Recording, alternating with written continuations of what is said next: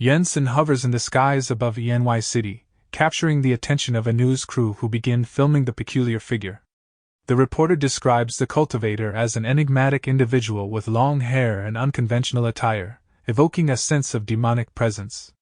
They mention that the cultivator has successfully defeated 26 heroes within the past 2 hours, highlighting the rarity of such intense battles in the current era. With the emergence of heroes centuries ago, the forces of evil have significantly diminished. The reporter encourages viewers to express gratitude towards the mysterious cultivator and to support their heroes, questioning whether justice will prevail once again against the forces of evil. As Plastic Man leaped off a building, he underwent a transformation, donning armor reminiscent of Iron Man. The news team pondered which hero would step up next to confront the cultivator. Suddenly, Plastic Man arrived on the scene, and the reporter swiftly relayed this breaking news to the viewers. Expressing surprise, the reporter remarked that Plastic Man, ranked among the top 5 A-rank heroes globally, possessed immense potential and believed that the cultivator's chances of success were now slim. Jensen introduced himself as the clan lord of the Tenjin sect from the Xian continent, and politely inquired about their current location. However, Plastic Man disregarded his question and instead increased the power of his armor to its maximum level. Frustrated, Jensen addressed Plastic Man, asking if he understood human language. In response, Plastic Man declared that fights always followed a predictable pattern, and those who met gruesome ends were the ones who talked excessively. He emphasized that his opponents perished because he never engaged in pointless babbling or nonsense. Plastic Man launched an attack, only to be swiftly slapped, rendering him unconscious. Jensen was frustrated, as he was only asking for directions and questioned why everyone seemed determined to meet their end. The reporter, shocked by the outcome, urgently called for an ambulance, emphasizing the severity of the situation. They declared that Plastic Man, renowned for his strength, had been defeated by a single strike. The reporter conveyed the unsettling news that their peaceful lives were now threatened as the world's most formidable villain had appeared. Centuries ago, the world was shrouded in darkness, plagued by eccentric individuals, monsters, and evil scientists wreaking havoc worldwide.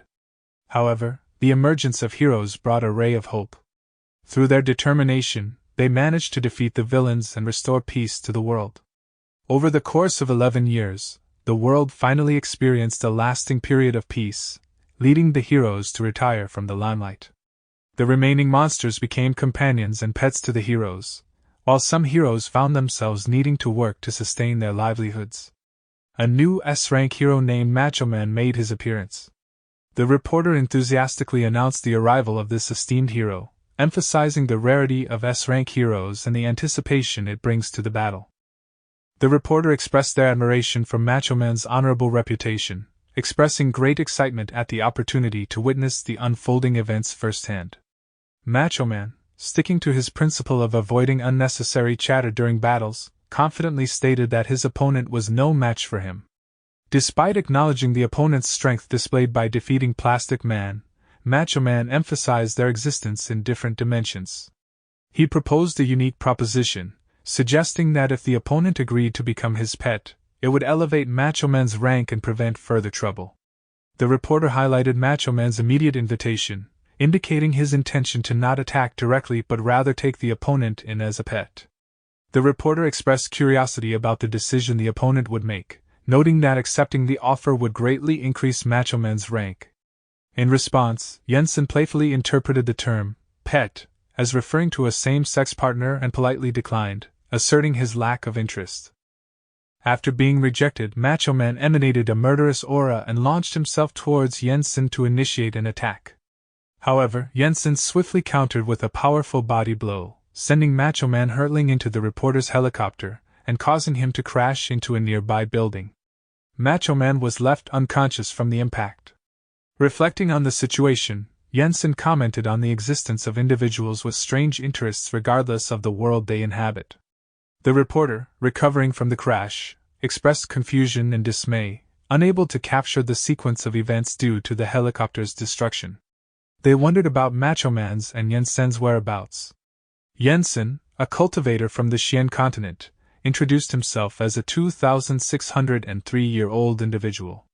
Arriving unexpectedly on Earth, Jensen has spent the past 2 months learning about this new world. Earth, a small aqua-blue sphere, is home to a population many times greater than that of the Xian continent. Jensen expresses profound confusion over the abilities of people on Earth, as they can fly without swords and travel swiftly without the use of magical tools. Moreover, Jensen notes that women in this world do not wear pants when out and about. Grateful for the denser spiritual energy on Earth, Jensen admits uncertainty about adapting to this unfamiliar world without it. In a forest nearby, a student tended to the injuries of her fellow classmate, assuring her that they were nearing a secure location. As they continued their journey, they stumbled upon a carving that read Celestial Binding Tower, speculating whether it was a popular tourist attraction. Soon, they discovered a spring and opted to take a well-deserved rest. While one student ventured out in search of food, the other immersed her feet in the spring, unexpectedly discovering its remarkable healing properties.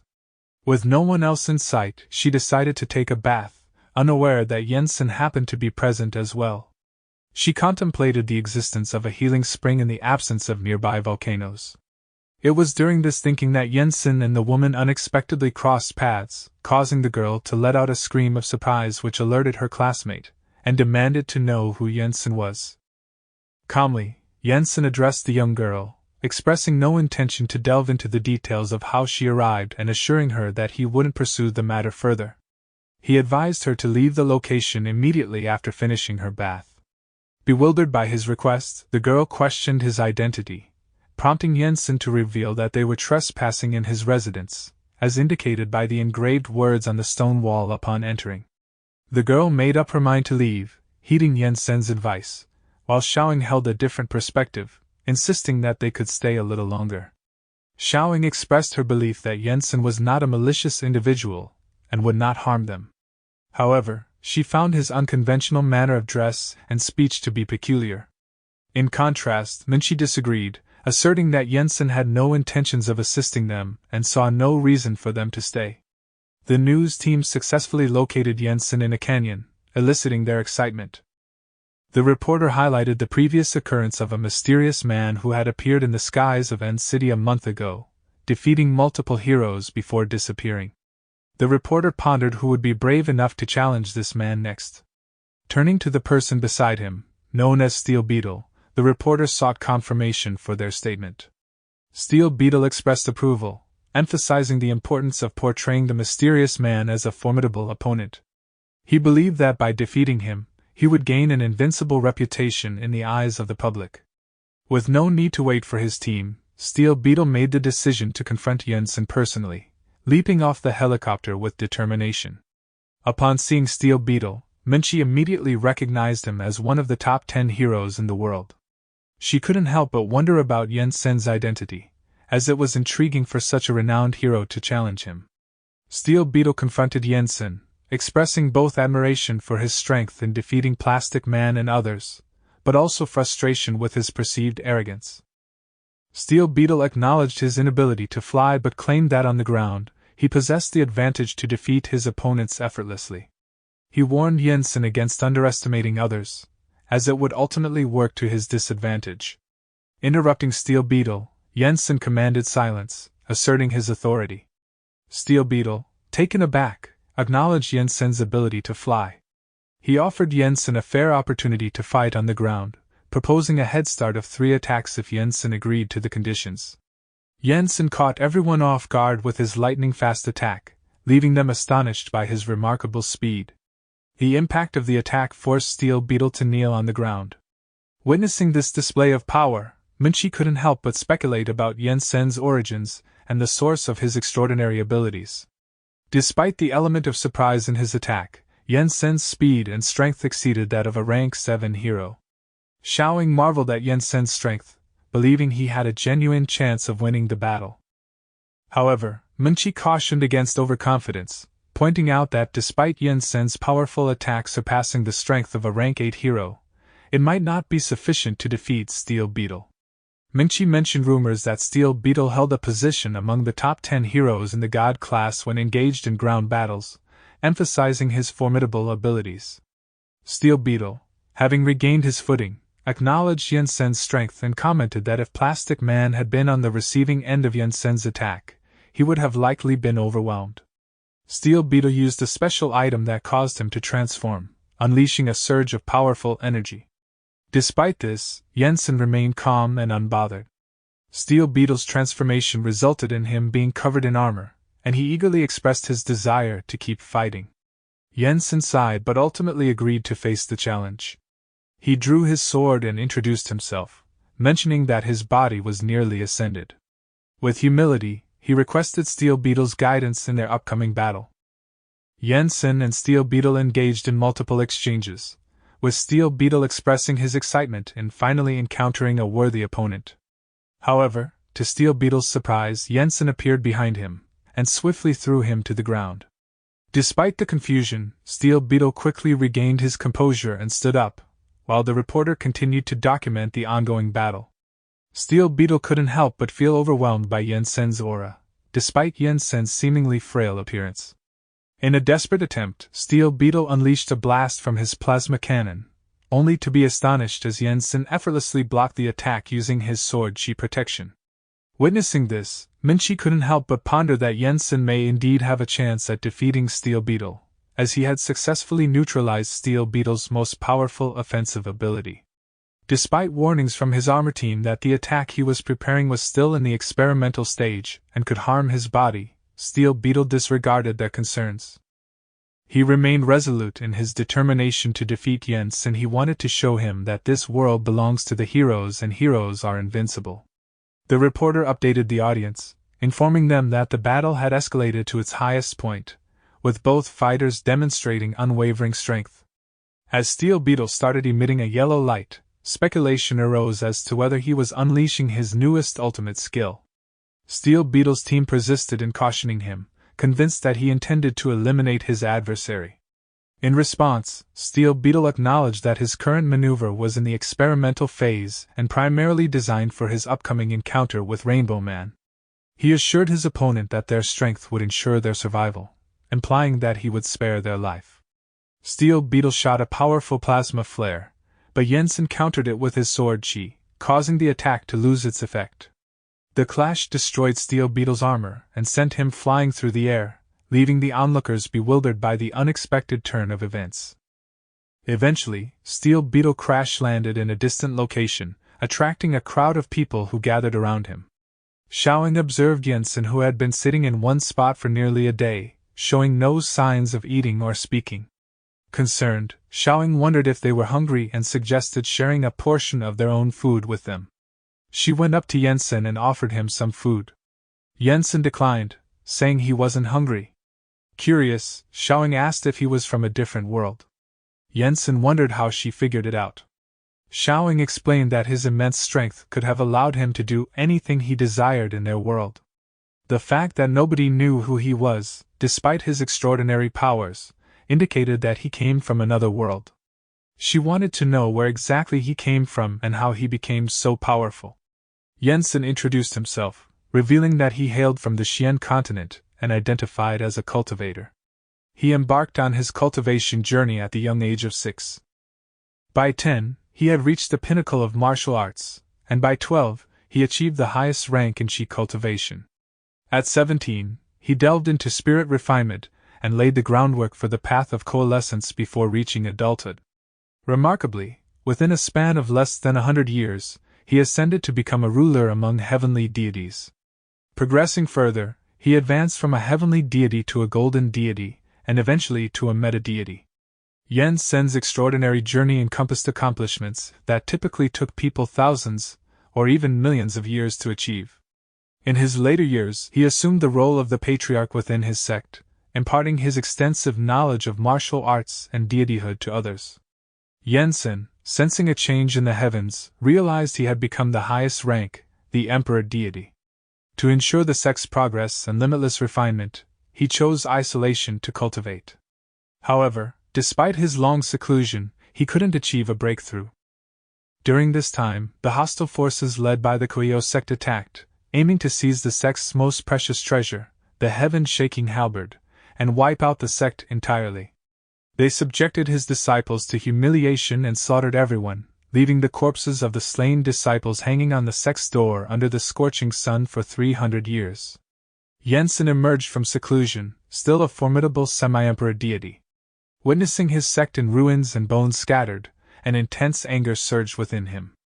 With a single gesture, he decimated half of the heaven's population. In response, the heavenly realm deities and demon clan formed an alliance to execute him publicly in a remote location. However, sealing him within the deity confinement tower came at a high cost. 5 of their strongest cultivators, 100 transcendent deities, and thousands of meta-deities lost their lives. To ensure his eternal absence, they threw him into a time dimension crack along with the tower. When Yensen awoke, he found himself in this unfamiliar world. Xiaoying finds the story cringy but enjoys it nonetheless. Minqi asks Yensen about his plans for the future. Yensen had intended to rebuild his sect and return to the heavenly realm once his spiritual energy recovered. However, he realizes that this world is more complex than he anticipated due to the existence of technology, which has rendered the need for cultivating deities obsolete. Xiaoying disagrees, stating that the world still requires someone with Yensen's powerful abilities. Xiaoying informed Yensen that they are students from the Jiaxia Superhuman Academy, and invites Yensen to join their school as an instructor. She mentions that they can help him with rebuilding his sect and understanding the world. Minqi, whose father is the school principal, can assist with the application process. Yensen promptly agrees, surprising Xiaoying. Minqi advises him to change his fashion style to avoid attracting unwanted attention from reporters. Yensen questions the idea of fashion, and Xiaoying confirms their decision. The school will begin in 2 weeks, and they eagerly await Yensen's application. 2 weeks later, Yensen traveled by train to the Jiaxia Superhuman Academy, realizing that he needed to return to a private school to rebuild his sect as an instructor. Despite his millennia of existence, he never expected to find himself in such a situation. However, he felt uncertain about how to teach cultivation in this unfamiliar world. A girl passenger caught Yensen's attention as he sensed spiritual energy within her. However, when a man started harassing the girl, she looked to Yensen for help. Reluctant to get involved in other people's affairs, Yensen chose not to intervene. Lan, who was observing the scene, cursed at Yensen for turning a blind eye.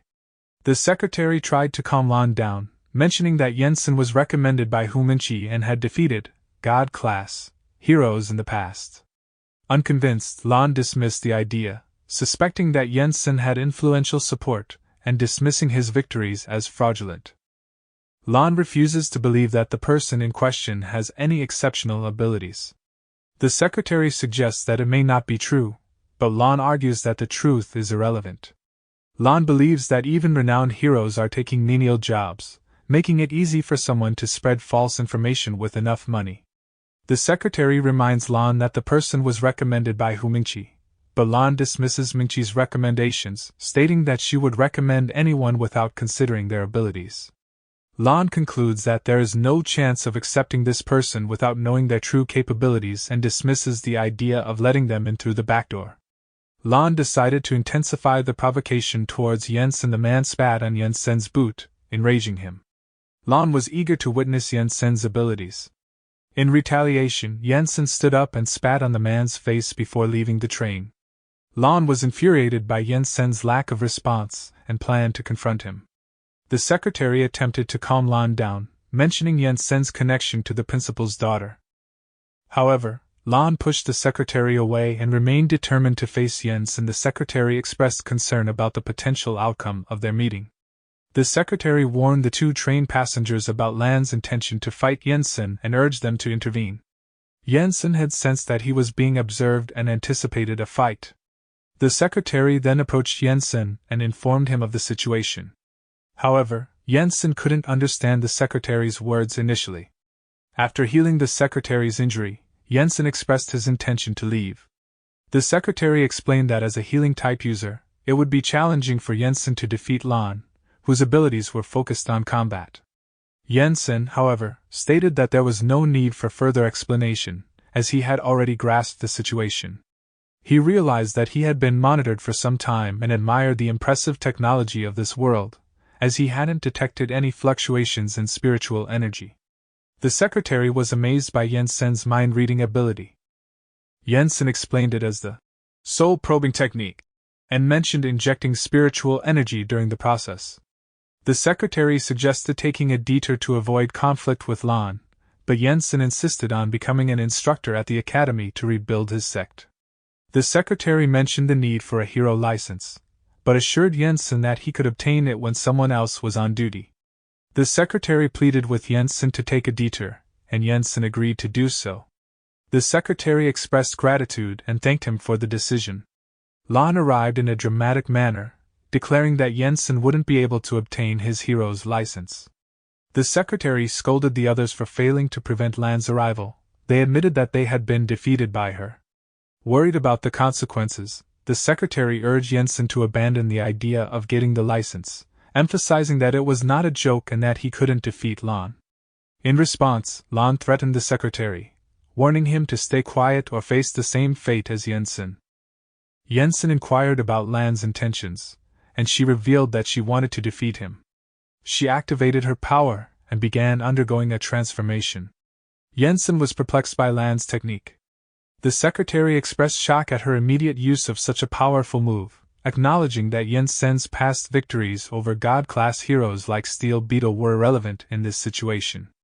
The secretary concluded by stating that he had shared all the information he could and bid farewell to Jens. Senator Jensen was puzzled by the secretary's remarks, failing to see any difference between Lan and the previous heroes.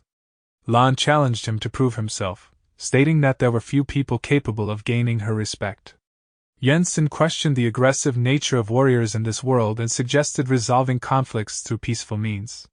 Lan scoffed at the idea, emphasizing that strength is paramount in a society governed by superpowers.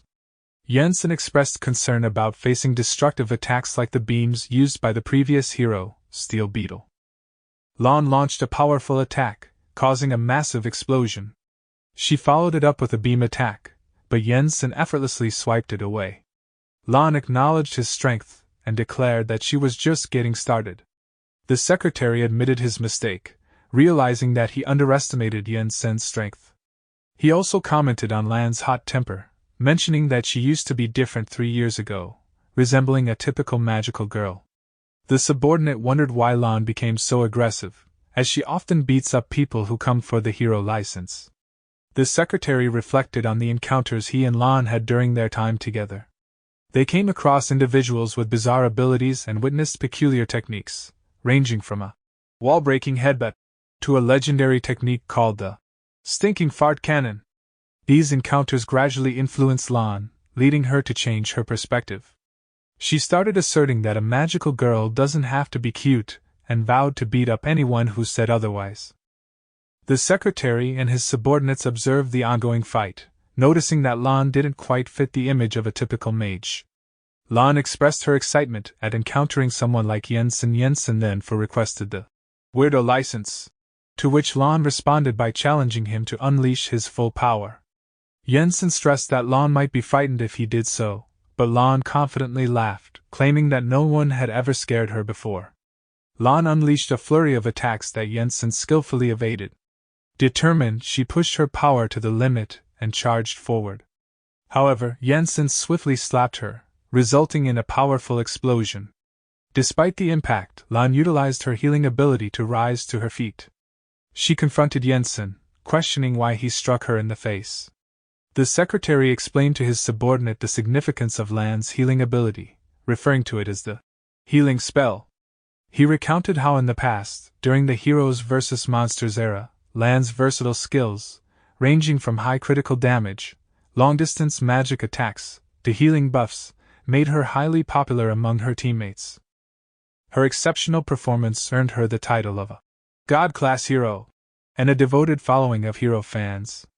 The subordinates were taken aback by Lan's incredible power, and questioned why the secretary seemed anxious. The secretary explained that if Lan resorted to using her healing ability, it meant that she was facing an opponent of remarkable strength. Undeterred, Lan declared that if her current level of power was insufficient, she would push herself even further. Before Lan could react, Jensen suddenly appeared in front of her, defying the laws of science by covering the distance in an impossibly short time. He revealed that it was a martial technique he employed. With a swift and powerful attack, Jensen sent Lan soaring through the air and into space. However, he swiftly caught up to her and unleashed a devastating spirit pressure attack, causing her to crash back down to the ground. As Lan attempted to counter with a powerful attack, an explosion ensued, but she realized she had missed her mark as Jensen vanished from sight. To her shock, Jensen reappeared in space, utilizing just a fraction of his spirit energy to split the surroundings and instill fear in Lan. Jensen asked if Lan was frightened. She denied it, but her trembling voice suggested otherwise. The secretary suggested ending the fight due to Jensen's overwhelming power, but Lan refused to back down. Jensen explained that in his world, it was common sense to team up against weaker opponents and retreat from stronger foes. He emphasized that determination alone wouldn't bridge the vast power difference between them. While Lan insisted they were on Earth, Jensen acknowledged it but stated that he would need to reveal his true strength since his current level of cultivation was not enough to convince her otherwise. The secretary marveled at the destructive power Jensen displayed and wondered what would happen if he unleashed his full strength. He dreaded even imagining the outcome. Meanwhile, Lan expressed her anticipation to witness Jensen's true power. Jensen responded that what she had witnessed so far was only a fraction of his full strength, and declared his intention to cultivate a golden pill within himself. Suddenly the sky darkened and Jensen warned Lan of what was coming as thunderclaps of calamity continued to appear. At the Huaxia Superhuman Academy, the thunderstrikes caught everyone's attention from a distance, making them question if the world was coming to an end. Amidst the lightning, they noticed a figure, though they doubted anyone could survive such a powerful display. Mingqi, recalling that Lan was overseeing the license exam, speculated that Lan and Jensen were already engaged in a battle. Determined to find out, she quickly borrowed flying equipment and hurried to the location. Jensen explained that when cultivators reach the stage of developing their own golden pills and ascending to immortality, it triggers a natural phenomenon known as the thunderclap of calamity, or the pill calamity. The thunderclap covers a vast area, 15 kilometers wide, and each strike can scorch an area of 37 million acres. It strikes 99,999 times every 6 seconds, and after 1 minute, the golden pill will be fully formed. The secretary and his subordinates were overwhelmed with fear, finding themselves on their knees as they witnessed the immense power unleashed by Jensen. It was an unprecedented experience for them. Even Lan, despite pushing her power to the limit, couldn't move and could only gaze up at Jensen in his presence. She felt small and insignificant. Lan had a sudden realization that she had made a grave mistake. The man's words rang true, and she understood the futility of her efforts. It became clear to her that challenging someone of Jensen's caliber was a foolish decision. He was leagues above her, and she was insignificant in his eyes. The realization stripped her of all fighting spirit. Mingqi arrived at the location and found Lan lying unconscious. The doctors informed her that Lan would need to be hospitalized for 6 months. Mingqi was taken aback by the lengthy recovery time and questioned why, considering Lan's status as a renowned hero and the hospital's large staff of healing abilities. She assumed they have a way to expedite her treatment. The doctor explained that it was a miracle that Lan was still alive considering how she had overused her energy. Mingqi immediately questioned Jensen, accusing him of harming her despite being a hero.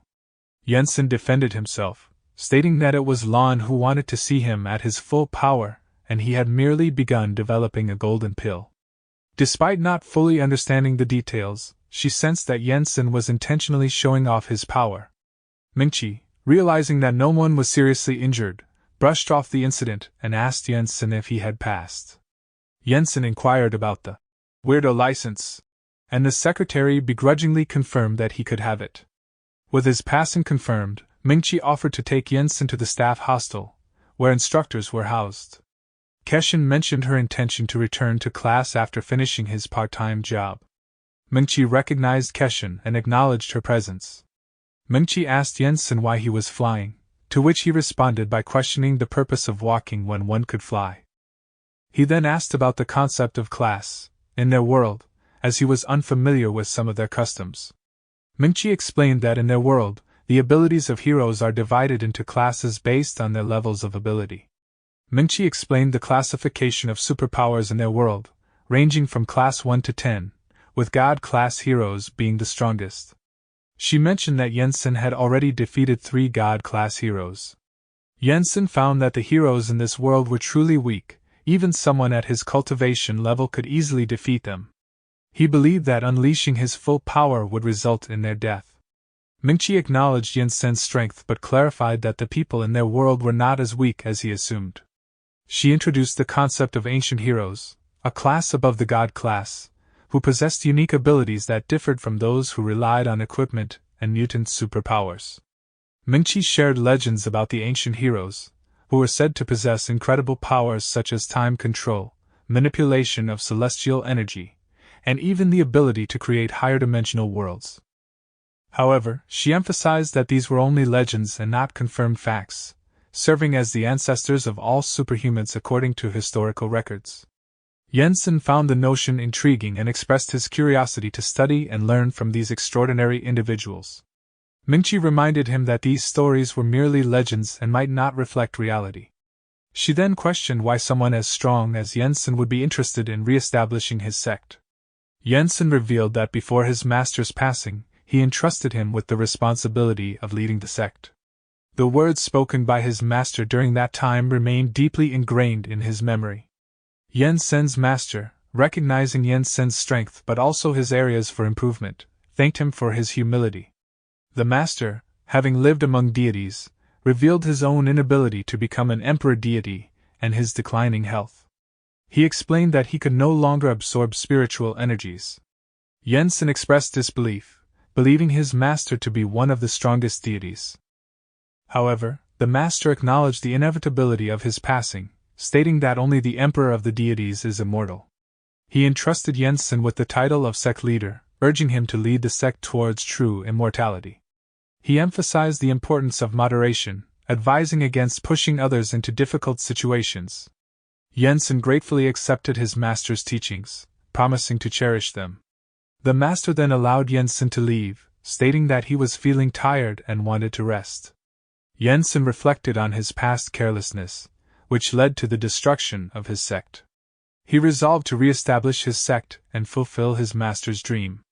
Yensen suggested an unconventional way to rebuild the sect by destroying the deity confinement tower, creating a new world, and generating new life with golden pills. Mingqi and Keshin were shocked by this proposal, and Yensen confirmed that he was capable to create artificial life. Yensen explained that a mystic being can create multiple worlds, making it relatively simple for an emperor deity to create newborn golden pill cultivators. Mingqi questioned how someone as powerful as Yensen ended up being sealed away by others.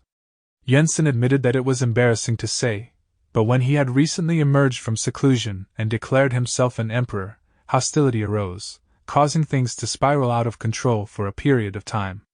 Yensen remembered how he was deceived into entering the deity confinement tower and thrown into a dimensional crack. The mystic beings united to seal off their world, making it impossible for him to find them. Yensen expressed his determination to seek revenge once he regained his strength, vowing to teach those old men a lesson for daring to deceive him.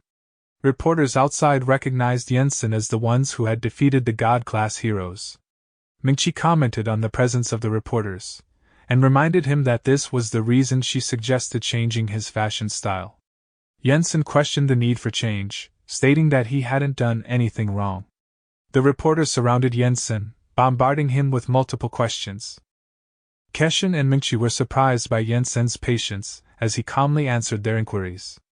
However, their conversation was abruptly interrupted when the Rainbow Rangers arrived on the scene, surprising everyone. The Rainbow Rangers struck their poses, causing everyone to cringe.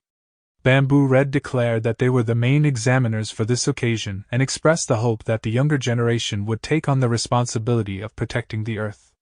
Keshin questioned their purpose, suggesting that they were merely taking a leisurely walk as the powerful monsters are already eliminated. Mingqi admitted that she still found their poses cringeworthy despite having seen them many times before. The reporters directed their questions towards the Rainbow Rangers, while Yensen expressed his bewilderment at the eccentricities of the people in this world. Keshin explained to Yensen that many years ago, heroes like the Rainbow Rangers, Lan, and Steel Beetle were the prominent figures who safeguarded the world with their determination and unwavering spirit. They stood at the forefront whenever the Earth faced threats. After the defeat of the Monster King, the world had finally achieved peace. Keshin explained that the popularity of the Rainbow Rangers and other heroes was natural given their past contributions. With the world now at peace, some heroes faced the challenge of finding purpose in their lives. Some became otakus, while others found jobs in the city utilizing their superpowers. The heroes with battle-type abilities were in a peculiar position, so they resorted to keeping remaining monsters as pets to pass the time. Meanwhile, high-class heroes like Steel Beetle and the Rainbow Rangers continued to fight in secret. Given the heroes' competitive nature, clashes between them were not uncommon. Keshin expressed her belief that they wouldn't be able to pass the upcoming exam. Mengchi agreed, mentioning that they struggled even with the exams for lower classes and had little hope of graduating. Yensen found the concept of exams intriguing and compared it to the sect examinations in his world.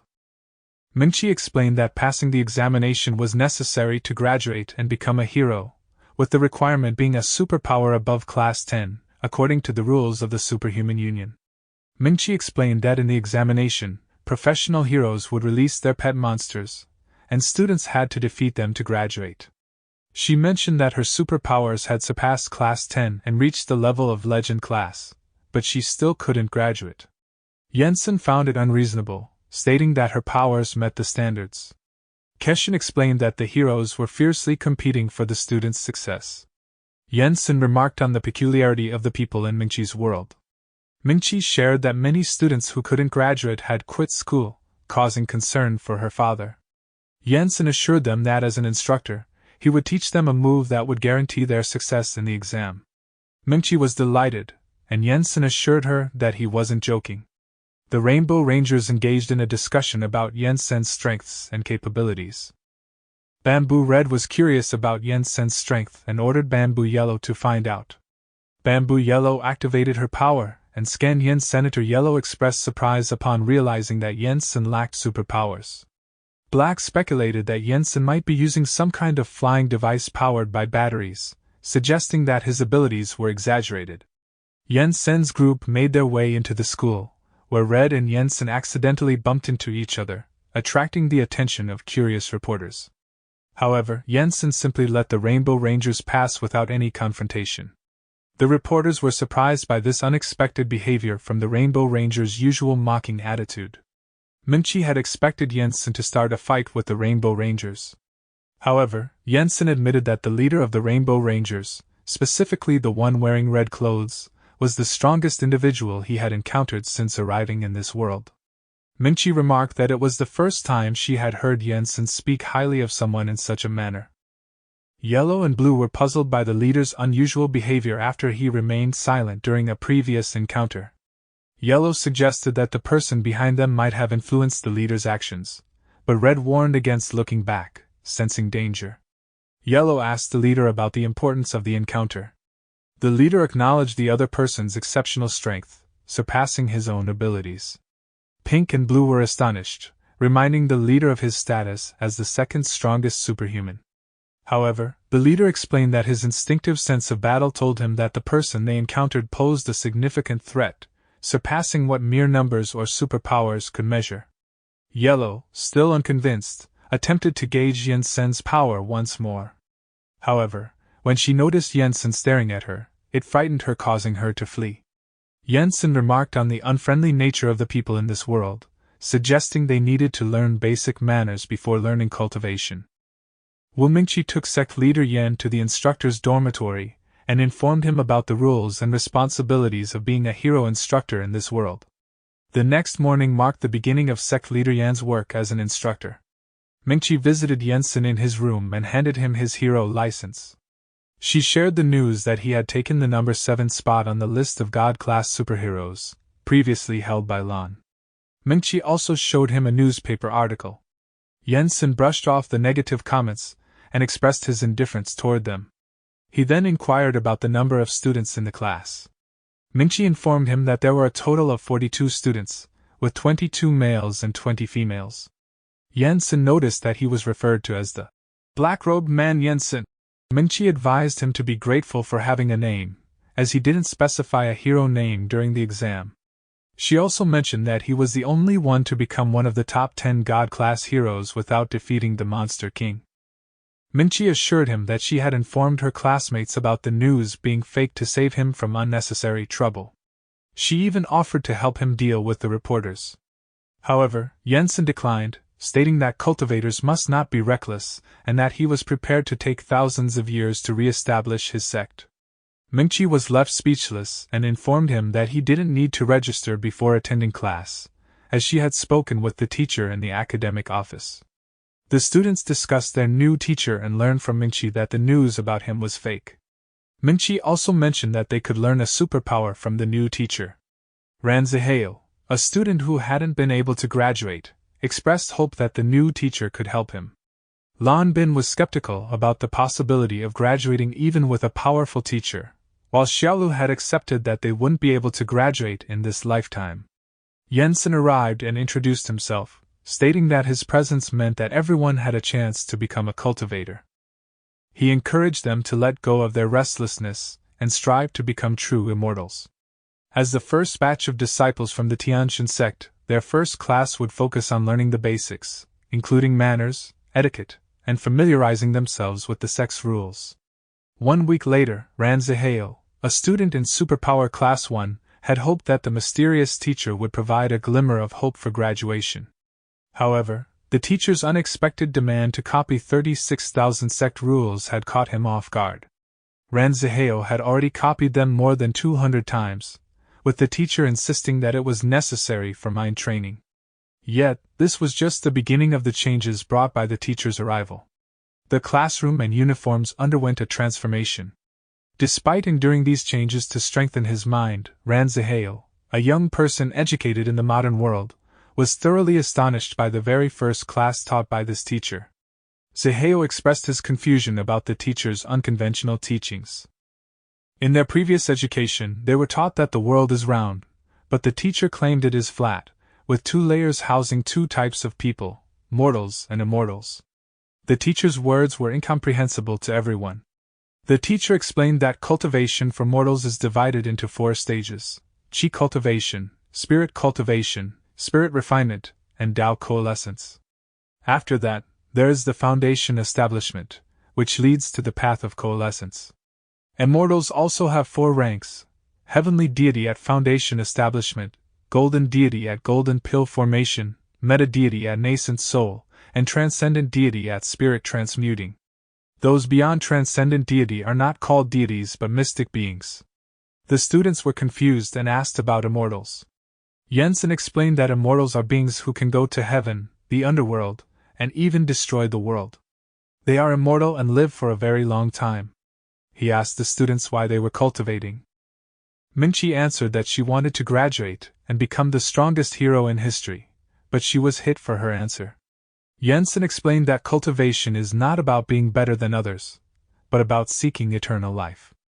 Keshin asked Jensen why they should keep cultivating if they will have the longevity of the sky after becoming immortals. Jensen responded by asking what would happen if the sky disappeared.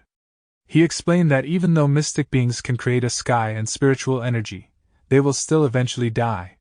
He mentioned the 5 beings he killed with a single strike. He emphasized that true eternal life can only be attained by becoming the emperor of the deities. Zihao couldn't tolerate Jensen's ramblings anymore and chose to quit cultivation. After Zihao left, the other students were amazed that he had endured for a whole week before giving up. They also noticed that Jensen seemed unaffected by the situation. Lan Bin felt satisfied that he had greater perseverance than Zihao, but secretly, he too desired to go home. Mingqi brought Sun to the school's rear ground, where students and teachers could use their superpowers. Mingqi explained that Zihao's decision shouldn't be blamed as he had a strong desire to graduate. Sun agreed and added that success in cultivation also depended on luck, and it couldn't be forced upon someone. Mingqi asked if the move Sun mentioned was powerful enough for her to pass the exam. Sun assured her that it should be sufficient. It was a cultivation technique that ordinary martial artists could perform, making it suitable for her to use in the exam. Mingqi requested Sun to teach her the technique, as the exam was approaching in a month. However, Sin advised her to first feel the spiritual energy before learning the technique. Zaheo grew increasingly frustrated and expressed disbelief in the idea of Yen-Sin being a strong God-class superhero. He felt deceived by the class representative, and proclaimed that he could graduate without relying on Yen-Sen's assistance. Zaheo noticed Sen and Mingqi from a distance, and decided to secretly follow them. Mingqi was elated that she could sense the spiritual energy, to which Sin explained that it was due to the unusually strong spiritual energy in their world. Mingqi questioned if spiritual energy was a type of air, but Sin clarified that it was actually the essence of life. Zaheo was confused why they were not moving as he was unable to sense the spiritual energy. Mingqi inquired about what to do next, and Yen-Sin instructed her to observe. He explained that everything in the world possesses yin and yang, and she should use her qi capacity to sense the fluctuations of yin and yang within the spiritual energy. By combining them, she could manifest tangible life force. Dragons appeared near Yen-Sin, astonishing Zaheo. Yen-Sin explained that they were formed from spiritual energy turning into life. Zaheo was in awe, never having seen anything like it. Yen-Sin unleashed the energy, causing a massive explosion. Mingqi was caught in the shockwave, but Yen-Sin saved her. The students at the school felt the vibrations and witnessed the explosion, leaving them amazed. Yen-Sin noted that the power depends on one's qi capacity, and the explosion was only a small fraction of his own. Mingqi asked for a moment of silence to collect herself. Sin explained the essence of the technique. It doesn't require one's own spiritual energy, but rather utilizes the life formed by external spiritual energy. This enables the expulsion of a tremendous amount of energy. The key is to feel the spiritual energy, understand the balance of yin and yang, and have a sufficient qi capacity to execute the technique. Mingqi struggled to comprehend the technique, so Sin provided her with a manual. As Mingqi read the instructions, she discovered that the technique, known as the Cultivator's ultimate secret technique, possessed immense power that could defeat anyone except immortals. What surprised her was that the technique didn't require stamina or one's own spiritual energy. Mingqi couldn't help but question if Sin was the one who had written such a shameless technique. Sin revealed that he had actually written it when he was just 6 years old. At that time, he had been brought to the sect by his respected master and had to participate in the inner sect disciple examination. Since he wasn't at the cultivation stage yet, he had no choice but to write down this shameless technique. Mingqi realized why Yen-Sen's master didn't want him to fight using his full power, as he might kill someone. The next day, Zaheo kneeled outside the classroom, seeking Yen-Sen's guidance in cultivation and expressing his apology. Mingqi and Yen-Sen arrived, and Yen-Sen advised Zaheo to stand up and join the class, as there was no need for disciples to kneel. Mingqi was puzzled by Zaheo's actions, while Yen-Sen speculated that Zaheo may have witnessed their cultivation practice the day before. Zaheo remembered the incredible power unleashed by Yen-Sen with a simple finger gesture. The impact of the previous day's explosion still resonated within him. Determined, Zaheo made a silent vow to keep this knowledge hidden from Lan Bin and to graduate before him. Some students became suspicious of Zaheo's unusual behavior, believing that he wouldn't return. This curiosity also piqued Lan Bin's interest. Yen-Sen began the class, assuming that everyone had memorized the rules after extensive copying. He suggested taking a break from copying, which initially delighted the students. However, their cheers ceased when Yen-Sen announced that they would be required to write the rules from memory. Sin noticed that the students were not following the template, while copying the rules, and instructed them to write out the 36,000 rules in reverse order. Yen-Sen had his disciples repeatedly write out the sect rules in reverse order from memory until the day of the graduation exam. On the day of the graduation exam, the broadcaster announced that despite the peaceful era, the upcoming battle between students would be an exciting event worth broadcasting live. They emphasized the significance of this event, as it had been 21 years since any student had graduated from the academy. The pressure was on for the students to graduate this year, as the academy risked becoming an anomaly in the hero's world and facing bankruptcy if no students succeeded. Principal Wu, Mingqi's father, felt anxious and held hope for his daughter's successful graduation. The commentators engaged in a discussion about the possibility of any students graduating. One commentator expressed doubt, noting that the exam would be particularly challenging as the examiners were the formidable Rainbow Rangers. Furthermore, the commentator mentioned that the student's teacher was none other than Yensen, also known as the Black-Robed Man. The broadcaster recalled witnessing Yensen's strength firsthand and found it surprising that some people still doubted his abilities, feeling validated in their decision to cover the event. The exam was starting soon and the commentators wondered why the Rainbow Rangers haven't arrived yet. Meanwhile, the Rainbow Rangers were sparring with each other as Red observed them. Black engaged in a fierce battle against the remaining Rainbow Rangers, successfully countering their combined efforts. Yellow, impressed by Black's progress, questioned why he held the rank of number 4 among the God-class heroes when he clearly surpassed them in strength. Black suggested that Blue, being older, should hold the number 3 rank instead.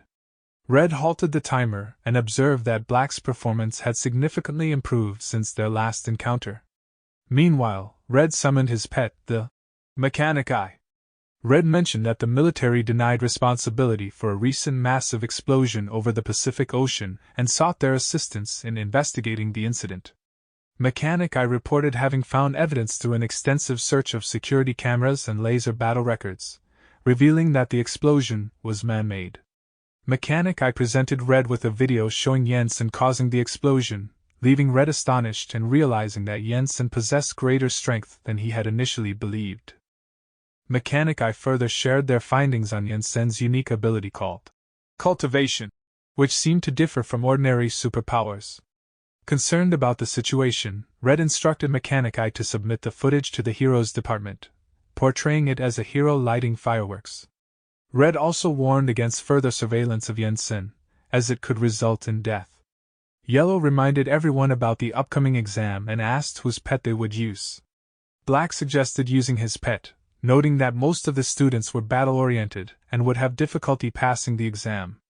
Yellow expressed concern about being too hard on the students, but Black refused to show mercy. He shared his own challenging experience in the school, determined not to let the current students graduate easily. Yellow accused Black of seeking revenge on the students. Red arrived and ordered everyone to get ready as the exam is starting. In the stadium, anticipation filled the air as everyone eagerly awaited the emergence of new superheroes. The commentator warmly welcomed Superpower Class 1, led by Yensen, as they made their entrance.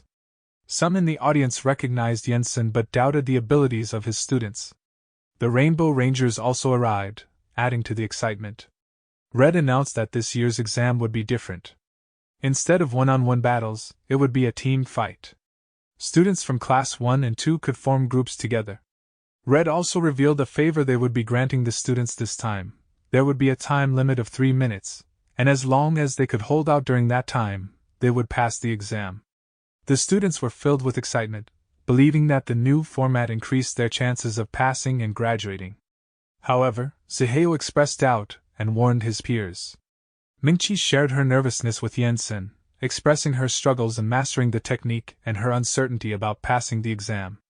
Yensen reassured her, emphasizing the importance of cultivating one's mind and advising her not to rush.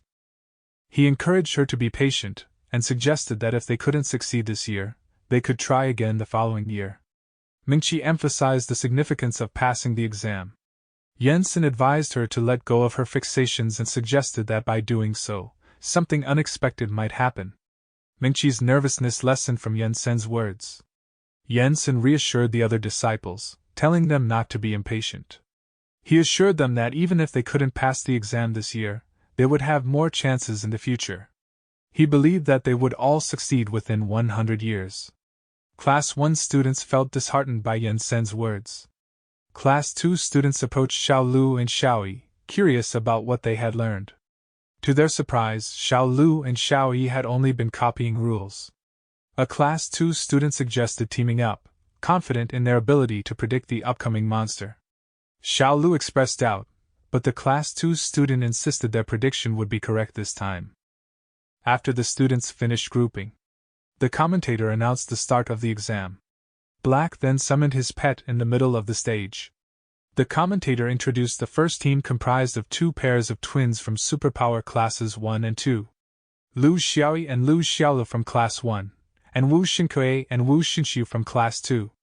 The commentator expressed curiosity about their strategy since their superpower type was known to lack offensive capabilities. Xiaolu from Class 1 questioned the certainty of Class 2's prediction about the monster the Rainbow Rangers would unleash. Shinkui from Class 2 reassured Xiaolu that their prediction was indeed correct. Mingqi identified the monster as the explosive green tortoise, known to be a formidable opponent for physical battle-type users. Yen-sen, unaware of this, inquired about the significance of the monster.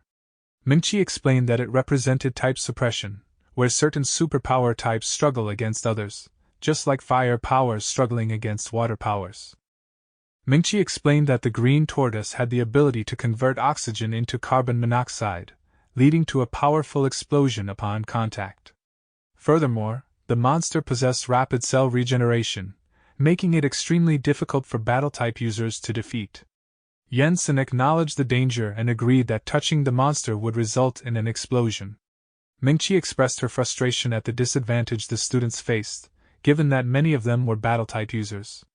The audience and commentator, along with Mingqi, recognized the formidable nature of the green tortoise and anticipated a challenging battle for the students. The Class 2 students were pleased with their accurate guess. However, to everyone's surprise, the green tortoise immediately unleashed a powerful explosion, engulfing everyone in its shockwave. The commentator observed that the released energy exceeded what one would expect from a legendary class monster. Concerned for everyone's safety, Mingqi voiced her worry. In response, Yen-sen swiftly raised his hand and dissipated the explosion. The powerful wind pressure overwhelmed the explosive force, nearly causing some of the Rainbow Rangers to be swept away. Concerned about the safety of the audience, the Rainbow Rangers questioned Black's choice of releasing the green tortoise, fearing it could harm spectators. They also puzzled over the source of the wind pressure.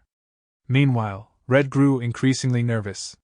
Sun Xiaolu, a wind user, noticed that only Yen-sen and Mingqi remained unaffected by the blast and deduced that Yen-sen had halted the explosion. The commentator acknowledged that the exam's difficulty had far exceeded the students' capabilities, with the explosive power surpassing the legendary class. The green tortoise clarified that it did indeed meet the exam's requirements as a legendary class monster.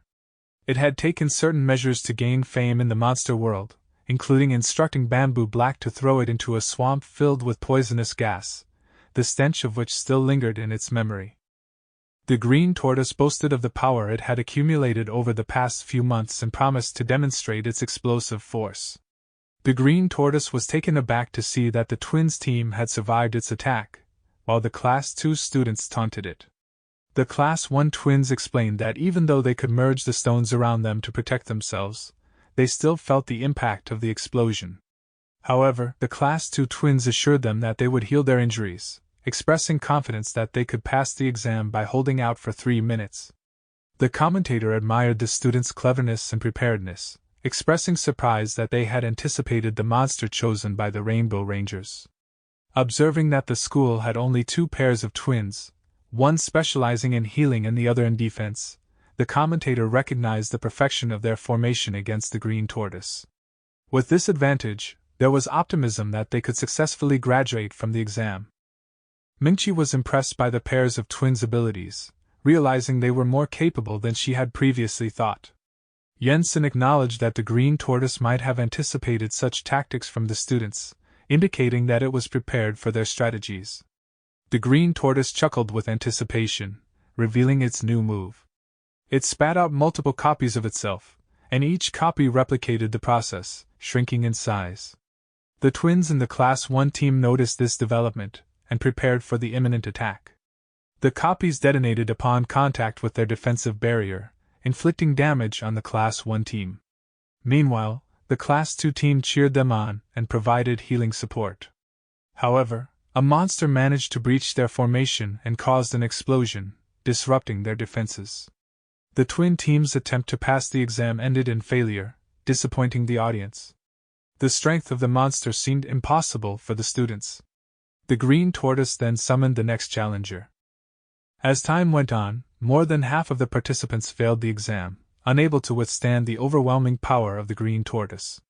The audience's excitement waned as some challengers were defeated within mere seconds.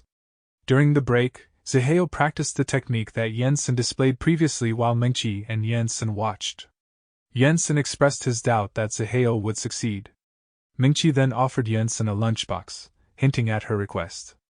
She asked if Yensen could teach them simpler and easier to learn techniques, as she knew he possessed other powerful techniques.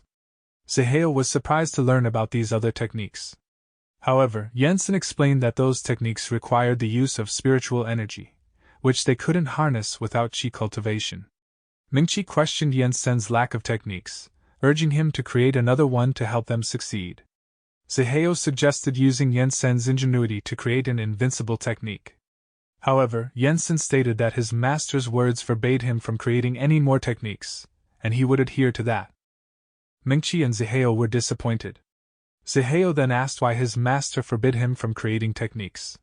Centuries ago, Yensen's master proudly showcased a special technique to the mystic being Lu, highlighting its remarkable features and the exceptional talent of his young disciple who made. However, Lu dismissed the technique, accusing Yenshin's master of recruiting an abnormal disciple instead of more skilled individuals from prestigious sections. Lu voiced apprehensions about potential repercussions that could arise in the future. Yensen's master continued boasting, and mystic Lu left in anger. Later, Yensen's master realized that the technique he had created was missing. Reflecting on the past, Yensen revealed that the technique had caused chaos in the secular world, leading to widespread war and a breakdown of law and order. Mortals had even foolishly challenged immortals using the technique, resulting in countless lives lost. As a consequence, Yensen's master forbade him from creating any more techniques and confiscated the brush he had used. Yensen acknowledged the negative impact of his past actions and expressed remorse for the chaos he had caused. He considered himself a sinner and resolved not to create any new techniques. He urged others to abandon their attempts to persuade him to create more techniques as well. Despite Wu Mingqi and Ran Ziheo's efforts to persuade him, but Yensen remained firm in his decision. Their hopes of learning a powerful and easy-to-use technique were dashed. The exams continued, and the commentator noted the dominance of the powerful green tortoises. To ensure audience safety, the Rainbow Rangers deployed the God-class monster mechanic eyes to seal the examination hall with lasers, containing any potential explosions. However, this heightened the danger for the students inside. The commentator then announced the arrival of the Academy's strongest team, and the principal picked the 4 most formidable students. The strongest team from the Academy consisted of Ran Ziheo, Lan Bin, Sun Xiaolu, and Wu Mingqi from Class 1. They possessed superpowers of pyrokinesis, cryokinesis, aerokinesis, and telekinesis respectively. The confident green tortoise taunted them, expressing its intention to defeat them all and return home to feast. Some doubted the possibility of defeating the green tortoise, leading some audience members to consider leaving. Lan Bin believed that victory was practically impossible and suggested surrendering. However, Mengqi refused to give up and expressed her determination to try and defeat the monster.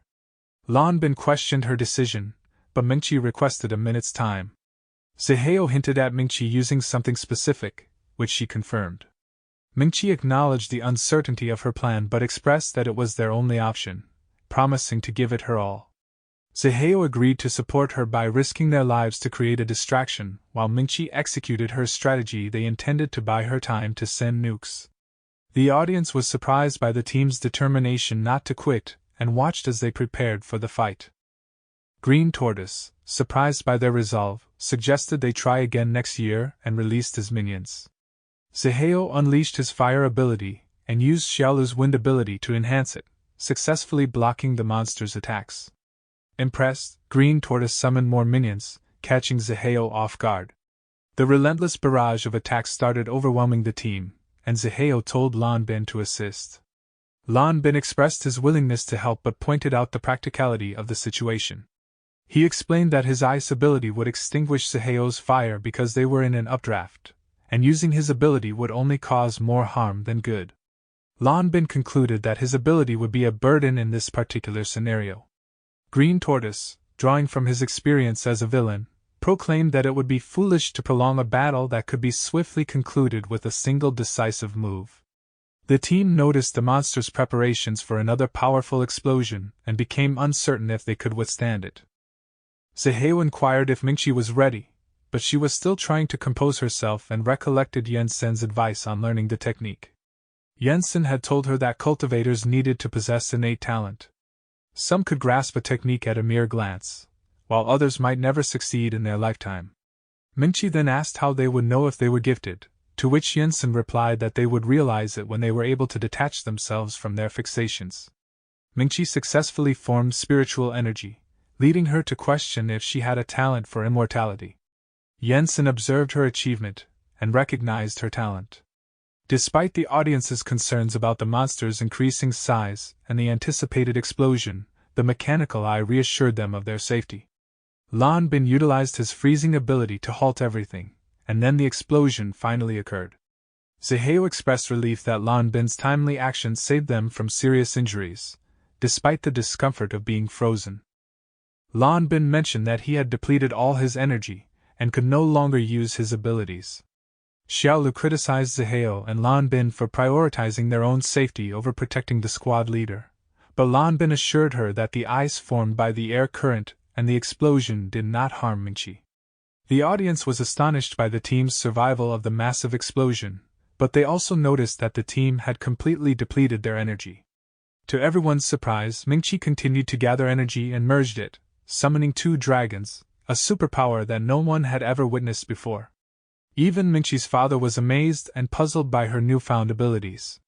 Green Tortoise initially thought it was a bluff and challenged Mingqi to make her move.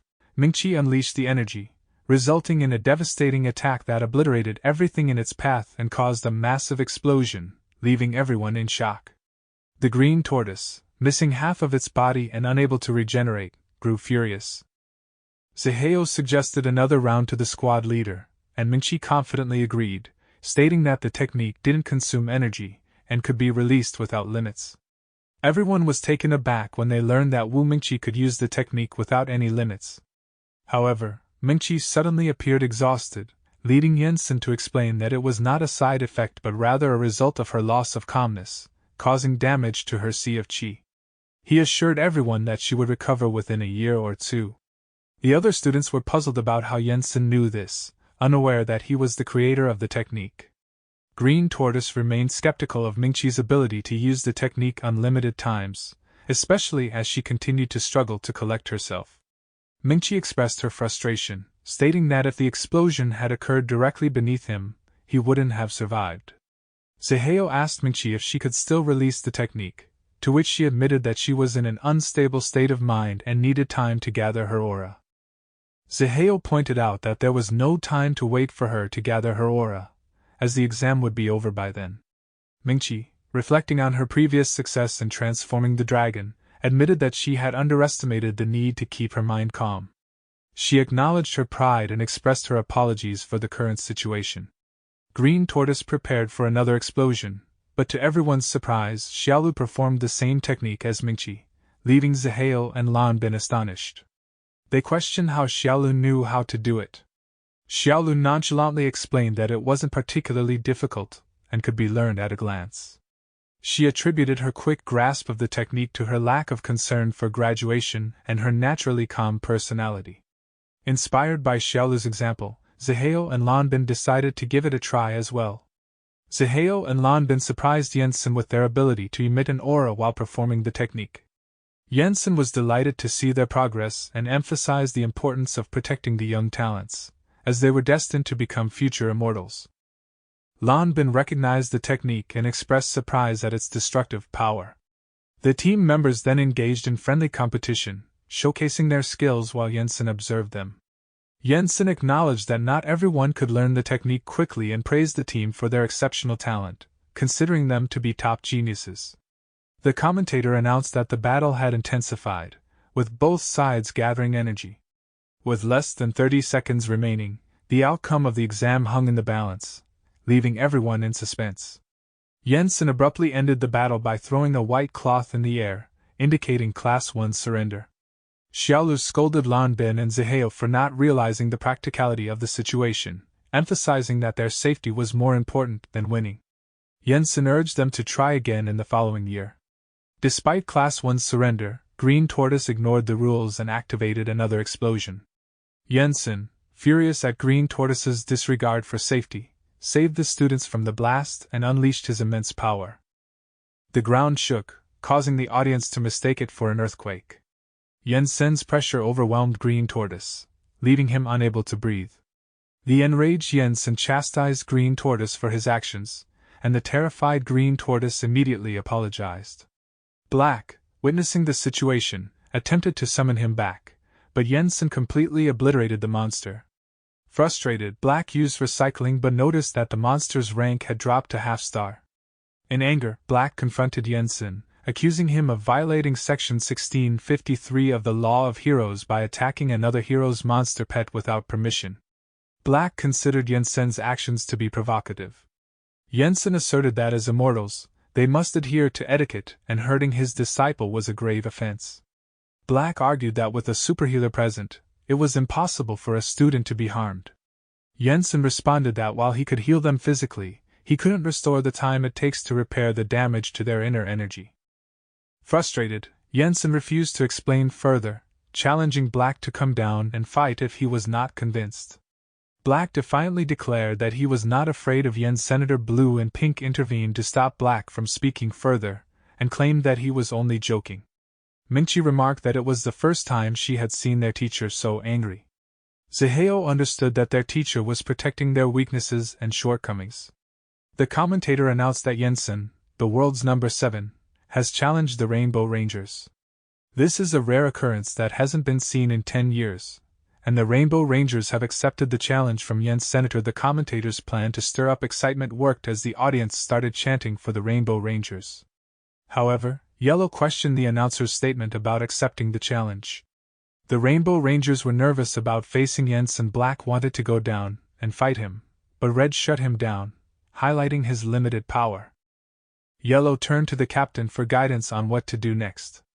The commentator's promotional efforts attracted a worldwide audience for the upcoming fight. The Rainbow Rangers felt the pressure as they heard the chants from the crowd. Yellow was angry with the commentator's tactics. Red told the team that they fight together, and they landed on the stage as a united group. Yensen remained calm as the Rainbow Rangers approached him together. The audience was curious about their strategy. Yensen instructed his students to go ahead and attack Yellow. Blue stepped in to intercept the attack, but both Blue and Yellow were defeated. Black attempted to retaliate but was swiftly captured by Yensen and was thrown away. Pink used her power, but Yensen effortlessly reflected her attack, resulting in an explosion. Pink was left unconscious on the ground. The audience was in shock witnessing the quick defeat of the Rainbow Rangers. Yensen then challenged Red to fight, but Red realized he wouldn't stand a chance against him. Red thought about Yensen's superior intelligence, experience, speed, and strength, and concluded that he would ultimately lose. Red declined the invitation, acknowledging that he couldn't defeat Yensen and didn't want to throw himself into a losing battle. The crowd was taken aback by Red's admission of his inability to defeat Yensen. Yensen questioned Red's intentions, to which Red clarified that as a hero, he would never admit defeat, even if it meant giving his all. Red then brought up the concept of super-ancient heroes. He also stated Yensen's use of Xiuxian instead of superpowers, as mentioned by the mechanical eye. Yensen acknowledged Red's statement about super-ancient heroes and confirmed that those were the combat powers beyond immortal levels in their world. Red used his cell activation skill, which healed the other Rainbow Rangers. He stated that they vowed not to use the skill that they are about to unleash unless it was life or death, and that this was the second time they are going to use it. The Rainbow Rangers then grouped up. Red then stated that Yensen will witness the highest combat power in this world. The Rainbow Rangers then used combination, which summoned an ultra-ancient mecha. Yensen was impressed. The commentator informed the audience that the ancient mecha was used in a great battle 10 years ago, but there was no video evidence of it. It was believed that only the top heroes in the world had witnessed it, and he was surprised to know that it was a product of an ancient hero. Yensen expressed his interest in witnessing the power of the immortals in this world and declared that he would consume the excess aura. He instructed his disciples to observe closely and witness the true power of Xiuxian. Yensen then summoned a giant spirit which shocked everyone. Yensen gave orders to destroy the ancient mecha, surprising the Rainbow Rangers with his summoning ability. The commentators had mixed reactions, with one expressing concern about the potential destruction while the other was eager to document the fight and advise the audience to evacuate. However, the audience and students had already evacuated earlier, and even the mayor had taken precautions to evacuate the citizens of Y City due to the impending battle. The students and citizens watched the battle from a safe distance. The mechas stated a saying from their world, emphasizing the importance of swift and strategic movements. Both the mecha and the spirit charged forward, unleashing powerful sword attacks that sliced through everything in their path. The two powerful attacks collided and cancelled each other out. The spirit stated its invulnerability and found the mecha's abilities intriguing. Undeterred, the mecha decided to unleash another sword attack against the spirit. The two giants continued to clash in an epic battle, leaving the audience in awe of their immense power. The commentator described the awe-inspiring battle between the spirit and the mecha, highlighting their immense power and speed. The audience watched in astonishment as the two giants clashed, causing massive destruction and surpassing the limits of human capability. After a fierce clash, the spirit and the mecha dropped their weapons. The mecha requested additional power from the Rainbow Rangers, who complied by providing it with more energy. With the boost, the mecha took flight and began to retreat. Jensen then offered to assist the spirit to fly in pursuit of the mecha, urging it to continue the fight. The mecha made its escape into space, closely pursued by the spirit. Frustrated viewers voiced their protest as they were unable to witness the ongoing battle. In response, the commentator called upon the Mechanic Eye to provide a live stream of the fight. Meanwhile, the Rainbow Rangers were astonished to witness the spirit's ability to fly, as it relentlessly chased after the mecha. However, the mecha launched a sudden and devastating attack, forcing the spirit back to the ground and causing extensive destruction. The sight of their city in ruins induced the mayor to lose consciousness. The spirit retaliated by hurling a large section of the city at the mecha, which the mecha effortlessly sliced apart. But the spirit instantly followed with a powerful strike, landing a heavy blow on the mecha and throwing it back down to earth. The mecha called upon Yellow to heal some of the damage and activated its superpower, gaining control over all nuclear weapons worldwide. It unleashed a barrage of missiles towards the spirit. However, the spirit swiftly countered the attack, obliterating the missiles. The skies were illuminated by the nuclear explosions, causing concern among the students. Some of the audience placed blame on the commentator for fueling the conflict. The commentator informed the audience that the colossal mech, known as Number 001, had limited information available due to the infrequent appearances of Team Rainbow. According to the book, Number 001 was a genuine super-ancient hero, having existed since ancient times as a robot. The book further explained that Number 001 possessed an infinitely amplified collection of the superpowers from the Rainbow Team, indicating the potential for multiple abilities rather than just one. 001 used Black's ability to teleport and appeared behind the spirit. However, the spirit managed to dodge the attack, leading to a fierce melee battle between the two giants. Despite their intense clash, either side gained the upper hand, resulting in a stalemate. The Rainbow Rangers were astonished by the spirit's ability to fight without showing any signs of exhaustion. The commentator made a discovery. It turns out that Red's ability to activate cells is responsible for powering Number 001, serving as its motor. This explains why Red is considered one of the world's top superpowers. Unlike other superpowers with an upper limit, Red cell activation has no such restriction.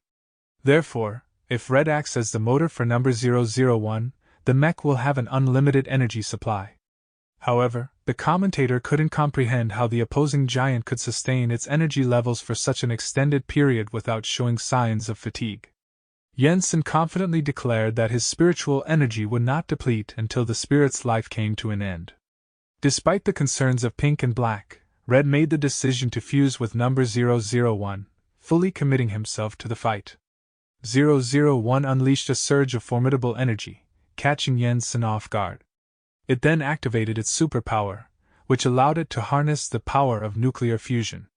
The commentator explained that the fusion of Xiaohong and 001 created an immense energy that could even rival the power of the sun itself. 001 boldly challenged the spirit, who accepted the challenge. The spirit then shared a strategy with Jensen on how to combat it. Jensen agreed and promised to give all of his auras, stressing the importance of not causing any fatalities. The spirit conjured a colossal energy ball and fired while 001 unleashed its nuclear energy cannon, resulting in a tremendous explosion. As a result, 001 plummeted from the sky, expressing remorse to the Rainbow Rangers for its defeat. Likewise, the spirit dissipated and apologized to Jensen for its loss. Jensen, seemingly unfazed, questioned the outcome and reassured the spirit it was fine and told it to return and recuperate. The viewers wondered who won the intense battle. The commentator then provided a scientific explanation, highlighting the collision of two energies without a resulting shockwave. It was a miracle they survived. The mechanic chimed in, claiming credit for assisting in ensuring the survival of the audience in the area. Mingchi expressed her concern about the destructive nature of the battle, but was relieved that it took place in outer space. Lan Bin lamented the transformation of the exam and the disappearance of a large city. Zihao reassured them that their school was far away from the devastation, but Lan Bin mourned the loss of his home. The commentator arrived at the crash site and witnessed the medical team attending to the injured Rainbow Rangers. The doctors informed the commentator that the heroes had suffered concussions and would be admitted to the intensive care unit for 2 years. Shortly after, the doctors left the scene. Jensen returned and was warmly welcomed by his students. Zihao expressed his astonishment and admiration for the power displayed in the fight. He expressed his desire to learn the same technique.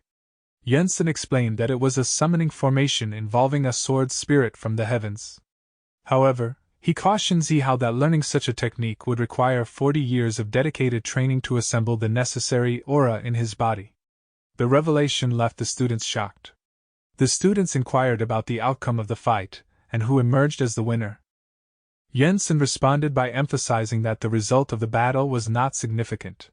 He emphasized the importance of respecting opponents and acknowledged the strength of the Rainbow Rangers, noting that they too possessed the ability to summon powerful spiritual creatures. Jensen thought that Red was the strongest individual he had encountered in this world.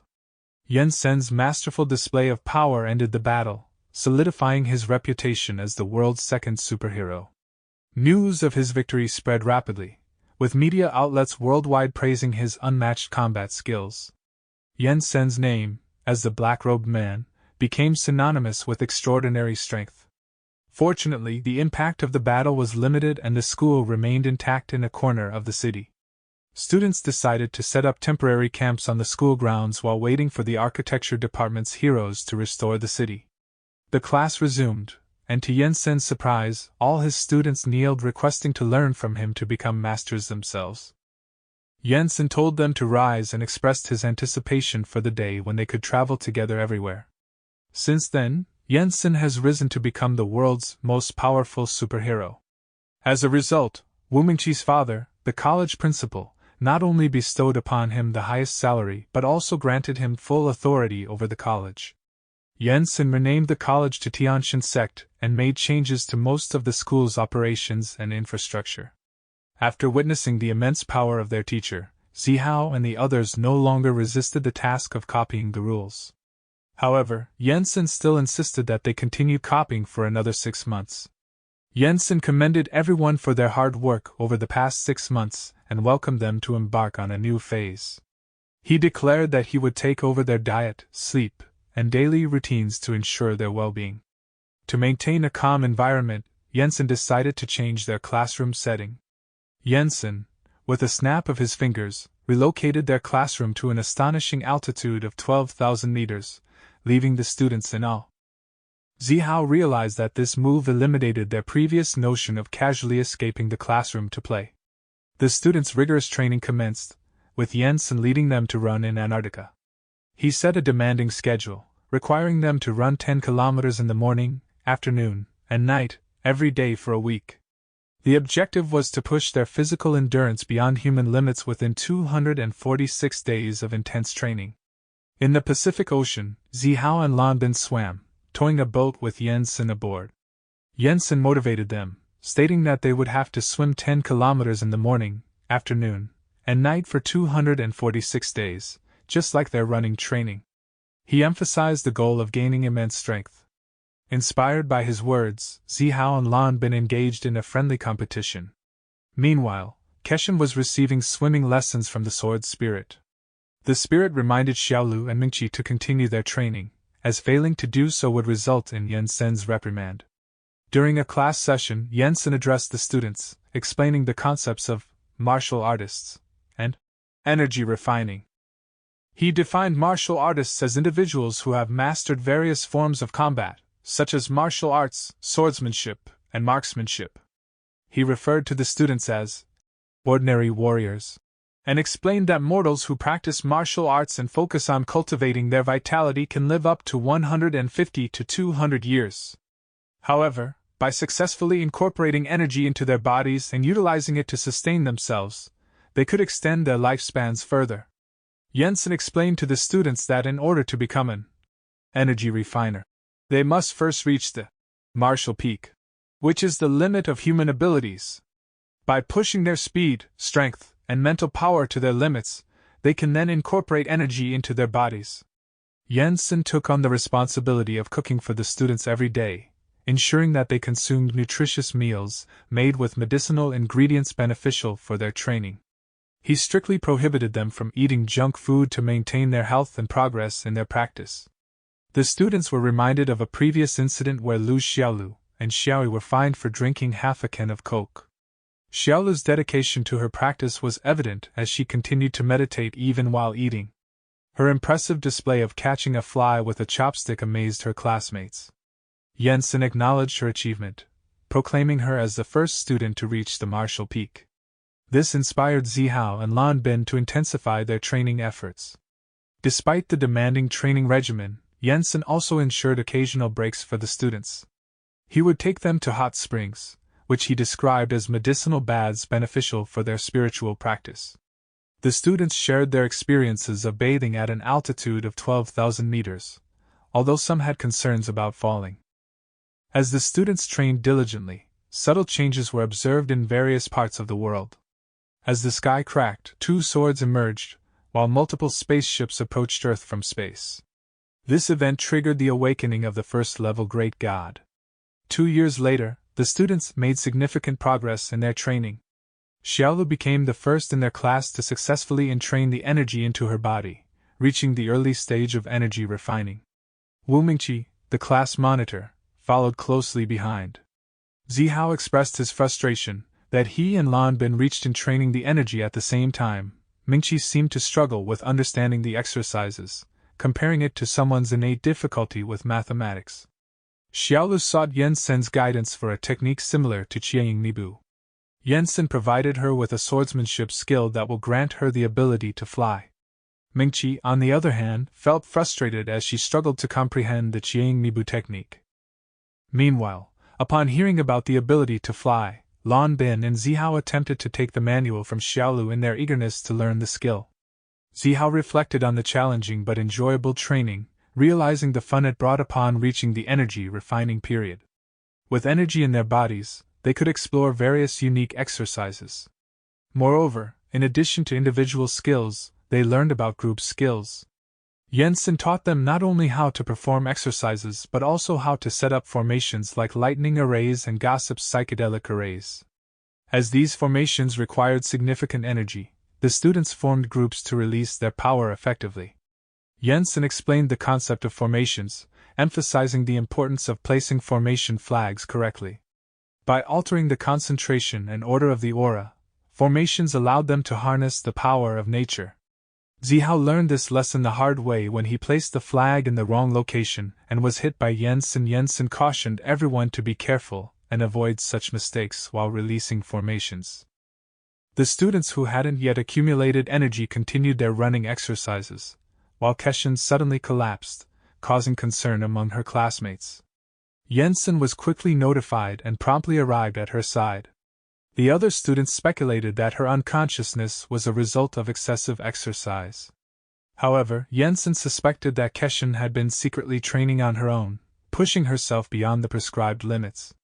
Jensen took Keshin aside to provide her with healing and support, while the other students continued their training. He questioned Keshin about her secret training and expressed concern for her well-being. Keshin explained that she had been training in order to catch up with her classmates, feeling frustrated about her slower progress. Jensen advised her to be more moderate in her efforts. Keshin revealed her concerns about her poor spiritual roots, wondering if people with no talent were unsuited for cultivation. Jensen acknowledged Keshin's situation, recognizing that individuals like her, who possess a weak spiritual root despite emitting spiritual energy, are not uncommon. However, he remained confident and unperturbed by such matters, knowing that in the grand scheme of things, these factors were insignificant to him. Jensen assured Keshin that he would never give up on her, regardless of her qualifications. He expressed his confidence in his ability to find a solution to her poor spiritual roots. Keshin was pleasantly surprised. However, she reminded him of his previous statement about the path to Xiuxian, emphasizing the importance of self-reliance rather than relying on external assistance. Jensen then mentioned his own teacher, who was the most powerful individual of his rank in heaven. He revealed that during his youth, he faced similar challenges and setbacks. Jensen shared the inspiring story of his teacher, who had a similar physique to Keshin and overcame numerous obstacles to become the strongest in the heavens. He emphasized that talent alone doesn't determine success in Xiuxian and encouraged Keshin to find her own strengths and cultivate them to the fullest. Keshin understood the analogy and realized the importance of discovering her own skills and mastering them. Keshin expressed her gratitude to Jensen for his enlightenment, and her previous bad mood disappeared. She then asked about Jensen's spiritual root and couldn't figure it out. Jensen responded by saying that he stands above the protagonist and left the question of his spiritual root unanswered. Jensen's story spread among the class, reassuring students with lower talents and dispelling their worries. Suddenly, spaceships appeared in the skies, shocking the students. The aliens on the ship revealed their previous failed attempts to attack Earth, and their newfound confidence in the presence of their galaxy's king, who desired to destroy Earth in retaliation for the humiliation they had suffered. The subordinate informed the king that Earth was a planet with low technological advancements, and mentioned the presence of a group of fighting enthusiasts wearing tight clothes. The subordinate acknowledged that none of the humans on Earth were a match for the king and offered to lead the Seventh Fleet as a pioneer to clear the path. The king dismissed the subordinate's suggestion and instead ordered the artillery to destroy Earth in one powerful shot. Earlier, the Superman Alliance building received an alert about the alien invasion. The Alliance quickly summoned all the heroes of the Great God level to gather in City H for the upcoming battle. They also reached out to Tianxin Academy in search of Jensen. The principal expressed his concern about Jensen's whereabouts, mentioning that it had been over 2 years since his daughter and another student went missing. The subordinate informed the president that they still hadn't located Jensen. The president expressed concern over the seriousness of the alien invasion, noting that many of the world's powerful fighters were either hospitalized or missing. The president emphasized the urgency of finding Jensen, as he was the only hope for saving Earth.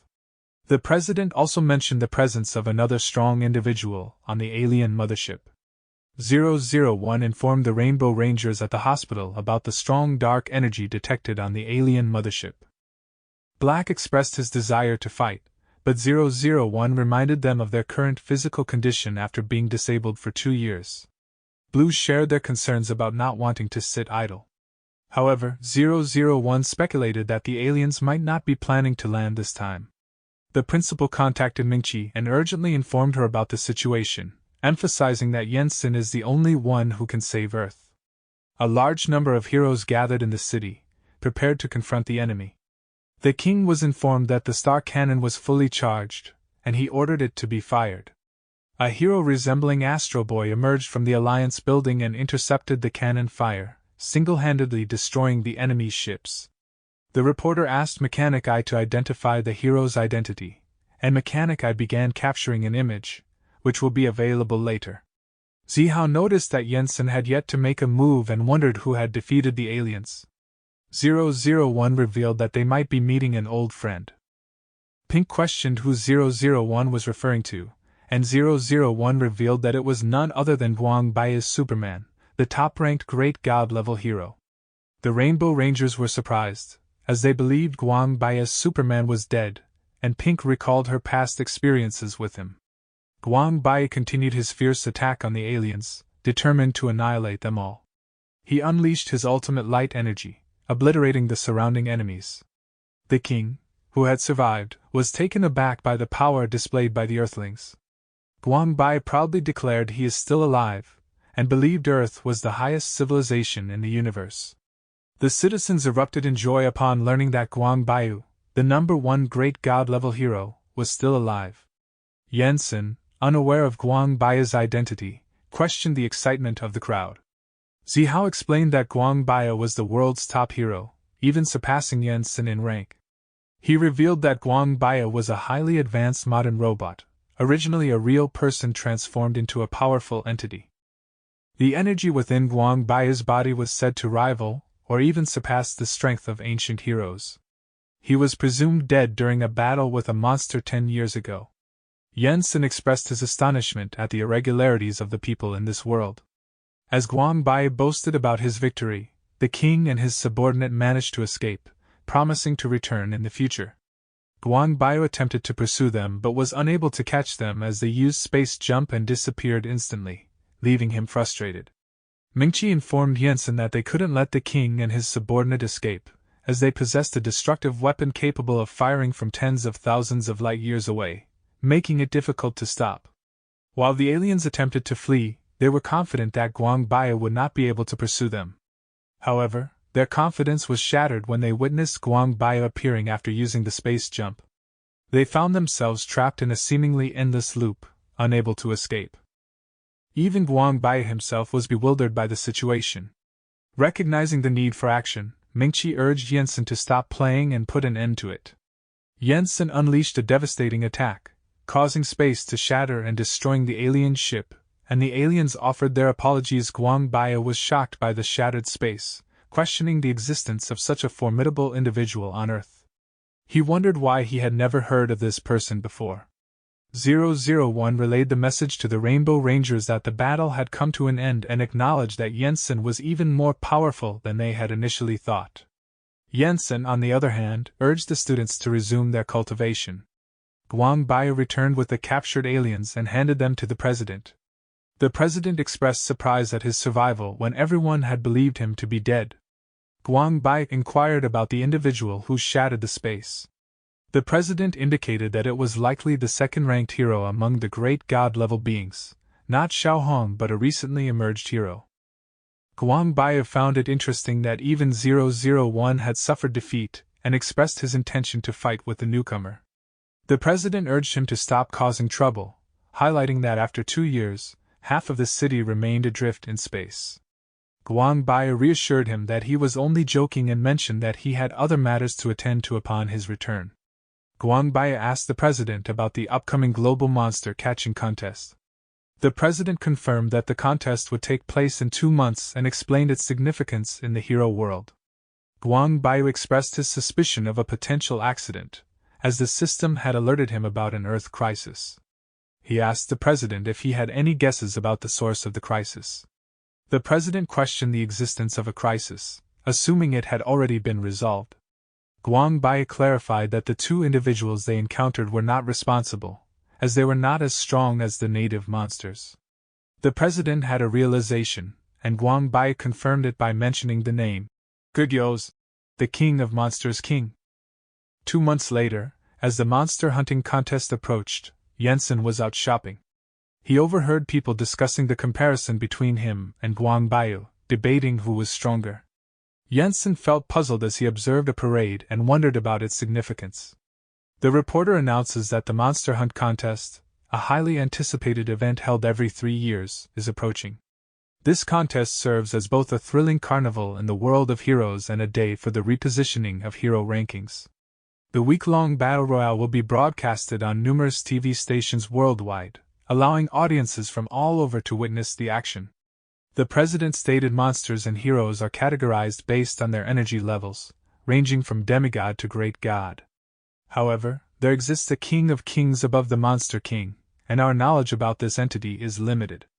The secretary assures the president that they are still researching the strength of the monsters and that the first great god-level monster in the upcoming contest shouldn't be a major concern.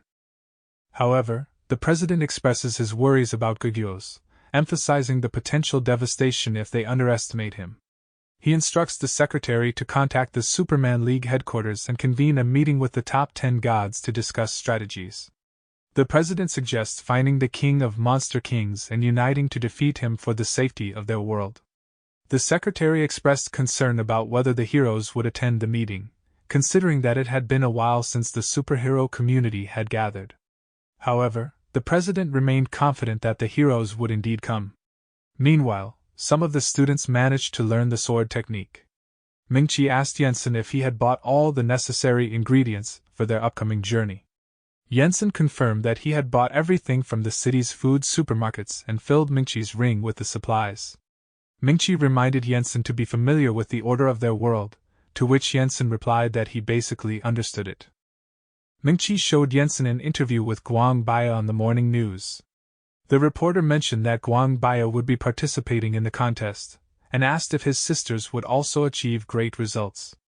Guang confidently stated that he would definitely be in the top 10 of the contest rankings.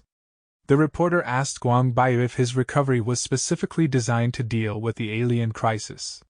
Guang Baya responded, stating that the aliens were merely tools to draw him into the situation, and he chose not to disclose the existence of the King of Monsters to the public. The reporter then brought up the ongoing internet debate about who is better between Guang Baya and Jensen, the second-ranked black robe of the Great God rank. Guang Baya expressed his inability to determine the answer since they hadn't fought before. He added that he found fighting to be unenjoyable and suggested that it would be more fun to spend time with Jensen and enjoy life together. Jensen, feeling annoyed, was perplexed by the early morning commotion surrounding a contest. Ming-Chi explained that it was the Monster Hunt Contest, an event that occurs every 3 years where monsters invade their area.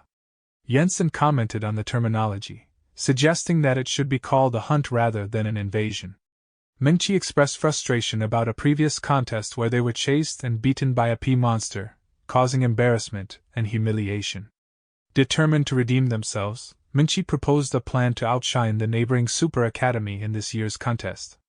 However, Jensen cautioned against prioritizing intense fighting over their training. Jensen asked about the number of schools in the area. Ming-Chi replied that there were over 1,000 prestigious schools, including the top 10 great god-level individuals who were former students. She also mentioned the 4 different types of energy in their combat system, with each type governing a specific region. The Super Shinobi Academy, on the east side, specialized in training ninjas, like the Rainbow Warriors. Ming-Chi explained that on the west side, there was the Academy of the Department of Super Magic, which specialized in training combat mages. To the north, there was the renowned Superman Academy, known for training individuals who wore tights and fought against perverts. Ming-Chi urged Jensen to allow them to participate, promising grand rewards if they secured the top spot. Ming-Chi mentioned that winning would result in giant statues being built in Jensen's honor, symbolizing their unbeatable cultivation system. They also mentioned the perks of being associated with the top-ranked team, such as receiving figure models, toys, and cosplay clothing, similar to previous successful teams. Ming-Chi concluded by emphasizing that Jensen's worth would no longer be measured in small quantities but rather in large amounts. In light of this, Ming-Chi eagerly asked Jensen to consider their request. Jensen declined the offer, stating that their training should remain the top priority. Meanwhile, students from the Super Magic Academy were on their way to the hospital and discussed the Xiuxian Academy. Yirong stated that having a strong teacher doesn't necessarily guarantee strong students. They believed that several people in their class had acquired proficiency in physics magic, which could potentially lead them to secure the top position in the college competition. With this thought, they continued on their journey to the hospital to visit Lan. Upon their arrival, the group was taken aback to learn that Lan had made the decision to retire. Lan confirmed her retirement, stating that she would be withdrawing from the hero world.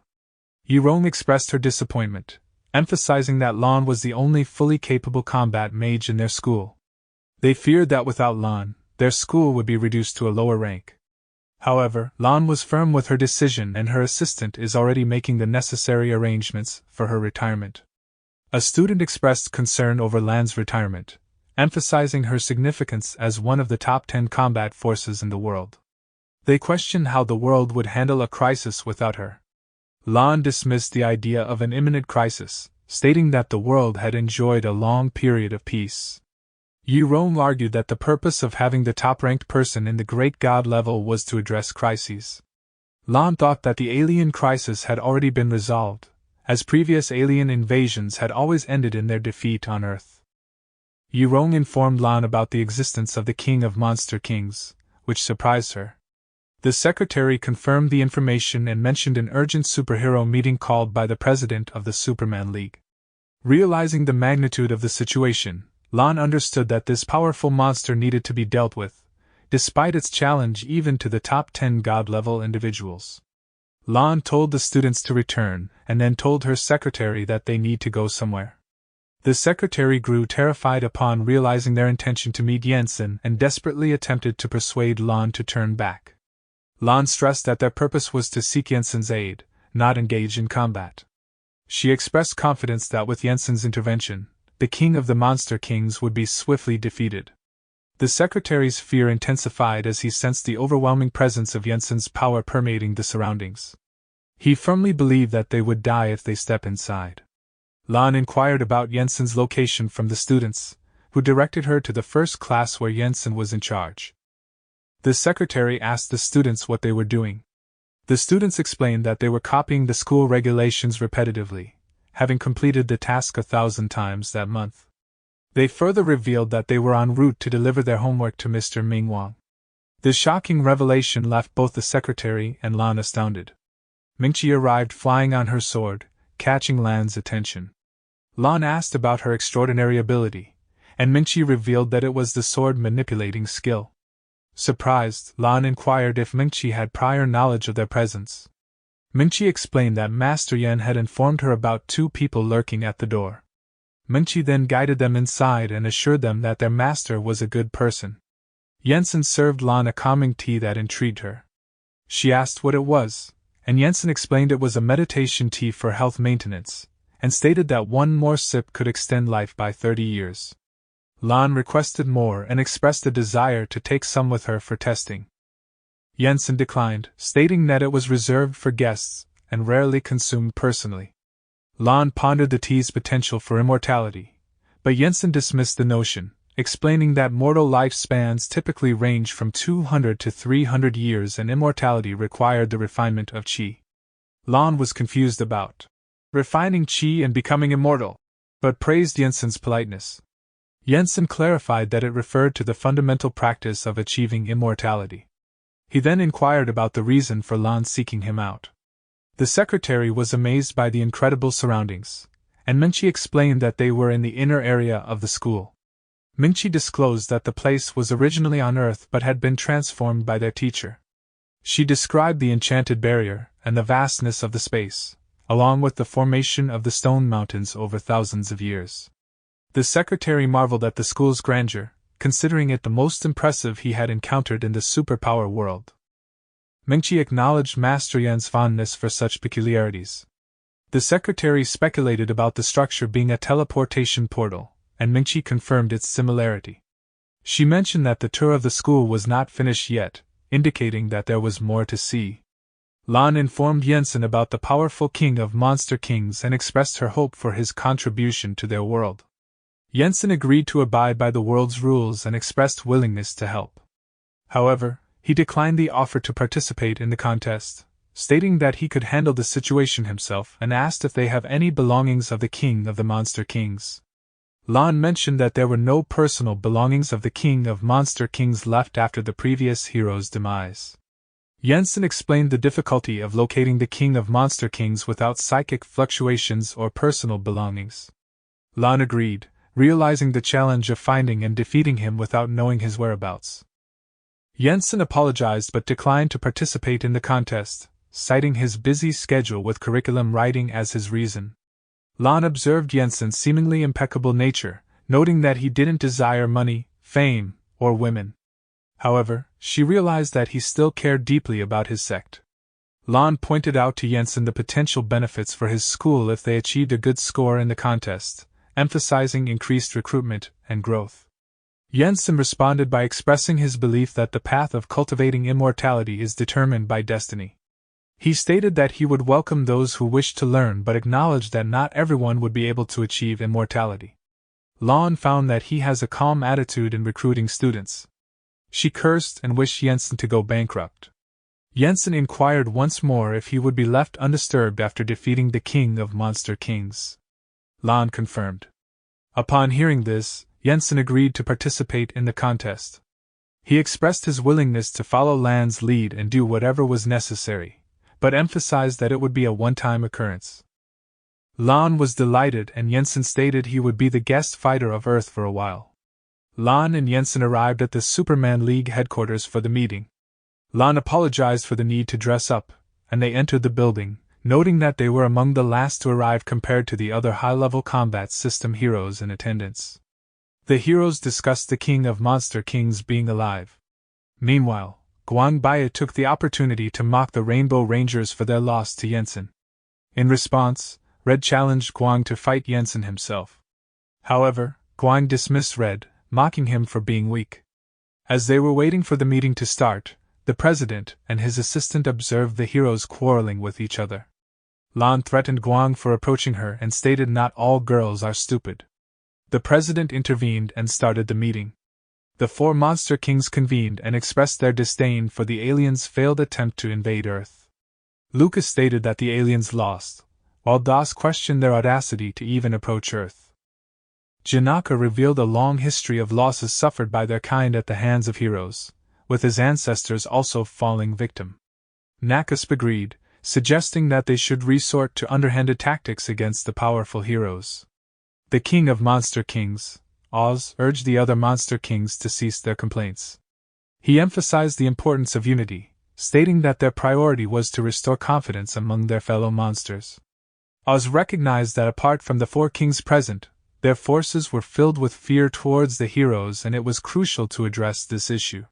One of the monster kings informed the others that the monster hunting contest was about to begin and asked when they should launch their attacks. Oz turned to Lucas for information, who explained that they should wait for 2 days after the contest starts. Lucas revealed that during the initial phase, heroes from all over the world would be busy catching monsters and turning them into pets. The 4 schools with battle systems would appear 2 days later, and their students would engage in fights among themselves. Lucas suggested that they take advantage of this chaos and attack after the melee between the school's students. Oz and the other monster kings reveled in their confidence and the support of the monsters, believing that their invasion would lead to the downfall of the heroes and ensure their ultimate victory. 2 people unexpectedly arrived at the monsters' meeting and presented themselves as monsters, surprising the other monsters. Lucas, unable to determine their true nature, scanned them without success. Oz, realizing their potential usefulness, urged the other monsters to accept them despite their low combat power, emphasizing the need to gather all available forces to fight against the heroes. One of them approached Oz and launched a sudden attack, instantly vaporizing him. The monsters were shocked by this unexpected turn of events. The woman confidently declared herself as their new queen, assuming control over the bewildered monsters. Jensen, during the ongoing meeting at the Superhuman League, detected a familiar scent. Recalling his experiences from over 2,000 years ago, he sensed a similar presence but couldn't quite remember what it was. Ainan's companion questioned her for killing the Monster King, to which Ainan explained it's because he was too ugly. She then asserted her authority as the Lord Demon King, commanding the monsters to kneel or face death. The monsters surrendered and referred to her with respect.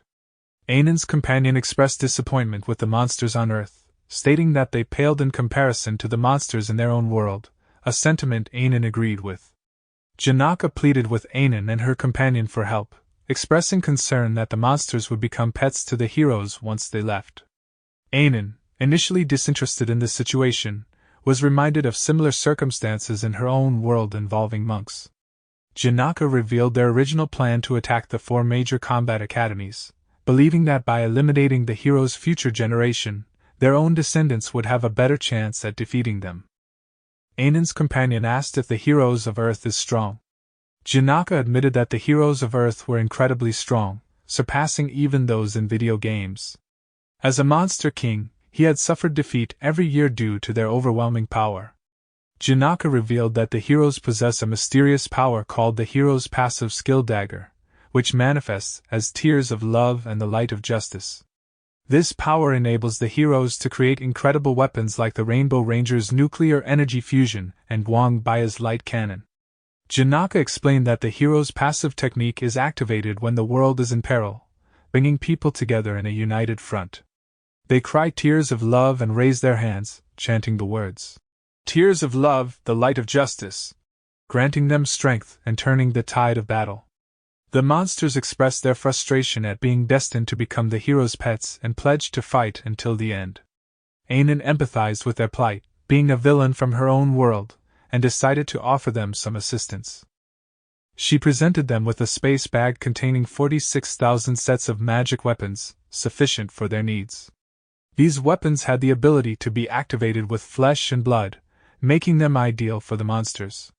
Ainen cautioned them to use 4 particularly powerful artifacts with great care. Ainen prepared to depart, and mentioned her plan to visit an amusement park for some fun.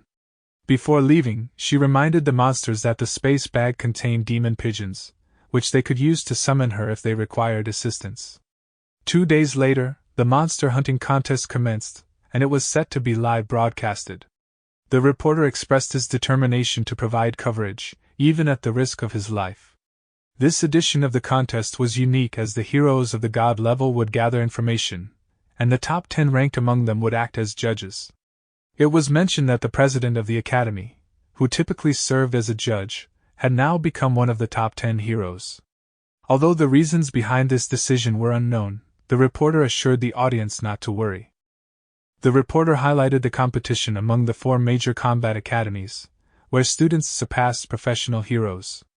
The anticipation for the intense contest was emphasized, leaving the audience curious about the ultimate winner.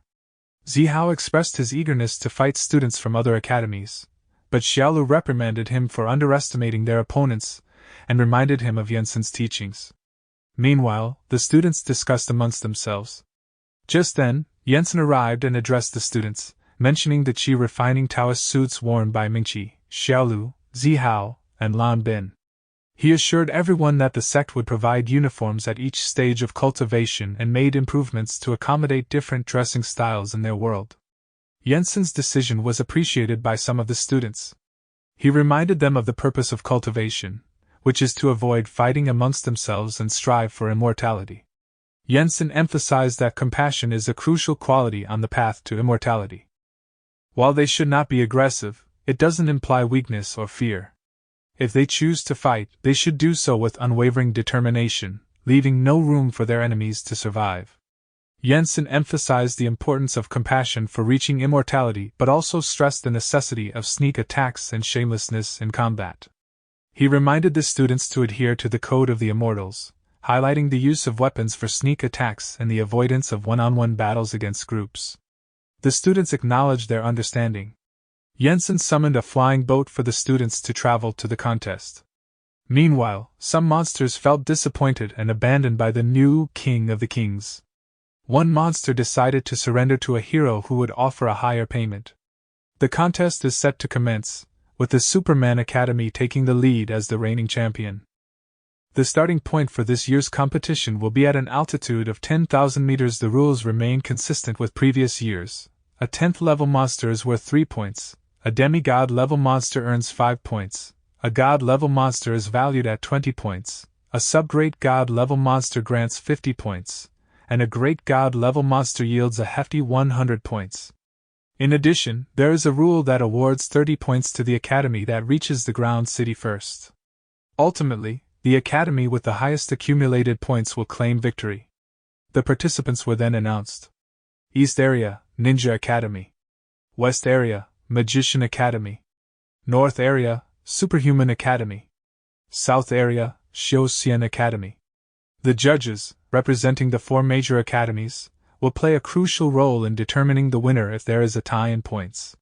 However, they are not allowed to vote for their own academies. The crowd cheered for Guangbaya, prompting him to showcase his skills. Yellow commented that despite being a pervert, he still had many fans. Blue acknowledged that while Guangbaya had his flaws, He had also played a significant role in saving the world during its darkest times, which explained his enduring popularity. The leaders of each group motivated their members and made preparations for the contest. Xiaolu instructed the members to be on guard and cut down anyone who approached them, while also telling Mingqi to prepare the nuclear bomb. The twins expressed their concern about potentially causing harm to others. The contest began, and the leader of the Ninja Academy swiftly jumped off, aiming to reach the city and secure the 30 points. The Superman Academy followed closely behind. Zihao remarked on the ninja's strategy, realizing that their vertical descent gave them a significant advantage in speed, explaining why they were so far ahead of the other academies. The reporter enthusiastically commented on the thrilling chase scene, noting that the three major academies were taken by surprise by the tactics of the Ninja Academy. It appeared that the Ninja Academy was set to claim the first 30 points. The reporter also praised the Superman Academy for their impressive performance, as they managed to catch up despite the significant distance between them and the leaders. Seeing the pursuer getting close, the ninja threw a smoke bomb at the Superman Academy leader. The other academies were also targeted by smoke bombs while the ninja continued to the city. Xiaolu reassured their group and instructed Mingqi to initiate a technique. At the same time, Yerong surprised everyone by using a rocket launcher to attack Gray's shadow, which stopped his advance. Mingqi emphasized the need to remain vigilant, acknowledging that the other academies were not to be underestimated. The mage team took out their weapons and launched an attack on the other teams. Meanwhile, Gray's Shadow's team focused on healing him. Gray's Shadow admitted his mistake, realizing that the opponents had strengthened their weaponry. He found it unreasonable that they had transitioned from using wands as hammers in the previous competition to now employing actual weapons.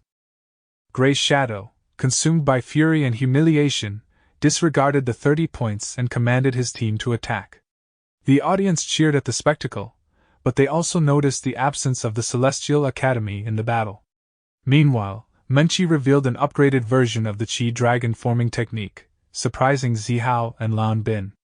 Xiaolu scolded them and reminded them that the technique is divided into 6 levels, and what they had learned so far was merely the surface. However, Mingqi reassured them that her technique, while not as powerful as the dragon technique, was sufficient to handle their opponents. The Rainbow Rangers witnessed Mingqi's powerful technique and deemed it excessive, criticizing Jensen for it. The other academies, engaged in their own battles, paused upon seeing the impending attack.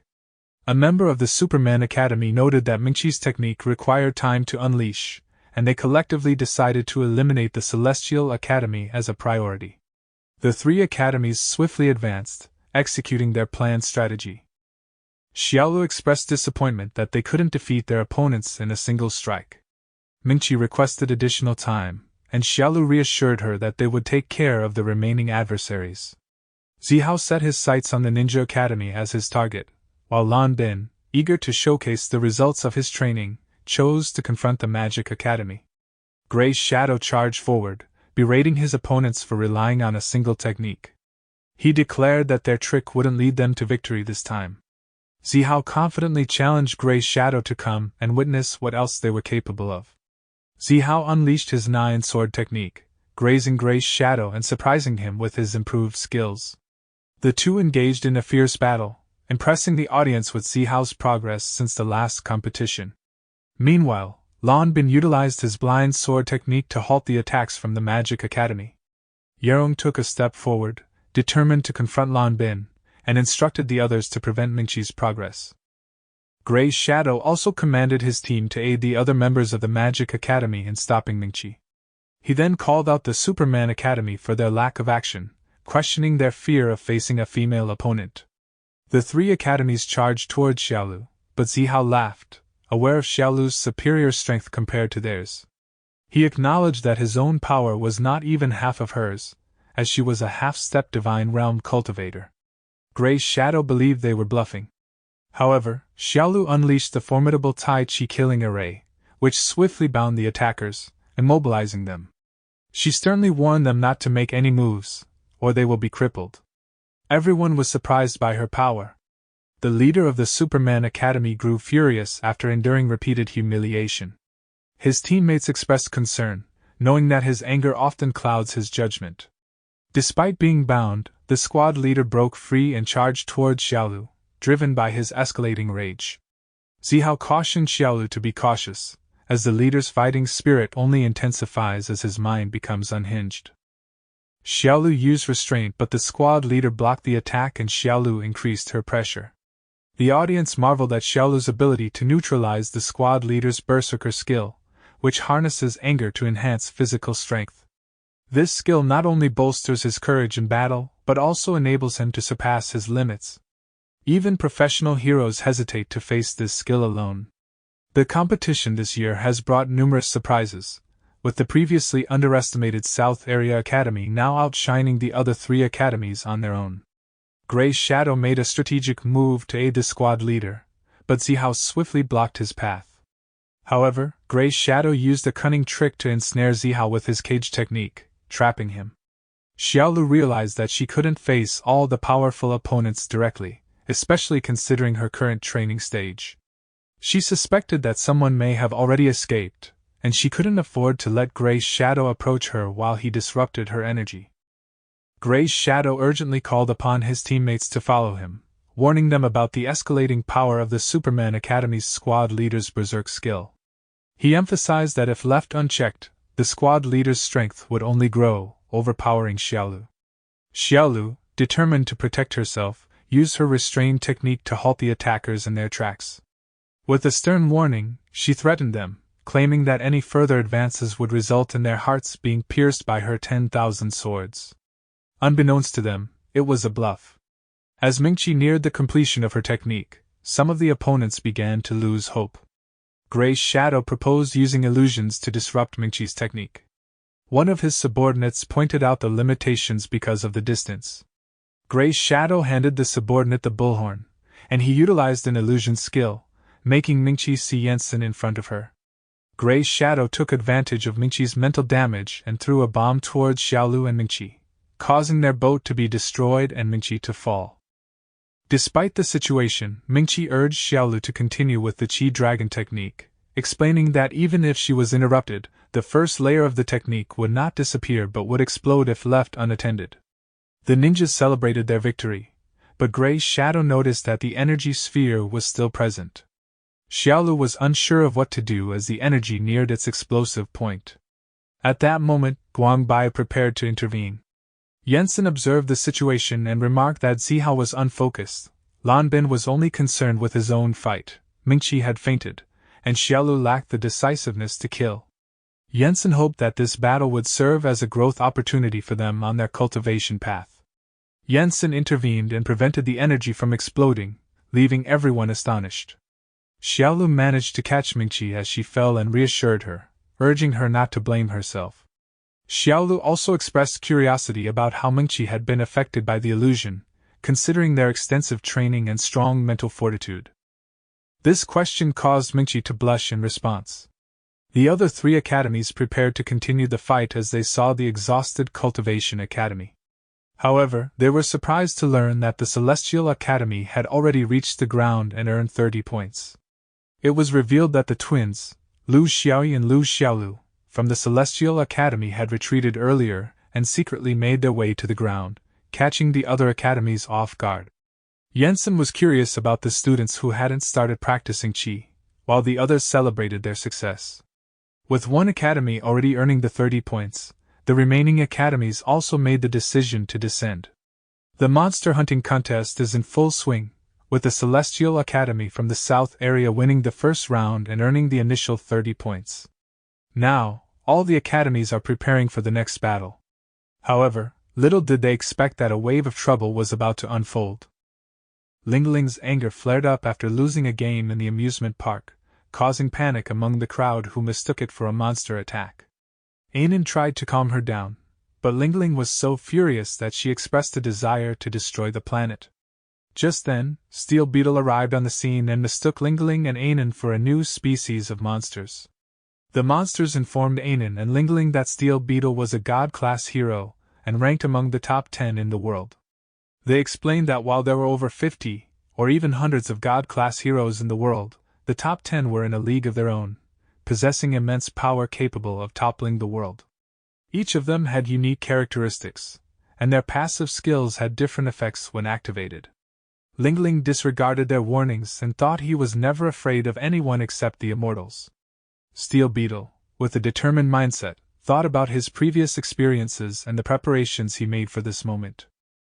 He aimed to reclaim his position among the top 10 God-class heroes, even considering the possibility of using the newly encountered Monster King as his pet to gain an advantage over the Rainbow Rangers. Steel Beetle boldly proposed an offer to Lingling and Ainen, expressing his willingness to pay any amount to have them as his pets. However, Lingling and Ainen found the suggestion absurd and belittling. Lingling, determined to handle the situation herself, instructed Ainen to stay back. Lingling rejected Steel Beetle's offer of money, instead challenging him to a fight. Confident in his new upgrades, Steel Beetle accepted the challenge, eager to demonstrate his enhanced abilities, which now extended beyond land. Steel Beetle unleashed his armored form and launched a swift assault on Lingling, but she effortlessly defended against his attack. The intense battle between the two persisted for 2 hours, with Ainen watching calmly from the sidelines. Eventually, Lingling sent Steel Beetle crashing to the ground, questioning his supposed increase in strength during prolonged fights. Steel Beetle, determined to turn the tides, activated his powerful plasma flare attack, but Lingling swiftly appeared behind him, eagerly awaiting his next move. However, despite his efforts, Beetle found himself wounded and defeated on the ground. He couldn't comprehend how he, with his enhanced armor and abilities, was unable to land a single hit on Lingling. Frustrated and disappointed in himself, Beetle lamented his slow-paced fighting style, and felt ashamed as an alumnus of the Western Academy. Steel Beetle, fueled by Lingling's taunting gaze, released a powerful aura. Memories of the ancient hero who bestowed upon him the armor resurfaced, reminding him of his duty to protect the world. Determined to prove himself, he prepared his ultimate attack, the Beetle Blast.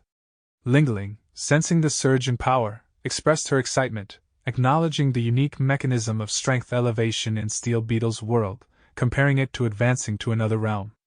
Lingling swiftly conjured her own plasma cannon to counter Steel Beetle's powerful attack. She launched her cannon, colliding with his attack and resulting in a massive explosion. Meanwhile, Jensen detected a familiar scent, piquing Lan's curiosity.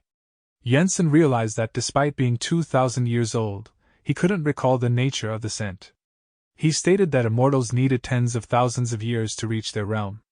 From their perspective, Jensen was merely an infant in terms of experience and knowledge. Lan prepared food as the competition heats up. Meanwhile, the reporter provided updates on the scores of the major academies. The Ninja Academy had accumulated 120 points, followed by the Superman Academy with 110 points, and the Wizard Academy with 90 points. However, there was concern as the Immortal Cultivation School, which had initially secured the first 30 points, seemed to be facing difficulties based on the images captured by the Mech-Eye. Lan Bin was confused by the monster's request for payment. The monster explained that if Lan Bin wanted to keep it as a pet, he would need to follow certain rules, including paying for its services. The monster bluntly asked Lan Bin how much he could pay.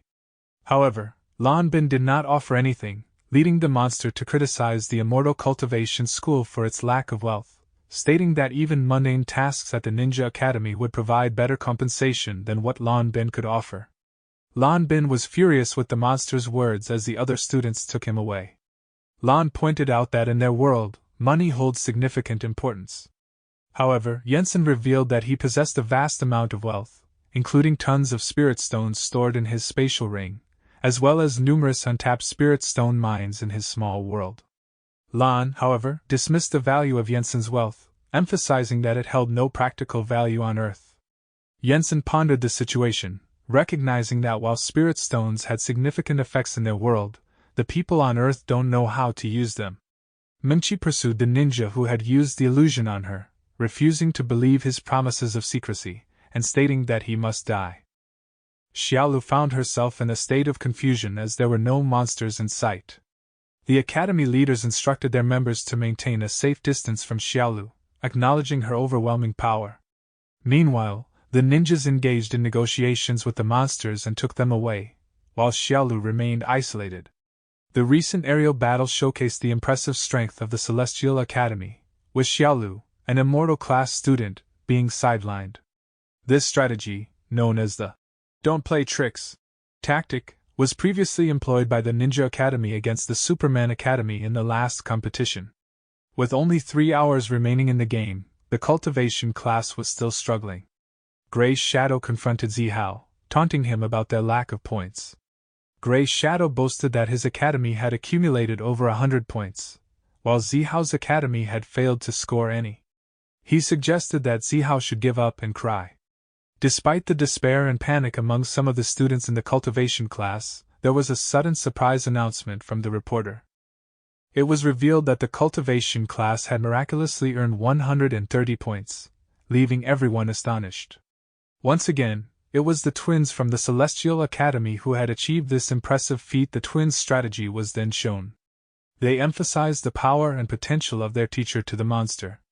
They mentioned that their teacher had quickly risen to the second rank of the Great God level within just 6 months of debuting and defeating all the heroes. The twins believed that they would eventually reach the top of the Great God level with their teacher's strength, which would bring them wealth in the future, which tempted the monster. The twins proposed a deal to the monster, offering to pay him in installments over time.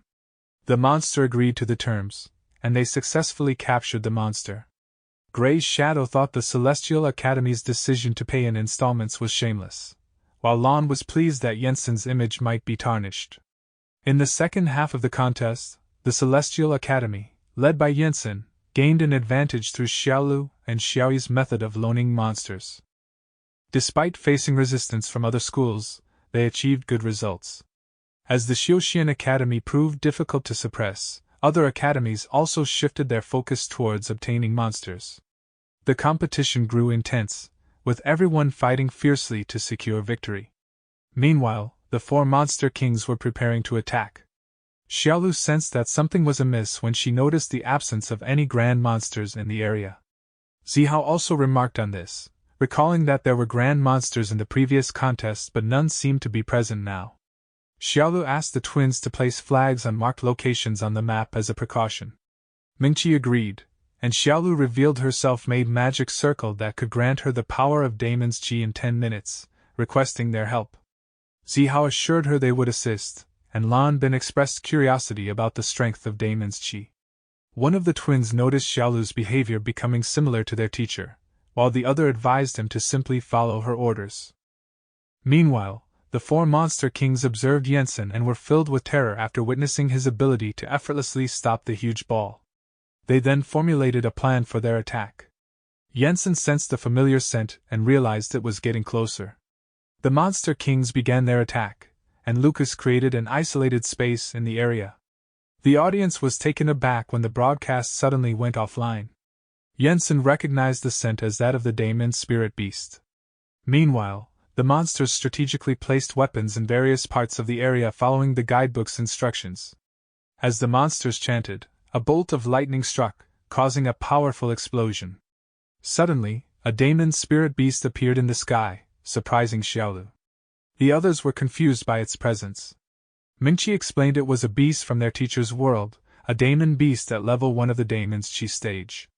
Mingqi and Xiaolu read about it from the library. Jensen explained to Lan as he carried her since she couldn't fly.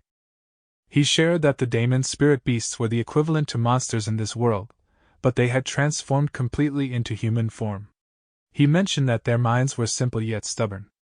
Jensen also deduced that the Demon King in Lan's world had likely died already.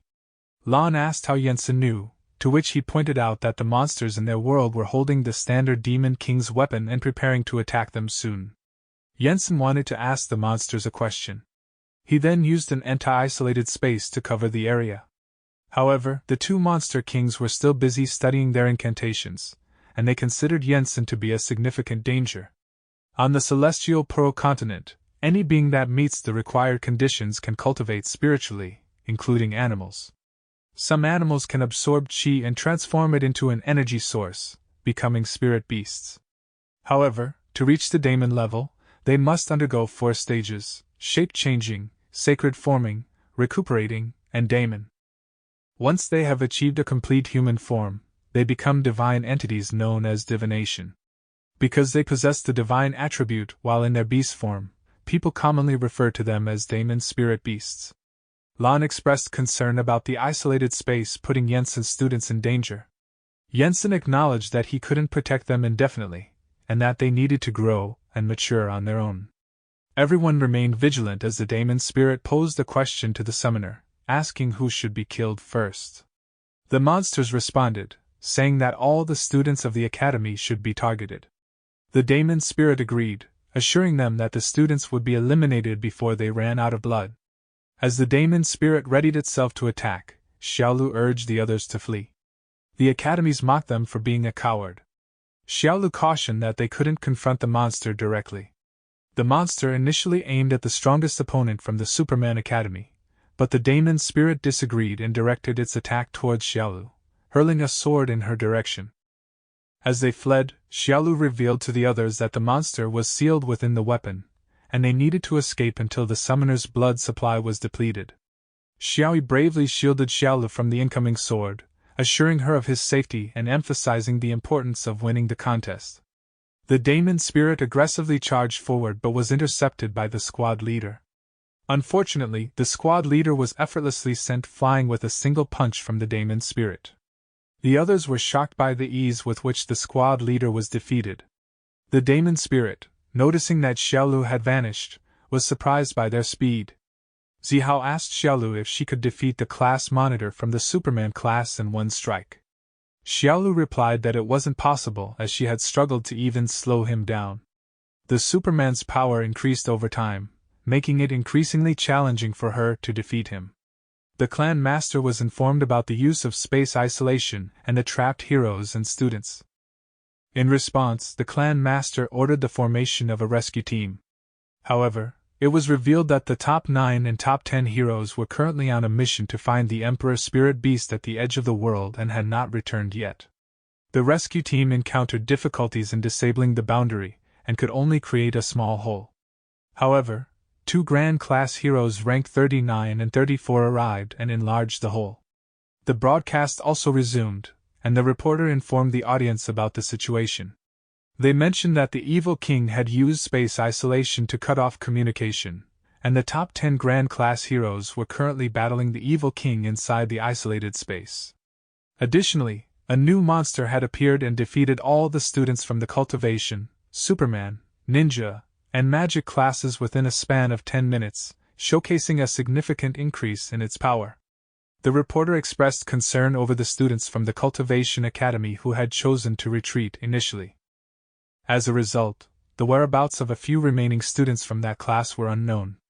The reporter emphasized that if the Grand Class heroes did not intervene to rescue these students, they could be in grave danger. Lan Bin rushed to protect Yerome, but his blade was effortlessly destroyed by the demon spirit. The spirit then hurled Yerome towards Lan Bin, causing them both to crash to the ground. The audience was surprised to see the demon spirit, and thought it was a new type of monster. Just as the spirit attacked again to prevent their escape, it was halted by a large rock thrown by Black Gold Superman. Black Gold Superman instructed White Gold Supergirl to locate and heal the injured students, ensuring their safety. He warned everyone to maintain a safe distance from the ongoing battle. As Yerong rescued Lan Bin, the Cultivation class was ready to retreat upon the arrival of the Grand Class heroes. However, Xiaolu interfered and insisted that they stick to the original plan. She then activated the magic field. Xiaolu unleashed a powerful energy and revealed her plan to the others. She declared herself as the core of the magic field and instructed them to take her place once she leaves. The goal was to transfer spiritual power from the outskirts to the field. Mingqi explained that the core is vulnerable yet holds the most spiritual power, providing magnificent strength. Xiaolu urged them not to hesitate, as the field would be disabled when she engages in battle. She assigned Zihao and Lan Bin to maintain the field while she fights. The demon spirit emerged from the rubble, unharmed by the attack, surprising Black Gold Superman. He mockingly called it a kitty, provoking the spirit. Enraged, the spirit launched a powerful attack, severely injuring Black Gold and forcing him to revert back to his normal size. The demon spirit noticed White Gold healing Black Gold and aimed to stop her. Xiaolu tried to attack, but the spirit easily dodged her. However, Xiaolu then unleashed a powerful attack using the accumulated daemon's qi, slicing everything in half. The astonishing display shocked everyone, including Xiaolu herself. The daemon spirit, intrigued by the technique, sustained injuries from the attack. The daemon spirit proclaimed that the time had come to unleash its true power. Xiaolu responded confidently, encouraging it to proceed. In a taunting manner, the daemon spirit questioned why Xiaolu had fled earlier, suggesting that she had just acquired the daemon's qi, which made her reluctant to engage in battle earlier. It then invited Xiaolu to attack. In Antarctica, two heroes arrived after sensing a thermal reaction in the area. One of them recalled the existence of an amusement park in the past. As they explored, they discovered a large hole in the ground where Steel Beetle was present, still in disbelief over his defeat. The two heroes inquired if he had fought against the Grand Emperor Beast. Steel Beetle revealed that the opponents were even more powerful than the Grand Emperor Beasts. The two heroes were thrilled at the prospect of confronting the new type of monster and felt confident with Steel Beetle's assistance. However, Steel Beetle, still traumatized from his defeat, chose not to join them. He advised the two heroes to return to headquarters instead. Ainin questioned Lingling about sparing his life, and Lingling playfully responded that he was somewhat attractive. Lingling then presented a sketch to the monsters, inquiring if anyone in their world dressed similarly. The monster replied that, to their knowledge, all heroes in their world donned similar attire. Upon hearing the monster's response, Lingling grew confident that they were unbeatable in this world. The monster inquired about the person on the sketch. Ainin identified him as their arch-rival, and Lingling expressed her intention to see what the four monster kings are doing. Meanwhile, the daemon spirit and Xiaolu engaged in a fierce battle, displaying equal strength. The audience was astonished by Xiaolu's remarkable increase in power, comparing her to a top 10 Grand Class hero. Lingling and Ainin overheard the discussion. Xiaolu delivered a powerful blow to the daemon spirit, causing him to be launched backward. Although the spirit regained his footing, he couldn't locate Xiaolu, who had disappeared. Suddenly, Xiaolu reappeared in the sky and unleashed the Qi Dragon's judgment technique. Zihao and the others were amazed by her ability to execute the technique instantly. Zihao remarked on the significance of reaching daemon Qi, as it enabled them to traverse through the air. He noted that even a single level difference held immense importance, with Mengqi recalling their teacher's words about the substantial disparity between cultivators of different levels. Xiaolu unleashed the powerful attack, but the daemon spirit managed to deflect it, resulting in a massive explosion in the distance. Ainin and Lingling were startled to see the presence of cultivators, questioning how they appeared in their world. Lingling urged Ainin to flee, but she insisted on assessing their levels. Ainin observed that there was one cultivator at the Difeng level, another at the intermediate level, 2 novice cultivators, and the rest were fighters. Lingling, driven by a desire for vengeance against their tribe's destruction, expressed her determination to confront the cultivators. Ainin, however, advised Lingling to remain calm and composed when facing the cultivators. Lingling questioned the need for hesitation, believing that eliminating them would be effortless. Ainin reminded Lingling about the strategy employed by cultivators, where they hide their true strength and then surprise their opponents. She emphasized that even though they might initially seem weak, they could become formidable adversaries who would gradually gain the upper hand. Ainin described cultivators as deceitful and wicked, urging Lingling to create a detailed plan to effectively confront them. Daemon's spirit underestimates the power of Xiaolu's skill, thinking it is insignificant. However, Xiaolu reveals that she can use the skill repeatedly without limitations, leaving the daemon spirit shocked. Ainin recognized the skill and was certain it was created by the pervert they knew. Xiaolu prepared multiple attacks, causing the daemon spirit to panic. The onlookers cheered for the monster's impending defeat. However, the spirit quickly shifted its focus onto them. Realizing its intention to disable her magic field, Xiaolu swiftly intervened to prevent it. Meanwhile, Xiaoyu decided to lead the fight away from the magic field, deeming it too dangerous. Using sand as a distraction, she made her way towards the summoners, with the enraged spirit who immediately followed. Xiaolu managed to block a strike from the daemon spirit, but was caught off guard by a subsequent attack. The spirit questioned Xiaolu's understanding of the daemon's qi. Observing Xiaolu being pushed back, Zihao speculated whether the magic field had been disrupted. However, Mingqi dismissed the notion, affirming that the magic field was still functioning.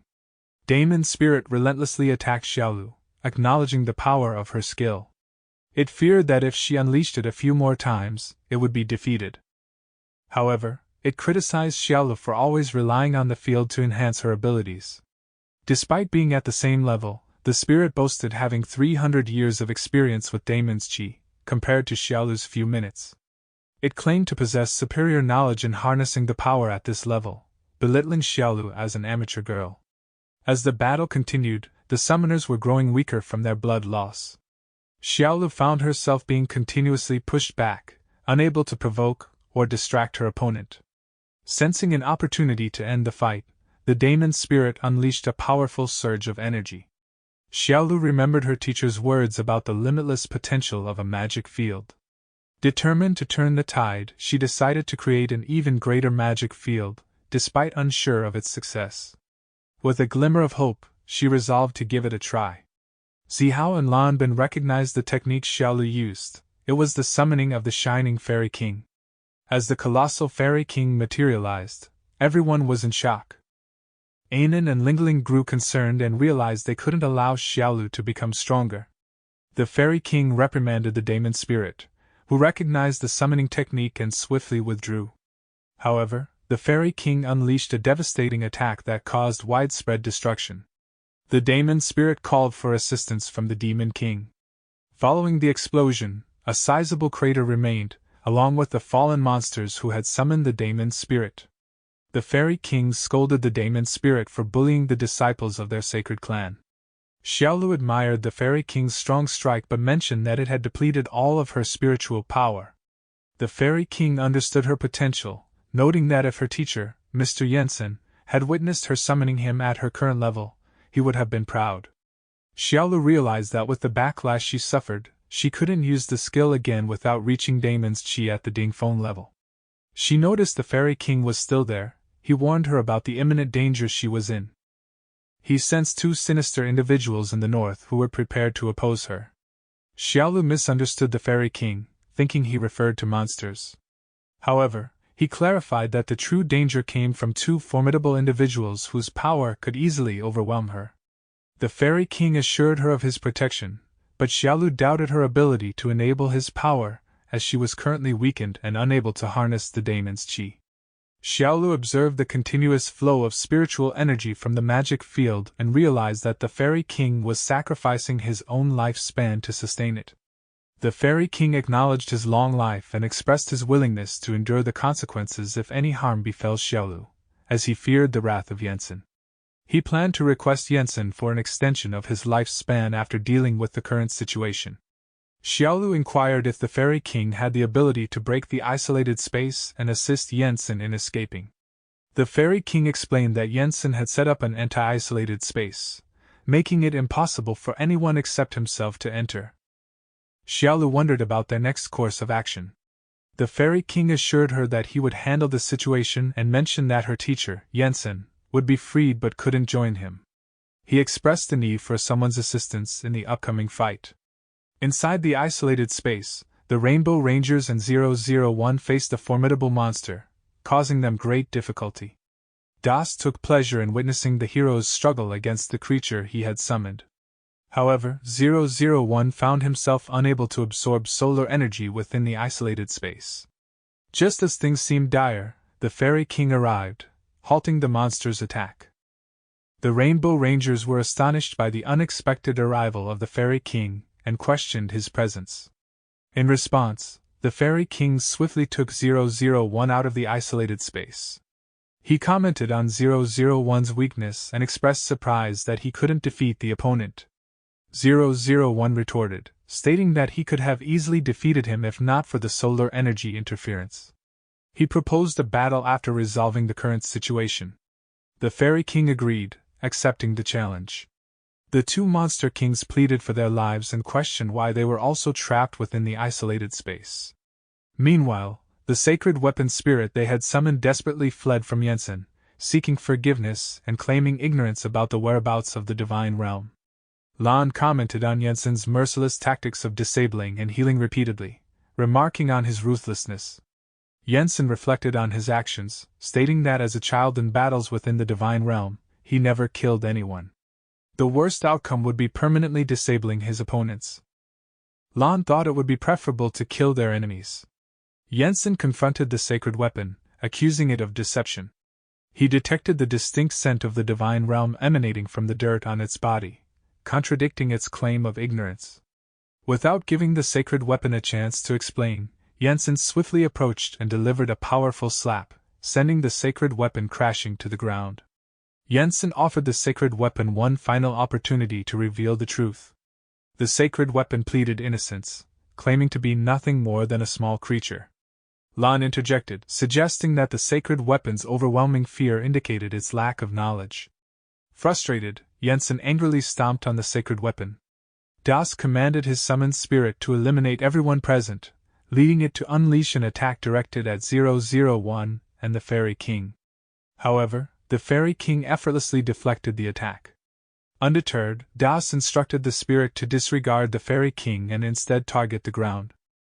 The spirit launched numerous attacks towards the earth, but the Fairy King successfully intercepted each one. The spirit acknowledged the power gap between itself and the Fairy King, admitting that they were not comparable. Displeased with the spirit's inability to eliminate the Fairy King, Das declared that they should perish together, placing his faith in the eventual rescue by their demon king. The spirit began gathering energy with the intention of self-destructing. Simultaneously, 001 successfully accumulated his own energy. As the spirit neared the point of triggering a devastating explosion, 001 unleashed a formidable attack that completely vaporized the spirit. Impressed, the Fairy King commended 001's abilities. 001 expressed his readiness to fight the Fairy King, but the Fairy King interjected, warning of an even greater problem. Lingling and Anan then unsheathed their sword. The audience erupted in cheers as the defeated monster crumbled. However, the atmosphere suddenly shifted when Anan launched a surprise attack, inflicting severe injuries on the Fairy King. Lingling and Anan's appearance surprised everyone. 001 expressed his frustration, questioning what they truly were. The Fairy King revealed that they are grand demons. Xiaolu was concerned about the Fairy King, who reassured her and urged her to remain within the protective boundary. When Xiaolu attempted to cancel the field, he quickly stopped her, warning that doing so would result in immediate death. He vowed to protect her, emphasizing that she must stay put and not worry. Anan advanced towards the Fairy King, prompting 001 to intervene and try to stop her. However, Lingling effortlessly restrained 001, revealing her incredible power. Just as the situation grew tense, Guangbai arrived and intercepted Anan's attack. He swiftly healed everyone present. Sensing Anan's underestimation of his abilities, Guangbai retaliated by launching an attack. Although Anan narrowly evaded, she suffered a grazing blow in the process. Guangbai acknowledged the strength of Anan, recognizing that she was formidable enough to overpower a Grand Emperor beast. However, he confidently declared that the beast was no match for him either. Anan found the situation amusing and commanded Lingling to refrain from interfering, opting to face Guangbai alone. Lingling agreed, acknowledging that Guangbai presented a challenging opponent, and advised Anan to exercise caution. Guangbai unleashed a devastating attack at maximum power, but Anan effortlessly brushed it aside, mocking its ineffectiveness. Seizing the opportunity, Guangbai caught Anan off guard with a powerful counterattack. He proudly proclaimed that he could sustain this level of power for over a year. 001 expressed frustration at being reduced to mere spectators. The Fairy King was surprised that this world have a Xingtao level fighter, and Guangbai belonged to the elite Dingfeng's Xingtao level. He explained that Guangbai was on the cusp of reaching the divine realm. Lan halted Jensen from attacking the sacred weapon, prompting Jensen to decide it was time to leave. As the fight between Anan and Guangbai intensified, the Fairy King explained that at the Xingtao level, fighters could decimate nations effortlessly, and those at the Dingfeng stage were on the verge of reaching the divine realm. He expressed confusion over how someone in a world devoid of spiritual qi could attain the power of a Dingfeng's Xingtao level, finding it both complicated and confusing.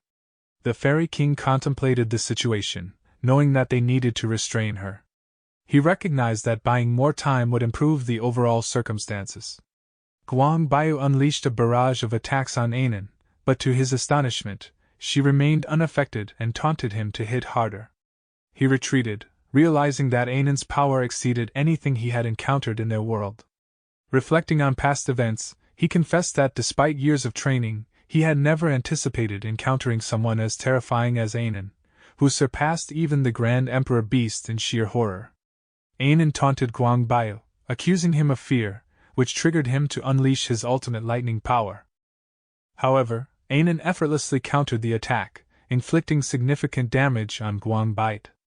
Anan complimented Guang Baiyu, acknowledging that with his power, he could potentially be the strongest in her mortal realm. Guang Baiyu's system suffered severe damage, causing him to shut down, stunning everyone with his defeat. Meanwhile, Anan proclaimed her victory. Despite his condition, Guang Baiyu refused to accept his defeat, determined not to fall. As the number one in their world, he believed that his downfall would mark the end of their world. He vowed to honor the guarantee he made with his lord and refused to collapse. Suddenly, Guang Baiyu unleashed an overwhelming surge of power, which the monster identified as the power of love and the light of justice. People around him began channeling their energy, further amplifying his strength. With his energy continuing to rise, Guang Baiyu launched a formidable attack against Anan. Despite the devastating impact, Anan managed to survive, leaving everyone in disbelief. Anan commended Guang Baiyu's powerful attack, remarking that it was at least at the divine level. She admitted that her thick skin had protected her from being injured and acknowledged Guang Baiyu's attainment of divine-level power and the ability to resurrect. Anan further emphasized that the lesser monsters were no match for him. However, she alluded to a rule in her world, suggesting that it would be impolite to simply take without reciprocating. As she prepared to unleash her divine art, Anan summoned the phoenix of the 9 divine realms, while Guang Baiyu was too exhausted to fight back. As Anan launched the phoenix towards Guang Baiyu, both 001 and the Fairy King wanted to aid him, but Lingling attacked them, preventing their interference. However, a colossal sword descended from the sky, blocking the attack. Yensen appeared before Guang Baiyu, swiftly slapping the phoenix to the ground, leaving Anan and Lingling in a state of shock. Anan recognized Yensen as an immortal with a foundation, expressing surprise at his presence. Lingling confirmed that Yensen was at the Dingfeng level of the Foundation Immortal Realm. Anan observed that while Yensen's power and aura seemed to reach the peak of the Immortal Realm, there was a distinct chaotic element to it, making it different from what they had encountered before. Lingling concluded that their early-stage power was no match for Yensen's capabilities. Despite the people's attempts to offer their power to Yensen, he brushed it away. Yensen expressed his urgent desire to find the Divine Realm and teach the old bastards a lesson, but Lingling admitted that they did not know its location. Anan suspected that if she revealed the information, the human practitioners of immortality would use it as an opportunity to ambush them. She proposed a compromise. If Yensen allowed them to leave, she would send him a letter through a demon pigeon. However, Yensen declined the offer. Anan warned Yensen that even though he was at the Dingfeng level, if they, the 2 early Dingfeng immortals, joined forces, he would also suffer severe wounds. Yensen refused again, angering Anan. Anan attempted to deceive Yensen and escape with Lingling, but Yensen swiftly employed the golden cage technique, sealing off the area. Anan grew furious and resolved to confront Yensen in battle. Yensen expressed his determination to extract the information about the Divine Realm forcefully since Anan refused to disclose it willingly. Yensen unleashed the soul-grasping art, causing panic in Lingling and Anan as they recognized the technique. The Fairy King realized the toll of the battle took on him, having sacrificed nearly 800 years of his life. He reassured Xiaolu of her safety, but urged her to remain vigilant as an immortal. He encouraged her to appreciate the battle unfolding before them, as such encounters were rare in the immortal world and could aid her growth. The Fairy King vanished and Mingqi caught the exhausted Xiaolu. Yensen boldly advanced and clashed with Lingling, while Anan conjured numerous phoenixes, intensifying the temperature dramatically. Guang Baiyu, baffled by the extreme heat, questioned the nature of his recent battle. Yensen blocked Lingling's attacks and threw her to the ground. Lingling cursed him and requested to put her down. Yensen invoked the immortal law, summoning colossal dragons from the raging seas to engage Ainan's phoenixes, dispersing them in the clash. Yensen confronted Ainan once more, urging her to disclose the information he sought. However, Ainan stubbornly refused, even in the face of death. Lingling launched a surprise attack from behind, aiming to strike Yensen with her powerful demon sword. To her surprise, the sword shattered upon contact with Yensen, leaving only a scratch. Lingling realized that Yensen was not merely at the first stage of the divine level. Yensen unleashed his immense power, using the golden core breath technique that caused cracks to form on the ceiling tower. The pressure emanating from Yensen overwhelmed everyone present. Lingling realized that Yensen is a great immortal at the golden core level. It was a rare and extraordinary encounter, as such powerful immortals were seldom encountered even in the divine realm or the vast great thousand worlds. Lingling pondered the unlikely circumstances that led them to cross paths with Yensen in this small world. Lan cautioned everyone to avoid looking up, aware of the danger it posed. Ainan struggled to rise to her feet. Lingling urged her to surrender, warning of the impending danger. However, Ainan remained defiant, adamantly refusing to reveal any information to Yensen. Unfazed, Yensen intensified the pressure he exerted, causing even the Earth to be disrupted from its orbit.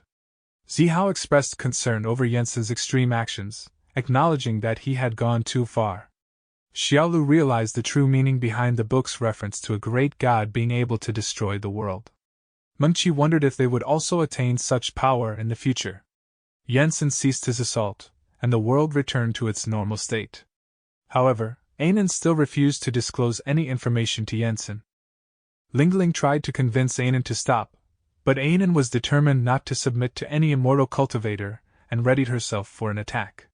Mengqi pointed out that based on Yensen's character, he might cease his actions if Ainan revealed the location of the heavenly realm. Xiaolu referenced a book that described demons as skilled fighters with a rebellious nature, desiring world domination and force is not enough to subdue them. Ainan decided to direct her attack towards herself, choosing death over revealing any information to Yensen. Lingling made the same choice and prepared to follow Ainan's path. However, Lingling noticed that Yensen's aura indicated he was at the nascent soul realm, a higher level of cultivation. Yensen then used the power of time reversal, sending time back to when Ainan was still alive. Ainan questioned how she could remember being dead. Lingling realized that Yensen possessed the law of the void immortal, enabling him to manipulate time. Yensen clarified that he would not let them die until he learned the location of the heavenly realm, warning that self-inflicted harm would only amplify the pain upon revival. Lingling realized that in front of real power, they couldn't die even if they wanted to. Yensen then approached the shaking Ainan and read her memories. He discovered that 2 princesses of the demon tribe had been born as demon immortals. There were concerns about the demon race's eventual dominance, and the power of these immortals to wipe out mortals. Major clans and cultivators were planning to kill them to obtain their soul pills, which granted immortality. Yensen witnessed Ainan and Lingling being attacked by cultivators who sought their soul pills. The 2 were saved by the spirits and their father, but as their guardians were overwhelmed, they jumped into a river and arrived in a foreign world. Yensen observed their struggles and growth on their journey, including their arrival on Earth. Ainan realized that Yensen had used the soul-searching technique without causing her harm. Yensen expressed frustration that Ainan didn't say that she knew nothing and caused trouble instead. Yensen angrily commands them to leave his presence, and expresses his strong desire to never see them again. Lingling questions if they are being allowed to leave. Yensen responds with disbelief, suggesting that if they want to stay, they must compensate for the damage they cause to public property. Guang Bai insists that they cannot allow them to escape. Lingling and Ainan successfully escape with the 2 monsters. Guang Bai expresses his concern about the severe consequences of letting them go, highlighting their overwhelming power compared to the king of grand monsters. He warns the Yensen about the potential future problems they may cause, citing their ability to easily destroy the planet. In response, Yensen asserts his capability to handle them if they pose a threat to the world. Guang Bai expresses his concern about the future, questioning what will happen when their time is over and the next generation faces adversaries who are much stronger. Jensen expresses his faith in his students and stated that he lived longer than them. This revelation surprises Guangbaye, who asks how Jensen has lived longer than them. Jensen simply states that it's because he is an immortal. Lingling and Ainen were surprised when they heard this. The monster hunting contest came to an abrupt end due to Jensen's powerful attack, causing the planet to deviate from its orbit and disrupting the flow of time. This event shocked the crowd and led the Alliance to cancel the contest for the next 10 years. The unexpected appearance of the Grand Demons during the contest caught everyone off guard, as they were only expecting lesser monsters and grand monsters to participate. A month later, statues of Guangbai and Jensen were erected to honor their roles in the incident. Jensen's reputation soared, making him the top superhero in the world. In the Tianxin sect, Lingling and Ainen watched Jensen closely. Lingling asked Ainen if Jensen was the emperor of the immortals. Ainen replied confidently, based on their previous battle, that Jensen's true cultivation was mostly concealed. Lingling expressed her fear of his power. Ainen stated that they would find out today whether they could become his disciples or not. Lingling reminded Ainen of their vow to never show weakness to a human immortal, even if it meant death. Ainen acknowledged Jensen's extraordinary power, surpassing even the Supreme Exalted One. Lingling questioned the purpose of hiding if Jensen was so formidable. Ainen assured her that they were insignificant to him, and he wouldn't bother with them. Lingling expressed fear and hesitation about approaching Jensen. Ainen dismissed her fears, stating that Jensen wouldn't harm them simply because they were demons. Lingling and Ainen entered Jensen's room but were quickly ejected from the building before they could say anything. They landed in a garbage truck, grateful to have survived. Despite the setback, they persisted in following Jensen but soon fell into one of his traps. Jensen warned them to stop following him. Lingling and Ainen returned dejected after the rejection by Jensen. Time passed, and the school resumed after the holidays. Jensen addressed the students, urging them to focus on their studies and strive to become immortals. He introduced new textbooks containing information about herbs in the heavenly realm, challenging the students to memorize all 480 billion herbs within the next 10 years. The students were stunned by the daunting task ahead. Jensen welcomed them to the second lesson of his immortal cultivation class, which focused on alchemy. Jensen addressed the students, assuring them that learning about herbs was just the beginning of their journey. He emphasized that alchemy was a lengthy process, and urged them not to be impatient. He explained that in the world of immortal cultivation, becoming a supreme alchemist required nearly 100 years of dedicated study, and very few succeeded. Jensen highlighted the significance of alchemists, stating that they held great power and influence, comparable to a large country.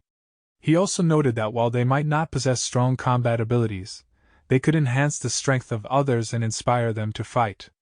Jensen provided the students with a tailored herb collection and assured them that he would teach them individually on recognizing, growing, and cultivating herbs.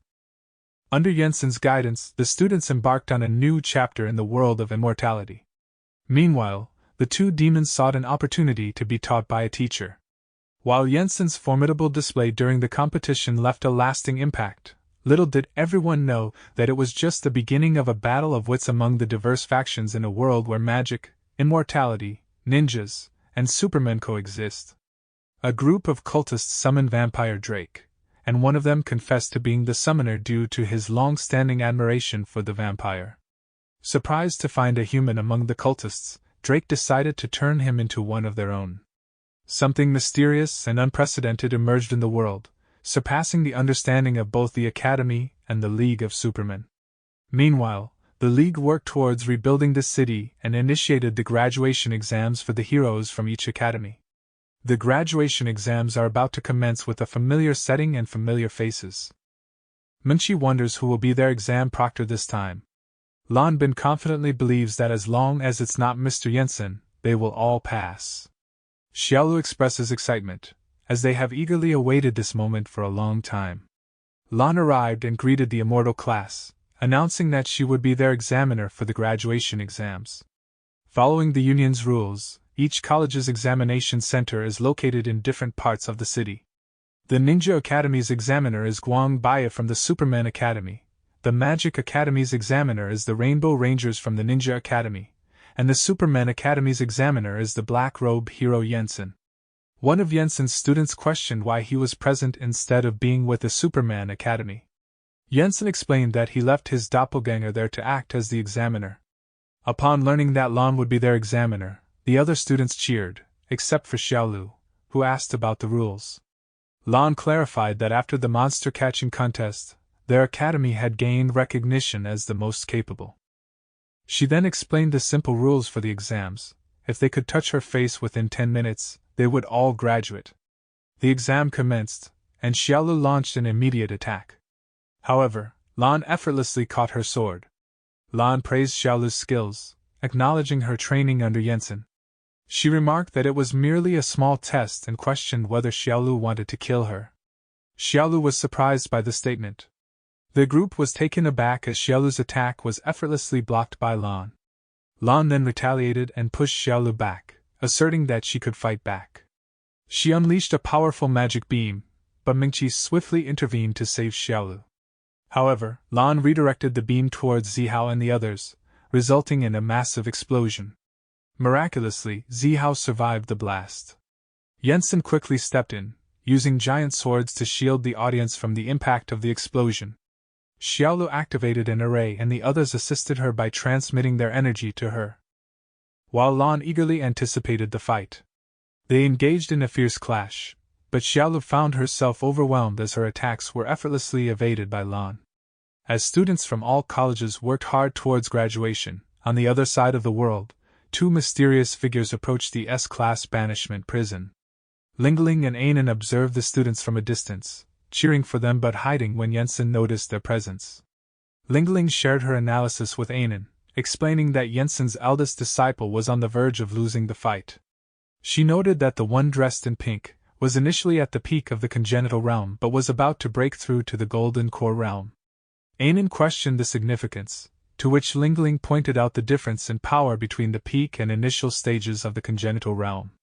Ainen suggested that Xiaolu could summon the Spirit King, but Lingling clarified that the opponent would need to allow her to set up the summoning formation first.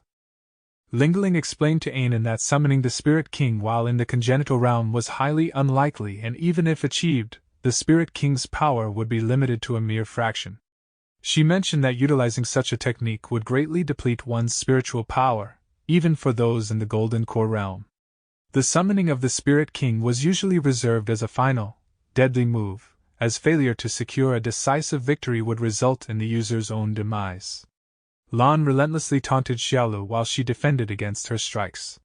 Xiaolu attempted to use the chi-forming dragon technique, but Lan swiftly appeared behind her and forcefully knocked her to the ground. To prevent an explosion, Lan unleashed her full power, nullifying the potential blast.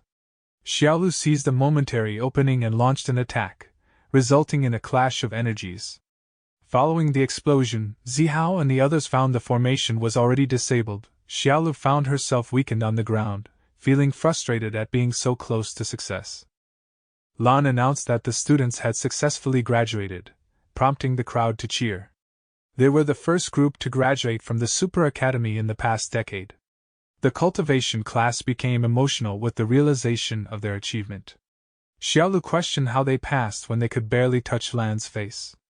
In response, Lan explained that when they were able to make her use her ultimate move, it signified their readiness to graduate. She encouraged the four of them, stating that together they could defeat most professional heroes within the top 10 rankings. She urged them to aim for the top 10 in the world and to work hard without limitations. She had faith that they would eventually surpass her in strength. Xiaolu couldn't help but ponder the situation.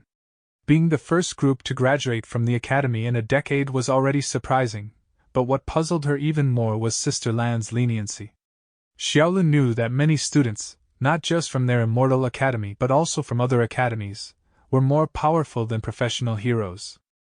Sister Lan, renowned as the king of assessment, had a reputation for strictness and unwavering rules. It left Xiaolu wondering why Sister Lan had shown them favor and deviated from her usual approach. The four students proudly presented their graduation certificates to Jensen, but he took them away, promising to return them only when they became true immortals. Jensen reminded them that, despite their graduation in this world, they were still in the early stages of their journey in his world. He urged them to continue practicing diligently. Zihao couldn't help but cry, realizing that their true graduation might be delayed by hundreds or even thousands of years. However, Xiaolu had a different perspective. She no longer felt enticed by the idea of graduating as a hero, having been enlightened on the path of a cultivator. As the four students shared their perspectives, Jensen observed them with interest. The graduation examination had come to an end, but it didn't bode well for the other academies. Both the Magic and Ninja Academies experienced consecutive failures, while the Superhero Academy set a record for the fastest failure in a century. This event would be remembered in the history of school examinations. The young immortals returned to school, where they embarked on a 10,000-year journey of cultivating the land. Jensen emphasized the importance of starting from the basics, stating that alchemy relied on herbs, and herbs required proper cultivation through farming. He mentioned the time-consuming process of understanding the age and color of medicinal herbs, emphasizing the need for patience and extensive learning. Jensen identified the disguised students, Ainen and Lingling, and promptly threw them out. Zihao questioned their identities and motives, but Jensen admitted that he didn't have the answers. Keshin received praise from her fellow students after successfully cultivating the most challenging herb. She expressed her surprise and lack of understanding about the outcome, mentioning that she could recall the knowledge of thousands of herbs and even grow some without relying on books. In contrast, the other students struggled to achieve similar success. Xiaolu grew increasingly frustrated with her unsuccessful attempts at cultivating plants, having failed 110 times. On the other hand, Zihao and Lan Bin held on to hope and prayed for their plants to thrive. Jensen, pleased with the overall progress of his students, noticed that Mingqi seemed concerned. A few days later, the class gathered to celebrate Mingqi's birthday, despite her previous declaration against having parties. One student inquired about Mingqi's age, but another student quickly warned him not to ask, as both Mingqi and Xiaolu had become sensitive about their age since embarking on their immortal paths unbeknownst to them. Mingqi overheard their conversation and felt an urge to beat up her classmates, and she expressed dislike for birthday parties. Xiaolu questioned why Jensen wasn't invited to the party, and another student explained that they had extended the invitation 2 days prior, but Jensen had been away on a trip. When someone arrived at the door, Mingqi eagerly opened it, hoping it was Jensen, but it turned out to be members from the Superman, Magic, and Ninja Academies, adding liveliness to the celebration. Feeling disappointed, Mingqi left the party and vowed never to have another birthday celebration. However, her surprise grew when she spotted Jensen, who had returned. He presented Mingqi with a sword and instructed her to follow him. Jensen led Mingqi to an open field and then took her into space, where he planned to teach her a unique sword technique of the Tenjin clan. He emphasized that he would demonstrate it only once. He explained that in the immortal world, members of the Tenjin clan were skilled assassins who focused solely on cultivating their immortality through a specific system. They prioritized swordsmanship and possessed exceptional abilities, such as the ability to kill from a distance of 10,000 miles with their eyes closed. Their divine senses allowed them to sense and predict enemy movements and attacks. During the training session, Jensen demonstrated an extraordinary technique by effortlessly slashing down a mosquito and even cutting it down to a subatomic level. Lingling and Ainen, who observed from below, were left astounded by the display of skill. Mingqi couldn't comprehend how such a feat was possible.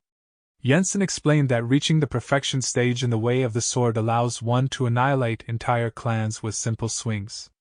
He introduced the concept of sword cultivation, which encompasses different stages such as sword chi, sword power, sword intent, sword domain, and sword path. The deeper one's comprehension, the sharper their sword becomes, enabling them to cut down more adversaries. Recognizing Mingqi's exceptional talent and understanding of various techniques, Jensen deemed sword cultivation to be a suitable path for her. He then gave her his sword and the technique. Mingqi was taken aback by Jensen's gesture of giving her the sword as a gift. Jensen then returned them to Earth and greeted her with a happy birthday before suggesting they go back. Mingqi was left feeling surprised and grateful for the unexpected present. In recent news, it has been reported that a mysterious phenomenon has occurred worldwide, causing the sudden disappearance of all mosquitoes. This unusual event has caught the attention of both the public and heroes alike, leading to investigations in an attempt to unravel the mystery. However, as of now, no significant clues have been found to explain this perplexing occurrence. Wu Mingqi, the class monitor, reflects on the remarkable power of her teacher's light sword, which was capable of eliminating a species from a distance of over 300,000 kilometers away on the moon. Inspired by this display of strength, Mingqi realizes that she has much to learn and a long journey ahead of her in her own cultivation. Drake and his group effortlessly defeated a top 10 god-level hero, dismissing him as insignificant. Emboldened by their victory, Drake's followers anticipate his imminent rise to power and dominion over the world. However, they were interrupted by the arrival of two mysterious figures who commend Drake's bravery for deciding to be a villain in this world. They declare their mission to rid the world of scum, including individuals like Drake. 001 suddenly woke up and felt something bad was happening. Lingling asks Anan if she understood anything from their master's sword techniques. Anan admits that she didn't understand anything. Lingling finds it strange that there is no one around despite it being daytime. Lingling and Anan encounter the super ancient hero 003, who identifies them as intruders in the immortal world. Lingling realizes that 003 is aware of their presence. Anan questions 003 about its understanding of human language and asks for its identity. 003 revealed its humanoid form to Lingling and Anan. Meanwhile, at the headquarters, the president detected an energy source resembling that of 001 and suspected it to be originating from a super ancient hero. Another super ancient hero arrived and offered assistance to 003, but 003 declined and attacked Lingling and Anan, resulting in a powerful explosion. 001 identified the source of the explosion as 003. The impact of the explosion reached the Cultivation Academy, but Jensen instructed his students to focus on farming the land, stating that the events happening outside were not their concern. Lingling and Anan found themselves in an unfamiliar place and realized that the previous event was not an explosion, but a nuclear-powered restricted field. Pink asked 001 about it, and 001 explained that it is a high-density nuclear explosion that compresses space into a flat surface, which is a unique power possessed by 003. Lingling and Anan successfully escaped from 003's grasp and launched powerful attacks against him. The other super ancient hero mocked 003 for rejecting her assistance. Anan declared that they are not to be underestimated. 003 was impressed by their strength and acknowledged their abilities. The other super ancient heroes held a discussion about the situation and expressed confidence in 003's abilities.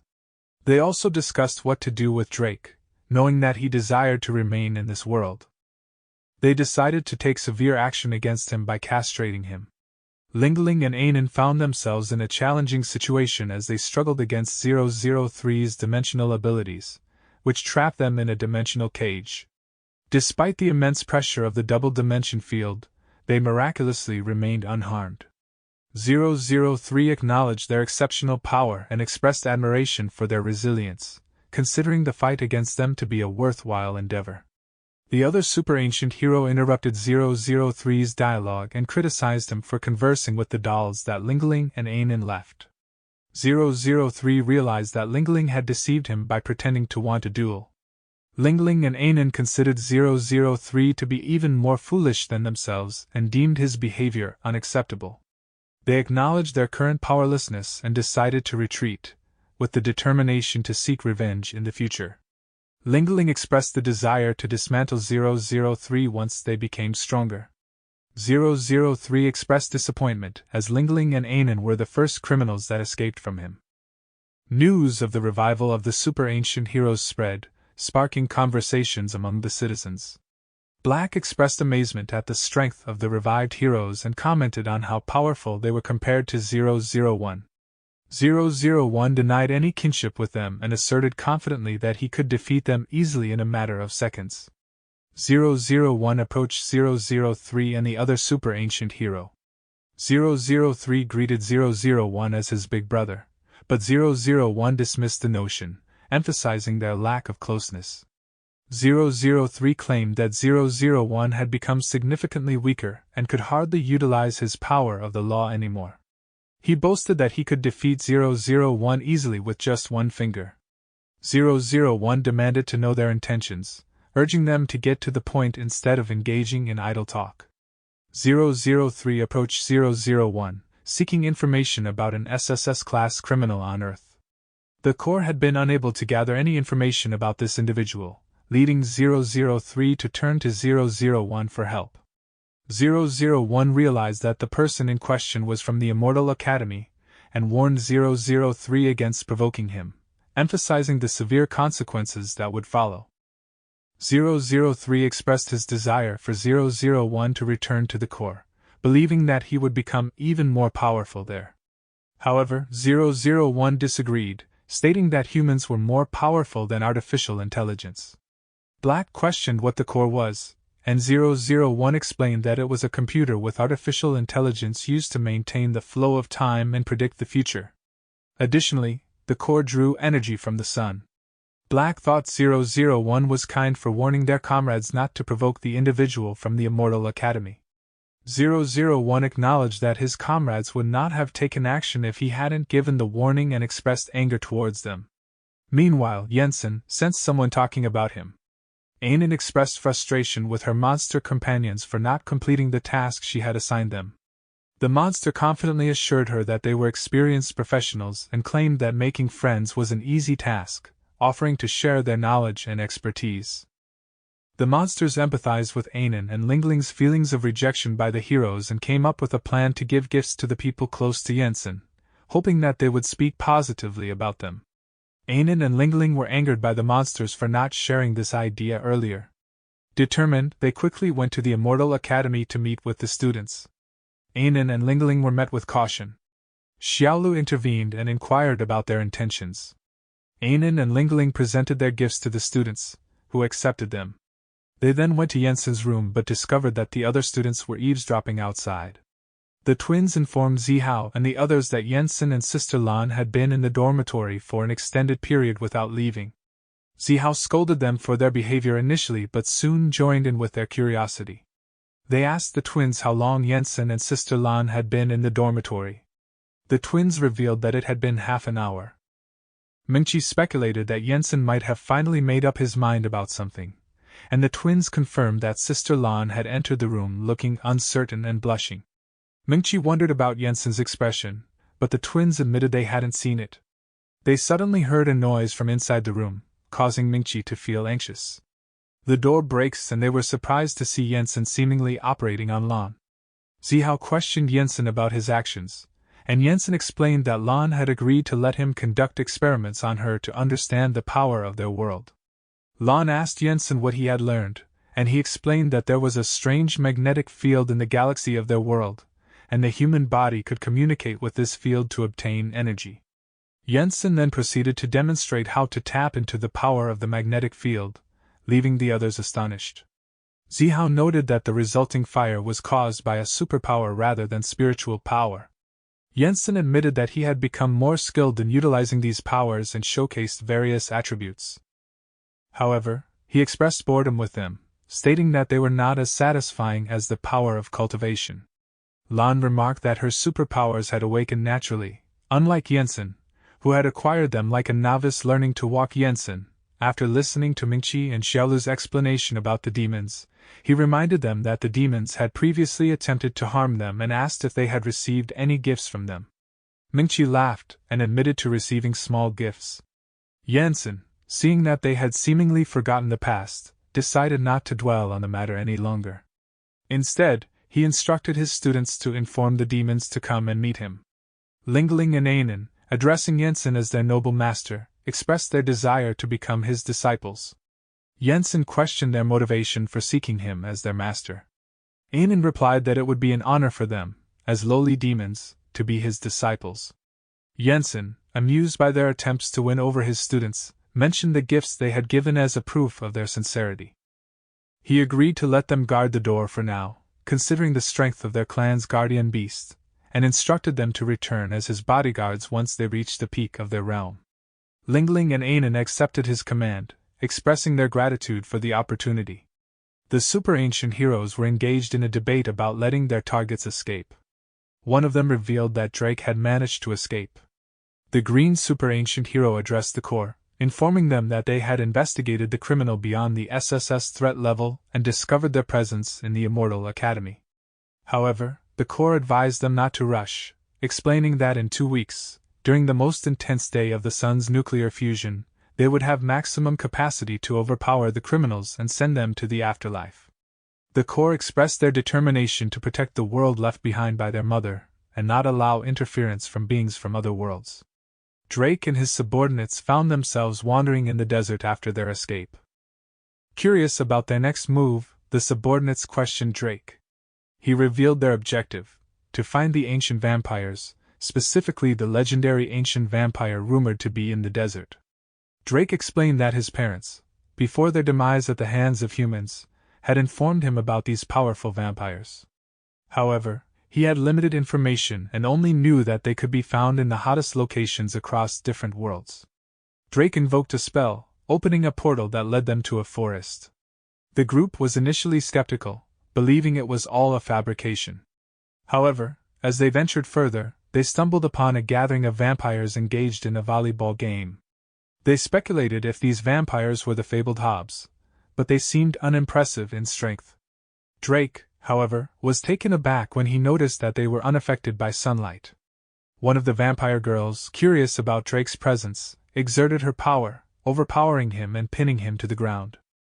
In that moment, she realized they shared the same lineage.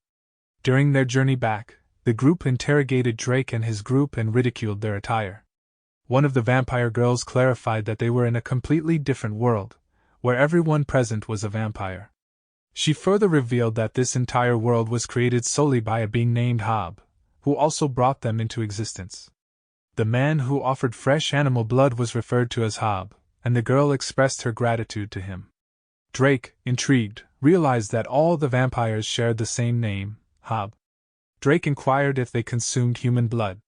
The other girl explained that they abstained from human blood, as it diminished their abilities.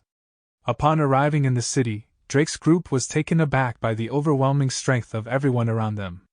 Drake then proceeded to explain their situation on Earth to the Hob group. The Hob girls were familiar with the colorful robots and considered them their enemies. Shades Hob shared the history of their conflict with the robots, recounting how they reached a resolution where the robots retreated into the sun while the Hob returned to their world, resulting in no further conflicts. Drake, emotionally distraught, revealed the mistreatment he endured at the hands of the robots, including being captured and nearly castrated.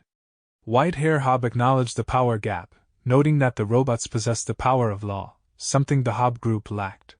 Shades Hob specifically mentioned the formidable entity, 001, who could handle 5 hobo elders. Drake expressed his awe at their strength. Yellow Hair Hob mentioned the problematic nature of the Core, an artificially intelligent computer with mastery over multiple laws. Shades Hob reassured Drake, emphasizing that as vampires and allies, they had every right to stand up against the robots, since the agreement had been broken. Drake inquired if the Hobbs could make decisions within their family. Black Hair Hob confirmed their freedom, stating that they were the last 6,073.5 million vampires that Hob loved the most. Drake then questioned their destination, to which Shades Hob replied that they were headed to the house of the Third Elder, the only vampire in their clan with the ability of future telling. Drake expressed astonishment at the concept of future telling, and Shades Hob explained that whenever they ventured beyond their world, they sought the Third Elder's predictions to determine if their journey would be successful. Drake marveled at their power and asked if such vampires existed in the world. Whitehair Hob affirmed that the 3 elders held the utmost respect within their clan. Upon their arrival, the Hobbs greeted the Third Elder. The Third Elder questioned if they were ready to depart from the Hob world since they had come to see him. The Black Hair Hob agreed, acknowledging the Elder's accuracy. The Third Elder warned the Hob not to act solely based on Uncle Hwa's affection for them, and not to flatter her excessively. Drake's subordinate questioned the Third Elder's supernatural nature, unsure if they were a vampire or a wizard. The Yellow Hair Hob explained that the Third Elder had previously served in the Magical Academy, and had decided to become a vampire after witnessing the impressive abilities of Hobo. The Black Hair Hob then requested the Third Elder's assistance in predicting the future. The third elder agreed and they began the process. The third elder laughed and remarked that the situation was excellent. She mentioned that the Big Brother, Super Ancient Hero 001, had already severed ties with his brothers and had become incredibly weak. This news boosted the Hobbs' morale, and they felt assured of their victory. The third elder confidently stated that there was no need for them to take action, as someone else would handle the situation, ensuring that not even a single problem would remain. The third elder became terrified as she couldn't foresee the future of a particular man she had encountered. She was left wondering about his identity. In the following scene, everyone mourned the death of the third elder. The first, second, and fourth elders arrived and inquired about the circumstances surrounding her demise. The yellow-hair hob explained that the previous night, they had sought the third elder's guidance regarding their journey beyond the world. However, unexpectedly, the third elder uttered the question, "Who is he?" and then met a violent death. During the burial ceremony, Hooper, the creator of their world, appeared and sought an explanation for the tragic event. The hob proceeded to recount the events that transpired leading up to the third elder's untimely demise. Black Hair Hob asked Hooper about the cause of the third elder's death. Hooper revealed that she had been scared to death. He then inquired if she had left anything behind. The Black Hair Hob shared that before her death, the third elder had managed to write down 4 words with her last breath: Immortal Academy. The hob expressed confusion regarding the meaning of these words. Drake chimed in, mentioning that they might have some knowledge on the matter, as there existed an immortal academy in the world they had just come from. He suggested that this could be what the third elder was referring to. The remaining elders expressed their desire to seek vengeance for the third elder's death. Meanwhile, one of the elders addressed Hooper, asking for an explanation of the events. Hooper responded, stating that in the world they were discussing, there resided a god. During this period, the world was in turmoil as vampires, super ancient heroes, and different academies began to emerge, creating chaos. Jensen, however, desired a peaceful and quiet life, but the circumstances prevented him from simply enjoying his tea at home as he had hoped. Xiaolu engaged in a spar with the demon spirit, who provided her with valuable guidance on her cultivation. Meanwhile, Zihao and Lanbin felt frustrated as they struggled to catch up with Xiaolu's level of cultivation. Minchi pointed out that their lack of progress was due to skipping training sessions. Lanbin questioned Minchi's actions, to which she replied that she was meditating. Zihao commented that even the class monitor hadn't reached the pinnacle of the qi refinement state, but at least Xiaolu was still on the same level as them. Mingqi warned Lanbin and Zihao to keep quiet if they didn't want to face consequences. The intimidating statement scared the two. However, the monsters present comforted Zihao and Lanbin, offering support. Meanwhile, Ainen and Lingling, taking their roles as gatekeepers seriously, threatened anyone who approached the academy. The Hobbs arrived on Earth, and the Corps promptly alerted the super ancient heroes. The Blue Ancient expressed surprise at the reminder of their existing rivals, while the Pink Ancient expressed their dislike for them. The Yellow Ancient questioned their intentions, and the Green Ancient acknowledged that their presence was not favorable. The Pink Ancient raised the topic of dealing with other deportees, but the Corps dismissed them, emphasizing the need to focus on the Hobbs instead. The Hobbs decided to train junior vampires and assigned a guardian for the portal. Yellow Hair Hob reminded Drake about the power-boosting serum provided by Hooper. Yellow Hair Hob then issued a strong warning to the other academies, asserting the superiority of the Vampire Academy as the top contender. Yellow Hair Hob questioned Drake about their previous plan, to which Drake replied, "Conquering the world!" Yellow Hair Hob, disapproving of the idea, physically reprimanded Drake, expressing disbelief that they still harbored such ambitions at their age. Yellow Hair Hob emphasized the importance of having intelligence, and mocked Drake for lacking it. Drake then inquired about their new course of action. Yellow Hair Hob proposed opening their classes and spreading their system worldwide, aiming to establish the belief and trust in their vampire family as their ultimate goal. Yellow Hair Hob acknowledged the presence of 2 formidable rivals, the Immortal Academy and the Ninja Academy with their formidable broken mecha. They highlighted the need for vengeance against the Immortal Academy for killing the Third Elder, anticipating that these rivals might already be aware of their presence and consider them enemies. Yellow-Hair Hob emphasized the likelihood of becoming the primary target and stressed the importance of devising a plan to confront and overcome the super-ancient heroes as a priority.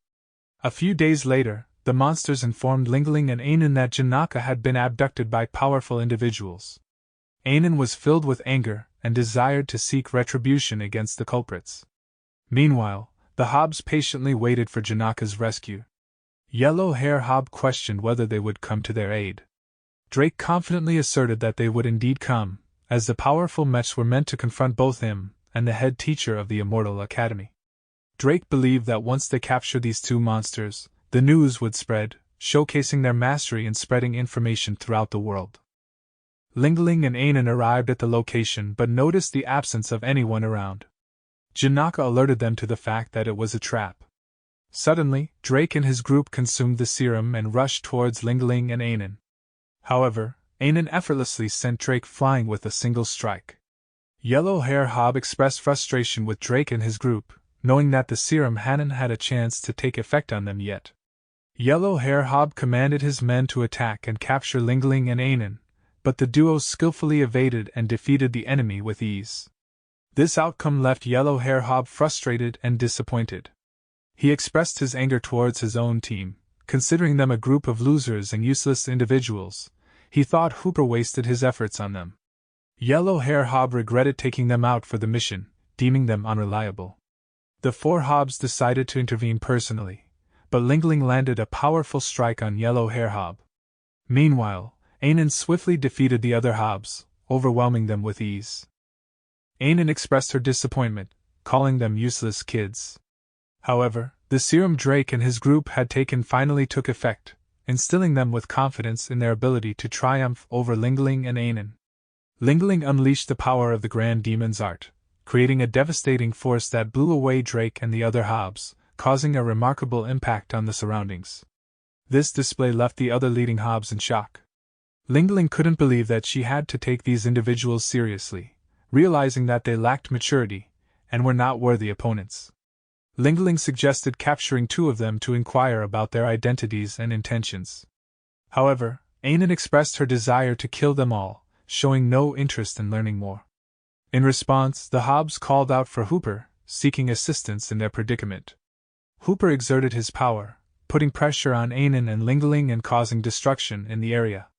He then transported the two individuals to his own world. The Elder inquired whether they were dead, to which Hooper responded that they were merely in a temporary coma and possessed stronger bodies than expected, making them difficult to kill easily.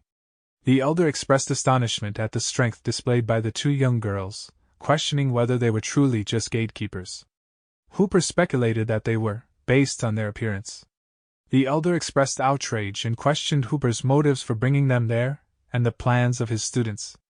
Hooper revealed that his students intended to frame the super-ancient mechs for the kidnapping, instigating a conflict between the two factions to exploit the situation for their own gain. The Elder chuckled and commended Hooper's students for their clever plan. He was eager to see the mechs be trapped in their scheme, unable to escape. The Hobs opted to operate covertly for the time being.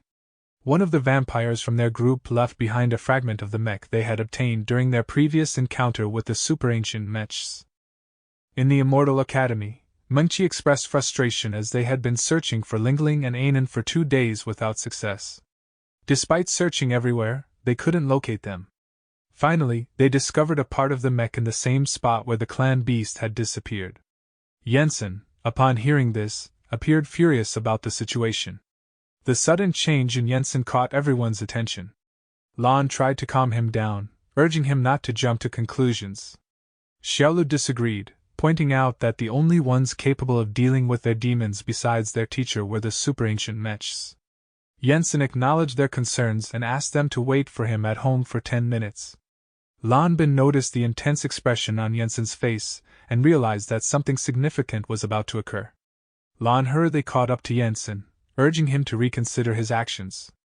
Lan reminded Jensen that as the hero of their world, he had a responsibility to rebuild their clan, and shouldn't engage in destructive behavior.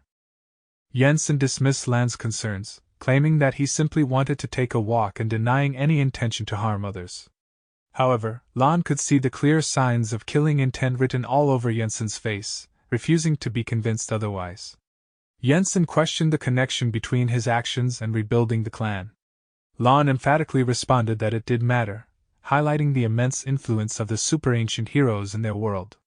He explained that the heroes had been revered for centuries, having saved the world numerous times, and were now seen as champions of justice. On the other hand, the demons were still perceived as monstrous beings. Lon warned Jensen that if he fought against the heroes due to his association with the grand demons, he would be viewed as the villain. She suggested knowing someone who could help resolve the situation. Jensen arrived at the Ninja Academy, causing fear among the Rainbow Rangers who witnessed his approach. Yellow expressed confusion about his presence, stating that while the super-ancient heroes belonged to their academy, taking his pets was unrelated to them. However, 001 reassured them, suggesting that if Jensen intended harm, he could have easily wiped out the academy. He believed that Jensen's purpose wasn't to kill them but had another motive. The mech charged up by harnessing the power of the sun, preparing themselves for an imminent battle. 003 expressed his anticipation for this day, eager to confront the Hobbs.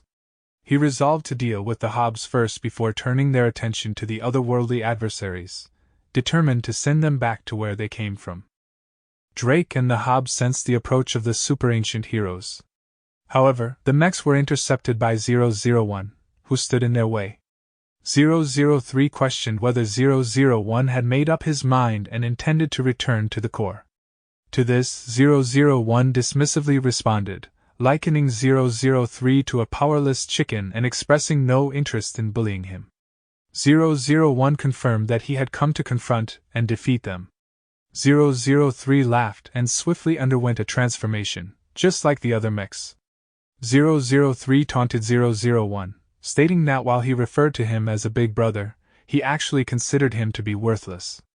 001 then asked the final question, inquiring if they were the ones who had taken the two gatekeeper pets of the Immortal Academy.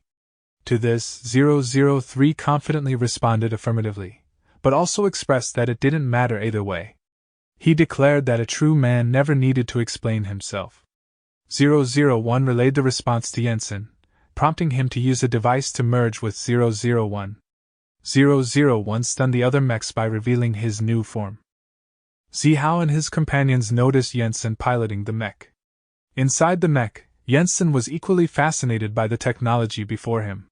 Red exclaimed in astonishment at the newfound power and transformations of the mech, noting that there weren't such enhancements when they drove 001. Drake recognized the mech as the one capable of taking on 5 Elder Hobbs single-handedly. Yellow Hair Hob confirmed that it was indeed the same formidable force they had encountered before. 003 reassured the others, stating that they had no reason to fear 001, even though he had regained his strength. They reminded each other that the current day was an exceptionally powerful day of solar nuclear fusion radiation, making them several times stronger than usual. Additionally, their years of training had prepared them to face any challenge, making defeat unlikely. 001 struck 003 with a powerful blow, sending him hurtling through space, crashing into the moon and then into Mars. In a display of immense strength, 001 hurled a sword, causing the moon to collide with Mars. The audience was filled with fear and astonishment at the devastating display of power. Zihao questioned how Jensen was able to control the mecha. The blue mech tried to reassure everyone and that they still had a chance to win. 001 swiftly closed the gap between him and the blue mech, leaving the latter astonished. The blue mech expressed disbelief at how 001 could move silently over such a vast distance of several hundred kilometers. Blue mech launched an attack, but to no avail as 001 remained unaffected. The green mech joined the fight, criticizing the blue mech for being too fearful.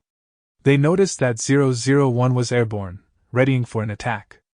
The green mech grew concerned, fearing it could be a decisive move. In response, 005 utilized his power of fire law to activate an absolute defense barrier. However, 001 unleashed a devastating spirit art that not only sent the other mechs flying but also created powerful shockwaves that reverberated across the world. The core emerged suddenly, inquiring if 001 had found a new host. 001 confirmed, stating that he would now be under the new host's command. The core merged with the other mechs, and 001 requested additional energy from Jensen, who complied. Transformed into a dragon, 001 confronted the core, feeling invincible with the boundless energy coursing through him. Both the core and 001 readied a powerful attack and unleashed it, resulting in a colossal explosion that melted the Arctic ice, transforming it into a desert. The melting of the Antarctic ice caused a rapid rise in sea levels, leading to widespread floods in coastal cities. Natural disasters such as storms intensified, resulting in the extinction of numerous species. If the issue is not addressed promptly, the oceans will face irreversible damage, and the Earth will gradually enter an ice age. The core and 001's intense battle extended beyond the confines of the galaxy, alarming the extraterrestrial beings residing on various planets. Drake and the Hobbs were pleased to witness this, believing that the adversaries were reaching their limits.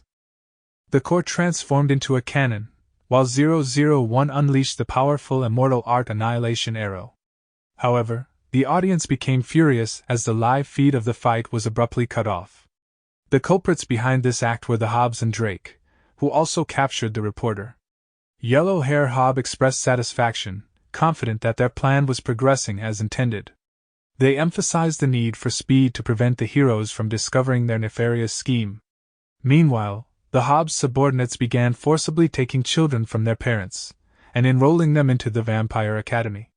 At the Superman League headquarters, the secretary urgently reports to the chairman about a sudden emergence of kidnappers who are targeting children worldwide. Alarmed, the chairman inquires about their appearance.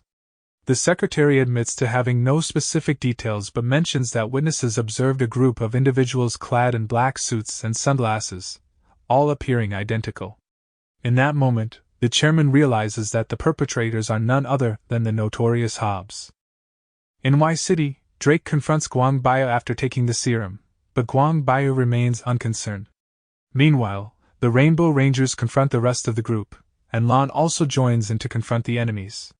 Lon boldly states that there seems to be a connection between the abduction of the two demons from the Immortal Academy and their group. In an urgent situation, the secretary informs the chairman about the immense danger posed by the Hobb family. The chairman declares a red alert and seeks information on the situation. The secretary reports that the Hobb family is actively kidnapping children worldwide, and despite the efforts of the top 10 heroes, they are unable to contain the enemy's onslaught. Concerning other professional heroes, the secretary reveals that many of them are residing in their homes due to fear of being mistakenly targeted for the disappearance of the Immortal Academy pets. The chairman expresses frustration and disbelief at the lack of action from others. He demands a new broadcast to inform them of the situation and calls them out for their cowardice. White Hair Hobb expresses concern about potential retaliation from their adversaries. Yellow Hair Hobb reassures White Hair Hobb by explaining that they have taken precautions to prevent the heroes from escaping. Extra locks have been added to their locked doors, and poison has been deployed as a deterrent that will incapacitate them for a significant period of time. The chairman was frustrated that no heroes arrived after half a day. Yellow Hair Hobb orders the execution of the second plan, instructing the remaining individuals to divide into 4 groups. Their objective is to head to the southeast and northwest regions, gathering all the captives and delivering them to Yellow Hair Hobb for further action. The Superman Academy arrives and immediately confronts Yellow Hair Hobb's group, effectively blocking their progress. Yellow Hair Hobb sarcastically acknowledges their presence, remarking that it coincides perfectly with their own plans. The Immortal Academy is approached by the Superman League for assistance, but Xiaolu rejects the request, emphasizing that they are not heroes.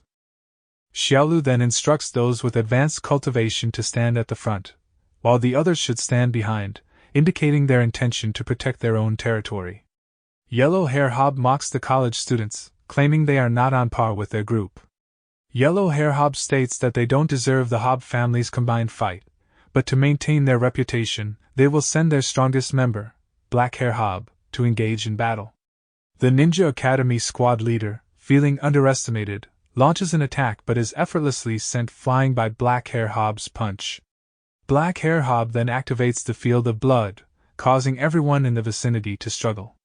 Yellow Hair Hobb explains that the ability can manipulate the temperature and flow of one's blood, possessing half the power of the law. The chairman receives news that the efforts of the Superman, Ninja, and Magic Academy have been unsuccessful in stopping the Hobbs. Subsequently, the Hobbs arrives at the Immortal Academy.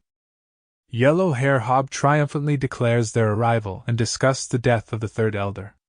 They believe that after eliminating this academy, no force will be able to hinder their advance. Noticing the absence of any opposition, the Hobbs perceive the Immortal Academy as a group of cowards. Unbeknownst to them, the others were leisurely relaxing inside. Suddenly, Ming-Chi launches a surprise attack from a distance, causing damage to Yellow Hair Hob and everything in its way. Lan Bin expresses astonishment at Ming-Chi's newfound strength. Ming-Chi delivers a stern warning, asserting that they are not capable of challenging the authority of their teacher. Yellow Hair Hob curses the Immortal Academy for their sneaky attack. White Hair Hob inquires about their next course of action, suggesting that they simply trespass. However, Yellow Hair Hob clarifies that their purpose is to engage in combat and demonstrate the superiority of their academy. They express concern about potential traps due to the Immortal Academy's history of sneak attacks. Yellow Hair Hob issues a challenge to the Immortal Academy, urging them to come out and fight fair. In response, Zihao swiftly appears and delivers a powerful attack, sending Yellow Hair Hob flying. The other Hob accuses Zihao of another sneak attack. White Hair Hob retaliates, but Zihao realizes that she possesses greater strength. Just as the situation escalates, Xiaolu arrives and intercepts White Hair Hob's attack. Black Hair Hob attempts to activate Blood Field, but Ming-Chi intervenes and warns them that they are in the wrong territory. The chairman acknowledges that they were unable to establish communication with these cultivation classes, but now they are engaging in the battle independently. The secretary concludes that the Hob family intentionally provoked them. Yellow Hair Hob and Black Hair Hob regain their composure. Yellow Hair Hob taunts their opponents, remarking that they aren't as powerful as they thought. They point out that aside from the two women, there seems to be no significant difference in power among the ninjas and the rest of the group. Zihao agrees with Yellow Hair Hob's observation but challenges their assumption that those who cultivate immortality rely solely on physical strength to fight. Zihao demonstrates by utilizing a talisman, specifically the body-enhancing talisman.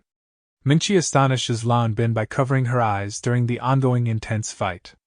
The battle rages on, and Xiaolu unleashes the fatal formation, causing multiple swords to descend and impale the Hob group.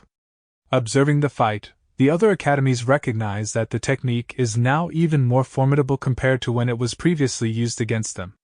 Yellow Hair Hob angrily insults the Immortal Academy, calling them shameless and using derogatory terms. Xiaolu takes offense to the insult directed at their teacher and sternly reprimands Yellow Hair Hob, instructing them to keep their mouths shut. Xiaolu readies a potent attack, taunting the Hobs in the process. Xiaolu unleashes the attack. White Hair Hob steps forward and intercepts the attack, pushing the other Hobs away from the attack. Yellow Hair Hob is left terrorized by the formidable power of the attack. The onlookers are astounded when they witness White Hair Hob's body swiftly regenerate. Yellow Hair Hob acknowledge that they as Hob vampires admit that despite their fear of pain, they possess immortality. They reveal that Seven's recovery speed is hundreds of times faster than their own. Yellow Hair Hob acknowledges the immense destructive power of Xiaolu's attack, noting that it would have taken them days to recover if not for Seven's intervention. With a begrudging respect for the Cultivation Academy's strength, Yellow Hair Hob declares that it is now time to bring the battle to its conclusion. Seven engages in multiple clashes with Xiaolu, expressing admiration for her superior skills compared to the other students. Despite being evenly matched, Seven believes that Xiaolu is wasting her strength in their current confrontation. Xiaolu creates some distance after being pushed back by the intense exchange. Zihao and Lan Bin observe Xiaolu's apparent struggle in the fight. Yellow Hair Hob confidently taunts them, stating that their class monitor is likely finding it difficult to contend. They claim that Six, their most powerful member, possesses half the power of the law, making it unlikely for Ming-Chi to match up against her. To their surprise, they witness Ming-Chi overpowering Six, causing her to crash into a nearby building. Yellow Hair Hob questions Six about the power of her law. In response, Six reveals that she is unable to manipulate Ming-Chi's blood because it remains still. Zihao too marveled at the strength of sword cultivation as a profession. Xiaolu realizes that they have a sword cultivator among their ranks in the clan. The Hobbs make the decision to launch a coordinated attack, but Mingqi swiftly counters their every move with remarkable speed. Despite the combined efforts of 7 and 6, they are effortlessly overpowered by Mingqi's prowess. Yellow Hair Hob attempts an attack, but Mingqi skillfully evades, leaving Yellow Hair Hob perplexed by her ability to do so even with her eyes covered. Mingqi launches a devastating assault, slicing through everything within a wide radius. Xiaolu explains that the practice of sword cultivation allows one to anticipate the movements of others, and covering the eyes enhances perception in this regard. 6 unleashes her field of blood to its full potential. Yellow Hair Hob believes that 6's strength alone will not secure victory, suggesting that no matter how powerful 6 may be, it will ultimately be in vain. The Hobbs express their confusion as Mingqi suddenly disappears, leaving them wondering about her whereabouts. Unbeknownst to them, Mingqi has ascended to the realm of swords intent and is currently in space. Xiaolu is astonished by Mingqi's rapid progress, achieving this realm in just a few days. Mingqi readies herself for an attack, causing the Hobbs to sense imminent danger and scatter in different directions. Despite their attempts to evade, they are ultimately struck by Mingqi's devastating sword technique. The Hobbs are sliced into tiny particles, vanishing from existence in the world. Mingqi triumphantly reappears after successfully defeating the Hobbs, leaving the other students in awe of her extraordinary sword technique. Xiaolu expresses her surprise, realizing that the class monitor possesses the ability to unleash such power. Zihao, curious about Xiaolu's knowledge, asks if she is familiar with this sword technique. Xiaolu reveals that the class monitor had already shared the introduction to sword training and the sword manual provided by Jensen-sensei in the library. She chides Zihao for not reading the books, expressing her disinterest in further conversation with them. Hooper utilizes his power to restore his students, enabling them to regenerate and return to their original state. Zihao speculates that the technique used may be some form of resurrection. Mingqi expresses her disbelief, as she is certain that she had cut through the particles of the Hobbs, making their restoration seemingly impossible. Yellow Hair Hob finds relief and commends Hooper for his ability to restore them. Mingqi remains determined, stating her intention to cut them down once again. Yellow Hair Hob advises Mingqi not to waste her energy, acknowledging their defeat and conceding that they cannot surpass her. Yellow Hair Hob goes on to reveal that Hooper, their ally, had achieved the creator level shortly after returning to their world. Yellow Hair Hob implies that even if all the ancient heroes and 10 cores were to confront Hooper, they still might not stand a chance against him. To emphasize the futility of Mingqi's efforts, Yellow Hair Hob pushes her back, suggesting not to waste her energy. During the intense clash between 001 and the core, 001's attack proves to be stronger, overpowering the enemy. 001 confidently declares that humans are more powerful than artificial intelligence. However, the core appears with multiple cracks, indicating its weakening state. Growing impatient, Jensen abandons 001, causing him to revert to his previous form. Jensen then subdues 003 and demands to know the whereabouts of Lingling and Ainen. 003 denies any knowledge of Lingling and Ainen's whereabouts, claiming innocence. The blue mech suggests that besides them, the Hob family might be responsible for taking the pets, emphasizing that robots do not lie. 001 realizes that the blue mech is referring to the vampire family they have been battling for centuries. The blue mech concludes that the Hob family currently possesses significant power and could be responsible for the pet's disappearance.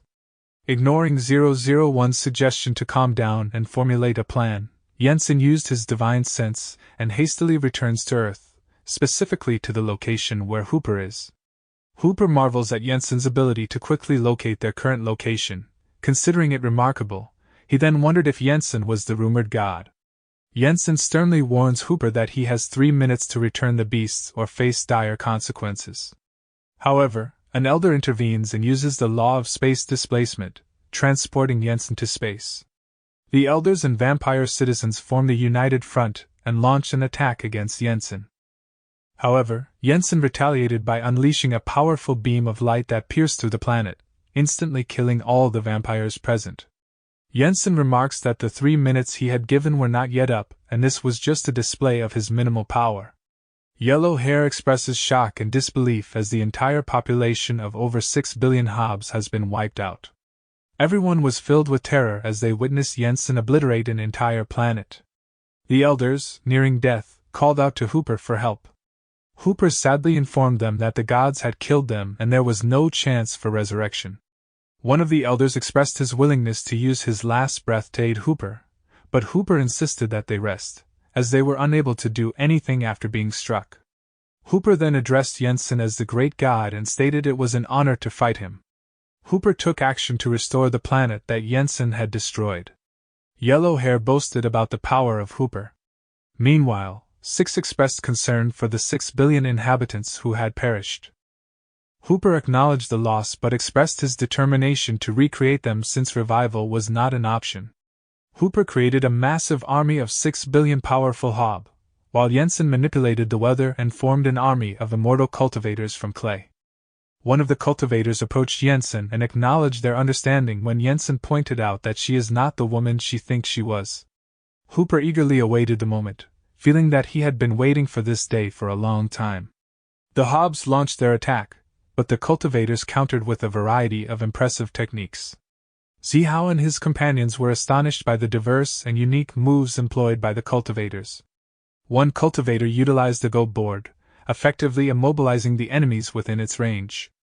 A cultivator showcased a sword technique similar to Mingqi's, but with even greater power, cutting through the planet itself.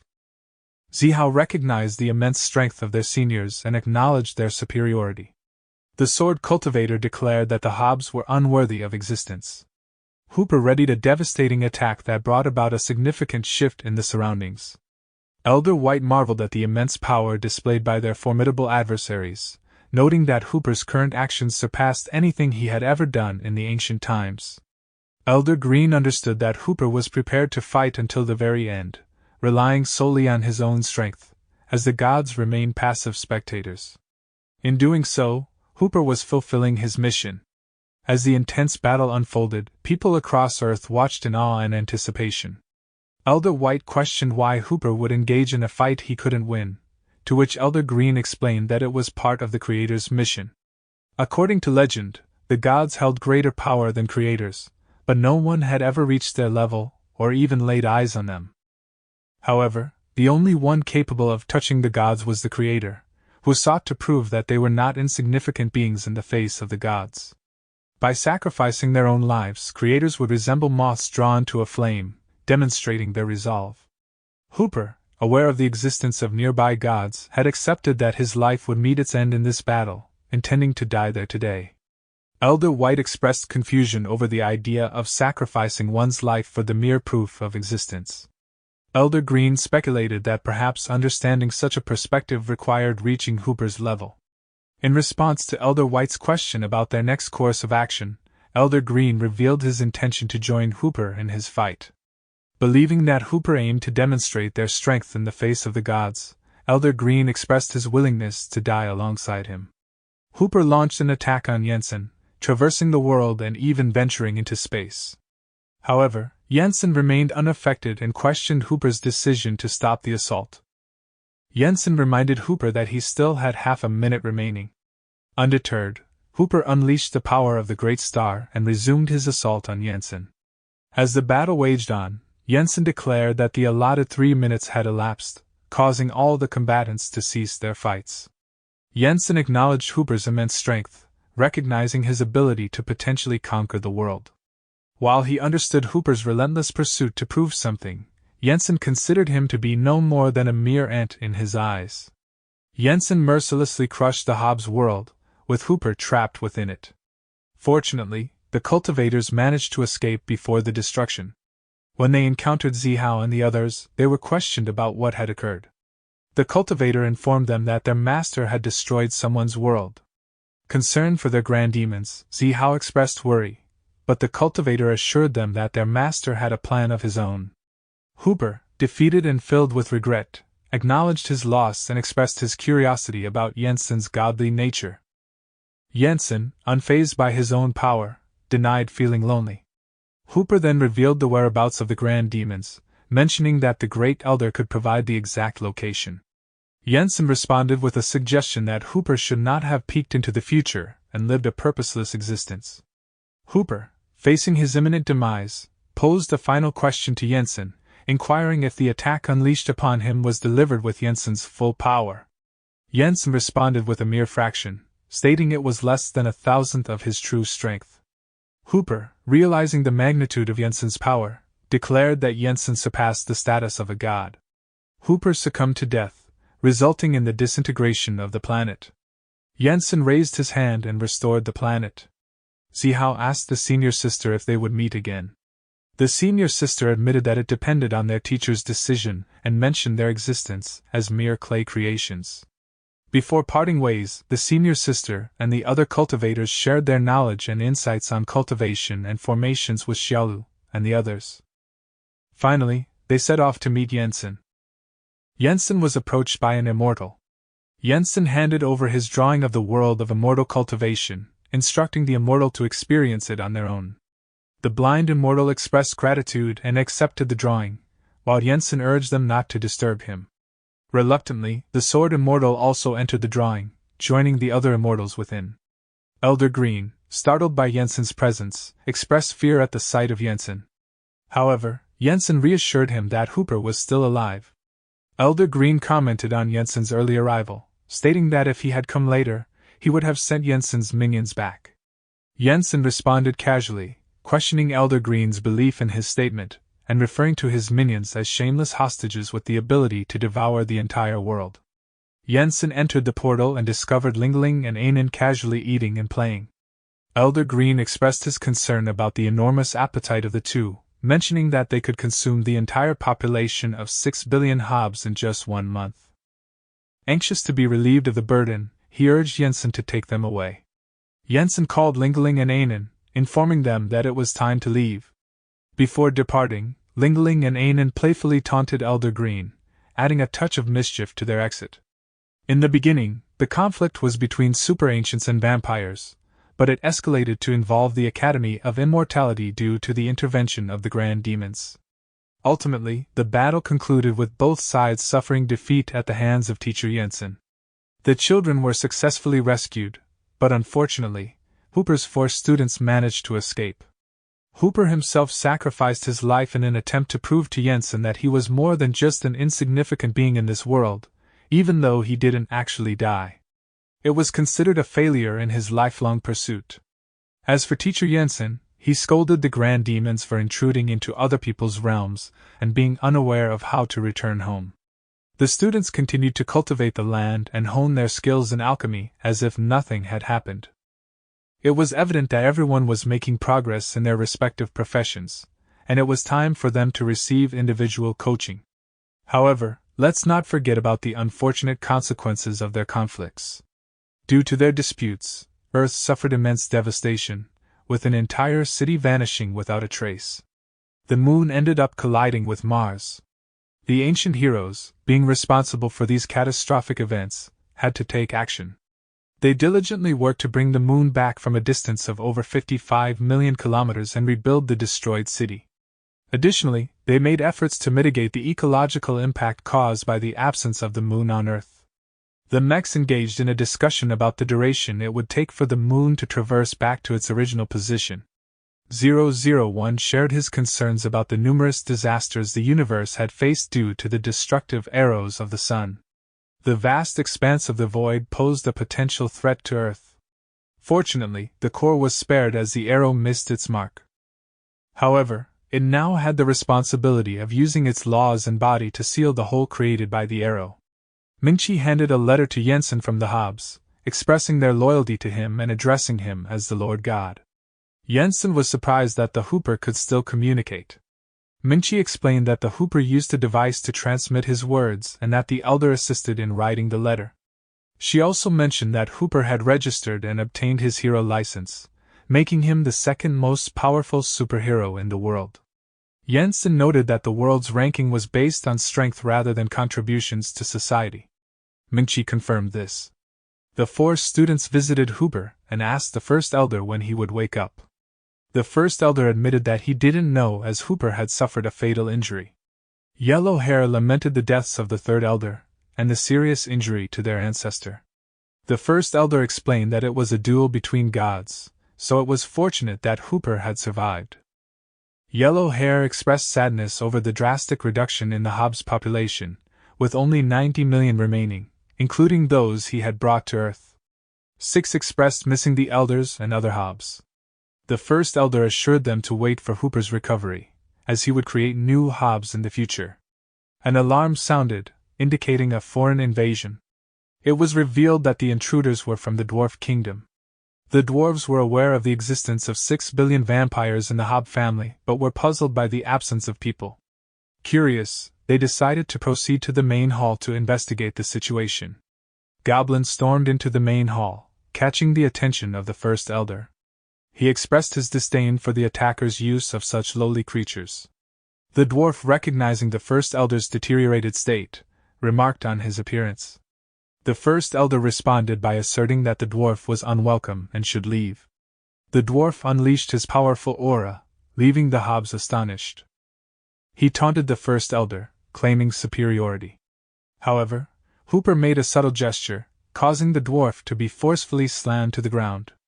Recognizing Hooper's immense power, the dwarf apologized and acknowledged him as the great ancestor. First elder conveyed Hooper's message to the dwarf, stating that they wished for peaceful coexistence. The dwarf demanded the fragment of the map leading to God's relics, but the first elder handed it over, explaining that they no longer needed it. The dwarf was taken aback by the Hobbs' newfound belief in a more powerful entity. Displeased, he ordered his forces to retreat, expressing his disdain towards their beliefs. Yellow Hair asked the first elder for clarification on the situation, and what their next course of action should be. The first elder simply responded, indicating that they were facing significant trouble. In the Dwarf Kingdom, the dwarf informed their king that the Vampire King had been reduced to a dried corpse. The Dwarf King took pleasure in the Vampire King's apparent demise, mocking his previous laughter. The dwarf also reported that the fragment of the map leading to their god's relics had been returned. The Dwarf King expressed satisfaction with this development.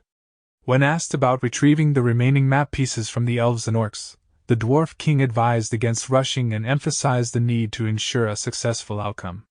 He assigned another task to the dwarf, indicating that it would be carried out before their ultimate move. Yellow Hair asked the first elder about the existence of dwarves in the world. The first elder berated Yellow Hair for his ignorance, and explained that alongside the Hobbs, there are also elves, dwarves, and orcs in the world. These 4 races, including the Hobbs, are known as the 3 grand leaders in the Chaos world. The first elder recalled a time when their leader, Hooper, became as strong as the leaders of the other tribes, but chose not to align with any of them in the pursuit of the god's relic. This led to tension between the Hobbs and the dwarves in particular, as they were formidable adversaries and the dwarf leader was even older than their own ancestor.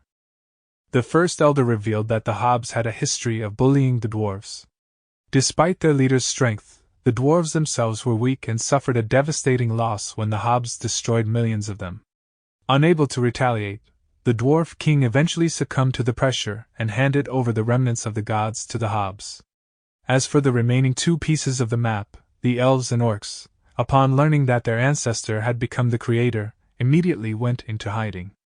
However, the dwarves, known for their stubbornness, exposed their world to the outside and thus couldn't be kept in the dark about their ancestors' current state. The first elder expressed concern that the other races, such as the elves and orcs, would not let the Hobbs go easily. Despite the current restrictions preventing them from leaving their world, once they regain their power, even the Hobbs' ancestor at his peak may not be able to defeat them. The immense power possessed by the leaders of these races is beyond their comprehension. The first elder then instructed Yellow Hair to visit Earth again, assuring him that it was not related to causing trouble at the Immortal Academy but rather for a different purpose. 7 asked the first elder if he was seeking help, to which the first elder replied that they were merely following their own belief in the gods. He mentioned that he had encountered this god before, and that the god didn't concern himself with the conflicts of young beings like them. Meanwhile, the Dwarf King informed the Elf and Orc Kings that Hooper was now also a corpse. The Elf King expressed sympathy for Hooper, while the Orc King laughed and expressed his satisfaction at Hooper's downfall. The Orc King revealed his long confinement in a cave for 300 years and his determination to regain freedom and seek revenge against Hooper. The Orc King instructed his subordinate to focus on regaining their power as their next step. The Orc King mentioned that what Hooper lost was merely what he had stolen. He warned his subordinate that once the Elf King or Dwarf King regained their power, they would be in trouble. The Orc King instructed his subordinate to prepare for a mission. The subordinate asked the Elf King if they were ready to leave. The Elf King responded that there was no need to rush, as the dwarves and orcs posed a threat if they regained their strength and could enslave them. The Elf King expressed her determination to prevent such a scenario. She then assigned Shui Jian, the powerful and reliable monarch, a task to accomplish, which Shui Jian assured she would complete. During the college admissions season, the city buzzed with excitement. A reporter asked a mother which college she planned to let her son apply to this time. The mother replied that she chose the Magic Academy. The reporter questioned why she didn't consider the Immortal Academy, which was highly esteemed. The mother explained that despite its power, the Immortal Academy had excessively high requirements, and she didn't want her child to spend years copying school rules and still be studying at the age of 30. In 1 month, the 5-year enrollment season would begin. Unbeknownst to Mr. Jensen, his college was on the verge of termination due to lack of enrollment. However, being true to his personality, Mr. Jensen paid little attention to these administrative activities. He had been busy focusing on training each of his students. Jensen trained Mingqi in sword cultivation and discovered her lack of basic knowledge when he easily blocked her attacks with a twig. Jensen then demonstrated a powerful attack, cutting through everything in its path. Mingqi expressed her fear, realizing the potential consequences of being struck by such a blow. Jensen emphasized that those who haven't experienced life and death are not qualified as immortal practitioners. Mingqi responded with fear, acknowledging her understanding. Jensen interrogated Zihao and Lan Bin while he was drawing a painting and questioned them about their lack of diligence in studying and failure to submit their homework. Jensen threatened to punish them, but Lan Bin defended themselves by explaining that they weren't lazy. Zihao added that they were working on a new method for creating spell tags. Jensen expressed doubt about their abilities in crafting spell tag weapons, and questioned their true motivation and desire for power. Lan Bin and Zihao expressed their disappointment over their current power levels, mentioning that they used to be respected representatives of the Immortal Academy. Jensen reassured them that they were not weak and that fusion could make them even stronger than the class leader. However, Lan Bin expressed reluctance to fuse with someone he considered a stupid rat, while Zihao expressed a desire to fight and beat up Lan Bin, referring to him as a four-eyed chicken. Jensen clarified his previous statement, and stated they were thinking a different thing, which relieved Zihao and Lan Bin. He then levitated his painting and handed them a pouch, instructing them to open it in case of danger. Finally, Jensen threw Zihao and Lan Bin into the painting, wishing them good luck. Zihao and Lan Bin separately arrived in the demon realm, with Zihao landing on the ground in a state of terror. He suddenly recalled the pouch Jensen had given them and decided to open it. Inside, he found a note reminding him to open it only in times of danger. Zihao, realizing he had no other pouches, wondered about his situation. Lan Bin and Zihao found themselves in an unfamiliar space, thrown into it by Mr. Jensen. They pondered over the possibility of their growth and maturity as two individuals who had experienced the world of immortality in the demon realm. Jensen taught Keshin about the practical aspects of alchemy, emphasizing the importance of understanding the effects of herbs and temperature changes beyond what books provide. However, Keshin admitted that she had been indiscriminately giving pills to the clan's beasts, regardless of their potential toxicity, in an effort to help them achieve a refining body. Keshin, feeling overwhelmed and burdened by the responsibility of providing pills for the two heavenly immortal stage demonic beasts, expressed her frustration and cried. Jensen, realizing the extent of their hard work and dedication, advised them to take a break and find time to relax, as it would benefit their cultivation. He asked Keshin if there was anything she wanted to do, and upon her affirmative response, he felt that he must have said something he shouldn't. Keshin and Jensen enjoyed a fun-filled day at an amusement park, going on roller coasters and exploring various attractions. Jensen fulfilled Keshin's wish by winning a prize for her at a game, sending it soaring into space. After their outing, Keshin returned home and successfully crafted a supreme quality pill. It was clear that taking some time off and having fun had a positive impact on her alchemy skills. Mingqi handed Jensen a letter from the union, indicating that there was a task for him to fulfill regarding the upcoming admissions. Mingqi explained that it was part of the admissions season, and their academy was hosting the event this time. Jensen agreed and told Mingqi to do as she pleased regarding the admissions. The dwarves arrived on Earth with a mission. The leader dismissed the idea of employing a large army, emphasizing the need for a quick and secretive operation to steal something before the elves and orcs could. Aston, of the orc tribe, also arrived on Earth with the same mission as the dwarves. However, he was tricked by the elves led by Shui Jian, and took his equipment. During the admission fair, the Immortal Academy was surprised by the enticing strategies of other academies. The Magic Academy showcased various weapons, while the Vampire Academy offered a serum for easy power. When a prospective student mentioned that low-ranking vampires feared the sun, a representative from the Vampire Academy assured them that they had a solution: vampire sunscreen, which would be provided as a complimentary gift upon enrollment. Xiaolu and Mingqi grew frustrated with the other academy's offers of shortcuts to attract students. The Ninja Academy enticed enrollees with a limited edition mecha figure, while the Super Academy highlighted their excellent health and physique. Meanwhile, the Immortal Academy was being ignored by the crowd, leaving Mingqi and Xiaolu exasperated.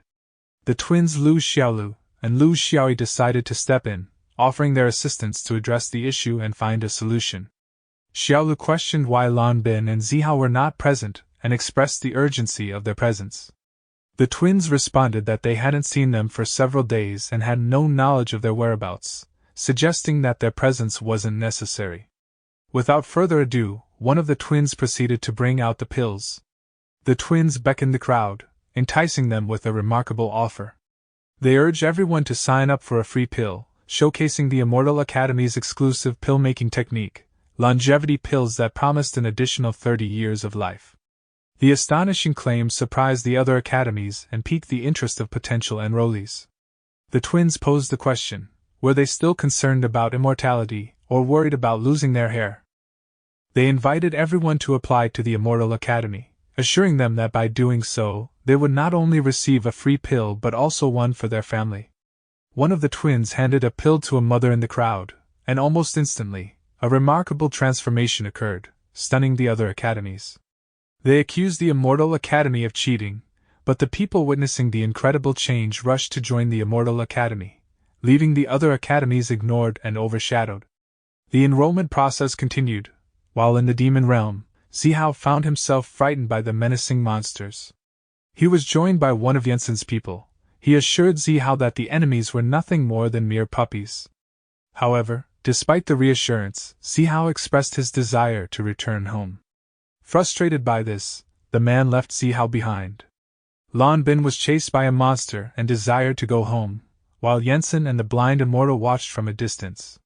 The blind immortal reassured Jensen that the two brothers still had much potential for growth. In response, Jensen ordered to adjust the time ratio between the outer world and their current realm, making 1 day in the outer world equal to 10 years in this world. As the recruitment competition grew more intense, Yellow Hair and Yerong reached a boiling point, almost coming to blows before restraining themselves. Yellow Hair slyly managed to place something on Yerong's clothes. Six cautioned Yellow Hair against provoking Yerong further, advising him not to push her limits. They decided to execute their next move under the cover of night. At night, Yerong was consumed by fury over the earlier events at the recruitment fair. Meanwhile, the dwarves were also present there. One of the subordinates suggested forcefully taking the relics, but Dudu, the leader, admonished him, explaining that the academy was not as simple as it seemed. He revealed the legends of the White-Robed Mage and the Black-Robed Mage, ancient heroes who founded the academy and possessed immense power. These heroes had once dominated the chaotic world with their unfathomable strength, and their reputation exceeded that of the clan leaders. Dudu warned that they were not opponents to be confronted directly. Dudu added that the academy had changed since the disappearance of the two archmages. He expressed his frustration with the academy resorting to using machine guns and employing deceitful tactics. The only knowledge they had was that the legendary immortality medicine was hidden underground. Dudu suggested a plan to sneak in, steal the medicine, and make a swift escape to avoid getting caught by the powerful archmages. The orcs are also in the area and heard Dudu's explanation. Shui Jian and her subordinate managed to sneak into the underground of the Magic Academy while using orc nanotransformation equipment they stole from the orcs.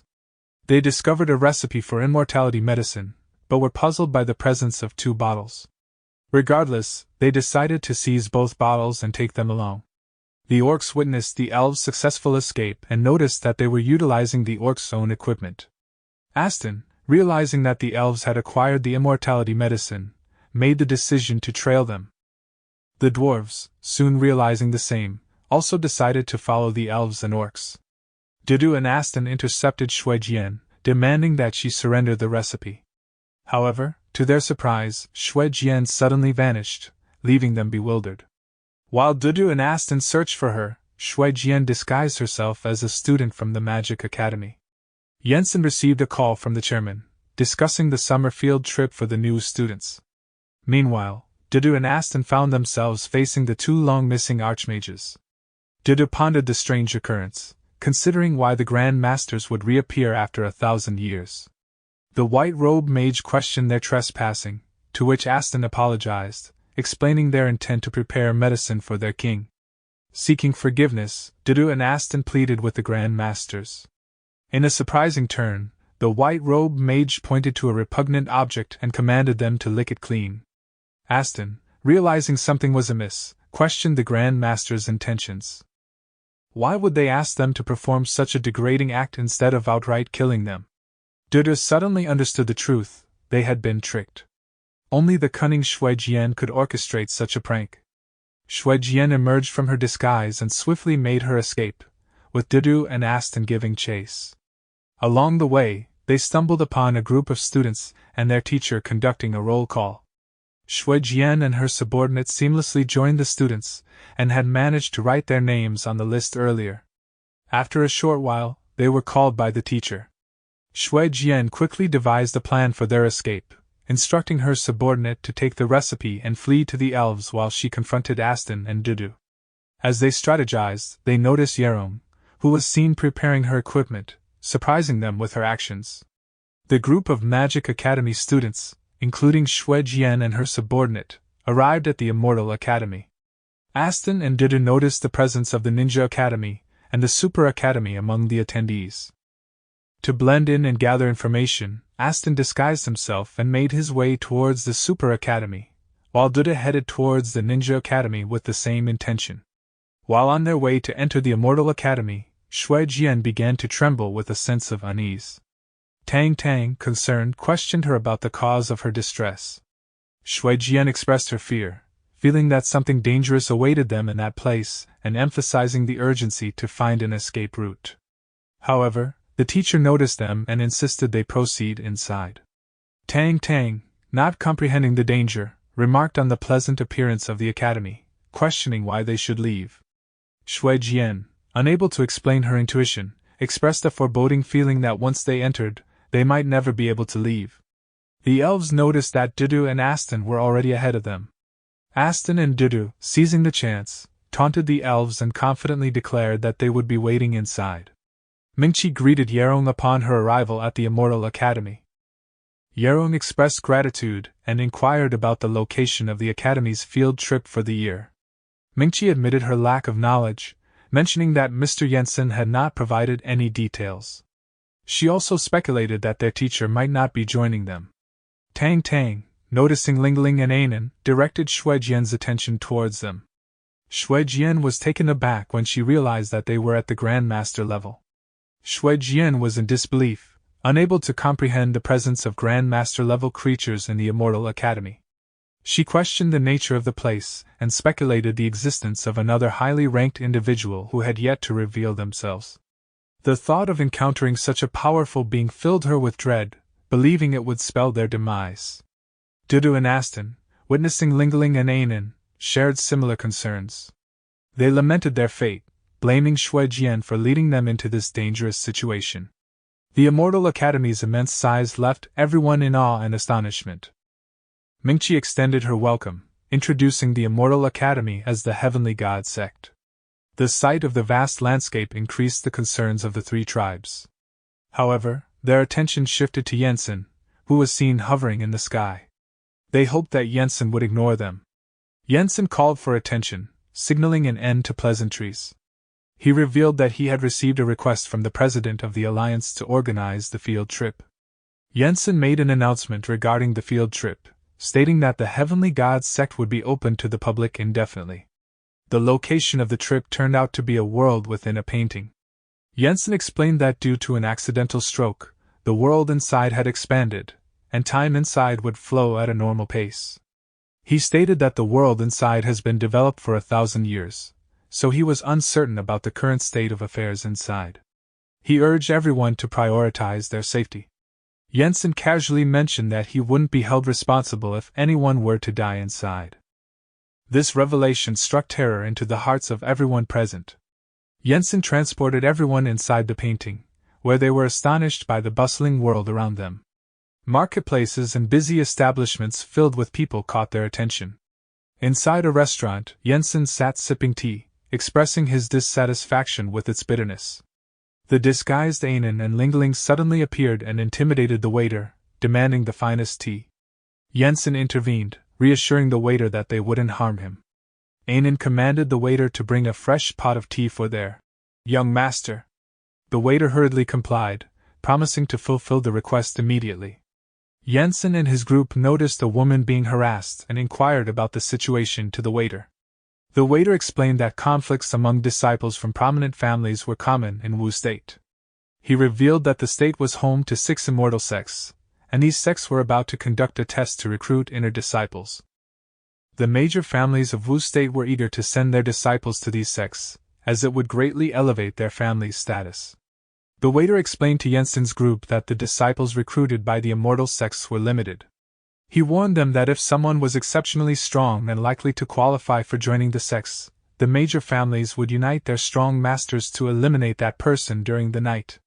This way, they would have fewer competitors. The waiter pointed out a man accompanied by several powerful masters who were about to reach the immortal stage, indicating that the woman would likely be killed that night.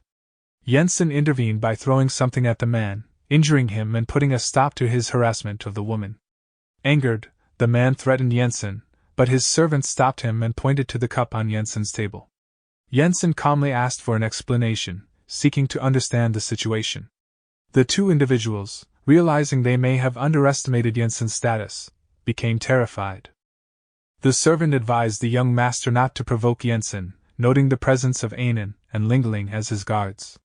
The young master, acknowledging his own status as a member of a prominent family, decided to spare Yensen for the time being, citing his busy schedule. However, he warned Yensen that they would be watching him closely before departing. After the confrontation, Xiang, the woman who was being harassed, approached Yensen and expressed her gratitude. She introduced herself and her companion, Zhao Xingxin, as members of the third family of the Wu Kingdom. Xiang invited Yensen to visit her house, and Yensen thanked her for her kindness. He explained that they were foreigners and were interested in participating in the examination for immortals. Yensen humbly acknowledged his unfamiliarity with the area and apologized in advance for any unintentional mistakes he might make. Xiang noticed that Yensen didn't seem like a 10-year-old and commented on it. Yensen responded with a casual remark. Xiang then explained that casual cultivators were not readily accepted in their society. Typically, individuals would join a family first to increase their chances of obtaining a higher position. Yensen, intrigued by Xiang's response, asked if they had good tea at her house. Xiang confirmed that they indeed had good tea. Yensen called Lingling and Ainen over as they were leaving the restaurant. The waiter reminded the two that they hadn't paid their bills yet. Ainen threatened the waiter, but Yensen intervened and instructed them to pay the bill before leaving. The group arrived at an establishment and intended to get a room. Lingling informed Yensen of their whereabouts, prompting him to come down and take a look. The Mohawk guy handed money and his card to the clerk, who was frustrated and asked for blue glowing stones and spiritual stones as payment. Xiaolu expressed concern, wondering if they brought the stone with them. Mingqi realized she forgot to bring extra spirit stones, and worried about having to sleep on the street that night. Keshin offered a longevity pill as payment, and the clerk inspected it, recognizing its high quality. Keshin then brought out a basket of pills, thinking it might not be enough. However, the clerk reassured them that one pill was sufficient. The clerk explained that in the immortal world, it is essential not to reveal one's true talent. He took one pill for himself, emphasizing its value in boosting training progress by up to 30 times. He mentioned how individuals from prominent families desired the pill to draw chi energy from their bodies but were limited by their short lifespan.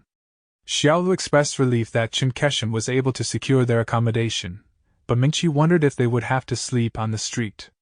Just then, someone approached them and inquired if they were participating in the Immortal Family internal examination for ordinary cultivators.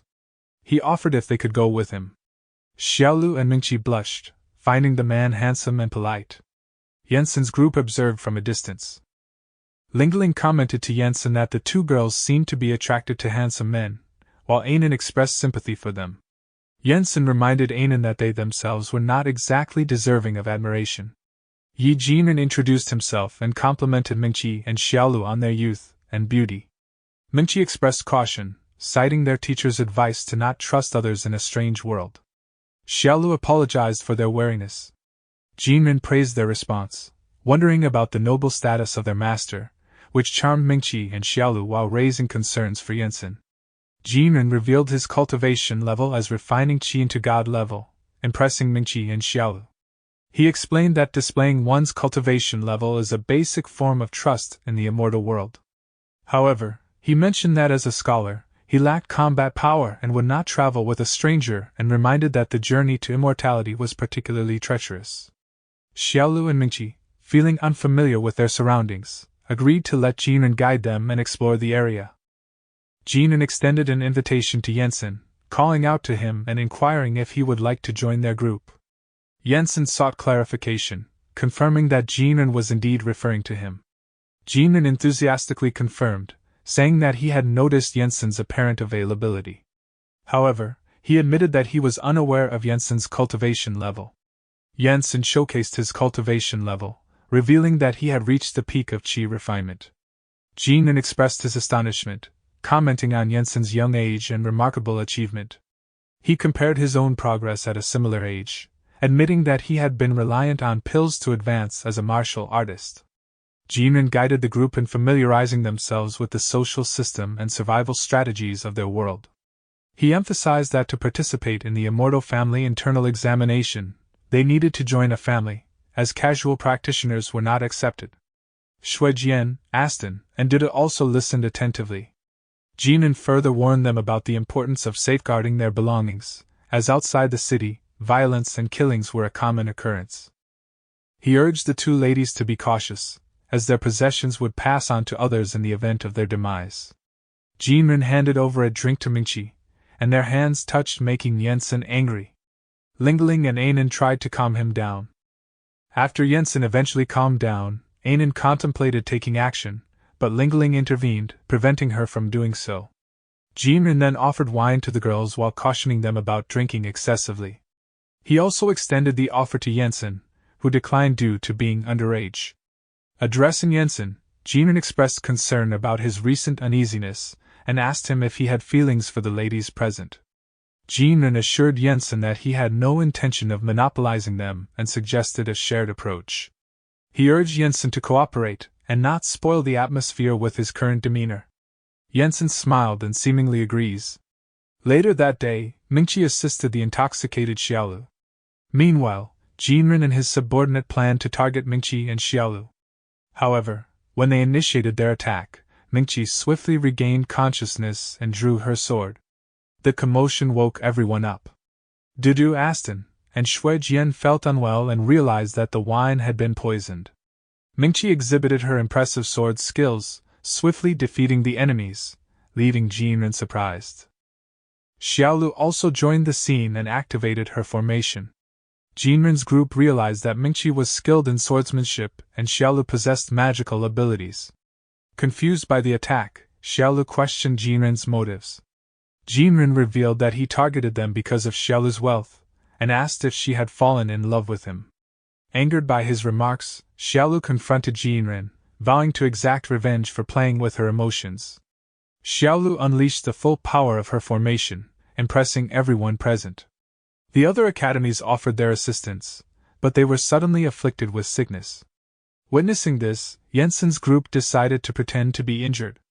Aston, furious at Jinan for poisoning him, was ready to retaliate, but Xue Jian intervened, reminding Aston of his true identity and urging him to exercise restraint.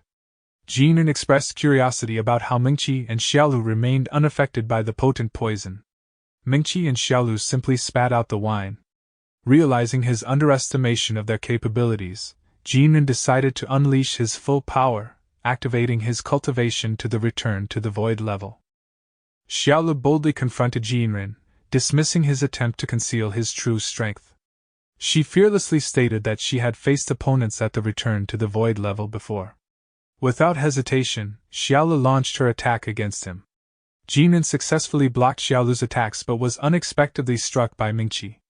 Realizing the seriousness of the situation, Jinan prepared to face Mingqi, recognizing her as a formidable sword cultivator. However, he was caught off guard when Mingqi summoned a powerful sword spirit. Mingqi commanded the sword spirit to attack, resulting in Jinren's men being blasted away and the barrier they had erected being damaged. Jinren urgently instructed his subordinates to repair the barrier, while expressing his determination to handle the sword spirit himself, urging his men not to impede his progress. Jinren dismissed the significance of the cultivation level gap, emphasizing that potential was unrelated to it. To prove his point, he summoned a massive snake, which Xiaolu identified as a 7th-grade demon beast. In their battle, the summoned spirit and the giant snake clashed, with the spirit overpowering the snake. However, Jinren used the technique to bind the spirit with the snake, temporarily gaining the upper hand. Jinren boasted about his higher cultivation level compared to Mingqi and Xiaolu. In response, Mingqi asked Xiaolu to give her some time, while she prepared to unleash a powerful skill. Xiaolu engaged in an attack against the bound snake, distracting it, while Mingqi readied the heavenly sword of blood. As the battle intensified, the spirit's sword also began to emit a red glow. Jinren pondered in astonishment, wondering where Mingqi and Xiaolu acquired such formidable power. He questioned how it could be that someone at the reborn level was unable to defeat a god of transformation. Enraged, Jinren unleashed even more power, determined to prove that Mingqi and Xiaolu couldn't bridge the level gap. He proclaimed himself as a god of refinement of the void, confident that he could defeat two individuals at the level of refinement of the god of transformation. Empowered by Jinren's increased strength, the snake managed to break free from Xiaolu's bindings, escaping its constraints. The snake launched an attack, but the spirit swiftly sliced it in two, causing damage to both the snake and Jinren. As Mingqi and Xiaolu approached the injured Jinren, Xiaolu intended to deliver a finishing blow. However, they suddenly felt unwell, realizing they had been poisoned. Mingqi questioned Jinren about his actions, and he revealed the truth. The poison had been administered beforehand, even before they placed their trust in him. The cup they drank from served as an additional guarantee. Jinren admitted to bribing the innkeepers and revealed that the incense in their room contained a chronic poison. He cautioned them about the dangers of the world, emphasizing that they were still young and vulnerable. As Mingqi began to lose consciousness, she apologized to Jensen for causing him embarrassment. Meanwhile, Jinren reflected on the incredible power displayed by the two ladies, acknowledging that he had come close to losing his life despite being at the reborn level. Recognizing their genius, Jinren saw an opportunity to utilize their potential. He planned to take them back, allowing them to mature before extracting their cultivation and implementing the dual cultivation method. With this approach, he believed that achieving the status of a heavenly immortal or Xian would be within reach.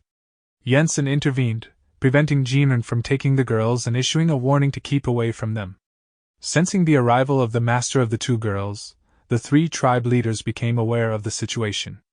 Jinren, feeling nervous, addressed Jensen, acknowledging that he had acted improperly in the past.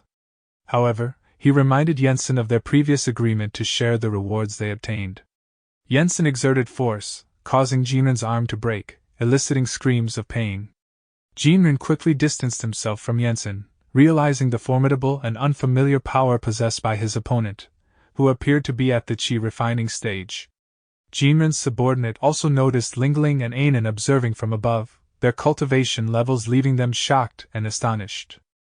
Lingling confidently assured their teacher that there was no need for their intervention to handle someone like Jinren, referring to him as trash. She suggested leaving the task to them. Anan chimed in, emphasizing their expertise in eliminating targets.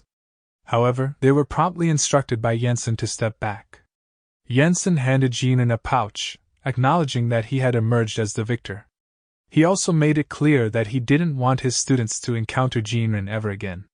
In response to Jensen's warning, both Jinren and his subordinate experienced sudden pain and damage, signifying the consequences of crossing Jensen. Jinren accepted the message and agreed to leave the immortal world of Wu, indicating his compliance with Jensen's demand. Jensen and his group departed, taking Mingqi and Xiaolu with them. Anan was reluctant to just leave and wanted to confront Jinren, stating that she had sharpened her sword. Lingling echoed the sentiment, also indicating her preparedness for a confrontation. Jensen responded by affirming that this would serve as a lesson for Jinren. A few days later, Keshin expressed concern over Mingqi's lack of appetite in recent days. Xiaolu speculated that Mingqi might still be blaming herself for the events that unfolded earlier, considering her role as the squad leader and the responsibility she feels for the team's near loss. Xiaolu decided to bring food to Mingqi's room, hoping to uplift her spirits. However, Xiaolu herself remained downcast. Jensen overheard the concerns of the students regarding Mingqi's well-being and the events that transpired previously. One student inquired about what had happened a few nights ago, to which Keshin responded that city guards had arrived and the perpetrators had fled.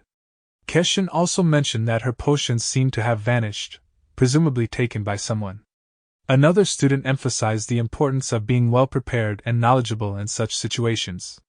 Keshin, reminding them of her expertise as an alchemist, mentioned that the potions were not a significant concern for her.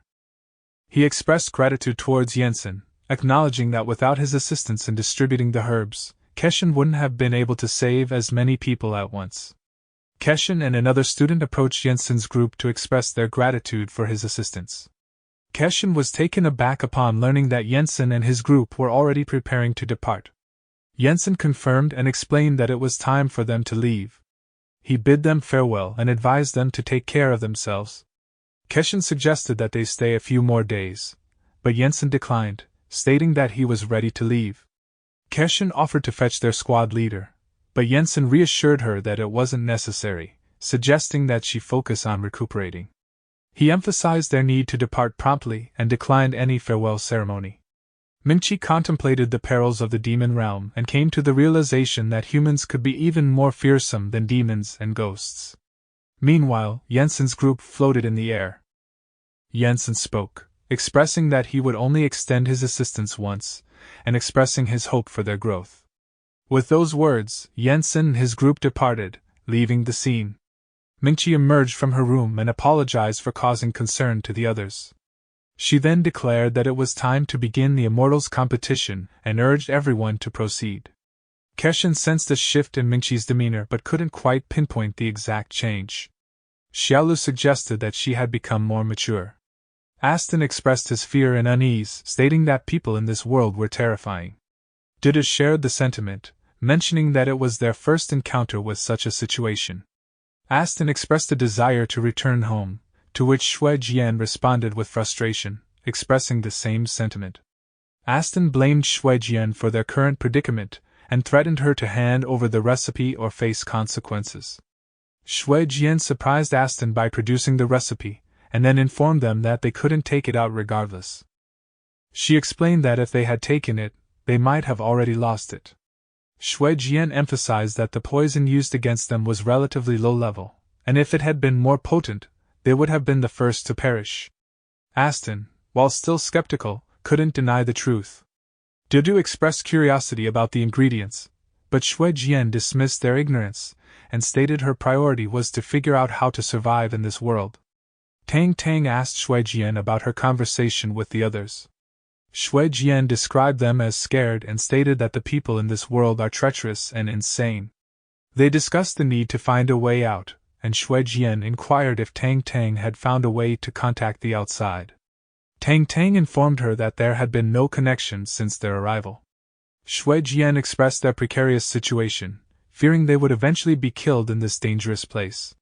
She proposed a plan for Tang Tang to go to the top of the mountain where they had arrived during the immortal competition to search for a signal, while they were separated. Shui Jian entrusted Tang Tang with her sister's life. Aston expressed his fear of the scary world they were in, and emphasized the need to establish contact with the outside. His subordinate agreed with him. Dudu acknowledged that even if they didn't complete the entire journey, they couldn't let Shui Jian leave alive with the recipe in her possession. Xiaolu and the class leader underwent significant maturation following the incident.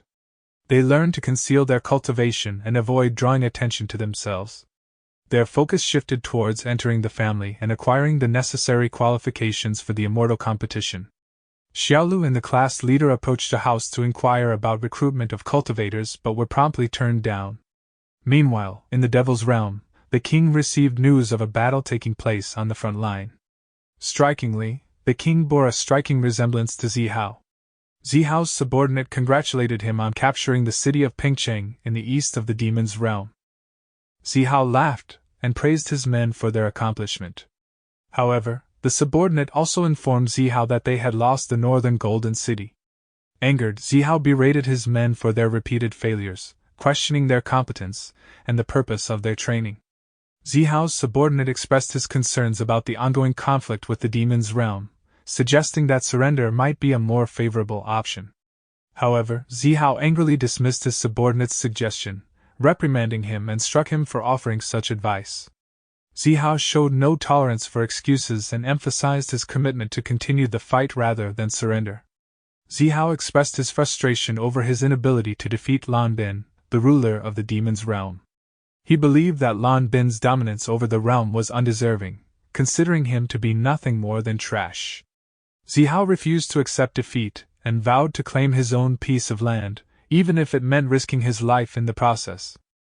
Due to the ongoing conflict and animosity between the Jade King and the Demon King, frequent wars erupt in the region known as the Desert of Death. The continuous hostilities between the two factions have turned the area into a constant battleground. The subordinate showed Zihao the image of Xiaolu and Mingqi on a crystal ball. The subordinate informed him that someone resembling the king's uniform had been found in a neighboring country, and they had recorded the encounter. Zihao, overwhelmed with emotion, expressed his joy at their presence, and reminisced about his exile and how he spent 100 years in this place. Although he wondered why they hadn't aged, he dismissed those thoughts for the time being. Urgently, he commanded his soldiers to send capable individuals to establish contact with them. He also issued a strong message, declaring that no one would dare to harm his classmates under the protection of their brother Zihao. He warned the major clans in the immortal world that any harm inflicted upon his companions would result in the destruction of their clans. Yensen visited Xiang's family as a guest and inquired about the whereabouts of the family head. Xiang explained that his father was busy with the immortal sect examination, which held great importance for their family's reputation. Yensen then asked about the strength rankings of the immortal clans in the country, to which Xiang listed the 6 clans in order: Tianlan Clan, Yuanming Clan, Tianyuan Clan, Spiritual Cloud Sect, Saint Xian Sect, and Lingyan Sect. Lingling expressed astonishment at Yensen's lack of knowledge about the clan's strength ranking. Yensen explained that due to a time adjustment error, time was passing much faster and he couldn't keep constant track. He also noticed the resemblance between the Tianlan clan and the Tianshan clan, wondering if it was started by someone he knows. Meanwhile, some of the group encountered difficulties in trying to join a family. One of the Ninja Academy members was dismissed and ridiculed for his lack of strength, while Xiaolu was rejected because the family was already at full capacity. In order to obtain the qualification for the immortal examination, joining a family was a prerequisite. As everyone struggled to find a way to join a family, there was one person who didn't panic. Keshin impressed the vendor with her elixirs and sparked a conversation about her alchemical abilities. The vendor, surprised by her young age, recognized her as an alchemist and expressed astonishment. Keshin mentioned her ability to create a first-class potion in just half an hour, leaving the vendor shocked. The vendor concluded that Keshin couldn't be a first-grade alchemist based on the quality of her potion. Considering its mass production potential, the vendor speculated that it must be at least a fourth-grade potion or higher. Keshin's exceptional treatment as if she were a queen surprised her peers, including Mingqi and Xiaolu. A man informed her about an emperor wanting to meet her, but Keshin declined, explaining that she needed to focus on the immortal test. A servant assured her that, as a fourth-grade alchemist, she didn't need to take the test but rather decide which of the 6 major clans deserved her allegiance. While others were striving to qualify for the immortal family test and secure a place within the family, Qin Keshin was sent directly without having to go through the usual process. Furthermore, she became the first student to graduate directly during the outing. The head of the Wuhou family, being the father of an 18-year-old daughter, announced a match to determine who would marry her. The winner of the competition would not only gain half of the family's property but also become a member of the prestigious Wuhou family. Mingqi, stepping forward, expressed her apologies to Xiaolu, acknowledging the need for unconventional measures in extraordinary circumstances. Mingqi swiftly defeated his opponents, effortlessly overcoming them with simple moves. This decisive triumph allowed Wu Mingqi to claim a resounding victory and secure her entry into the influential Wuhua family. Following Mingqi's success, Xiaolu's behavior took a mischievous turn.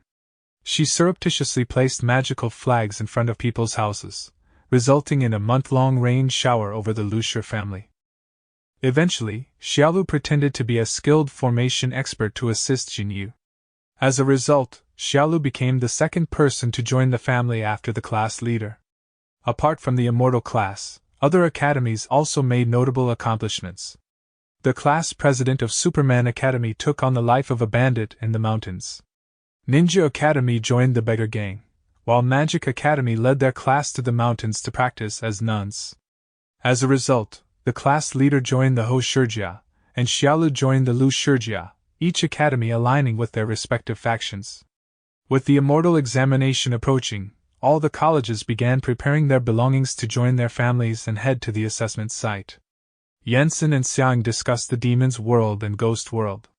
Xiang highlighted how these realms contribute to the abundance of the immortal cultivation world in the Wu Kingdom. Suddenly, Yensen realized he had forgotten something important. The prosperity of the immortal world relied on the ongoing conflict between the demon world and the ghost world. Xiang explained that the emergence of the Ghost King and the Devil King caused the two realms to focus solely on their own battles, sparing the immortal world from their aggression. However, the continuous fighting between them posed a perpetual threat.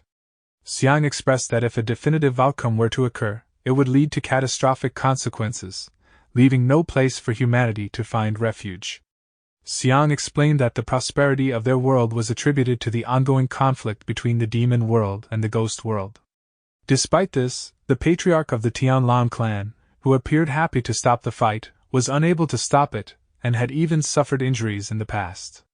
Anan expressed frustration with the ungrateful boys involved in the conflict, while Lingling questioned their strength. Anan believed that their elder sister, with her strong abilities, should have been capable of dealing with them despite her character. After Xiang left, Yensen informed Anan and Lingling that he would be leaving to visit both the ghost world and the demon world, along with the Tianlan clan. He instructed them to stay behind. Meanwhile, Tang Tang, accompanied by an orc and an elf, was searching for a signal. Suddenly, the orc successfully managed to acquire a signal.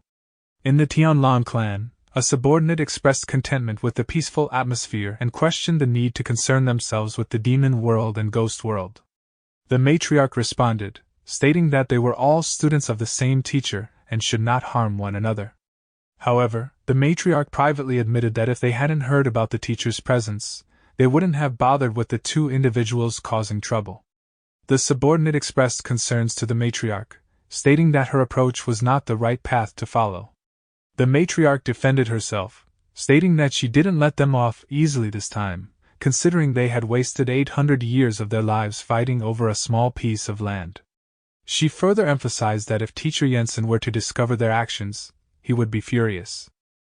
The subordinate admitted to hearing the matriarch frequently mention Teacher Yensen and expressed curiosity about the kind of teacher she had.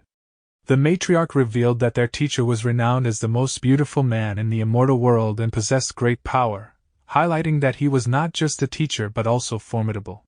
They noticed someone approaching, and Arisher quickly recognized the arrival as Jensen. Surprised, she questioned his presence.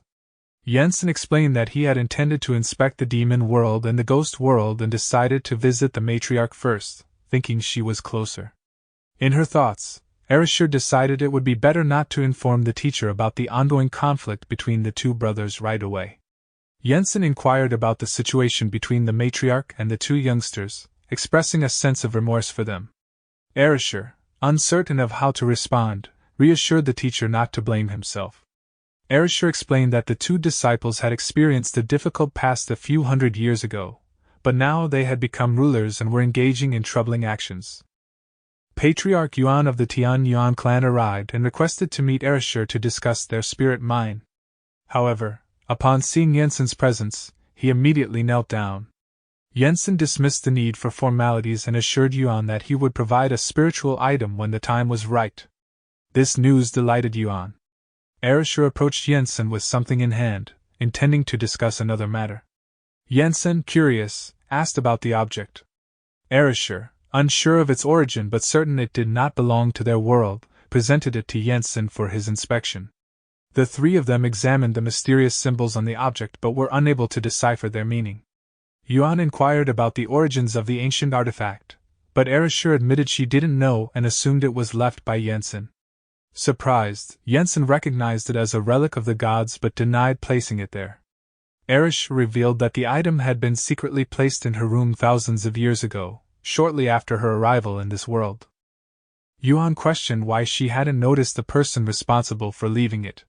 Yuan suggested that the relic might be connected to the time when Jensen fought the creature that fed on human blood and was referred to as a god. He speculated that it could be from the heavenly realm where Jensen once resided. However, Jensen wasn't convinced. Arisher chimed in, pointing out that the relic could be deciphered using a differential equation, suggesting that it contained a set of geographical coordinates. Jensen and Yuan were astonished by Arashi's ability to solve the puzzle.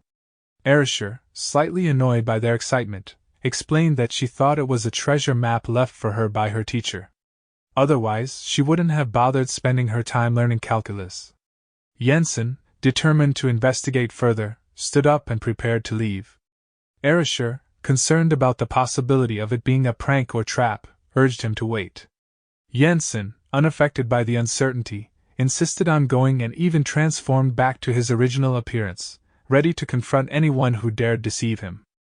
Yuan suggested that he take a shower and rest before setting off, but Jensen disregarded the suggestion and left immediately, ignoring their advice.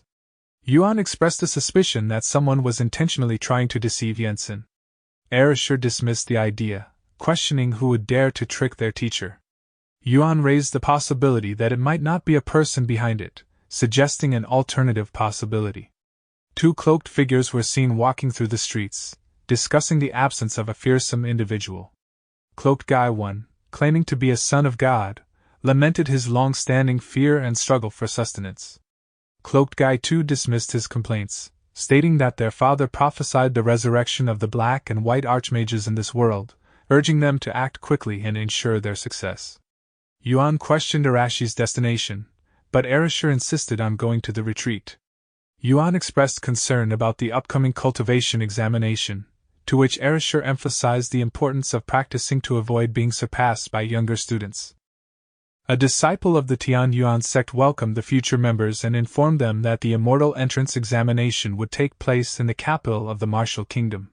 They emphasized the importance of not getting lost during the long journey. Mingqi and Xiaolu, accompanied by other academy students, were among the crowd. Meanwhile, Zihao and Lan Bin's subordinates were observing the twins and recognized them as the individuals their king had mentioned, noting their matching attire. The twins became aware of the surveillance, and noticed the two individuals observing them. Zihao's emotions overwhelmed him upon seeing the twins, while the twins themselves recognized him through a crystal ball. Zihao couldn't hold back his tears and felt relieved that he could finally reunite with his friends after 600 long years. Lan Bin, too, was moved by the sight of them. Lan Bin's subordinate extended an invitation for the twins to visit the ghost world, but Zihao's subordinate intervened, insisting that they should go to the demon world instead. This led to a heated argument and a fight between the two subordinates, each advocating for their respective realm. The twins observed their enmity and deduced that Zihao and Lan Bin must have been fighting each other for centuries, given their past relationship. The twins presented Zihao and Lan Bin with a gift, a 600th birthday present. Zihao was curious about its contents, and the twin explained that it was taken from Mr. Jensen's room. They had a hunch that the upcoming journey would be perilous and retrieved it for safety, but they lacked the strength to utilize it. However, considering Zihao's current cultivation level, it would be of great use to him. The twin decided to give it to Zihao. The students grew tired during their long journey to the examination location. Xiaolu asked about their progress, and the disciple assured her they were close, only around 400 million kilometers away. To ease Xiaolu's worries, the disciple mentioned the presence of a teleportation formation they could use for the rest of the journey. The disciple gathered everyone and introduced them to a special teleportation formation created by their patriarch. Assuring them of its safety, the disciple explained that it was designed specifically for long-distance rapid teleportation, easing any fears they might have had about the journey. Curious about the formation, Xiaolu examined it and discovered that the teleportation distance was comparable to the distance between Earth and Mars. Intrigued, they all entered the teleportation formation. The cloaked figures followed the group, discussing the long distance they had to cover. They realized that walking was not an option for them, as they were not immortal cultivators. Concerned about the resurrection of the two mages, they debated using their abilities to speed up but feared being detected by the black and white archmages. Determined to reach the resurrection site in time, they hurried forward, hoping to arrive before the mages were resurrected. The students arrived at the examination location where the disciple reassured them not to be nervous. He explained that the test would take place in the sky, emphasizing that the ability to fly was a qualification for the examination. The disciple informed the students that the entrance was ahead and the backyard was behind, cautioning them not to fall down as it would lead to elimination. Mingqi questioned the location of the trial, wondering where the capital of Wu Kingdom was.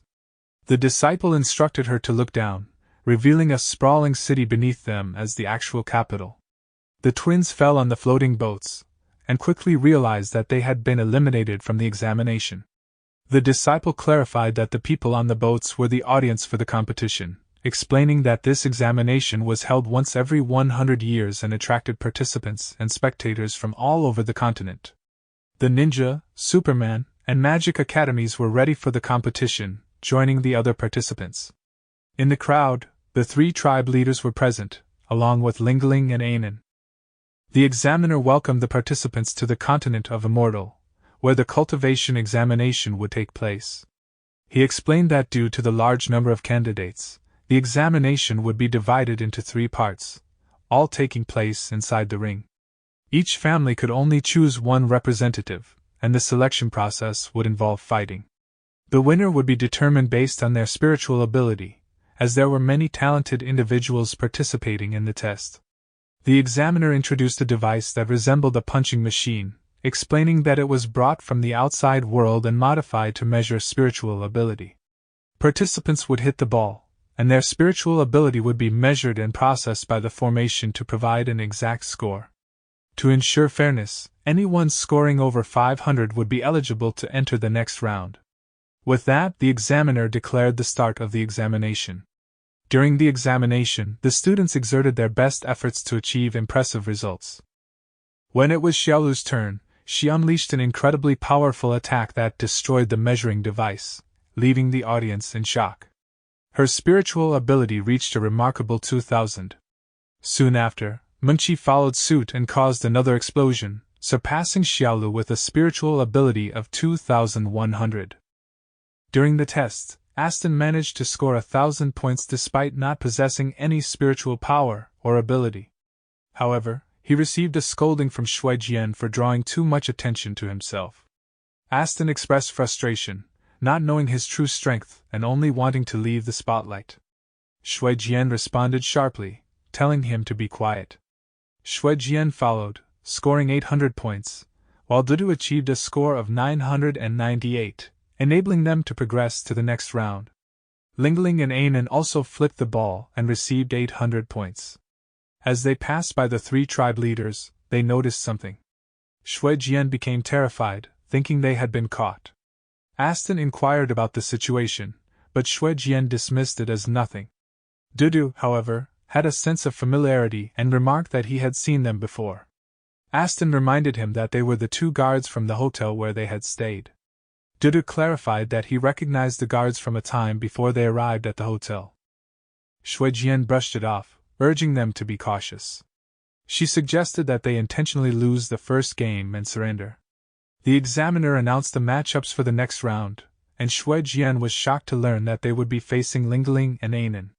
Other matchups were also announced, including the Nunnery vs. Beggar Gang and the Ho family vs. the Lu family, which would pit Mingqi against Xiaolu.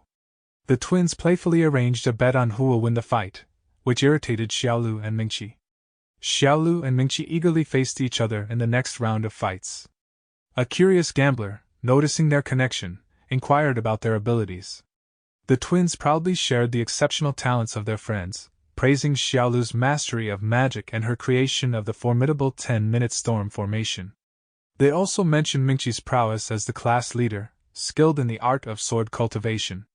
The gambler expressed concern about a staged fight, but the twins assured him that in the Academy of Immortals, the tradition is to give their best and fight genuinely. Xiaolu swiftly launched an aggressive attack, only for Mingqi to swiftly counter. However, Mingqi soon realized that Xiaolu's previous attack was merely an illusion. In a sudden turn of events, Xiaolu unleashed her powerful spell, sending Mingqi crashing into the walls. The audience, including the Ho family who had recruited Mingqi, was shocked to discover that Mingqi was actually a woman, causing both the father and daughter to faint.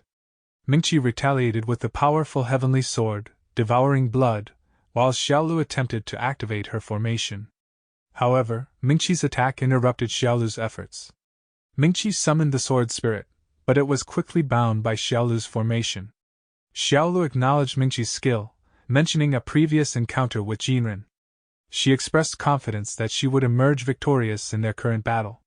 Mingqi, on the other hand, remained unfazed and dismissed Xiaolu's tactics, claiming that the iron-locking formation could not trap her. The sword spirit broke free from the chains that bound it, much to Mingqi's satisfaction. She warned Xiaolu that despite being trained by the same teacher, she would show no mercy in their fight. Mingqi suggested settling the battle with a single powerful move. Xiaolu accepted the challenge, declaring that she would unleash the full version of the Sea of Qi Dragon skill. The twins, upon hearing this, were filled with fear and immediately escaped the scene. Xiaolu released an incredibly powerful attack, shocking the audience. The examiners grew concerned, realizing that the attack had the potential to cause widespread casualties. In the midst of the chaos, the sword spirit clashed with Xiaolu's attack, resulting in a massive explosion that obliterated the examination location. From a distance, the twins witnessed the destruction, and they offered prayers for the souls of the gamblers and vowed to take care of their money. The examiners narrowly avoided a disastrous outcome. The full-stage version of the dragon transformation technique utilized during the fight shocked them, causing internal injuries. They wondered what kind of technique it was. Mingqi and Xiaolu sustained injuries and fell from the sky, resulting in a tie. The examiners declared that both of them passed the examination. Despite the gamblers' dissatisfaction, Xiaolu and the class leaders secured their places and gained priority in selecting the immortal qualification. After their match, Xiaolu and Mingqi engaged in a conversation, reflecting on their fight. Xiaolu expressed his belief that if Mingqi had executed her powerful move at the start of the chopping genetic sword technique, she would have been defeated instantly. Mingqi, however, disagreed and pointed out that if Xiaolu had summoned Mr. Hades and unleashed a full-rank dragon technique, her small sword spirit would not have been able to withstand its power. Xiaobai arrived outside and excitedly informed Xiaolu and Mingqi about their tie, which resulted in a victory for the banker and a reward of 2.6 billion tons of spirit stones. He then promised the two sisters a special treat, leaving them pleasantly surprised. Xiaobai heard water splashing and, driven by curiosity, attempted to peek at the girls taking a bath. However, his mischief was abruptly interrupted when a sword narrowly missed him, piercing through the wall. Startled, Xiaobai quickly fled from the scene. Mingqi proposed to Xiaolu that they explore the Tianyuan sect while the examination was still in progress. Meanwhile, Zihao grew frustrated with his subordinate for not bringing his classmates along. The subordinate explained that the classmates had mentioned joining them after the examination. Zihao expressed his discontent with the immortal world, finding it dull and lacking excitement beyond the test. The test entered its later stages, and not only Earth's Immortal Cultivation Academy but also other academies were striving to achieve high scores in this excursion. The nunnery and the beggar gang competed against each other, with the nunnery emerging as the victor. The audience was puzzled by the ongoing fights. The next match featured the Wangshi family and the Qinshi family, pitting Lingling and Anan against the three tribe leaders. While the three tribe leaders were discussing their plan, Anan swiftly initiated an attack, exposing their true identities. Anan questioned their pretense, prompting the tribe leaders to demand the return of the recipe. However, Lingling and Anan surprised everyone by removing their own disguises and swallowing the recipe, leaving the others in shock. The tribe leaders demanded the return of the items, which triggered Shui Jian's anger, and she unleashed her fighting spirit. Anan expressed her desire for a thrilling fight and stated that surrendering is boring. Meanwhile, the cloaked figures grew anxious upon realizing that the mark of the black and white archmages had vanished. One of them speculated that the items must have been concealed and suggested that they go to the location where it disappeared. Shui Jian unleashed her full power, fueled by her anger, while Aston cautioned her about the strength of their opponents. Dudu also joined the attack, but Anan effortlessly neutralized his assault. Anan then engaged in a fierce battle with Aston, quickly overpowering him. Lingling targeted Dudu and delivered a powerful blow. Shui Jian, on the other hand, launched her spiritual arrows at Anan, creating a massive explosion. However, to everyone's astonishment, when the dust settled, Anan emerged unscathed, leaving the three tribe leaders in shock. Anan confidently proclaimed that it was their turn to attack, instilling fear in Shui Jian, who swiftly led Dudu and Aston in an escape. Shui Jian decided to return and reunite with their subordinates. Anan and Lingling attempted to pursue them, but suddenly fell into a deep sleep. Xiaolu and Mingqi approached to inspect their condition, only to be surprised that the two were simply asleep and not harmed. Dudu expressed concern about their inability to leave the world they were in and join the others. Shui Jian revealed that Tang Tang had already established contact with the outside world and she was in the process of arranging their rendezvous. Aston questioned why he hadn't been informed earlier. Shui Jian explained that due to the imminent danger they faced from the demons, they couldn't afford to divert their attention. They eventually found Tang Tang and the rest of their group, who appeared exhausted from their journey. Tang Tang was relieved to see Shui Jian and immediately asked if they were leaving. However, Shui Jian explained that they couldn't leave because the prescriptions they needed had been taken away. Tang Tang was shocked and wondered how it could have happened. Shui Jian asked for the phone, and Tang Tang handed it over, mentioning that they hadn't used it much due to the lack of charging options. Frustrated, Shui Jian expressed her anger towards the immortal cultivators who had caused them trouble and vowed to make a call to seek assistance. Dudu called the dwarf king on Earth and explained the situation, specifically mentioning the 2 bottles of black and white archmages. The dwarf king found it amusing and laughed at the situation. Meanwhile, the orc king believed that the items were not remedies but the actual black and white archmages themselves. He made preparations to head to the location. The elf king was also informed of the situation. The elf army was then seen preparing to move. The dwarf and orc army also did the same. The dwarf king utilized his teleportation powers to bring his forces to the Immortal Academy. Meanwhile, Jensen was located somewhere deep in the galaxy. Mingqi and Xiaolu brought Lingling and Anan to Keshan and informed her that they had consumed 2 vials of an unknown substance. Mingqi expressed frustration over the absence of Senior Tian Yuan and Senior Erishur.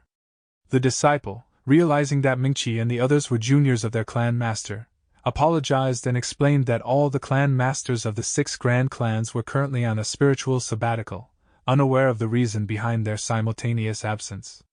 Mingqi expressed curiosity about the identities of the 3 individuals that Lingling and Anan had encountered. Yerong informed them that according to the book on the history of magic, the trio consisted of a dwarf, an elf, and an orc. These individuals were extremely protective of the two vials, which were considered sacred treasures of Yerong's Magic Academy. If the historical accounts were accurate, they would stop at nothing to prevent anyone from possessing those vials. One of the individuals proposed surrendering Lingling and Ainen, along with the vials, to the three tribes. Mengqi vehemently opposed this idea and threatened the man, declaring that they would never betray their comrades. In response, the disciple assured Mengqi that all the cultivators from the 6 clans would stand under her command, showing their unwavering support. Keshin sensed someone watching her while she treated Lingling and Ainen. The twins felt that something dangerous was going to happen, and sought the help of Zihao and Lan Bin. Zihao swiftly prepared his army and was ready to take action. Zihao rallied his loyal troops and expressed his determination not to let anyone dare to humiliate them. With 3 adversaries seeking to challenge them, Zihao asked his soldiers for their course of action. The resounding response from the army was unanimous: they would eliminate them all.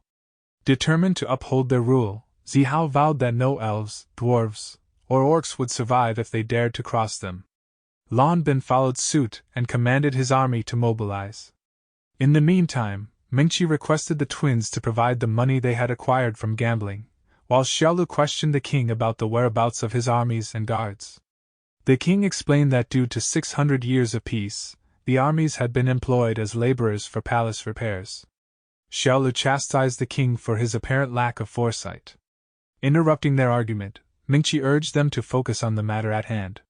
She revealed the significant sum of 2,060 million spirit crystals they had won and asked if it would be sufficient. The king confirmed its adequacy and was prompted to swiftly begin recruiting additional armies. Shui Jian received confirmation that their armies were en route. Realizing the vastness of the world, Shui Jian emphasized the need to provide the armies with a specific location. Understanding the importance of coordination, they joined hands to establish a connection and share the location information. Working together, Didu, Aston, and Shui Jian opened a portal. The disciple witnessed the arrival of a vast army, consisting of cultivators at various levels of strength. Overwhelmed by the sight, the disciple hurriedly informed Mengqi and Xiaolu about the situation. Expressing surprise, the disciple revealed that many of the arriving cultivators were at the refining Qi level, refining Daemon level, and Tsingtao level. This unexpected turnout made Mengqi and Xiaolu realize the gravity of the situation. With no time to waste, Mengqi swiftly organized the members from the 6 major clans into their respective positions, while instructing the disciple to gather the army of immortals. With the army assembled and ready, Xiaolu informed Mengqi that she had completed arranging the troops. Mengqi acknowledged her and immediately issued orders, emphasizing the importance of setting up protective formations. However, the disciple expressed doubt, noting that the enemy consisted of immortals and sheer numbers might not be enough to overcome them. Undeterred, Mengqi reassured the disciple, stating that they would fight back with everything they had. She assigned the Tianlan clan, Tianyuan clan, and herself to defend the west gate, while the Huyan clan and Linyun clan were tasked with protecting the east gate. Didu and his army arrived at the scene and wasted no time in issuing the order to advance.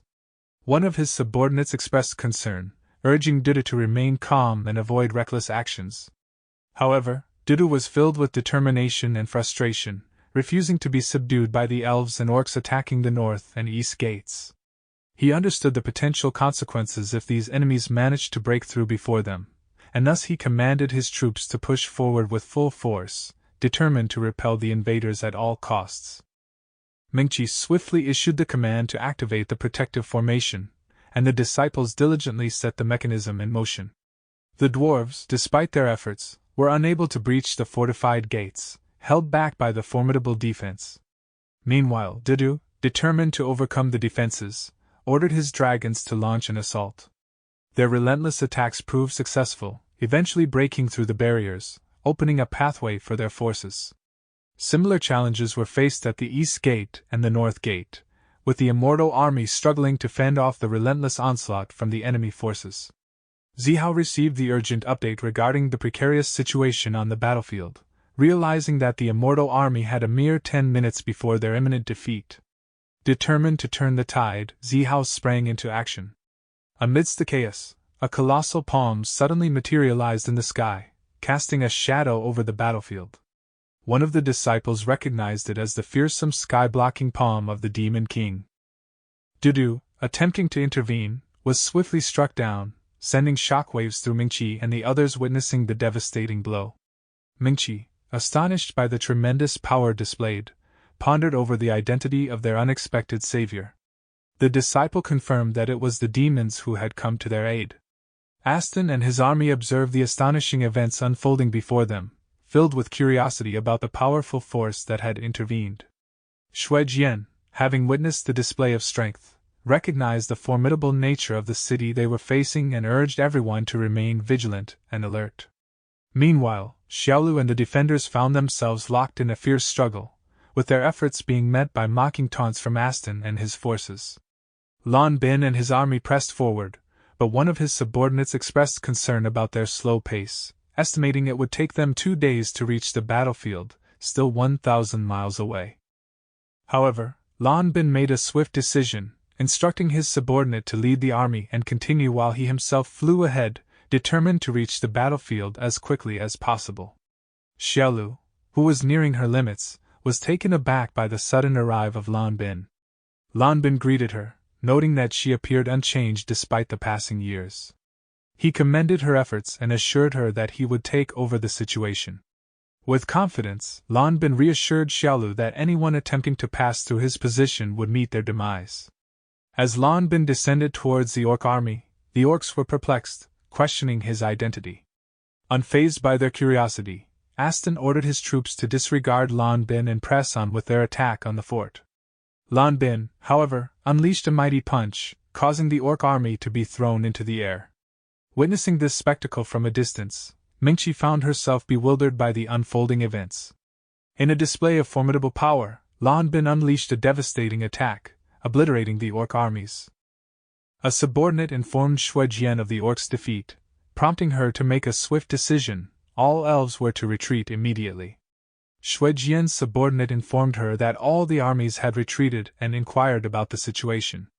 Xue Jian expressed her astonishment at sensing an unprecedented presence. Mingqi asked Xiaolu for an update, and she revealed that it was Lan Bin who had caused the dramatic turn of events. Mingqi was surprised, and the disciple advised showing proper respect as Lan Bin was the king of the ghost realm. Aston, shocked by Lan Bin's power, attempted to retaliate along with the remaining orcs. However, he was swiftly defeated by Lan Bin's kick and crashed near Xue Jian. Aston accused Xue Jian of plotting to let the cultivators and the orcs fight each other, intending to seize the recipe once they weakened each other. In response, Xue Jian commanded her subordinate to lead their armies to the west gate, stating that both dwarves and orcs were now under her command. Mingqi and the disciple realized that the army was not retreating, but rather regrouping in a different location. Mingqi communicated with Xiaolu, informing her that the army was heading towards her location. Xiaolu acknowledged the information but mentioned that it would take some time to reach them. Mingqi expressed her intention to find a way to delay the enemy and buy Xiaolu more time. However, before she could act, Lan Bin suddenly appeared, carrying Xiaolu with him. Mingqi questioned Lan Bin about his status as an immortal, to which he cryptically responded that it was not just him who had achieved immortality. Meanwhile, as the enemy army continued to advance, Zihao and his army observed their movements. Mingqi and Xiaolu were relieved to see Zihao, and the twins expressed their joy at his arrival. The leader of the Ninja Academy was shocked upon recognizing Zihao. Zihao confidently stated that he alone was sufficient to deal with the enemy, causing Dudu to realize that Zihao was the one who had attacked them earlier. Xue Jian proposed joining forces with Aston and Dudu, expressing their long-standing relationship and the need for a serious fight. Xue Jian decided to confront the tribe leaders while entrusting the troops with attacking the fort. As the armies clashed, Zihao and Lan Bin confronted the 3 tribe leaders head-on. Xue Jian offered to heal and enhance Aston and Dudu, instructing them to restrain the tribe leaders. She utilized the Crusaders' enhancing art, a unique skill of the elves known for their healing and enhancement abilities. Yerong recognized the technique and mentioned its potential to elevate individuals to a high level of immortality according to historical records. Lan Bin launched a powerful attack, leaving Dudu fearing for his life. But Zihao intervened, delivering a strike that halted Lan Bin's assault, surprising everyone present. Zihao boldly declared that the enemies belonged to him alone, implying that he alone was sufficient to handle the battle. Enraged, Lan Bin rose to his feet and cursed Zihao vehemently. Mingqi and the others pleaded with Zihao and Lan Bin to cooperate, as the gate was on the verge of destruction. However, Lan Bin unleashed his power, manipulating the people around him and commanding them to attack their own allies. Additionally, Lan Bin summoned skeletal creatures from the ground. Mingqi questioned this unfamiliar technique, wondering if immortals possessed such abilities. The disciple explained that it was a special art of demon cultivation, allowing demon cultivators to control souls and manipulate corpses. As the battle raged on, Zihao showcased his dominance over the tribe leaders. However, just as he was dealing with Aston, Lan Bin emerged and delivered a powerful attack. The twins, frustrated by the ongoing conflict, pleaded for Zihao and Lan Bin to join forces. Sadly, their pleas fell on deaf ears as Zihao and Lan Bin continued to exchange blows, disregarding the twins' plea for cooperation. Aston, filled with fear, hid and cowered, earning a scolding from Shui Jian, who urged him to take action. Amidst the ongoing battle between Lan Bin and Zihao, Aston suddenly reappeared and stabbed Zihao in the back. This turn of events surprised Mingqi, while Aston mocked Zihao for his perceived carelessness and arrogance. However, Aston's surprise grew as he realized that Zihao remained unaffected by the attack. Mingqi, perplexed by Zihao's resilience, questioned the situation. The disciple explained that Zihao's ability stemmed from demon cultivation, a distinct form of cultivation that differed from their own.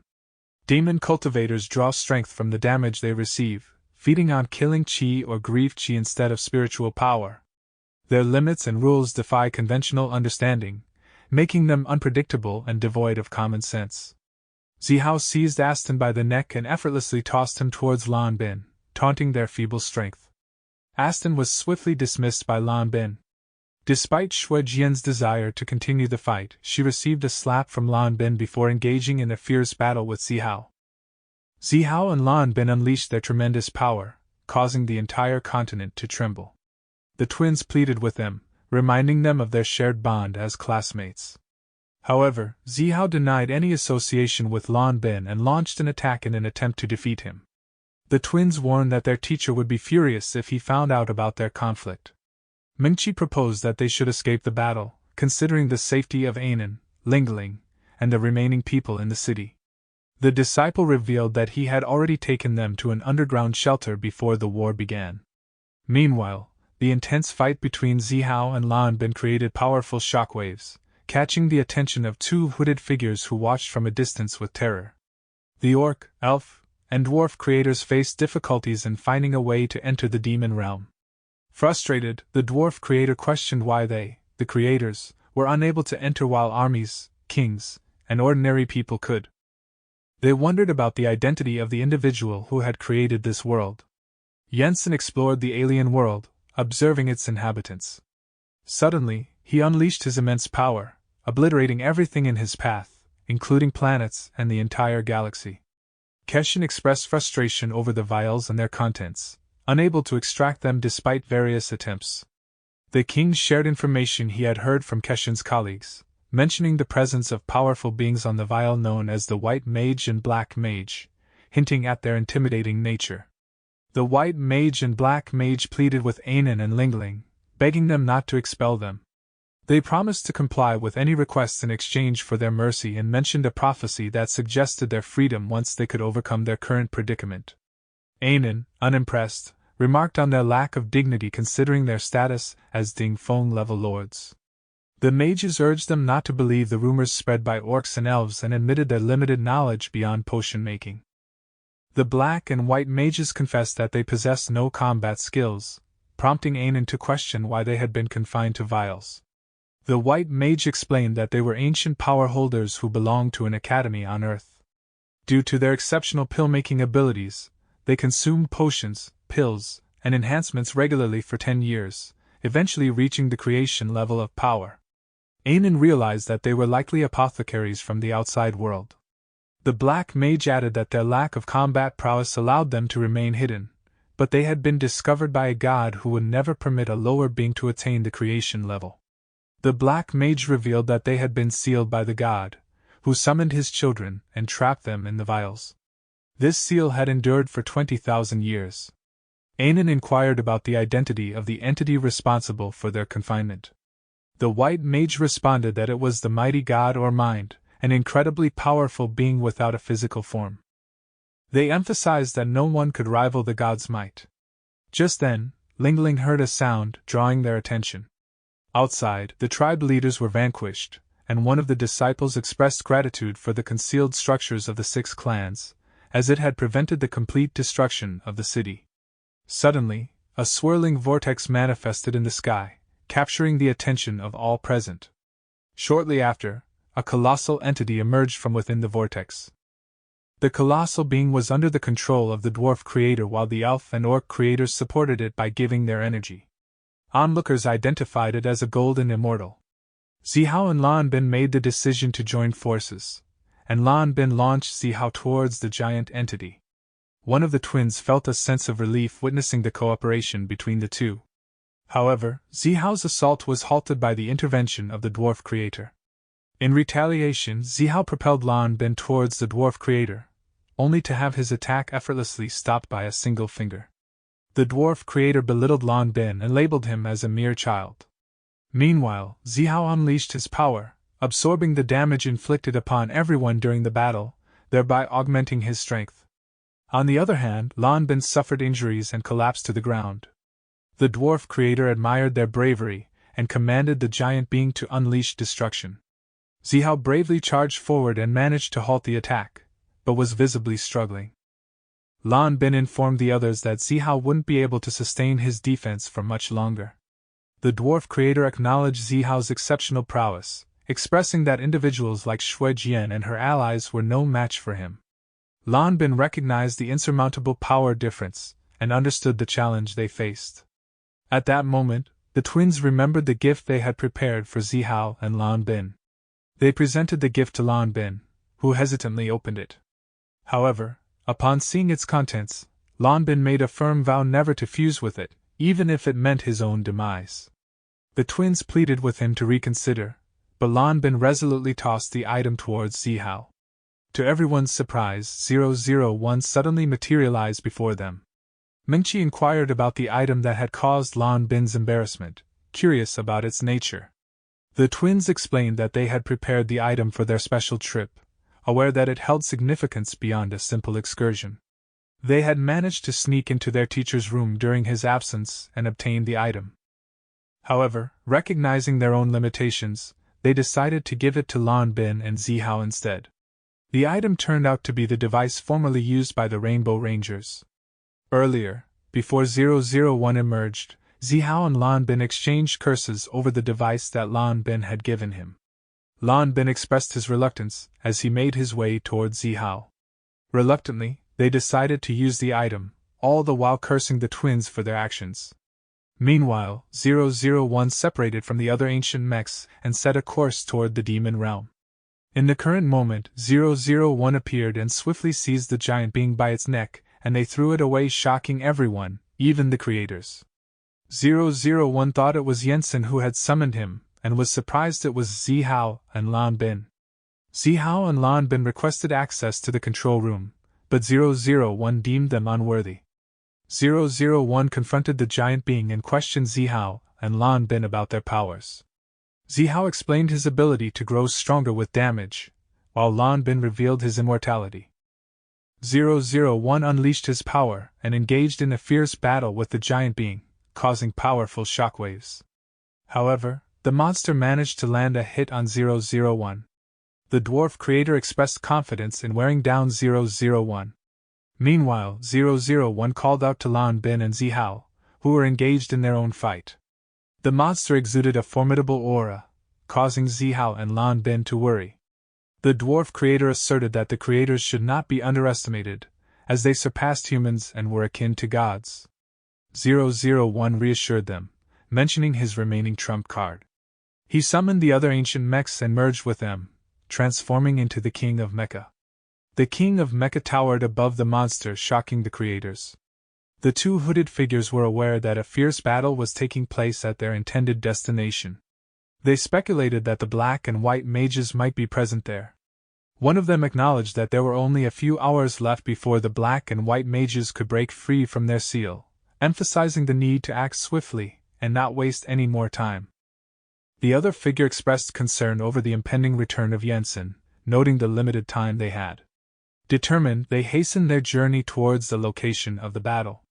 Ainen expressed her desire to leave, but the white mage pleaded with her not to do so, warning that the god was approaching and if they were freed, they would only be sealed again. Lingling pointed out that their clan disciples were in danger, prompting Ainen to consider fighting to protect them. The white mage questioned how Ainen could stand by and do nothing while they were being sealed, but Ainen asserted that their predicament was not her concern. The black mage disagreed with Ainen's indifference, stating that the god would kill everyone to protect their secret. The white mage added that even as king-level beings, they wouldn't stand a chance against the creator. However, they could offer a solution by allowing Ainen and Lingling to become creators themselves. The mechs, now experiencing the thrill of cultivation, expressed their newfound enjoyment and decided to enroll in the Cultivation Academy. Lan Bin urged them to focus and stop wasting time. Meanwhile, 001 unleashed a powerful tornado that trapped the monster within it. The dwarf creator called for help from the other creators, but they explained that they had reached their limit and could only allow him to enter the world. Frustrated, the dwarf creator realized that the elf and orc creator had not come alone for this reason. The monster managed to break free, but 001 easily captured it once again. Meanwhile, the two hooded figures were getting closer to the location. The black and white mages gave Lingling and Ainen a potion to help them become creators, but nothing seemed to happen, surprising the white mage. He requested more potions from the black mage. 001 forcefully slammed the monster to the ground, incapacitating it, along with the dwarf creator. The hooded figures reached the location, and one of them instructed the other to search for the black and white mage while he confronted the remaining individuals. The second figure expressed concern about the immense power exhibited by 001. Meanwhile, Lingling and Ainen persisted in consuming the potions provided by the black and white mage. The white mage grew frustrated, as they had already consumed 300 pots, perplexed by the fact that humans only typically required only one vial. The second figure alerted the first figure to the presence of 6 powerful individuals hiding in the deepest part of the city. However, the first figure reassured the second figure, confident in possessing a summoning core that would bring about the destruction of the world when their father arrived. As the second figure observed the situation, they realized they had been detected. Meanwhile, 001 caught the attention of Zihao and Lan Bin, informing them that a problem had arisen. The second figure swiftly engaged 001 in combat, while the first figure commenced the summoning of their god. The second figure successfully infiltrated 001 and focused its attention on Lan Bin. Zihao attempted to retaliate but found himself immobilized by the enemy's powers, who expressed annoyance at their abilities and emphasized the need to prevent them from working together. Confused, the mechs crashed to the ground, questioning how the enemy managed to enter the control room. However, 001 realized that it was a mental attack. Meanwhile, the second figure sensed that the formidable individuals were beginning to awaken, but the first figure restrained them, recognizing the urgency in finding the mages as they acknowledged the strength of the opposition. The second figure successfully located the black and white mages, while Erishur managed to break through the barrier and confronted the figures, questioning them about causing trouble in their world. Mingqi and the others rejoiced at the sight of Arashi's arrival. The second figure expressed surprise at Arashi's swift appearance, questioning the other why he didn't buy them more time. The first figure explained that Erishur was much stronger than the others.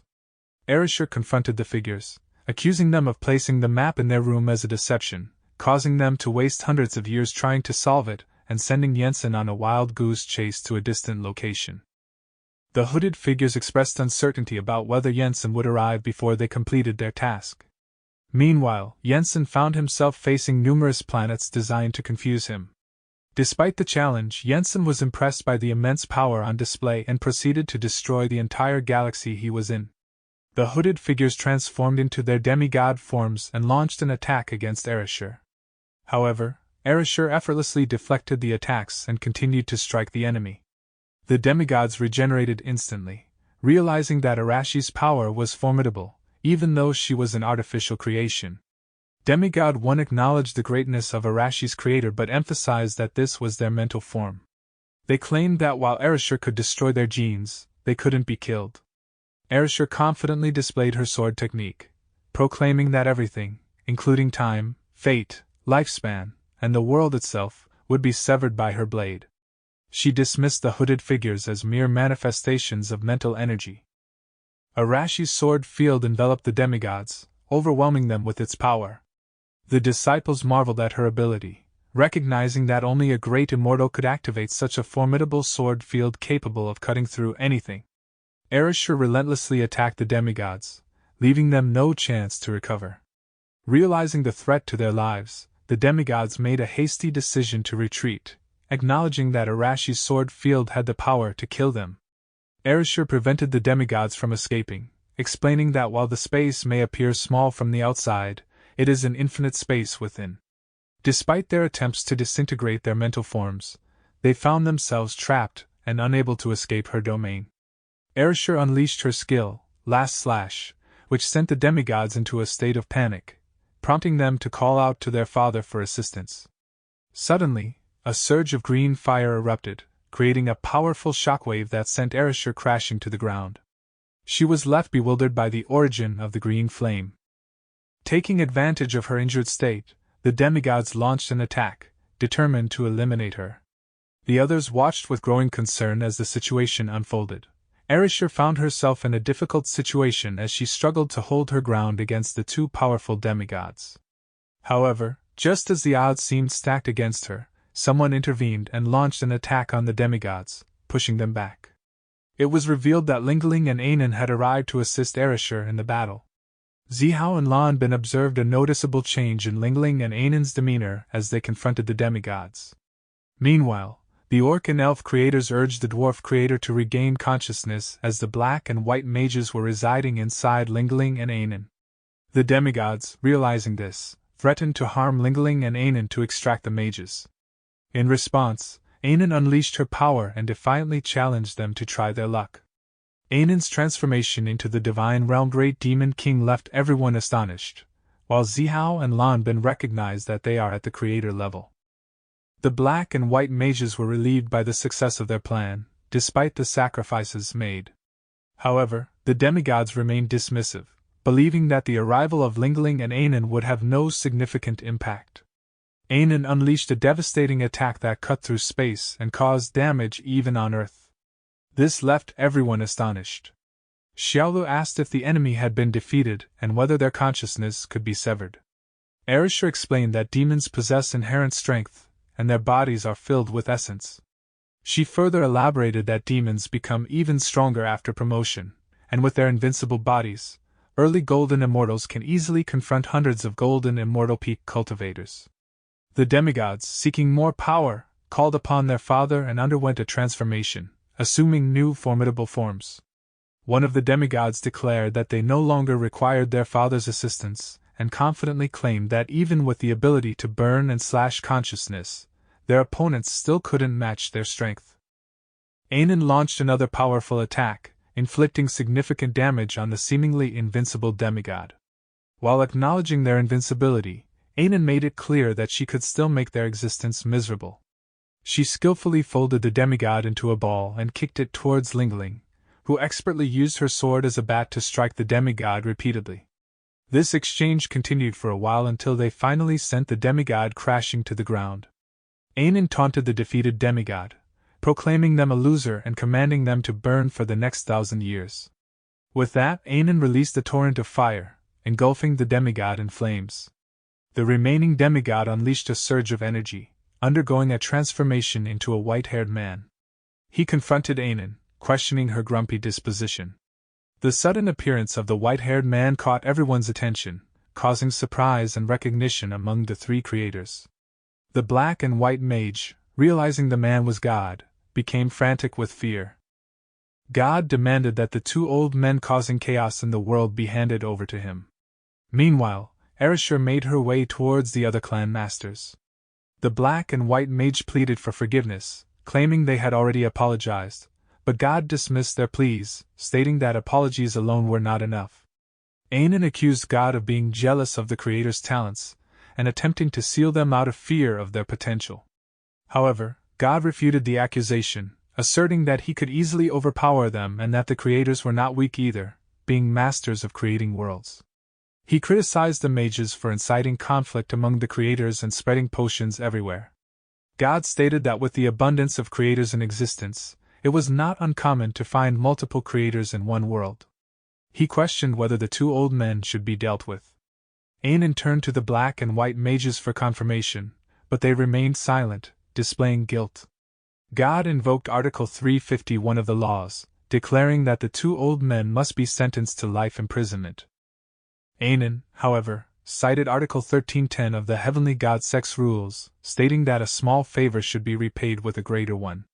God expressed his disdain for their immortal cultivation practices. The black mage expressed love for the others in the immortal world, while the white mage expressed gratitude. Anan and Lingling acknowledged that if it weren't for Jensen's warnings, they might have abandoned the two old men. They emphasized the importance of keeping promises, hinting at their decision to stand by the black and white mages despite their actions. God unleashed his immense power, causing a dramatic transformation in the surrounding environment. The clan masters arrived to confront God, while Zihao and Lanbin made the decision to retreat, realizing their limited ability in the face of such a formidable battle. They informed the others that they couldn't stay to watch and urged them to leave. Mingqi noticed that Zihao and Lanbin had grown taller, to which Zihao replied that it had been approximately 600 years. The surroundings turned darker, and everyone's bodies, including the clan masters, began losing color. They realized that their opponent had the power to manipulate their world. As people started losing consciousness, Erishur warned that the opponent was blocking the connection to the outside world with his body.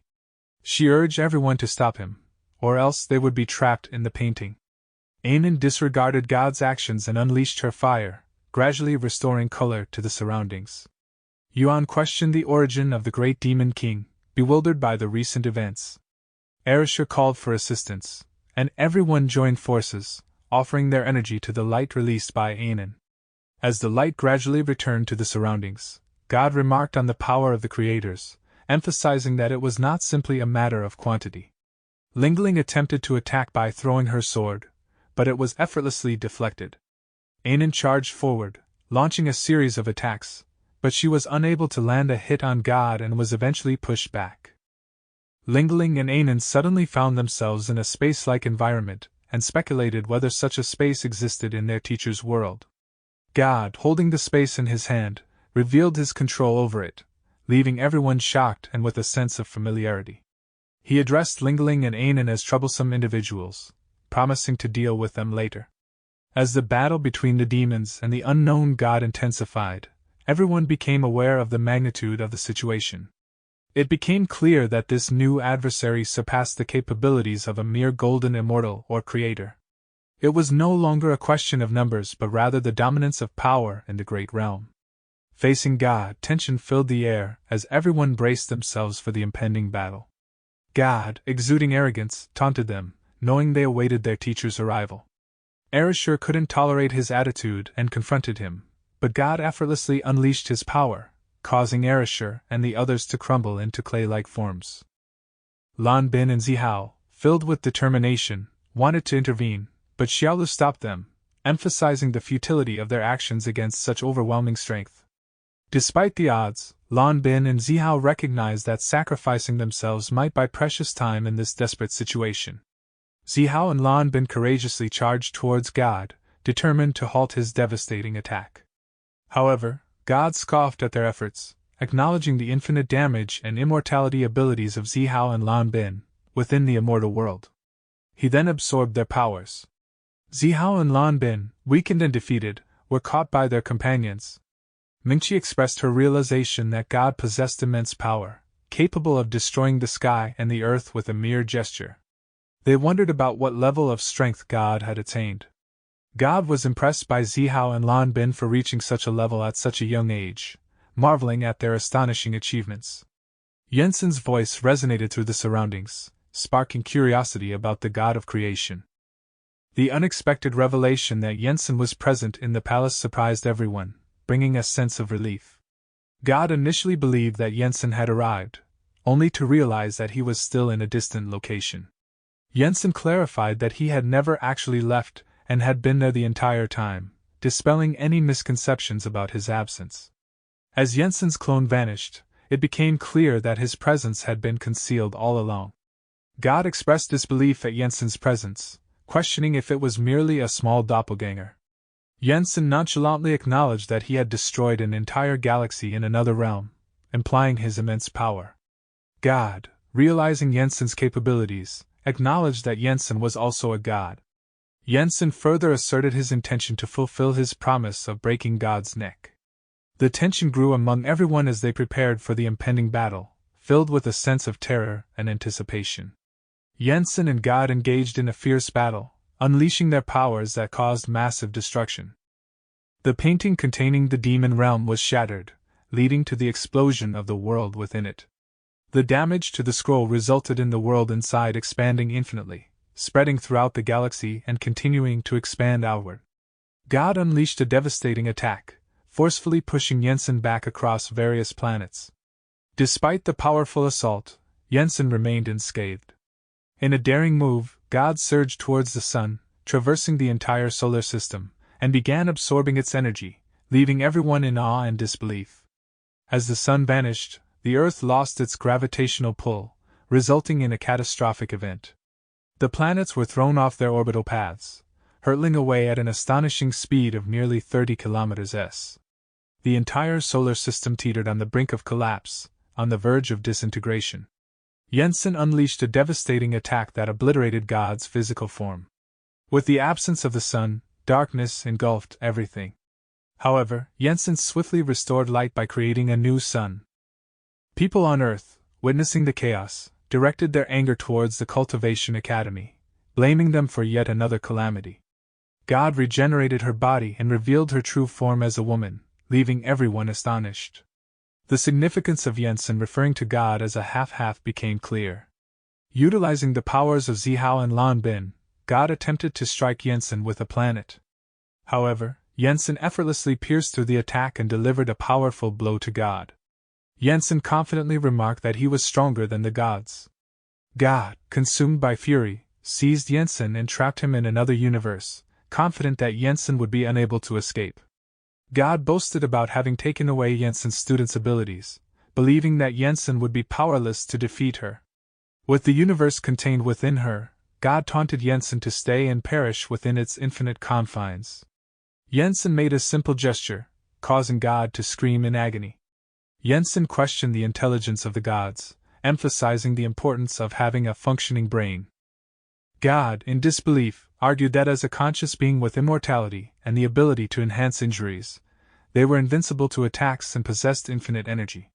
However, Jensen revealed that the magic world, the ghost world, and all the beings within them were creations of his own design.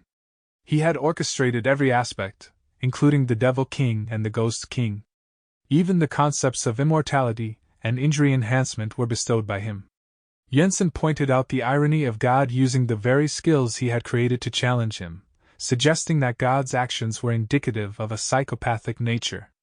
God's transformation into an old man surprised everyone once again. 001 shared a different perspective, stating that a true God is not confined to a specific appearance or gender. According to legend, every god represents a universe within themselves. They can take on various forms, including that of an old man, a woman, a child, or even a stranger encountered on the streets of Earth. God began absorbing the life force of everyone, consolidating the cosmic consciousness into his control. With a sinister laugh, God taunted Jensen, questioning his next move in the face of such power.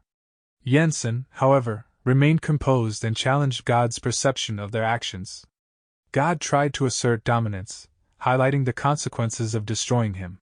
He claimed to possess the life essence of the entire universe, warning that eliminating him would result in the annihilation of all life. Jensen tapped into their immense power, unleashing a force that blew away God. God, in a desperate attempt to defend himself, reminded Jensen of the consequences of his actions. He claimed that all conscious beings, including Jensen's students, resided within his body, making him responsible for the destruction of all life if they were defeated. Undeterred, Jensen unleashed the King of Immortality's palm strike, aiming to deliver a devastating blow. Jensen's powerful attack had a profound effect on God, disintegrating them at the cosmic level. Inside God's body, Mingqi and the others were miraculously unharmed and safe. Jensen, reflecting on the situation, expressed that his original intention was simply to teach God a lesson, but it was God who ultimately chose their own demise. Jensen asserted that he could not be blamed for the consequences of God's actions. Jensen released Lingling and Ainen from their captivity, and the two were overjoyed to see him. He then removed the black and white mages from their bodies.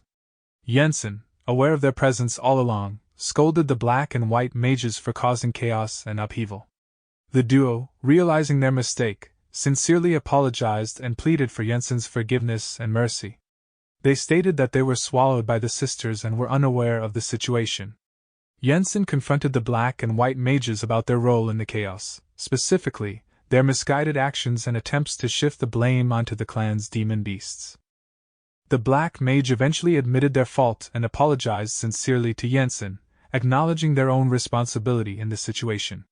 The black mage, in their thoughts, questioned the relevance of the Chaos World's laws to the immortal world, suggesting that Jensen was avoiding publicly confronting his own disciples. They offered to take the blame to protect Jensen's reputation. Jensen, recognizing their sincerity, decided to seal them for another 5,000 years as punishment. The white mage pleaded, then proposed sharing their alchemy experiences as a form of reconciliation. Jensen agreed to the white mage's proposal, stating that it was not a bad deal. The black and white mages were surprised by this outcome, realizing that power held more weight than laws in their situation. Jensen effortlessly restored the world within the painting, and the time had come for everyone to depart.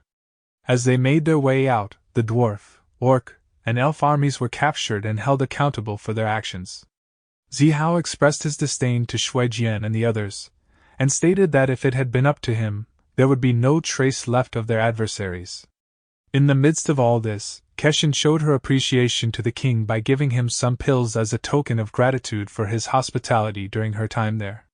The disciple suggested staying a few more days, but Xiaolu declined, mentioning the need to return and write their reflection paper. Meanwhile, Mingqi's promised bride clung to her, crying, while Jensen carried Lingling and Ainen intending to punish them when they get back. A subordinate of Lan Bin expressed concern about his leadership promises, but Lan Bin assured them that although they had to part ways, he would still visit and entrust them with taking care of the family business. Zihao expressed his sadness about leaving after spending over 600 years there. He instructed his subordinate to take advantage of the chaos and seize all the territory of the ghost world in his absence. The subordinate acknowledged the orders and pledged to carry them out. After opening a portal, Jensen and the rest of the group exchanged heartfelt farewells. Erishur and the others wore sad expressions as they see them leave. Upon their return, Jensen found himself in the Superman League building, attending the evaluation session for the field trip he had directed. Despite encountering challenges along the way, the field trip was ultimately deemed a resounding success for the students from each college after some encouraging looks from Jensen. After the incident, Ainen and Lingling faced punishment in the form of a 3-year dieting and kneeling penance for the trouble they caused. Zihao and Lan Bin also received their share of consequences for their actions, involving burning their life force and engaging in a fight. Ultimately, their punishment entailed sweeping the yard for a duration equal to the years of life force burned. Erishur gazed at the picture of Jensen, deep in thought, when Mingqi approached her for a visit. Meanwhile, Xiaolu found themselves in the company of Yuan, engaging in a conversation about playing chess blindfolded. Xiaolu expressed her curiosity about the possibility of such a feat. In response, Yuan encouraged Xiaolu to rely on her senses, to feel her opponent's moves and strategize accordingly. He assured Xiaolu that with dedication and practice, she would eventually master this skill, and the world would become her chessboard. Xiaolu nodded, understanding the advice, and Yuan expressed his belief in Xiaolu's potential, believing that she would surpass the others in their accomplishments. In the far reaches of the galaxy, the demigod successfully regenerated his body. Overwhelmed by the destruction on Earth and the loss of his family, he questioned his purpose and existence. Unsure of what to do next, he pondered the reasons why he had survived. A water formation materialized and approached the demigod, revealing the figure of Poseidon, the god of the sea. In a swift motion, Poseidon severed the demigod's arm, from which a god emerged. Confused by the turn of events, the reborn god expressed gratitude to Poseidon for saving his life. Poseidon inquired about the demigod's journey and learned of his unexpected visit to Earth while en route to the Chaos World. Poseidon informed the reborn god that Zeus, the king of the gods, wished to meet him, leaving God in a state of shock. Thor, aware of the situation, expressed his concern about confronting Poseidon and the potential consequences of engaging in a battle with him. He decided that it was best to return quickly and inform his father about the situation. 600 years later on Earth, during the enrollment season at the Cultivation Academy, Jensen, the principal, was reading through the papers. As the younger students chatted about the academy, one of them expressed a dream to meet Jensen, unaware that he was nearby. Another student believed it was nearly impossible to discover the true identity of their principal. Jensen and Lon enjoyed tea together, but Jensen reminded Lon of her behavior despite being over 600 years old. He warned Lon not to visit him for tea anymore. Lon criticized Jensen for being selfish and questioned why he gave so many longevity pills to the retired Rainbow Rangers. Jensen explained that he gave them the pills in exchange for the super-ancient mechas they sold to him. Lon asked about Jensen's 4 disciples, and Jensen replied that they were currently busy recruiting more students. Some students expressed their concerns, acknowledging that the 2 most powerful masters at the Cultivation of Immortal Academy had already found their students. They wondered what they should do next, feeling disappointed that among the many students, they couldn't find a stronger teacher. Zihao and Lan Bin, who overheard their conversation, became curious. Brown-hair student and ponytail student expressed their disinterest in staying at their current college, believing it to be hopeless. Lan Bin and Zihao invited them to become their disciples, claiming to be the strongest Taoists they were looking for. However, the other students mocked them, calling them floor sweepers. Zihao and Lan Bin defended themselves, stating that the strongest individuals are often found doing humble tasks. They mentioned their long lives as proof of their strength. The yellow-haired student mentioned Wu Mingqi and Sun Xiaolu as the strongest people they knew, showing doubt about Lan Bin and Zihao's claims.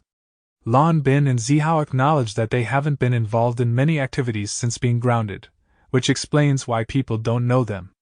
The students were still determined to leave, but Zihao pleaded with them to become their students. Zihao mentioned the consequences he would face if he didn't fulfill an assignment given by Mr. Jensen, their teacher. The brown-haired student asked if they knew the Grand Master, to which Zihao and Lan Bin replied affirmatively and mentioned that they were the direct disciples of their teacher. Zihao also mentioned being part of the Elite Four in the Immortal class, which the student was unaware of. The ponytail student accused Zihao and Lan Bin of lying, pointing out that their clothing indicated they were martial Taoists. Zihao and Lan Bin admitted that they were being punished for violating the rules of their sect. The ponytail student questioned the severity of their punishment, mentioning that the Grand Master is known to be gentle. The brown-haired student agreed and decided to leave. Lan Bin expressed his frustration with their lack of belief, but Zihao reassured him, saying he had an idea. Zihao enticed the students by mentioning a hidden space in the inner gate, a vast fairyland on Earth. The ponytail student, intrigued by the idea, agreed to go with them. However, on their journey, the other students voiced their skepticism about Zihao and Lan Bin's claims. The ponytail student commented that they didn't appear to be the strongest individuals in the academy, while the brown-hair student dismissed them as mere fools. The brown-hair student noticed that they were actually in the school's backyard and questioned Zihao and Lan Bin about their promise to show them the inner gate. The ponytail student expressed doubt, suspecting that they might be joking. In response, Lan Bin assured the students that they would go to the inner courtyard later and handed one of them a timer. Reluctantly, the brown-hair student agreed to proceed. As the timer started, Lan Bin surprised the student by instantly teleporting to another planet. Meanwhile, the ponytail student witnessed Zihao also unleashing his power. This spectacle caught the attention of Jensen, who became curious and decided to investigate the situation. Zihao and Lan Bin clashed as soon as they unleashed their power, baffling both students as they fought. Their battle carried on to another planet before returning to Earth. Zihao's attack was deflected by Lan Bin, resulting in a huge explosion that angered the citizens, who cursed the Immortal Academy. Eventually, the students understood the reason behind their punishment, and felt that a mere 1,000-year sentence was inadequate. Zihao and Lan Bin unleashed their full power, but Jensen intervened, stopping Zihao with a single slap. Lan Bin received a similar slap, causing them to crash to the ground. Zihao then asked the students to become their disciples, and although hesitant, they reluctantly agreed. The two students faced ridicule from their peers due to their attire. They explained that their teachers had compelled them to wear the clothes. The student with a ponytail clarified that these outfits represented soldiers, emphasizing that as they progressed to the sinking stage, they would receive proper military uniforms, distinguishing between individuals, centurions, and grand centurions. One of the students inquired about the whereabouts of their masters, only to discover that they were in jail. The brown-haired student remarked that now they would have to go to the jail for their lessons. The ponytail student added that they also had to bring them food every day, as their masters were sentenced to a 300-year imprisonment. The other students consoled the two students and offered good news to lift their spirits. The gray-haired student revealed a secret world discovered by astronauts near the dwarves while they were peeing in space. This incredible alien world had just one unrestricted entrance, and when asked what it was, the gray-haired student responded that it was filled with monsters, piquing the curiosity of the others. Yellow Hair expressed confusion about what was so strange, mentioning that the 4 kings of monsters were still present in their college. Gray Hair clarified that the real issue was that the monsters in the secret world possessed the superpowers of Earth's heroes. The Superman Alliance was planning to deploy their own heroes to combat these monsters, with dwarves, elves, orcs, and other races joining forces as well. While the Alliance claimed to assist in the investigation, their true intention was to eliminate all the monsters. The others grew excited and expressed their desire to participate. However, Gray Hair mentioned that League rules required parental accompaniment, preventing their immediate involvement. Gray Hair grew frustrated when he sought guidance from his master, only to be instructed to continue training. Yellow Hair suggested finding Lu Xiaobei and Lu Xiaolu, but Ponytail warned against it, deeming them even more peculiar than their own masters.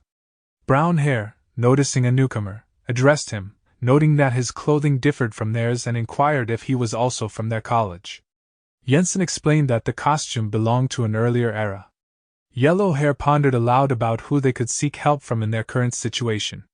Ponytail expressed a wish for the Grand Master to guide them, but Yellow Hair dismissed it as a mere dream, stating that the whereabouts of the historical master were unknown. Brown Hair exclaimed in awe, wondering if Jensen was one of the first students of their college. Jensen replied acknowledging his connection but hinting at a significant time gap with the thought, "Thousands of years earlier than your master." The students found Jensen intriguing, admiring his cool costume. Gray Hair then asked Jensen if he knew about the secret place, and pleaded for his help in accompanying them there. The students eagerly begged for Jensen's assistance. Yielding to their requests, Jensen agreed, prompting the students to cheer. However, Brown Hair expressed concern about potential punishment for sneaking out. Jensen reassured them, saying that when he takes them out, nobody should say anything. He secretly planned to inform Mingqi and the others about their excursion. In the Superman League, Guang Bai expressed his intention to resign. President was taken aback by this news, questioning Guang Bai's decision to leave. Guang Bai firmly believed that the Earth no longer required his presence. The president raised concerns about the implications for Superman Academy and the upcoming otherworldly trials. However, Guang Bai asserted that no one at Superman Academy possessed the ability to assist in the current situation. Determined, Guang Bai stated that he had made up his mind to depart. The president inquired about Guang Bai's destination upon leaving. Guang Bai responded with determination to embark on a journey in search of his faith. Mingqi received information about her disciple Xiaoming taking the others to the secret realm. Concerned about their safety, Mingqi remarked on Xiaoming's youthful and headstrong nature, noting that he had not yet attained refined qi. She intended to bring him back, but upon spotting Xiaoming and the others with Jensen, she pretended not to notice. A student expressed worry about their safety, to which Mingqi responded, stating that they were currently safer than anyone else. Mingqi and Xiaolu received a sovereign order from Yansen, informing them that he would take their disciples to play for a few days. President announced that it was a significant day, marking a 600-year interval since the previous occurrence of such an event. Recently, Earth had discovered a mysterious world neighboring our own. Surprisingly, the monsters in this world possessed extraordinary superpowers akin to heroes. Exploring the entrance, a 2.1 billion-year-old spaceship, our astronauts found it empty. Due to the inherent dangers, Earth planned to dispatch multiple colleges and external forces to aid in the investigation, ensuring peace. Additionally, this venture presented an opportunity to train the new generation, leading to the event being dubbed Earth's first child-raising event. The president welcomed everyone to attend the event and began reading the list of participants, including Hooper from the Vampire Academy. Demigod asked Lord Poseidon about the need to their destination. God interjected, expressing frustration at having flown for 600 years. Poseidon explained that it was a rule set by God King Zeus, forbidding gods who could fight from using their powers in the area of Earth. God questioned the vastness of Earth's area and wondered about the secrets of the mysterious world. Poseidon revealed that the world was once a battlefield between the gods and the Earth's superpower academy, where Zeus's father and all the gods were ultimately defeated. Demigod asked Poseidon if there was anyone else in the world as remarkable as the mysterious figure they were discussing. Poseidon, uncertain of the individual's strength, mentioned that even the father of Zeus and his uncles had no opportunity to face him. Since that person's disappearance, they had been searching for him. Poseidon suggested that they continue their journey, as they were nearing Olympus. The people were taken aback when they learned that Hooper would be leading the team. They assumed that Hooper, as a powerful parent, was enthusiastic about educating the next generation.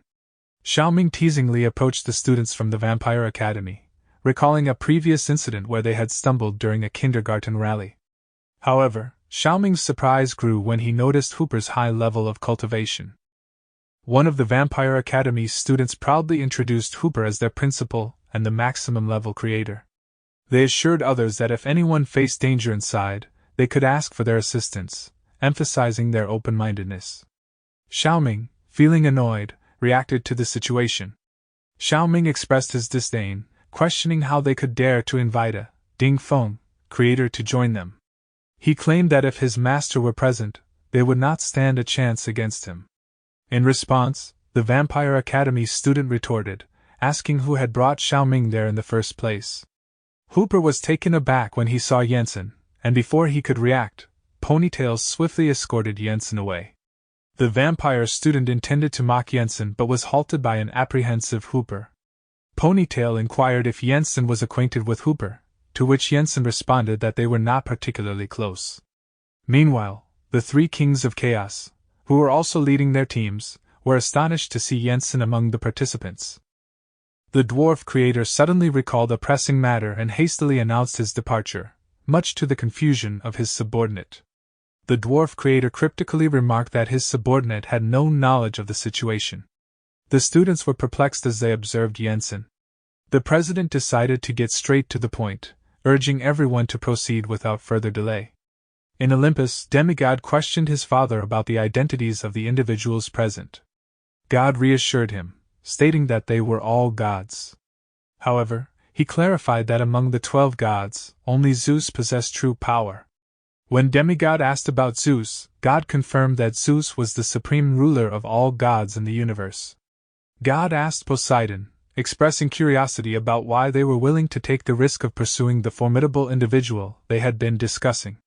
Poseidon responded with determination, stating that it was for revenge.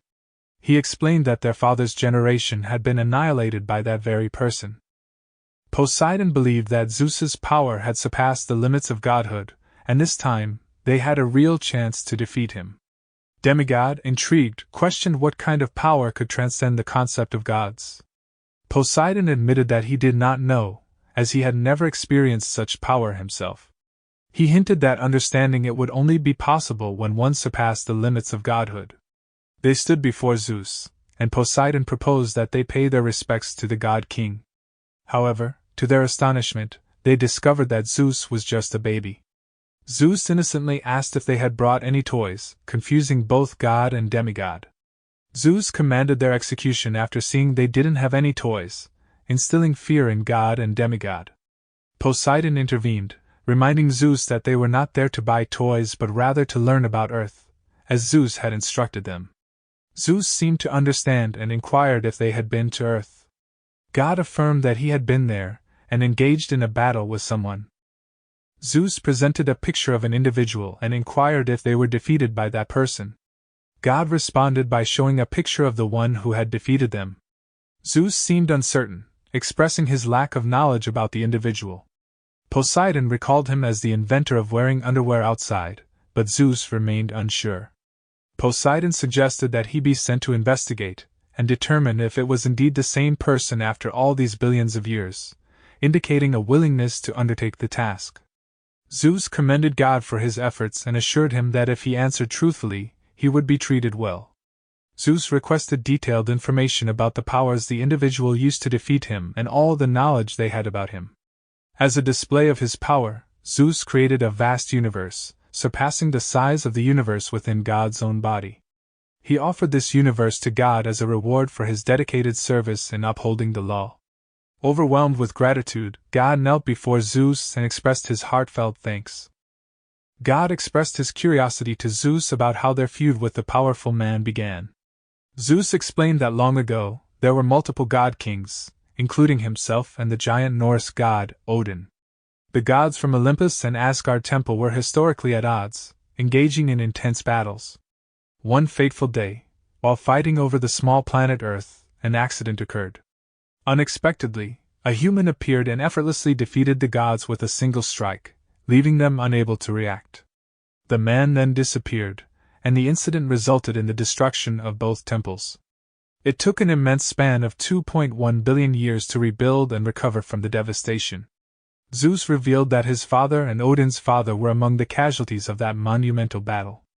God expressed concern about why they would continue to pursue the powerful man despite the devastating outcome of their previous encounter.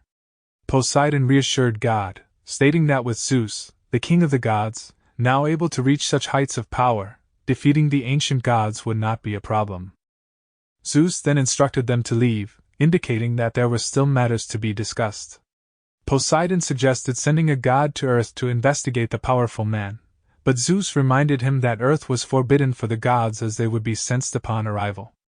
Zeus then inquired about Athena's whereabouts, and Poseidon informed him that she was still on top of Olympus and had not returned.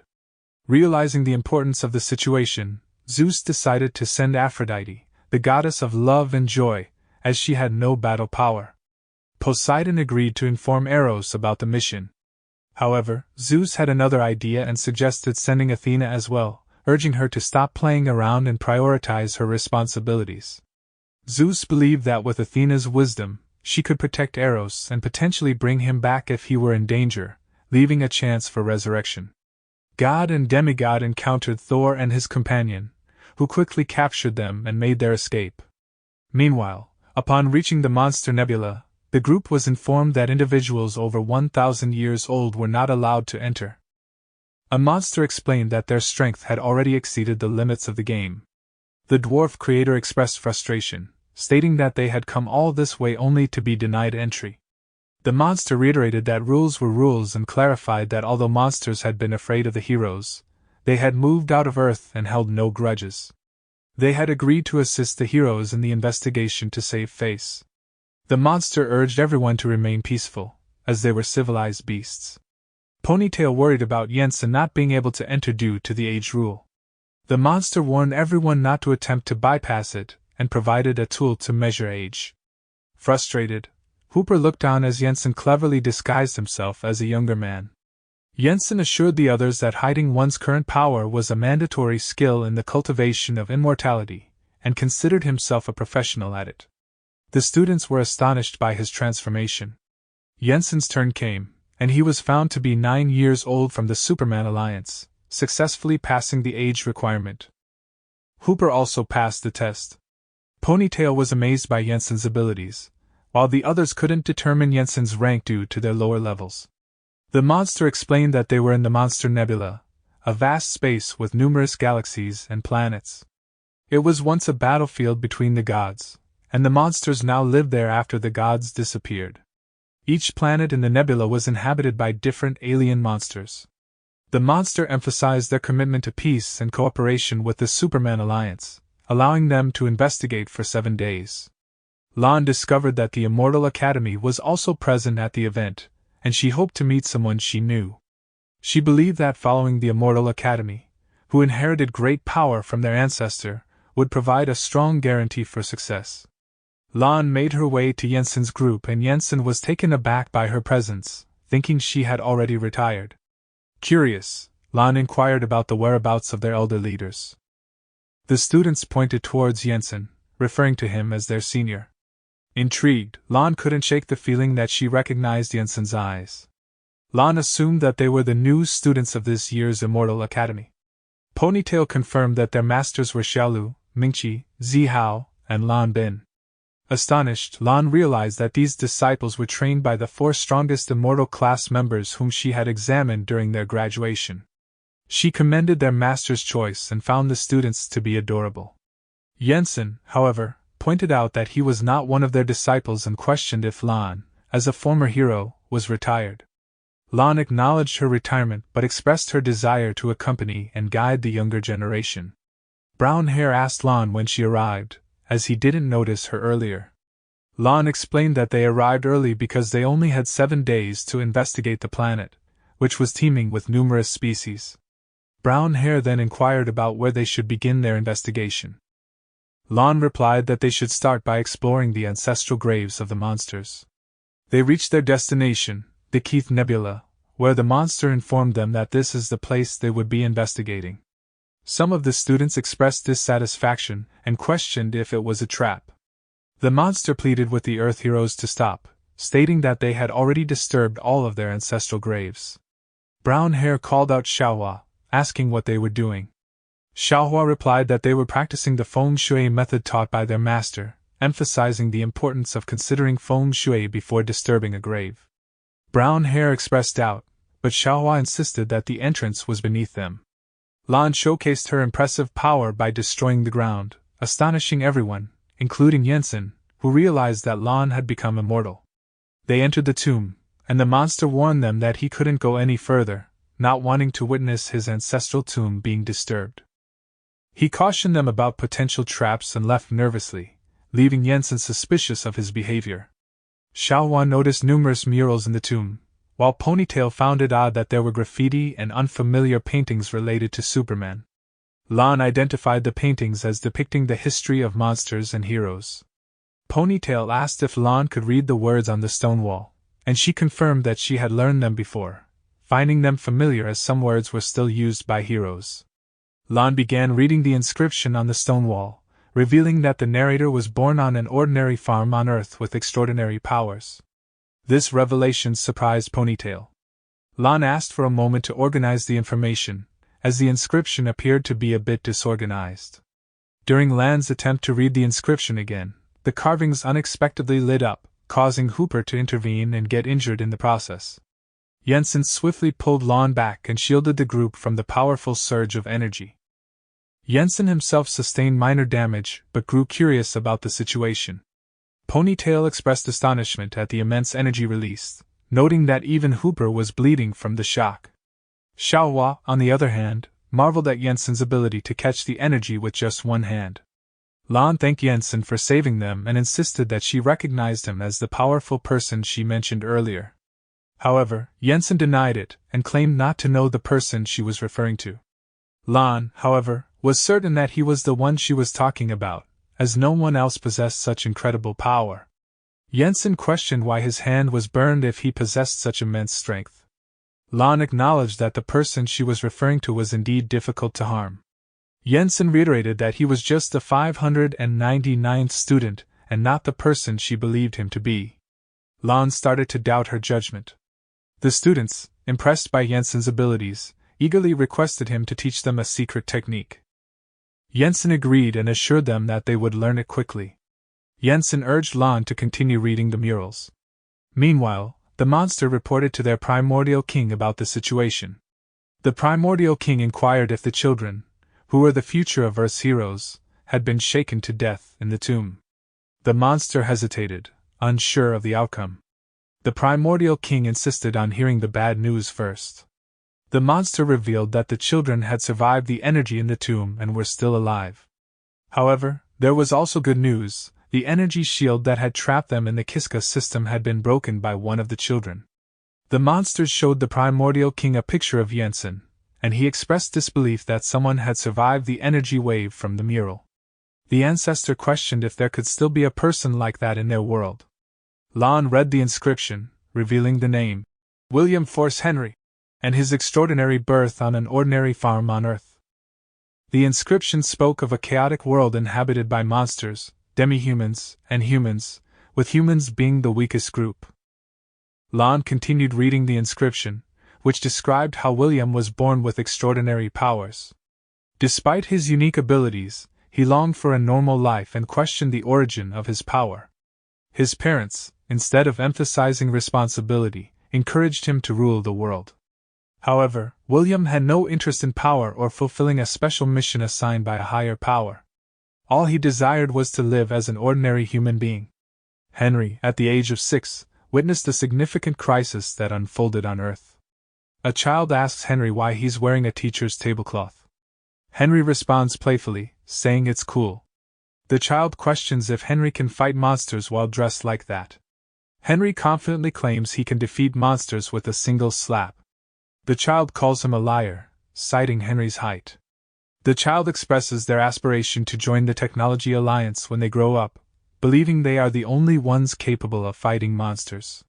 The Technology Alliance received an alert about an alien planet heading towards Earth, but their current technology was insufficient to stop it. Meanwhile, on a planet located 1,300 trillion light-years away from Earth, a powerful lord discussed his plan to attack Earth. The lord boasted about modifying the orbit of a star using a gravitational device, intending to crash it into Earth without needing to personally fly a spaceship. This destructive move would allow the Lord to wipe out Earth from the comfort of their own planet. The people panicked and thought it was all over. However, Henry made his move and sent the planet back to the aliens. Lon was shocked that Henry managed to do this at 6 years old.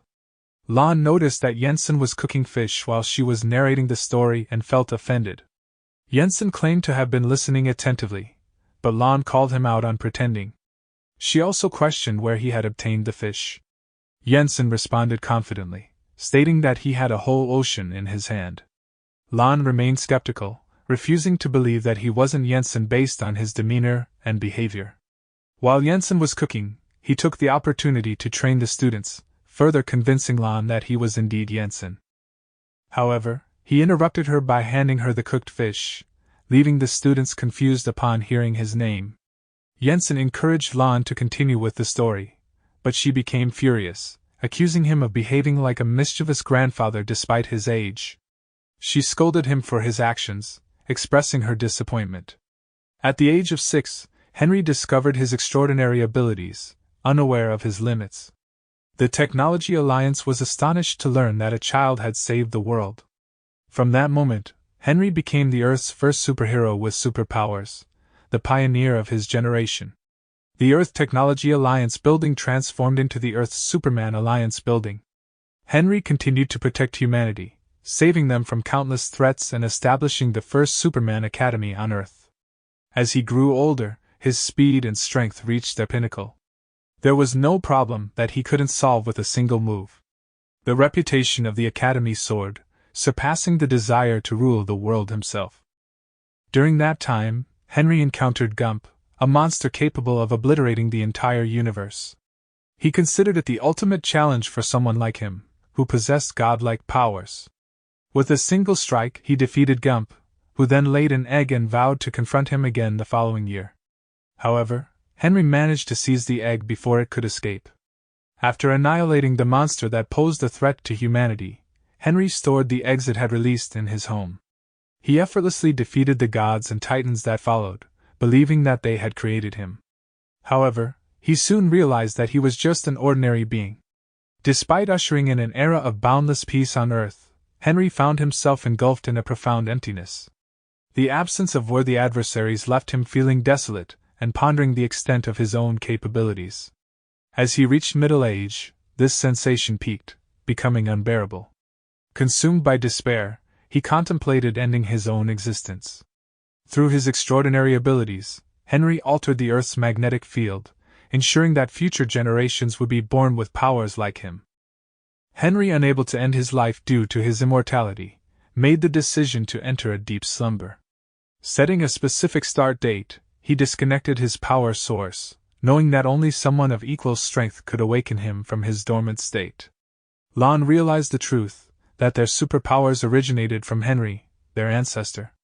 Jensen, on the other hand, expressed disappointment upon learning that Henry had already passed away.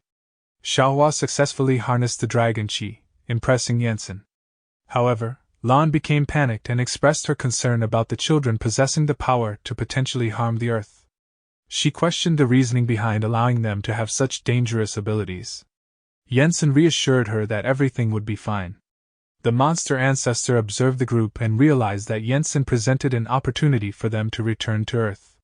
However, the monster warned against attempting to absorb Jensen's energy, as he had previously withstood a powerful attack from Henry. The monster also noted the presence of several creators, further complicating their plans. The primordial king reassured the monster that they had a plan to deal with the creators and obtain their power.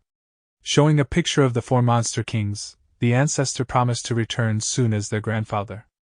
Jensen and the others encountered multiple passages and decided to split up. Jensen directed Lan to a specific passage, but she insisted on sticking with him. Eventually, the group divided into 4 teams, each taking a different passage. The primordial king decided it was time to act and unleashed a powerful illusion using his superpower. The monster expressed doubts about the effectiveness of the illusion, but the primordial king assured him that it was no ordinary illusion. Despite his diminished strength, the primordial king believed in his innate godlike power and instructed the monster to handle the situation at hand. Hooper's group realized that their powers were being drained. The dwarf creator also noticed the illusion and saw the elven and orc creators bowing before him, pledging their allegiance. Although the dwarf creator recognized it as an illusion, he found himself enjoying the spectacle. The primordial king was satisfied with the success of manipulating their desires to his advantage. The illusion affected the elven and orc creators as well, making them believe that the other creators were bowing to them. Meanwhile, Hooper remained confident, realizing that the illusion was based on desires and claiming that he didn't have many desires. However, his confidence quickly vanished when he saw Jensen within the illusion. Upon seeing Jensen within the illusion, Hooper immediately knelt before him. Jensen asked him if he wanted to serve him, and Hooper gladly accepted, feeling pleased with his decision. As the primordial king witnessed this, he felt his power returning and realized that the creators were stronger than he had anticipated. He set his sights on targeting Jensen next, believing that by absorbing his power, he would become unstoppable. Jensen observed as the powers of the others were being absorbed and then witnessed an illusion depicting his clan thriving and his disciples spreading across the heavenly realm. However, Jensen remained unimpressed and instead created his own artificial heavenly realm, leaving the primordial king shocked.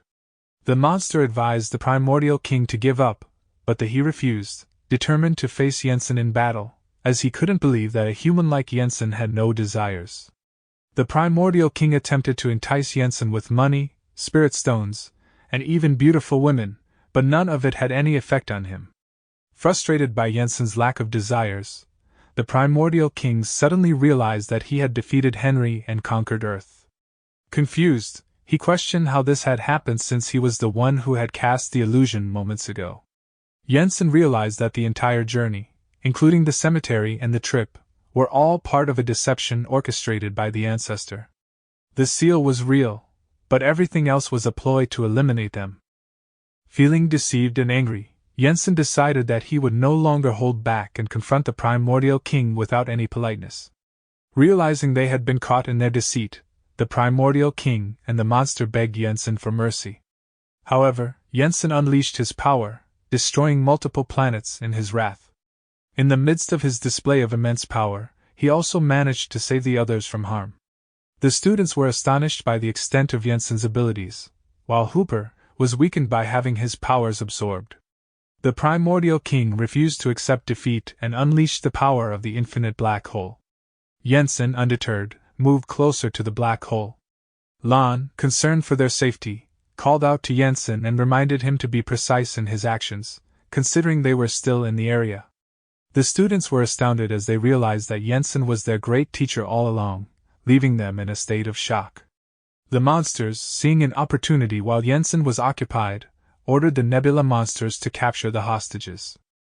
With their powers drained, the monsters believed they had the upper hand. Lan, ready to fight, prepared herself to face the monsters, while Yensen confronted the formidable primordial king. As the overwhelming number of monsters closed in on them, Hooper's weakened state prevented him from joining the fight. Lan grew increasingly concerned about their dire situation. However, Xiaohua refused to stand idle and harnessed the dragon chi, launching it at the approaching monsters. Lan anxiously reminded Xiaohua to detonate it at a safe distance. Hooper used his power to shield everyone from the ensuing explosion, while Lan tightly held on to the students. The immense power of Xiaohua's technique left the others in awe and disbelief. As the primordial king boasted about his invincibility within his realm, being the embodiment of infinity, he reveled in the power he gained from absorbing the energy of the black hole. Yet Yensen remained unfazed by his display of power. Yensen, recognizing the primordial king's affinity for absorbing power, made a bold move by offering him an overwhelming surge of energy. The primordial king, overwhelmed by the sheer magnitude of the power he was absorbing, pleaded for Yensen to stop. However, the power overload reached its peak, resulting in a massive explosion. Meanwhile, Henry's sleep system detected a huge amount of energy, causing Henry to awaken. Poseidon informed Zeus about the presence of Eros and Athena, expressing the urgency to seize Earth if the person they encountered is not Henry. Zeus instructed Poseidon to gather all the gods and prepare for battle. Suddenly, Zeus felt something bad is going to happen. As the black hole began to collapse, the primordial king attempted to escape by spitting out an egg, but Yensen swiftly caught it. When they landed on the ground, the students immediately surrounded Yensen, addressing him as their Grand Master. And so, this adventure concludes. The battlefield of the gods, home to the ancestor of monsters, was exposed and resolved by Yensen.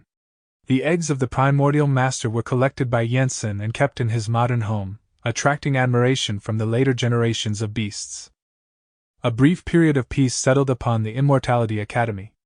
Meanwhile, God and the demigod were brought before Odin, who inquired about the situation on Earth.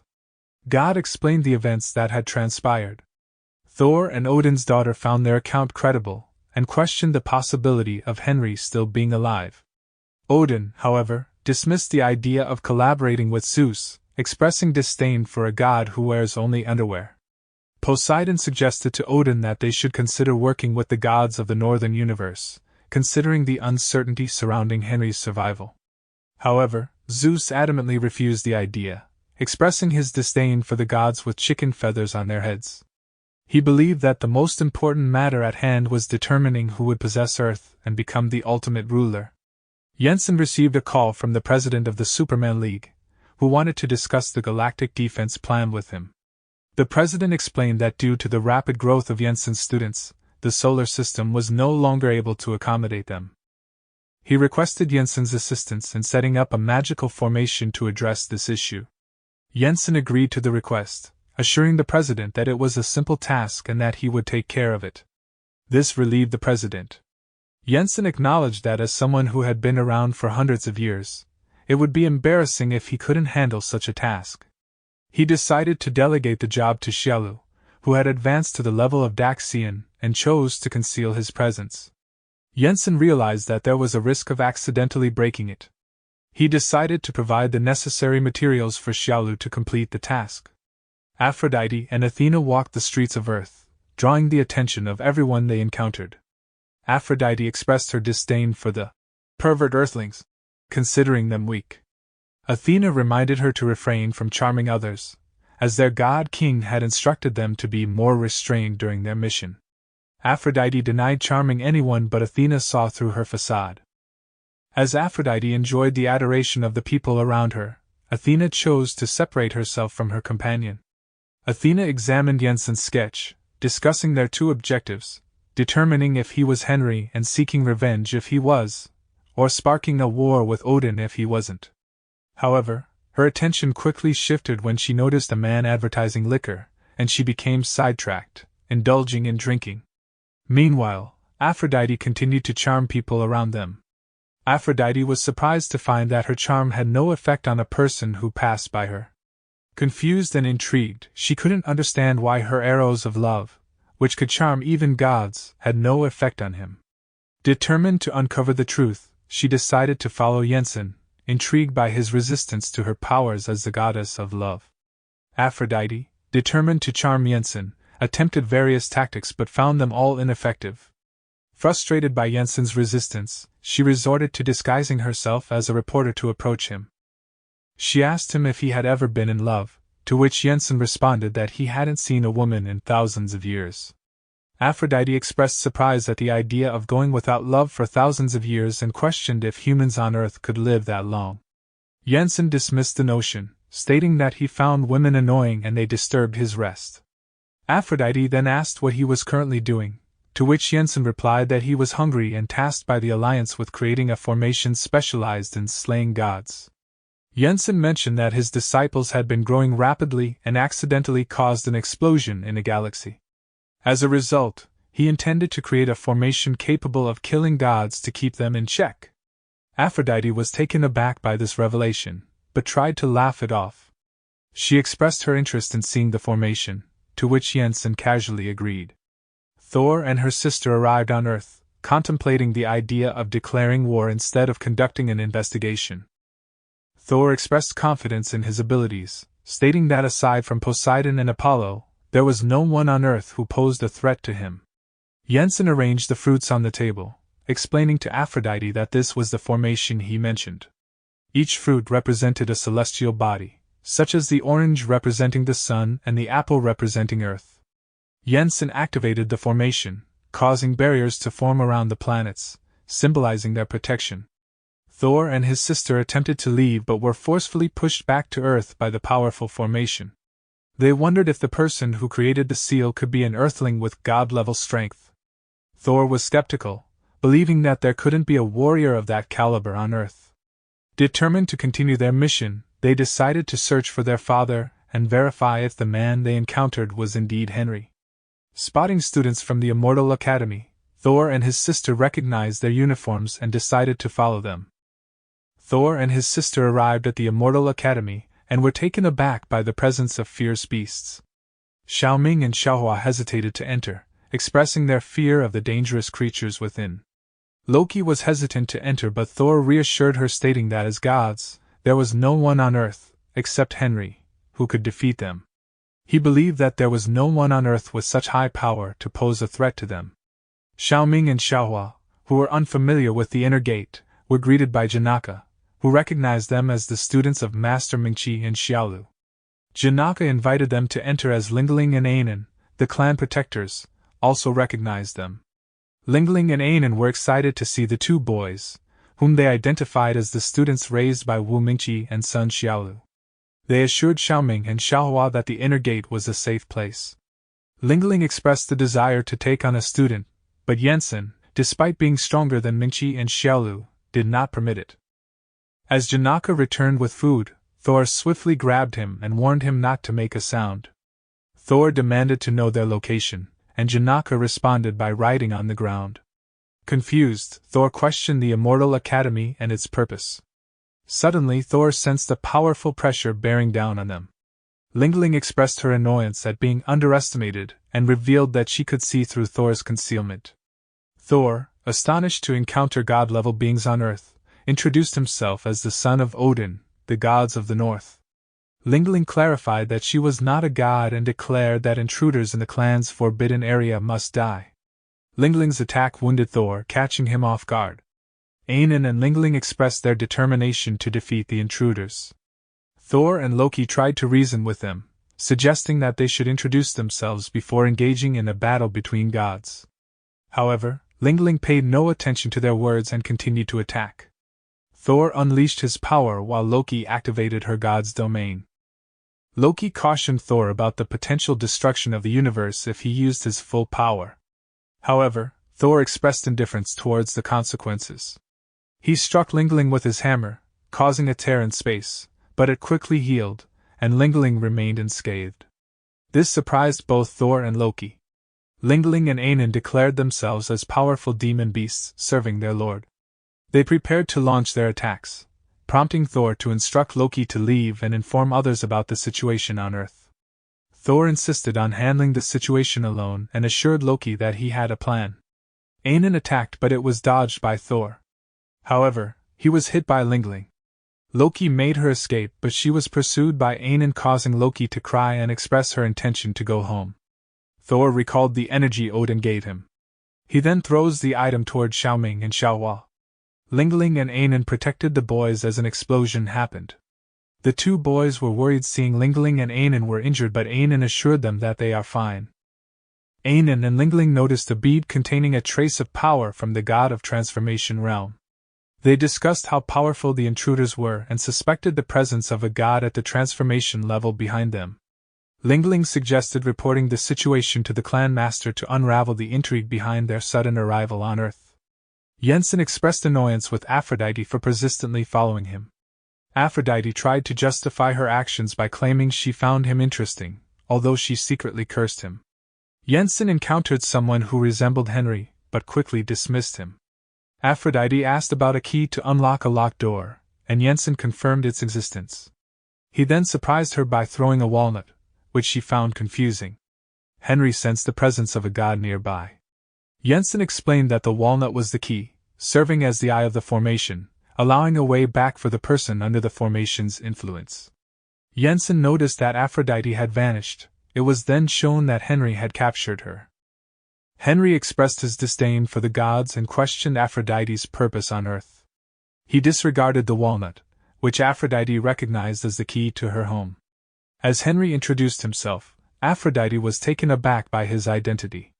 Henry emphasized that Earth was not a suitable realm for the gods and proceeded to confine Aphrodite within a created universe temporarily. Jensen arrived at the location where Henry and Aphrodite had been earlier and found the situation intriguing. Henry approached a nearby vendor and inquired about the location of the Superman Academy. The vendor, curious about someone wanting to enroll at the Superman Academy, provided directions, instructing Henry to continue straight ahead and then turn right next to the garbage. This guidance would lead him to the Superman Academy. Henry, dissatisfied with the state of the Superman Academy, approached the reception desk and expressed his desire to apply for a teaching position. His statement caught the man at the desk by surprise, leading him to quickly sign Henry to a contract, making him an instant member of the academy. Henry inquired about the need to take a test before joining the academy, referring to the rules. The Red Cape ignored the rules and pointed out that Henry had already pressed his handprint, indicating his commitment. The man rejoiced, realizing that they had finally recruited someone after a span of 600 years. The Superman Academy's remaining students were surprised by Henry's arrival. He introduced himself as their new teacher, prompting the students, who had only stayed because classes were non-existent, to head out. However, Henry stopped them by showcasing his extraordinary power.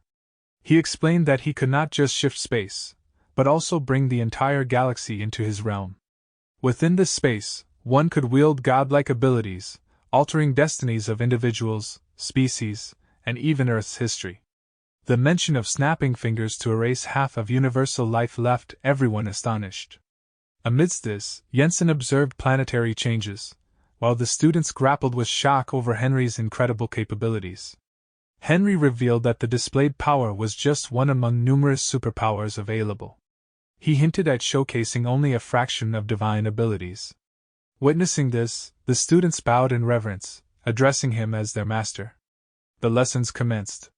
Henry began by explaining that superpowers stem from cosmic magnetic fields, with everyone capable of sensing them at birth, termed innate power. Strengthening these abilities depended on one's comprehension and perception. This too was a gift. Additionally, there existed acquired superpowers, which some could activate until age 30. He emphasized against discouragement, highlighting that acquired powers were on par with innate ones. Hard work could lead to an array of abilities. One skeptical student believed each person could only possess a single superpower. But Henry demonstrated two distinct abilities that shocked the students. Henry persisted with his teachings, and the student population gradually increased.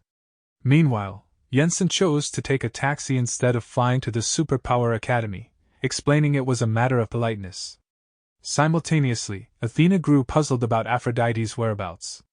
Suddenly, Aphrodite's voice reached Athena, revealing she was within Henry's dimensional space.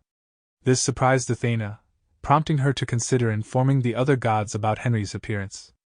Aphrodite insisted on being rescued, to which Athena assured her that Henry was a hero and wouldn't harm her. Athena suggested waiting for her release. Aphrodite then urged Athena to notify their clan to stay away from Earth due to the ongoing chaos caused by an immensely powerful individual, potentially even more powerful than Henry. Aphrodite emphasized the urgency of the situation and pleaded with Athena to alert their family. Athena acted swiftly, dialing the divine service line to alert them about the dangerous state of Earth. However, she received a tardy response, as the god of consciousness had already been apprehended, and it was determined that the man in black was not Henry, and was informed that the others were already on their way. Thor and Loki, having suffered defeat, made similar calls, echoing the warning of Earth's danger. Thor revealed details about the Immortal Cultivation Academy, a powerful institution on Earth, and its immensely strong janitor. They admitted to their defeat and expressed concern that the Academy's master, Jensen, might surpass even Henry in strength. They were informed that Odin and their uncles were en route to Earth, intent on engaging in a conflict with Zeus. As Athena considered her next steps, a man approached demanding payment. He claimed she had been at his disco bar for a week without settling the bill. Confused, Athena mentioned she had paid in gold, but the man dismissed it, explaining that the bar accepted payment in spiritual crystals, as indicated by a sign on the door.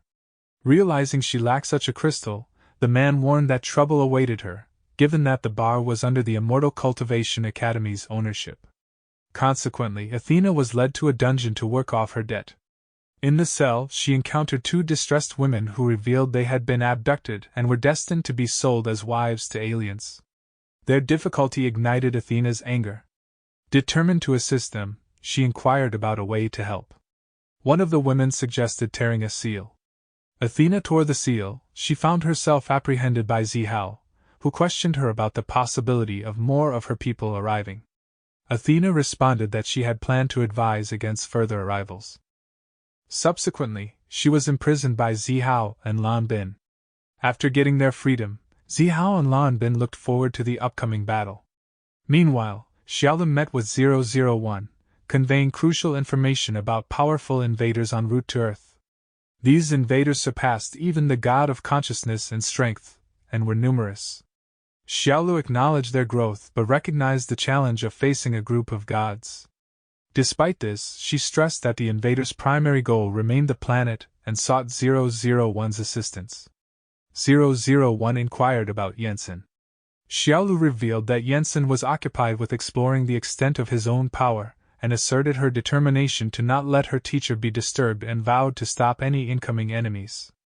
001 revealed that, through a century of research, they had transformed themselves into a fusion of aura and nuclear power. Grateful for the magic weapon from the Immortal Cultivation Academy, they were determined to give their all. Although 001 couldn't guarantee the complete defeat of the invaders, they were confident in their ability to prevent them from reaching Earth. Hooper, sensing the impending danger, resolved to support their god, Jensen. In the Chaos World, the black and white mages chastised the three rulers for their inaction, prompting them to swiftly travel to Earth. In the Sword Cultivation Cave, immense dragons materialized in the sky.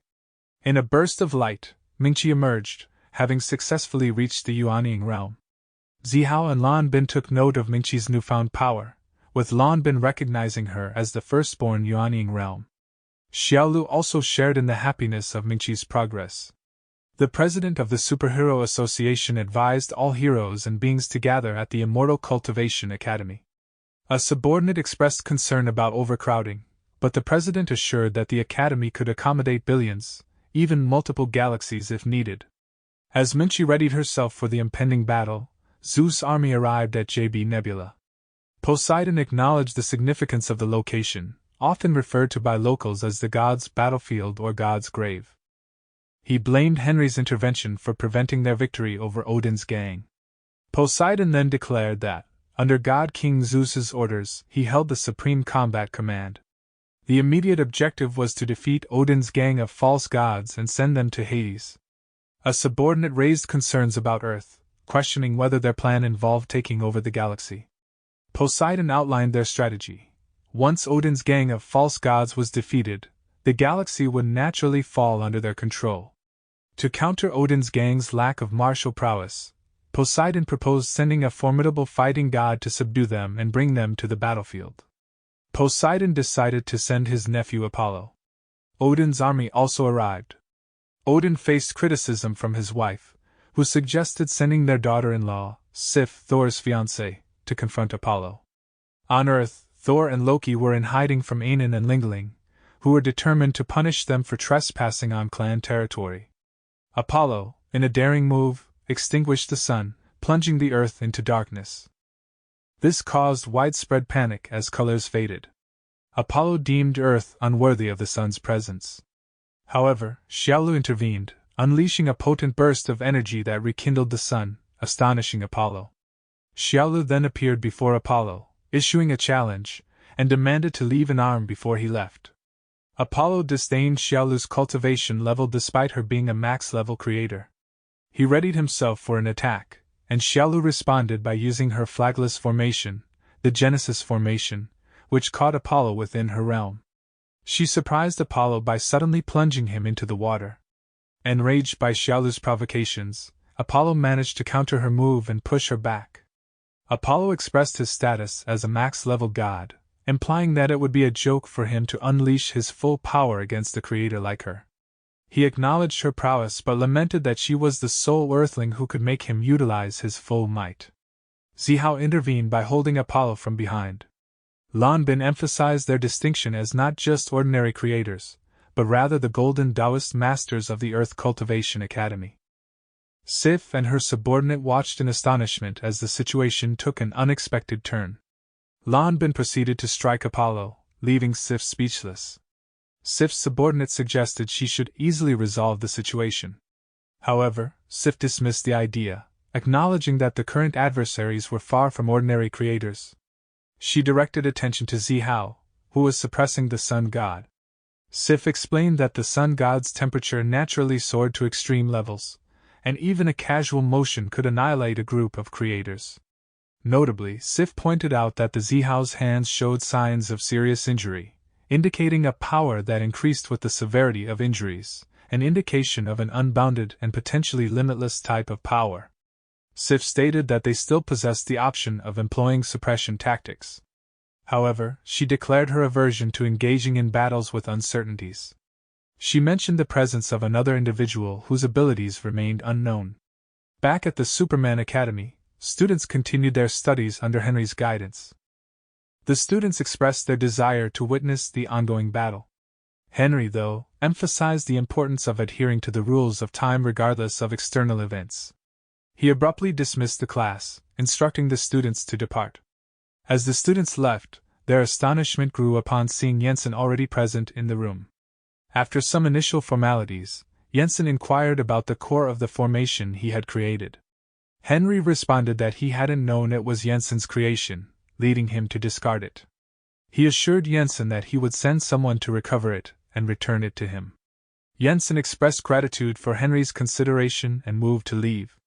However, Henry stopped him, realizing that Jensen hadn't just come to get the core. Henry suggested a fight. Jensen acknowledged that he had learned about Henry from inscriptions on stone walls. Having lived for more than 2,800 years, he had finally encountered someone with a similar life story. Jensen shared his journey from childhood, likening cultivation to the wind. He emphasized his suppression by his own potential and noted that those who regarded him as an adversary couldn't compare. He conveyed a lack of loneliness due to his limitless capabilities. While immortals usually refrain from wrongdoing or combat, Jensen expressed a desire to unleash his full potential today. Henry accepted Jensen's challenge and unleashed a powerful attack, causing a pause in the battle due to the energy surge. Despite the attack's power, Jensen remained unaffected, surprising Henry. Xiaolu realized Jensen's movements and instructed Zihao and Lan Bin to take out the two gods out of the galaxy. Zihao and Lan Bin released their power, revealing to be at demigod level. Sif called for reinforcements, but Mingqi confronted her, claiming superiority and threatening Sif. Simultaneously, separate battles unfolded between the two armies. Apollo informed Poseidon of Earth's demigods and Henry's emergence. Poseidon stopped attacking the opposing army and redirected focus to Earth. Odin also received the same news and Hela ordered to head over to Earth. Meanwhile, Henry praised Jensen's strength. Jensen did the same to Henry and taunted him to release more power. Henry unleashed his strength, and Jensen decided to release Jin-level power in response. Surprised by Jensen's sudden power surge, Henry attacked, only for Jensen to effortlessly counter with a gesture. Undeterred, Henry continued his assault and managed to crack Jensen's barrier. Xiaolu sensed approaching gods, causing concern among the group. Zihao expressed doubt about their ability to handle the upcoming challenge, given that only Mingqi had reached the heavenly realm. Meanwhile, Keshin successfully created 3 heavenly realm pills and continued to increase its potency. Poseidon's group arrived, encountering Xiaolu's team. Poseidon found it strange that powerful opponents, aside from Henry, had emerged on Earth. Apollo cautioned Poseidon not to underestimate their opponents, specifically mentioning the female mid-level creator's ability to fight gods. Although skeptical, Poseidon instructed the 12 gods to engage. In another location, Mingqi held Sif hostage. Balder led Odin's army to the scene, where Sif pleaded for help. Balder rushed forward, seizing Mingqi, only to be surprised by a second Mingqi appearing behind Sif. This surprise revealed Mingqi's separation ability. Mingqi clarified that it was an incarnation, created using a sword spirit to assume an identity with strength equal to hers. Balder boasted about his power comparable to Poseidon's, only to be struck by Mingqi. Another god's arrival heightened Xiaolu's concern. Ares unleashed energy surpassing Apollo's strength. Recognizing the need for time to prepare the heavenly realm pill, Xiaolu decided to rely on 001 and the others. 001 and his companions fused with Zihao, Lan Bin, and Xiaolu, boosting their collective power. Apollo was taken aback by this sudden development. The spectators desired a detailed view of the battle and pressured a reporter into live streaming it. Merging with the mechs proved effective for Xiaolu's group. However, Ares remained unfazed and charged ahead, only to be easily stopped by Lan Bin. 001 reminded Xiaolu that their current power wasn't enough to defeat the gods and provided her with instructions. Xiaolu activated a card, summoning giant swords that restrained Apollo and subsequently impaled him. Ares faced a similar fate. The unexpected arrival of Hephaestus surprised everyone. Hephaestus expressed his desire for a confrontation with Henry, deeming others insignificant. He planned to draw Henry out by threatening to destroy the entire solar system. Hephaestus then engaged Zihao, who summoned the burning great sword to counter. Poseidon entered the fray but was frozen by Lan Bin's power. Meanwhile, Mingqi had already defeated Balder and Sif. She envied the others' ability to transform into mechas. Recognizing Mingqi's immense power, Odin considers destroying her. However, Hela advises Odin to conserve his energy for Henry. Hela acknowledges Mingqi's superiority to even the god of war but suggests facing her herself, intrigued by her strength. Meanwhile, Mingqi desires her own mech. Kor arrives, revealing his role as their power supplier and designer. Mingqi dismisses him based on his appearance, deeming him unreliable and claiming she no longer needs assistance. Kor disagrees and points towards Hela. Hela warns Mingqi that she could reconsider her actions. Kor, while not wanting to discourage her, cautions that despite her ability to challenge and overpower gods, she currently isn't a match for Hela. He emphasizes Hela's strength, comparable to Odin's due to her status as his wife, making her a deity of the mysterious immortal realm. Undeterred, Mingqi remains determined. She unleashes her sword spirit and attacks, only for Hela to effortlessly stop her strike with a powerful attack that fractures space. Concerned, Kor follows Mingqi through the space rupture. Xiaolu also grows anxious about Mingqi's safety and instructs Zihao and Lan Ben to assist her. But they were blocked by Hephaestus. Within the space fracture, Mingqi suffered severe injuries. Kor, deeply devoted to protecting Earth, as he had already dedicated his existence to safeguarding their planet. He merged with Mingqi, surprising everyone. Mingqi reappeared from the crack, activating her sword domain. Despite Hila's efforts to intervene, Mingqi effortlessly repelled the attack and launched a counter-assault, piercing Hila all over her body. Observing her newfound power, Mingqi weighed the sensation of immortality at the incarnation stage. Zihao expressed amazement at the possibility of a person at the primordial infant stage achieving a higher level within a mech. Hila swiftly recovered from the attack and activated her ability. Mingqi recognized the danger of an incarnation stage cultivator manipulating space and prepared to stop her. Hila attempted an attack, but Mingqi thwarted her efforts. In a fit of rage, Hila unleashed a potent energy surge, obliterating a nearby planet. Yet, the planet promptly regenerated due to Jensen's magic. Observing the escalating situation, Odin intended to make a move. In a different world, the citizens were astonished by the sudden appearance of Jensen and Henry.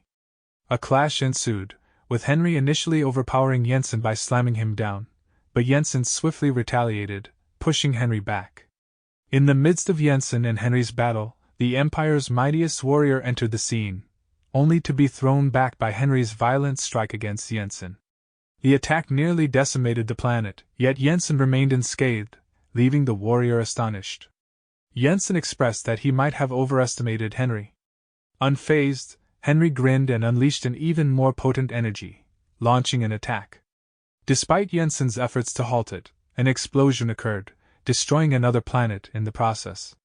Henry created a new universe and transported the inhabitants of the ruined planet into it, promising to return and repair it later. Afterward, Jensen and Henry descended to Pluto, where Jensen appeared to have sustained damage. The sight of Jensen in that state surprised everyone, as it was the first time they saw it. The gods came to the realization that the intimidating aura they had sensed actually emanated from Jensen, not Henry. Jensen launched an attack that Henry withstood, causing planets to shatter in the process. Henry remarked on his age, acknowledging a more cautious approach compared to his youthful impulsiveness when even a light punch could displace opponents across multiple worlds. Henry then tapped into his full power, reverting to his younger self, which astounded onlookers.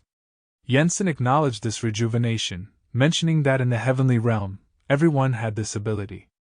Upon seeing Henry, Odin, and Zeus ordered everyone to attack to avenge their ancestors, Jensen resolved to unleash his immortal emperor cultivation level. The immense energy he radiated generated a black hole in space, and instantly annihilating Poseidon and the other gods. Jensen's true form manifested, shocking all present, including Zihao, who was affected by Jensen's aura. Xiaolu acknowledged the overwhelming difference in power levels. Meanwhile, in the underworld, Hades was surprised by the appearance of Poseidon and the other fallen gods. On Earth, people were overwhelmed by the potent energy, leading to fainting. Henry reflected on his encounters with formidable individuals throughout his life, acknowledging Jensen as the strongest he'd encountered. Jensen challenged Henry to make a move. Odin and Zeus appeared with the intention of exterminating Henry. However, they were swiftly defeated by Henry, leading Zeus to join the other gods in Hades. Henry attempted an attack on Jensen, but it fell short. Jensen questioned if Henry could actually be injured, prompting a counterattack that sent Henry reeling with an injury. Despite this, Henry laughed, showing excitement. Jensen shielded everyone with a protective barrier and intensified his assault, distorting the fabric of the universe. Henry found himself immobilized due to Jensen's overwhelming attack. Jensen hinted at an even greater power, leaving Henry shocked and intrigued. Jensen's display of power intensified as he reshaped the universe, yet he was taken aback to see Henry still alive. Jensen challenged Henry to reveal his true strength, expressing his intent to get serious as well. He initiated a space-twisting maneuver that even the mechs retreated from due to its ferocity. To Jensen's surprise, Henry managed to break through his technique, leading Jensen to acknowledge Henry's true power. Henry responded with a profound declaration, asserting that in this realm, his invincibility was established by being the embodiment of the setting itself. Jensen found this concept intriguing, and as a result, he was inclined to engage in a genuine confrontation, aiming to shatter the very rules that defined Henry's supposed invincibility. Henry and Jensen engaged in a fierce clash, but Henry was repelled by Jensen's assault, leading to disbelief over his own defeat. Jensen pointed out that while Henry's current strength wasn't enough, his power was still increasing, embodying the essence of the setting and unlimited power to surpass adversaries. Jensen acknowledged this unique challenge and decided not to kill Henry. Instead, Jensen summons another Henry from drops of his own blood, leaving everyone stunned. The duplicate Henry confronted the original, questioning his authenticity. Jensen proposed that the two Henrys fight, with the winner being declared as the real one. The fake Henry agreed, leading to a clash between the two. To Henry's surprise, the clone displayed the same ability as him, growing stronger in response to the opponent. Their confrontation caused the world to crumble, prompting Jensen to intervene, repairing the world and summoning more Henry clones. As the genuine Henry became overwhelmed by the situation, Jensen halted the battle and took him to have tea. During their tea time, Henry marveled at the taste and requested more. Jensen explained that it was meditation tea and it wasn't easily produced. Henry speculated that someone as powerful as Jensen could easily cultivate such a thing. Jensen concurred with his power, yet he emphasized his ability to disrupt the natural order of the world. Henry conceded defeat and apologized for not being able to provide better entertainment. Jensen reassured Henry that it was fine, sharing that he, too, had to take the confrontation seriously and couldn't actually kill him. Jensen then stood to leave. Henry asked if he was going to imprison him for an extended period, prompting Jensen to reply that he would release him the following day at noon. Jensen restored the distorted space to its initial condition, and life resumed for everyone, returning to their respective routines. Keshin felt useless and started to cry, but Mingqi offered comfort by acknowledging how Keshin's potions helped her. Zihao and Lan Bin engaged in light-hearted gossiping. But Xiaolu reminded them of their choir duties, which they still had to fulfill for another 1,000 years. As time flowed on, life settled into a calm routine, characterized by the ongoing task of sweeping the floor. Additionally, an individual frequently visited the teacher for tea and studies. Jensen started teaching Henry how to perceive aura. Henry addressed Jensen as Black-robed Jensen, expressing surprise at Jensen's willingness to teach him. He playfully questioned whether Jensen wasn't worried that he might eventually surpass him in strength. Jensen responded irritated by Henry's attitude. He complained about Henry's progress, lamenting that he had never encountered such a terrible student in his thousands of years of teaching. Henry shared his struggle, explaining that despite his efforts, he couldn't sense the qi. He wondered if their original systems were different. Jensen abruptly silenced him, shutting down further discussion. Years passed and a fresh group of students gathered around Jensen, amazed by his youthful appearance despite being the Grandmaster. Xiaolu and Mingqi's students misunderstood and thought the newcomers were mocking Jensen. They called their students back, but Jensen didn't mind and asked about their masters. They explained that Mingqi and Xiaolu were traveling and hadn't returned. One student remarked that Jensen's parents must be powerful too. Jensen humbly responded that they were commoners who had given him to his master for 5 coins. He understood their decision, acknowledging the societal hierarchy that separated them. In a Xianzhou mainland flashback, villages burned, affecting many. 2 observers saw people relocating. One sympathized, while the other justified it as natural. They decided to investigate. Brown Hair asked why this was happening. White Hair explained that clans in the heavenly realm were fighting nearby. A desperate mother begged the white-haired man, Yan Shuhong, a heavenly god's master, to take her baby to spare them. He declined and moved on. Shockingly, the baby called him by name. Shuhong quickly returned to see the child. The mother asked for a payment of 5 coins, and he reluctantly paid. He asked the child to repeat his words, but the child ignored him. Suddenly, the mother fled happily, calling the child perverted. Shu Hong and his companion were shocked. Brown Hair suspected they were scammed by mortals, doubting the child's abilities, but Shu Hong confirmed he heard the child. He decided to assign the child to woodcutting and planting in the backyard. Jensen arrived at the Heavenly God sect and was given the name by his master. He grew up there, learning cultivation from a young age. At 6 years old, he was unaware of the concept of warriors. One of his fellow students became frustrated when Jensen's progress surpassed theirs and challenged him. The student expressed disbelief in losing to someone they deemed inferior, referencing Jensen's tree planting on the back mountain and his lack of knowledge about spiritual roots. Another student chimed in, suggesting that Jensen's spiritual roots might be unidentifiable rather than absent. Despite this explanation, the first student remained determined to fight Jensen. Unexpectedly, Jensen descended with a large fish, astonishing the group.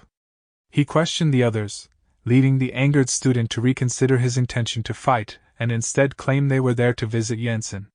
Jensen then proposed that they all join him, mentioning the presence of his friends from the North Peak. Upon their arrival, the students were greeted by Jiling and Yao Yao, who were renowned as the northern region's most exceptional and attractive students. Jensen began to prepare the fish and unveiled numerous cores from demonic beasts, leaving the students astonished. One student speculated that Jensen had potentially slain the demonic beasts raised by an immortal on the North Peak, and realized that Jensen had killed most of them. He was worried that the immortal might kill them. The curious student inquired about the circumstances of how Jensen and the two girls had met. Jiling recounted that Jensen had come to her aid during a trial when she was injured, while Yao Yao had been rescued from snake poison by him. The student then remembered their original purpose of informing Jensen about the clan's internal examination. Yao Yao proceeded to ask if Jensen would participate. Gray Hair acknowledged Jensen's strength but pointed Jensen's ignorance about spells. To prove his point, Gray Hair showcased a technique that involved creating fire, leaving Jensen impressed. Gray Hair explained that with enough power, one could even create people, highlighting Jensen's lack of understanding of certain concepts like aura. Gray Hair explained that the internal examination was structured with 7,788 sections for testing, and while Jensen could not use spells except for physical attacks, spellcasters were likely to have an advantage over him. Jensen made the decision to attend the examination and entertained his chances of winning the championship. Meanwhile, Shu Hong voiced his lack of interest in taking on students, finding children to be bothersome. In contrast, Brown Hair tried to persuade Shu Hong, referring to the high caliber of students attending from the best mortal clans, as well as disciples from the following clan. Brown Hair noted that some elder figures from the next clan were present with the intention of ridiculing Shu Hong. These individuals had also sent their own disciples to humiliate Shu Hong. Despite this, Shu Hong remained firm in his decision to not accept any disciples. As the examination day grew closer, a multitude of participants gathered, among them a newcomer named Ching Ko, a 10-year-old from Earth. Ching Ko recounted his past life as a disorganized and jobless man who was addicted to video games. He explained that his life took a turn when he was hit by a truck while on his way to the grocery store, leading him to be reborn in this unfamiliar world. One of the students present shared information about the trial, mentioning that clans intending to belittle the Grand Master had sent their disciples who were at the early stage of Qi training. Despite this challenge, the student expressed confidence in their ability to handle the situation, as long as the opponents were still in the process of Qi training. A student revealed the mystic weapon provided by their senior brother, suggesting a confrontational approach that would lead to the demise of their opponents. Ching Ko intervened, advising him to maintain a low-key approach as per his earlier instructions. He emphasized the goal of their clan passing the examination collectively. Meanwhile, Jensen's focus turned to understanding aura. After some concentration, he successfully sensed the aura and began creating a spell. Unbeknownst to Jensen, his exploration into these newfound abilities would eventually lead to numerous unforeseen consequences for both the heavenly world and even Earth. Shu Hong and the other elders engaged in a discussion about the participants they should send to the examination, realizing that not having any representatives would make them a subject of mockery. Meanwhile, Jensen continued to explore and found himself fascinated by the setup of the other group's camp. However, his presence raised suspicions among the people in the vicinity, who thought he might be spying on them. A sudden and powerful explosion took everyone by surprise. Jensen realized that he had made a grave error and unintentionally eliminated the group that had criticized him earlier. Shu Hong and the elders observed the nearby clan's annihilation and questioned who could have been responsible. The examinations commenced, and Ji Ling expressed her frustration with the repetitive mountain climbing tests they faced each year. The starting point for the test was 1,000 kilometers away from the mountain's base. Ji Ling realized that their only viable mode of transportation would be flying swords, which piqued Jensen's curiosity. She voiced concern about the consumption of chi energy before they reached their destination. Meanwhile, one of Qingko's team members also noticed the exam's design seemed intended to deplete their resources. However, Qingko appeared unperturbed by the challenge. To secure the championship, each clan showcased their skills in pursuit of the first position. Simultaneously, the local disciples of the Heavenly God sect were also hurrying to reach the examination location. Unable to fly on his own, Jensen was carried by Yao Yao as they made their way to the Heavenly God clan's hilltop examination hall. Upon arrival, the host Gogo extended a warm welcome to all the participants and the audience. Gogo explained that this inner examination was different from previous ones as the Heavenly God Patriarch would personally choose the Taoist disciples. Given the large number of participants, including those from the human world, the prizes had been upgraded to boost motivation. The victor of the test would be rewarded with a life-saving elixir below the level of Xian, capable of reviving the deceased. Additionally, there were prizes like a copy of the Heavenly Realm and a copy of the Heavenly God sect's elixir recipe. Among the onlookers, the patriarch of the Tianxian sect disregarded the rewards, instead eagerly anticipating the opportunity to humiliate Shu Hong by winning the championship. The Grand Master of the Tian Wumen sect arrived and taunted the patriarch, ridiculing his aspirations for the championship. This sparked a fight between the two, with each boasting about their chances of victory. Meanwhile, most of the participants struggled with exhaustion as they climbed the mountain. Surprisingly, Jensen remained unaffected by the physical strain. In contrast, Qingko and his group were thrilled to see their plan unfold successfully. The audience was taken aback by Qingko's apparent lack of exhaustion. He and his companions continued to push other participants down the mountain, highlighting how easy it was to defeat those who had already depleted their aura energy during the journey. Suddenly, Jensen sprinted past Qingko's group while carrying Yao Yao, leaving them astonished. Jensen then came back to help Ji Ling and continued carrying his group up the mountain. Gogo announced that the climb had reached a crucial point. Despite the presence of spiritual pressure, individuals with strong determination were not greatly affected. To the surprise of many, the test concluded an hour ahead of schedule. Gogo wondered who would be the first participant to reach the top of the mountain. Many had assumed it would be the patriarch of the Tianxian clan, and congratulations were being offered. However, it was Jensen from the Tianxian clan who had achieved this feat, leaving everyone shocked by the unexpected turn of events. The audience was surprised as he was an unfamiliar face to many. Gogo extended his congratulations to Jensen and inquired if he was a disciple of the Heavenly Gods clan. Jensen confirmed and stated that he is a tree cutter from the back of the mountain. Despite Gogo's attempt to continue the conversation, Jensen swiftly made his exit to gather the rest of his group. After a while, Gogo announced that all members of the Heavenly God clan's first team had successfully passed the test. Meanwhile, the elders of the Heavenly God clan initiated an investigation into Jensen's background to ascertain which immortal he was associated with. Simultaneously, Shu Hong felt a sense of familiarity regarding Jensen. Eventually, Qingko's group reached the destination. Qingko was curious about Jensen's identity, while everyone assumed Jensen was a skilled martial artist. Gogo proceeded to present the rewards to Jensen. Meanwhile, the patriarch of the Tianxian sect was voicing his grievances while the students were instructed to head to the backyard. Yao Yao expressed relief at being in the same group as Jensen, realizing that otherwise she might not have made it through. She asked if Jensen would watch the trial, but Jensen chose to stay behind and read books instead. Gray Hair called Ji Ling and Yao Yao over, sharing reliable information that the next trial would be a team battle. While they were among the most promising geniuses of the Heavenly God clan, the prospect of facing numerous other clan geniuses was daunting. Gray Hair highlighted Jensen as their secret weapon, despite his outward appearance as an inexperienced child who didn't even understand aura. He then suggested protecting Jensen so he would not be eliminated by others using spells. The Heavenly God clan announced the next trial, Kuju, a form of ancient Chinese football.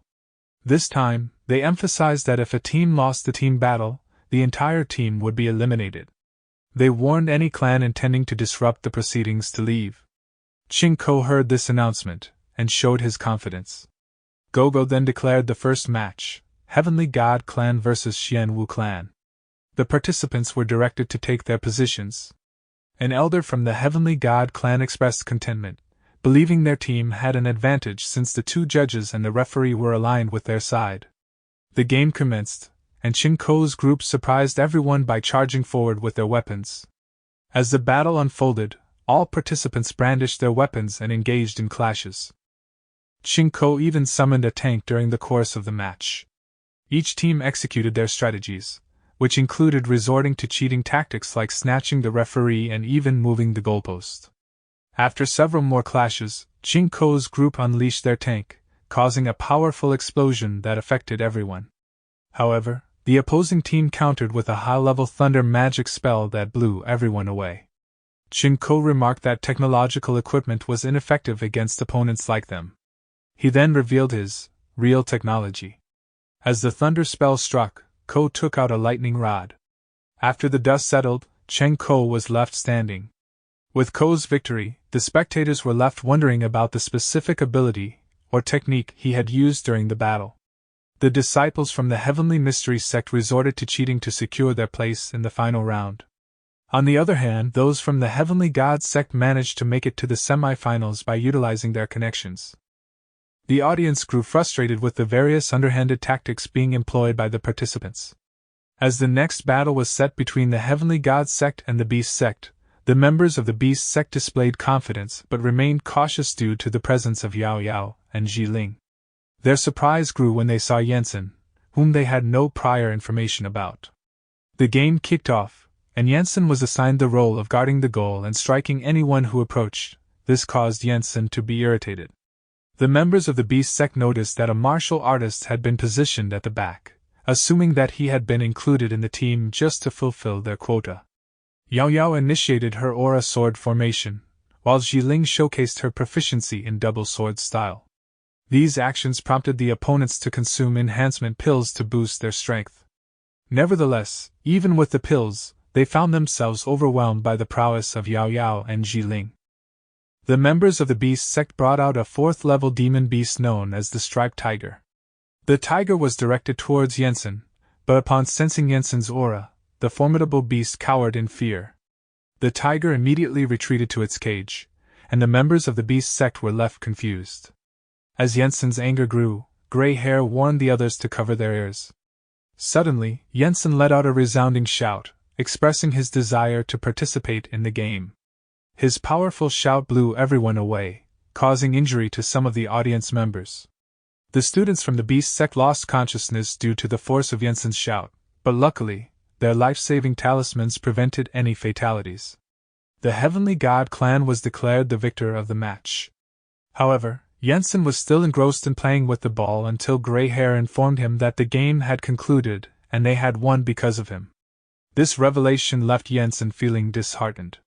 After several rounds of intense competition, no one dared to step up to challenge the Heavenly God clan. Finally, they advanced to the finals, where they would face off directly against the Tianxian sect. The championship round start, Qingko promptly instructed his team to focus their efforts on Yao Yao and Jiling. As the two teams clashed, Ko revealed his robotic arm and ordered it to absorb data from the opponents. Qingko explained his advantage as a time traveler, allowing him to elevate his level beyond that of others. He introduced his skill, the AI Cultivation Extraction, which aimed to duplicate the combat capabilities of opponents by assimilating their data. He expressed confidence in the power of this technique, claiming it could even defeat someone at the Tao level. Yao Yao, however, stated that Yensen didn't need to engage directly, as she believed she could handle the situation alone. Yensen pointed out the oddness of Chen Ko's appearance and behavior. He emphasized that they were being manipulated into a potentially deadly confrontation. Yensen began teaching Yao Yao to harness spiritual energy, guiding her movements. Suddenly, a massive dragon emerged, astonishing everyone. Shu Hong and the elders panicked due to the technique's potent power without consuming spiritual energy. Despite the shock, Ko's AI couldn't analyze the technique and shut down. Ko attempted to order an attack but ultimately chose to hide in a dug hole, highlighting his uncertainty of winning. As Yiling moved to confront the opponents, Gray Hair advised her to trust Yensen. After Yao Yao completed the technique, he instructed Yao Yao to throw it, resulting in a massive explosion. Shu Hong shielded everyone from the impact. Yensen aimed to finish off Qingko with the technique, but Shu Hong intervened, revealing that such skills were forbidden in the test, and warned Yensen of failure if he continued. Seizing the chance, Qingko activated his ability to absorb powers from others, taking advantage of the situation. Ko acknowledged Yensen's strength but deemed it insufficient. Yensen checked on the weakened Yao Yao, who couldn't remember him due to Ko's actions. Ko boasted of absorbing his opponent's talents and wisdom, rendering them ordinary. As Ko attacked, Yensen remained unaffected. Enraged by his friend's predicament, Yensen's fury grew. Sensing the impending danger, Ko retreated and readied a potent counterattack. Ko reflected on his previous life, including being laid off and struggling with joblessness, as well as the heartbreak of being betrayed by his girlfriend. Ko expressed his belief that his arrival in this other world marked him as different. He deemed himself the chosen one, destined to rise above others and become the god and supreme being of this world. Suddenly, Yensen appeared before Ko and unleashed a violent strike, demanding the return of his friends. The impact of the attack sent Ko hurtling back to Earth, leaving everyone in shock. In the present, Yensen recounted how he secured the top spot in the trial. Despite not knowing where Qingko came from, he managed to defeat him and send him back. When asked about what happened afterward, Yensen revealed that he became the chief Taoist disciple of the heavenly gods. But contrary to assumptions, Yensen's master didn't teach him any powerful spells. Instead, Yensen emphasized the importance of having a pure heart that doesn't trouble others. He shared that he continued to uphold his master's teachings, unaware that Shu Hong had intentionally chosen not to teach him spells. From then on, Yensen focused on learning to maintain a pure heart within the heavenly god sect, aspiring to embody the essence of a true immortal. Yensen explained that after his trial victory, he created the Chi-Hai Dragon transformation technique, which somehow spread to Earth. This led to chaos between the human world and the heavenly world, causing widespread disaster and countless casualties. Certain groups even believed that mastering the dragon skill would enable them to challenge immortals. Elders who had previously stayed aloof were forced to intervene to restore order. Yensen's master grew troubled by the situation and eventually called Yensen for a private meeting. Shu Hong held Yensen responsible for the chaos, and assigned him the task of recovering the scroll from the human world and dealing with those misusing it. Yensen was given a 100-year deadline. He bid farewell to his friends and descended to the Earth realm, though he was unaware of a door that could have facilitated his journey. After falling for 3 days and nights, Yensen finally reached the ground, where he encountered a girl disguised as a man. Yensen inquired about the Chi-Hai Dragon technique and their location. Yellow Band informed Yensen that they were in a martial arts country where everyone was familiar with the technique. She demonstrated the technique, but it was a weaker version, which surprised Yensen. Yensen realized that the country might need to be eradicated due to the reckless use of the technique. Yellow Band shared her experience of discomfort while using the technique, feeling like she had been stabbed in the chest.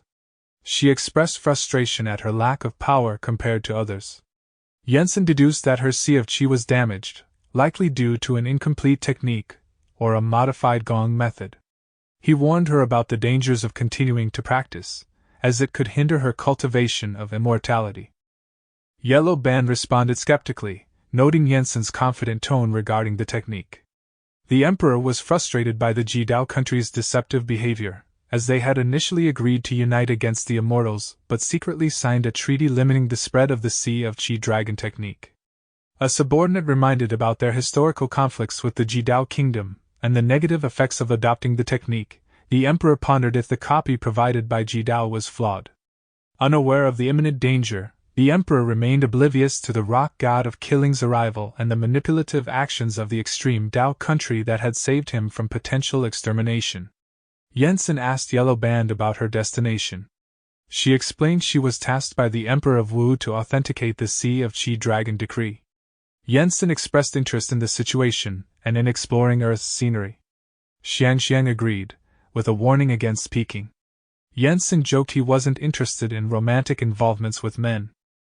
As they reached the border between the kingdom of Wu and Jodo, Yensen noted the vast number of people, realizing that finding the Qi Sea Dragon Scroll might take years. Yensen spotted a vendor selling the Qi Sea Dragon Scroll at a low price and bought all the scrolls, frustrating him. The vendor was amazed by the high-quality spiritual stone Yensen used for payment. Xiangxiang pondered Yensen's origins due to the valuable stone. Yensen considered the effort needed to collect the scrolls manually. Xiangxiang mentioned the scroll was for geniuses due to its complexity. Yensen agreed. Relieved as doesn't need to kill more people. Lord Wang's arrival excited the crowd, as he was known to be the only genius capable of using the Qi Sea Dragon Scroll. Xiangxiang was also enthusiastic. Yensen intended to end Lord Huang but was stopped by Xiangxiang, who emphasized Wang's exceptional power and mastery of the technique. Yensen showcased his proficiency with the technique, surprising Xiangxiang with the genuine version. Xiangxiang advised caution due to Wang's formidable abilities. She proposed a plan. Yensen would seek evidence of altered skills, then approach individuals connected to Lord Wang for information. Yensen acknowledged his impulsiveness and emphasized the need for a strategic approach to the situation. Xiangxiang inquired about the power of Yensen's technique, to which he promised to reveal it later. In the palace of the Ito kingdom, Emperor expressed gratitude to Kun. Kun assured the Emperor that he had altered the Qi Sea Dragon technique, weakening the Wu kingdom's army's ability to cultivate immortality. The Emperor was relieved, as the previously formidable Wu kingdom was now less of a threat. Kun activated his Heaven Path system, marking his progress by affecting 60 million people's immortality cultivation. The system rewarded him with the Heavenly Tao's skill, immortality, advancing him on the Heaven's path. Reassuring the Emperor, Kun revealed that the Wu kingdom's strength had decreased due to the incapacity of almost half its population for immortality cultivation. He suggested the Emperor could exploit this weakness to wage war against Wu. Kun's orchestration of Wang's actions aimed to create turmoil at the border, providing a pretext for war against Wu. The Emperor thanked Kun for his strategy, while Kun anticipated a transformed world marked by industrialization, vehicles, airplanes, and modernization. Yensen and Xiangxiang waited near Wang's location. Xiangxiang proposed using her morphing skill, having seen Officer Wang enter with a woman. She suggested they transform into a beautiful woman to avoid suspicion from the guards. Yensen admitted his lack of transformation abilities, surprising Xiangxiang given his proficiency with other techniques. Yensen explained his master hadn't taught him that skill, which Xiangxiang found astonishing, considering his master's neglect in teaching even basic spells or sword-riding skills. Yensen shared his master's belief that cultivating his mind was crucial for mastery, suggesting that magic impacted his mental state. Xiangxiang questioned this approach, implying that Yensen might have been deceived. Yensen defended his master and asked Xiangxiang for help. Surprised, Xiangxiang agreed to teach him. She explained the usual process of learning spells through qi refinement, which could take a year for even a genius. She then performed the morphing skill. To her astonishment, Yensen had already transformed using the morphing skill while she spoke. She found his rapid progress unusual and questioned if he was human. Yensen claimed it was simple. Yensen and Xiang entered the place. Yensen complained about his transformation, while Xiang planned to find Wang later and suggested they take a bath first. Xiang reluctantly booked a private bath for men, but Yensen lacked money for one. He joined Xiang in the bath, explaining his financial situation and reasoning that they were both men. Yensen eagerly jumped into the hot spring to experience it.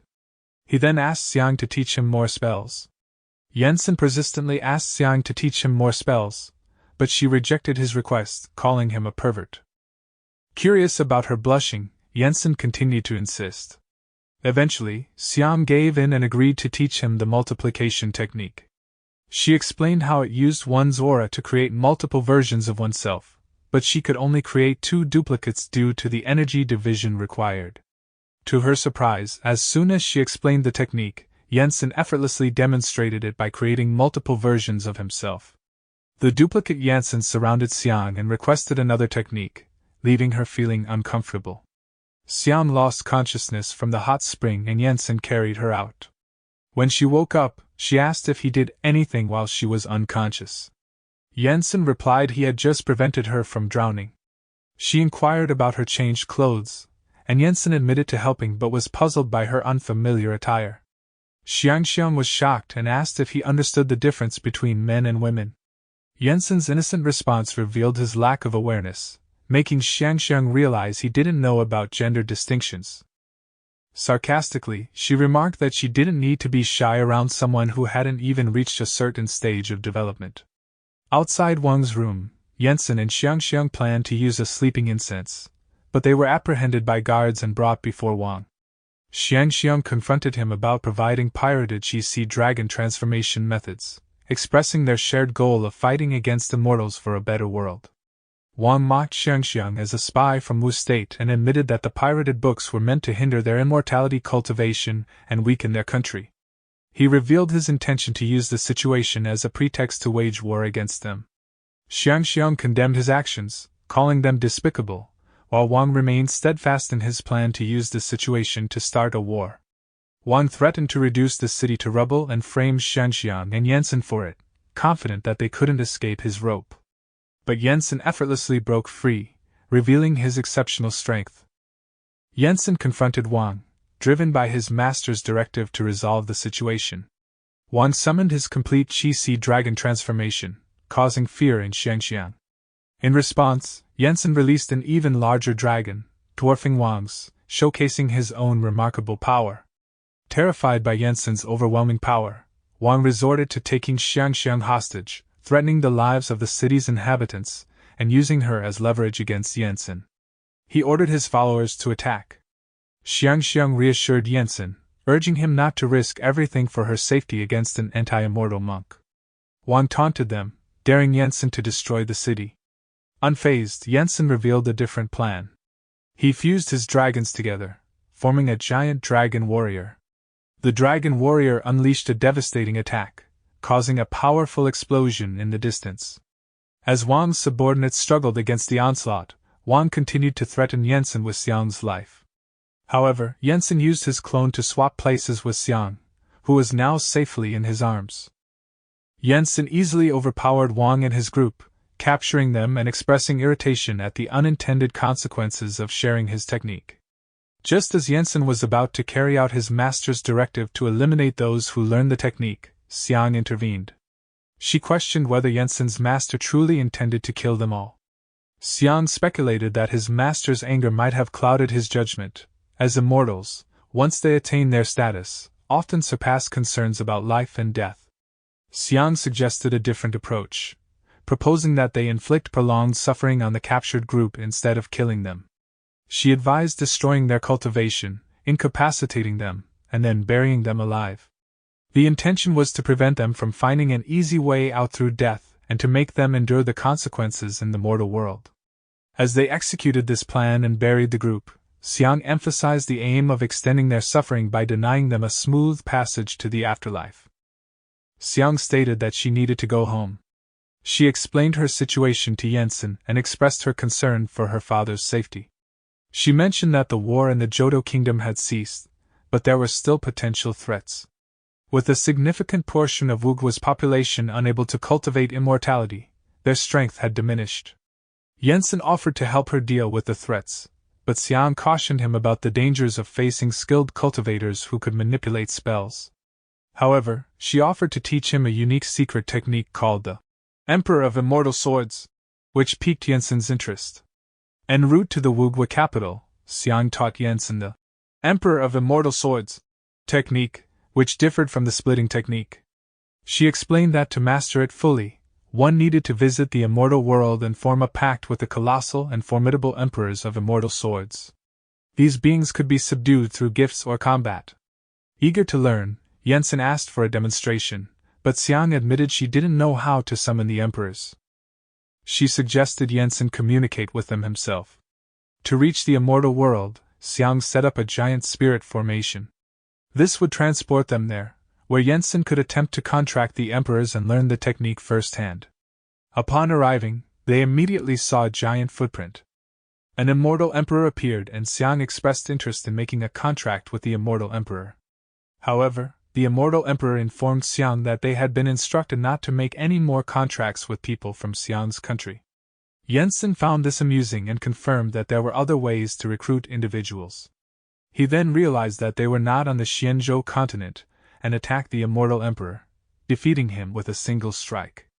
The situation was reported to the Queen of the Immortal World by the other immortal emperors. The immortal emperor reported that most people from the Wu state had given up on cultivating immortality, and were opting for technology instead.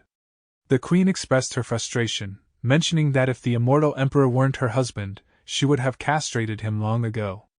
Meanwhile, Jensen arrived and challenged the queen, while Xiang had hidden herself. The queen conveyed that they would no longer make contracts with people from the Wu state due to their abandonment of cultivation and adoption of unfamiliar cultivation methods. She criticized them for being deceived into pursuing something different, which could potentially lead to the downfall of their world, and stated that the divine realm would not cooperate with them. Jensen declared that he was there to fight and was not from Wu state. As he charged forward, he easily took down the spirits and prepared multiple sea dragon techniques, which astonished the queen. Jensen unleashed these techniques, causing massive explosions that raised concerns among the queen and the immortal emperors about the potential destruction of their world. In response to the impending threat, the queen and the immortal emperors decided to attack Jensen together. However, Jensen remained composed and activated the division skill, creating multiple clones. This strategic move caught Xiang's attention, and she realized why Jensen's master hadn't taught him spells. Jensen then unleashed the Sea Dragon technique at level 2 through all of his clones. After the explosions, Jensen emerged victorious, defeating all of his opponents. The queen, recognizing his immense strength, surrendered and was now willing to sign a contract with him. Jensen remarked that things would have been better if they had chosen to cooperate earlier. Upon signing the contract, the queen questioned Jensen's motives. She asked whether he intended to protect them or simply use them as mascots. She also inquired about his interest in the underworld. Jensen stated that he loved spells. The queen, understanding his intentions, then made a proclamation to all underworld emperors, commanding them to kneel and honor their new king. She declared that Jensen had reached the highest level of achievement in the underworld, and from that day forward, they would serve him and his generations to come. Later, during a feast with the immortal emperors, they witnessed a nearby village being ravaged by marauders from the Jigaka kingdom. Jensen swiftly intervened, using his formidable power to repel the attackers. Xiang confirmed their origin based on their attire. The rescued women revealed they were in Peng City, the heart of the Wu kingdom, which was under attack by the Jigaka kingdom. Xiang, fearing for her father's safety, urged Jensen to leave to prevent further damage to their homeland. Upon their arrival at Peng City, Xiang and Jensen saw the city under siege by modern weaponry, including tanks and fighter planes of the Jigaka kingdom, which rendered the traditional cultivator's spells ineffective against advanced technology. As they approached the city, Xiang was concerned that the Jigaka kingdom would launch coordinated attacks from multiple directions. She anxiously thought about her father's safety amidst the chaos. Meanwhile, inside the palace, the Wu kingdom's king was indulging in leisurely activities, including enjoying a bath and the company of women. This hedonistic behavior infuriated the soldiers outside, who held the servant accountable for the king's actions. Amidst their frustration, the soldiers discussed strategies to defend against the Jigaka kingdom's onslaught. The great general arrives and wonders where the king is when the country is at war. They were then informed that the princess was back. Xiang entered and exchanged greetings with her uncle Qin, who was already aware of the situation regarding the fake Qi Sea Dragon transformation technique provided by Jidao State. He reassured Xiang that he had not pursued that path. Xiang then introduced Jensen and explained that he was the creator of the authentic Qi Sea Dragon transformation technique, and he could help them. Uncle Qin was unconvinced, emphasizing that they couldn't rely solely on a child to safeguard their nation. He recognized that war was sometimes inevitable, and it couldn't be resolved through treasures or cultivation techniques alone. Qin ordered that Xiang and Jensen be escorted to their respective rooms. Xiang arrived at Jensen's room to find him in the process of preparing for a bath. However, Jensen didn't recognize her in her women's attire, which infuriated Xiang. Frustrated, she dismissed the servants and declared that she would be the one to bathe him. Xiang insisted on teaching Jensen how to differentiate between a man and a woman, instructing him to undress. Jensen complied, and Xiang did the same. Meanwhile, the king, shocked by the situation, rushed to the location where Jensen and Xiang were. Xiang made her move on Jensen. The king arrived, but by then, both Jensen and Xiang had already dressed, leaving Xiang blushing and Jensen with a growing understanding of the situation. Later, the king was briefed about the dire situation, with many of their soldiers unable to cultivate immortality. Suggestions for peace were raised, given the circumstances. Both Jensen and Xiang listened intently, but the king seemed uninterested and bored. Xiang couldn't help but wonder about her father's unusual behavior, noting that he hadn't acted like this before. Qin explained the military situation to the king, stating that the southern army was resting at Forest Canyon, making them vulnerable and demoralized. He proposed taking advantage of this situation to regain lost ground. To provide further insight, he summoned an immortal king of the underworld. The immortal king, though reluctant due to his wife's stance, acknowledged the contract and mentioned that he had already defeated the living forces of the Jigaka kingdom. He emphasized that this was the best opportunity to strike. However, there was a spy among the king's advisors. The king's advisor whispered to the king, citing the acquisition of new technological equipment as a demonstration of their power. He argued that now that the Jigaka kingdom had witnessed their strength, it would be wiser to make peace and allow each side to pursue their own interests. The king agreed and stated his decision. Chen, on the other hand, was vehemently opposed to this idea. He stressed that this was a unique opportunity to attack the Jigaka kingdom, before they organized their forces, and returned to slaughter their cities. However, the spy, seemingly working against Chen's argument, kept diverting the king's attention with the allure of technological advancements. In the end, despite Chen's protests, the king decided to pursue peace, believing that war was too costly. The decision to pursue peace frustrated both Chen and the immortal king. Xiang, who was concerned about the ruthlessness of the Jigaka Empire, sought Jensen's help. She expressed her desire for the Jigaka Empire to face consequences for their actions and confided in Jensen, mentioning that she couldn't get married due to their previous encounter. In response, Jensen suddenly disappeared and confronted the king's advisor, slamming him to the ground. He then demanded the king to launch an attack immediately. Chen marveled at Jensen's incredible speed and skill. The immortal king greeted his master, Jensen, shocking everyone. With the executive order issued by the king to declare war on the Jigaka kingdom, it was decided that they would aim to retake the entire country. Jensen, surprised by the king's decision, commented on his enlightenment.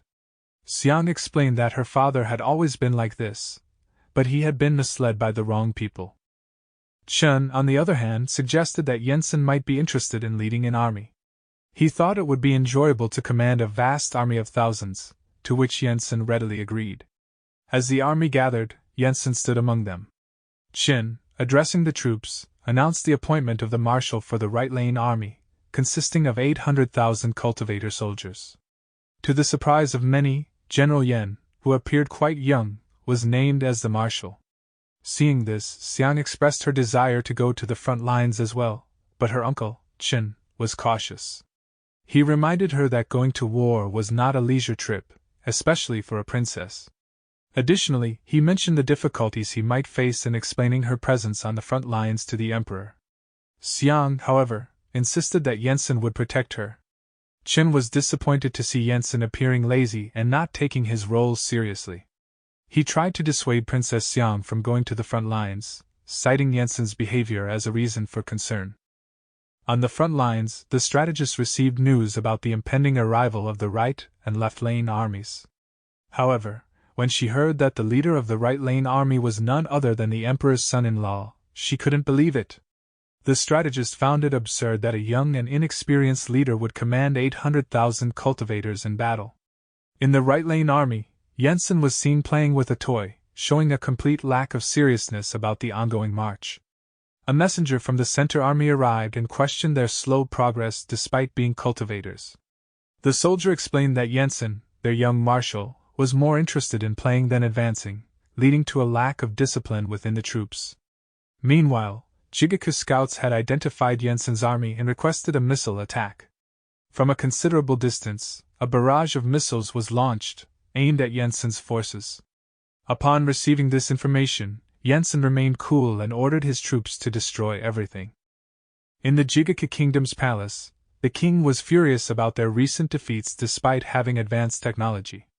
Kun tried to reassure the king by suggesting that their soldiers were just arrogant due to their technological advantage, and as long as they maintained distance, victory was still possible. The general, however, brought some news that piqued the king's interest. He revealed that their opponents were not as strong as they seemed, as they were allowing an underage prince consort to lead an army of 80 squads, and even the emperor's son-in-law was reportedly playing around during the march. The general expressed confidence that they could defeat these forces, reassuring the king that he had dispatched their best marshal to take on the enemy's 80 squads. The Jigaku kingdom's tanks and helicopters arrived and began advancing toward Jensen's army. Jensen's soldiers were determined and ready for battle. However, during the preparations, one soldier's helmet fell off, revealing her identity as the royal princess, Xiang.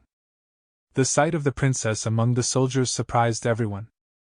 Like and subscribe if you want me to continue the next chapters, and thank you for watching.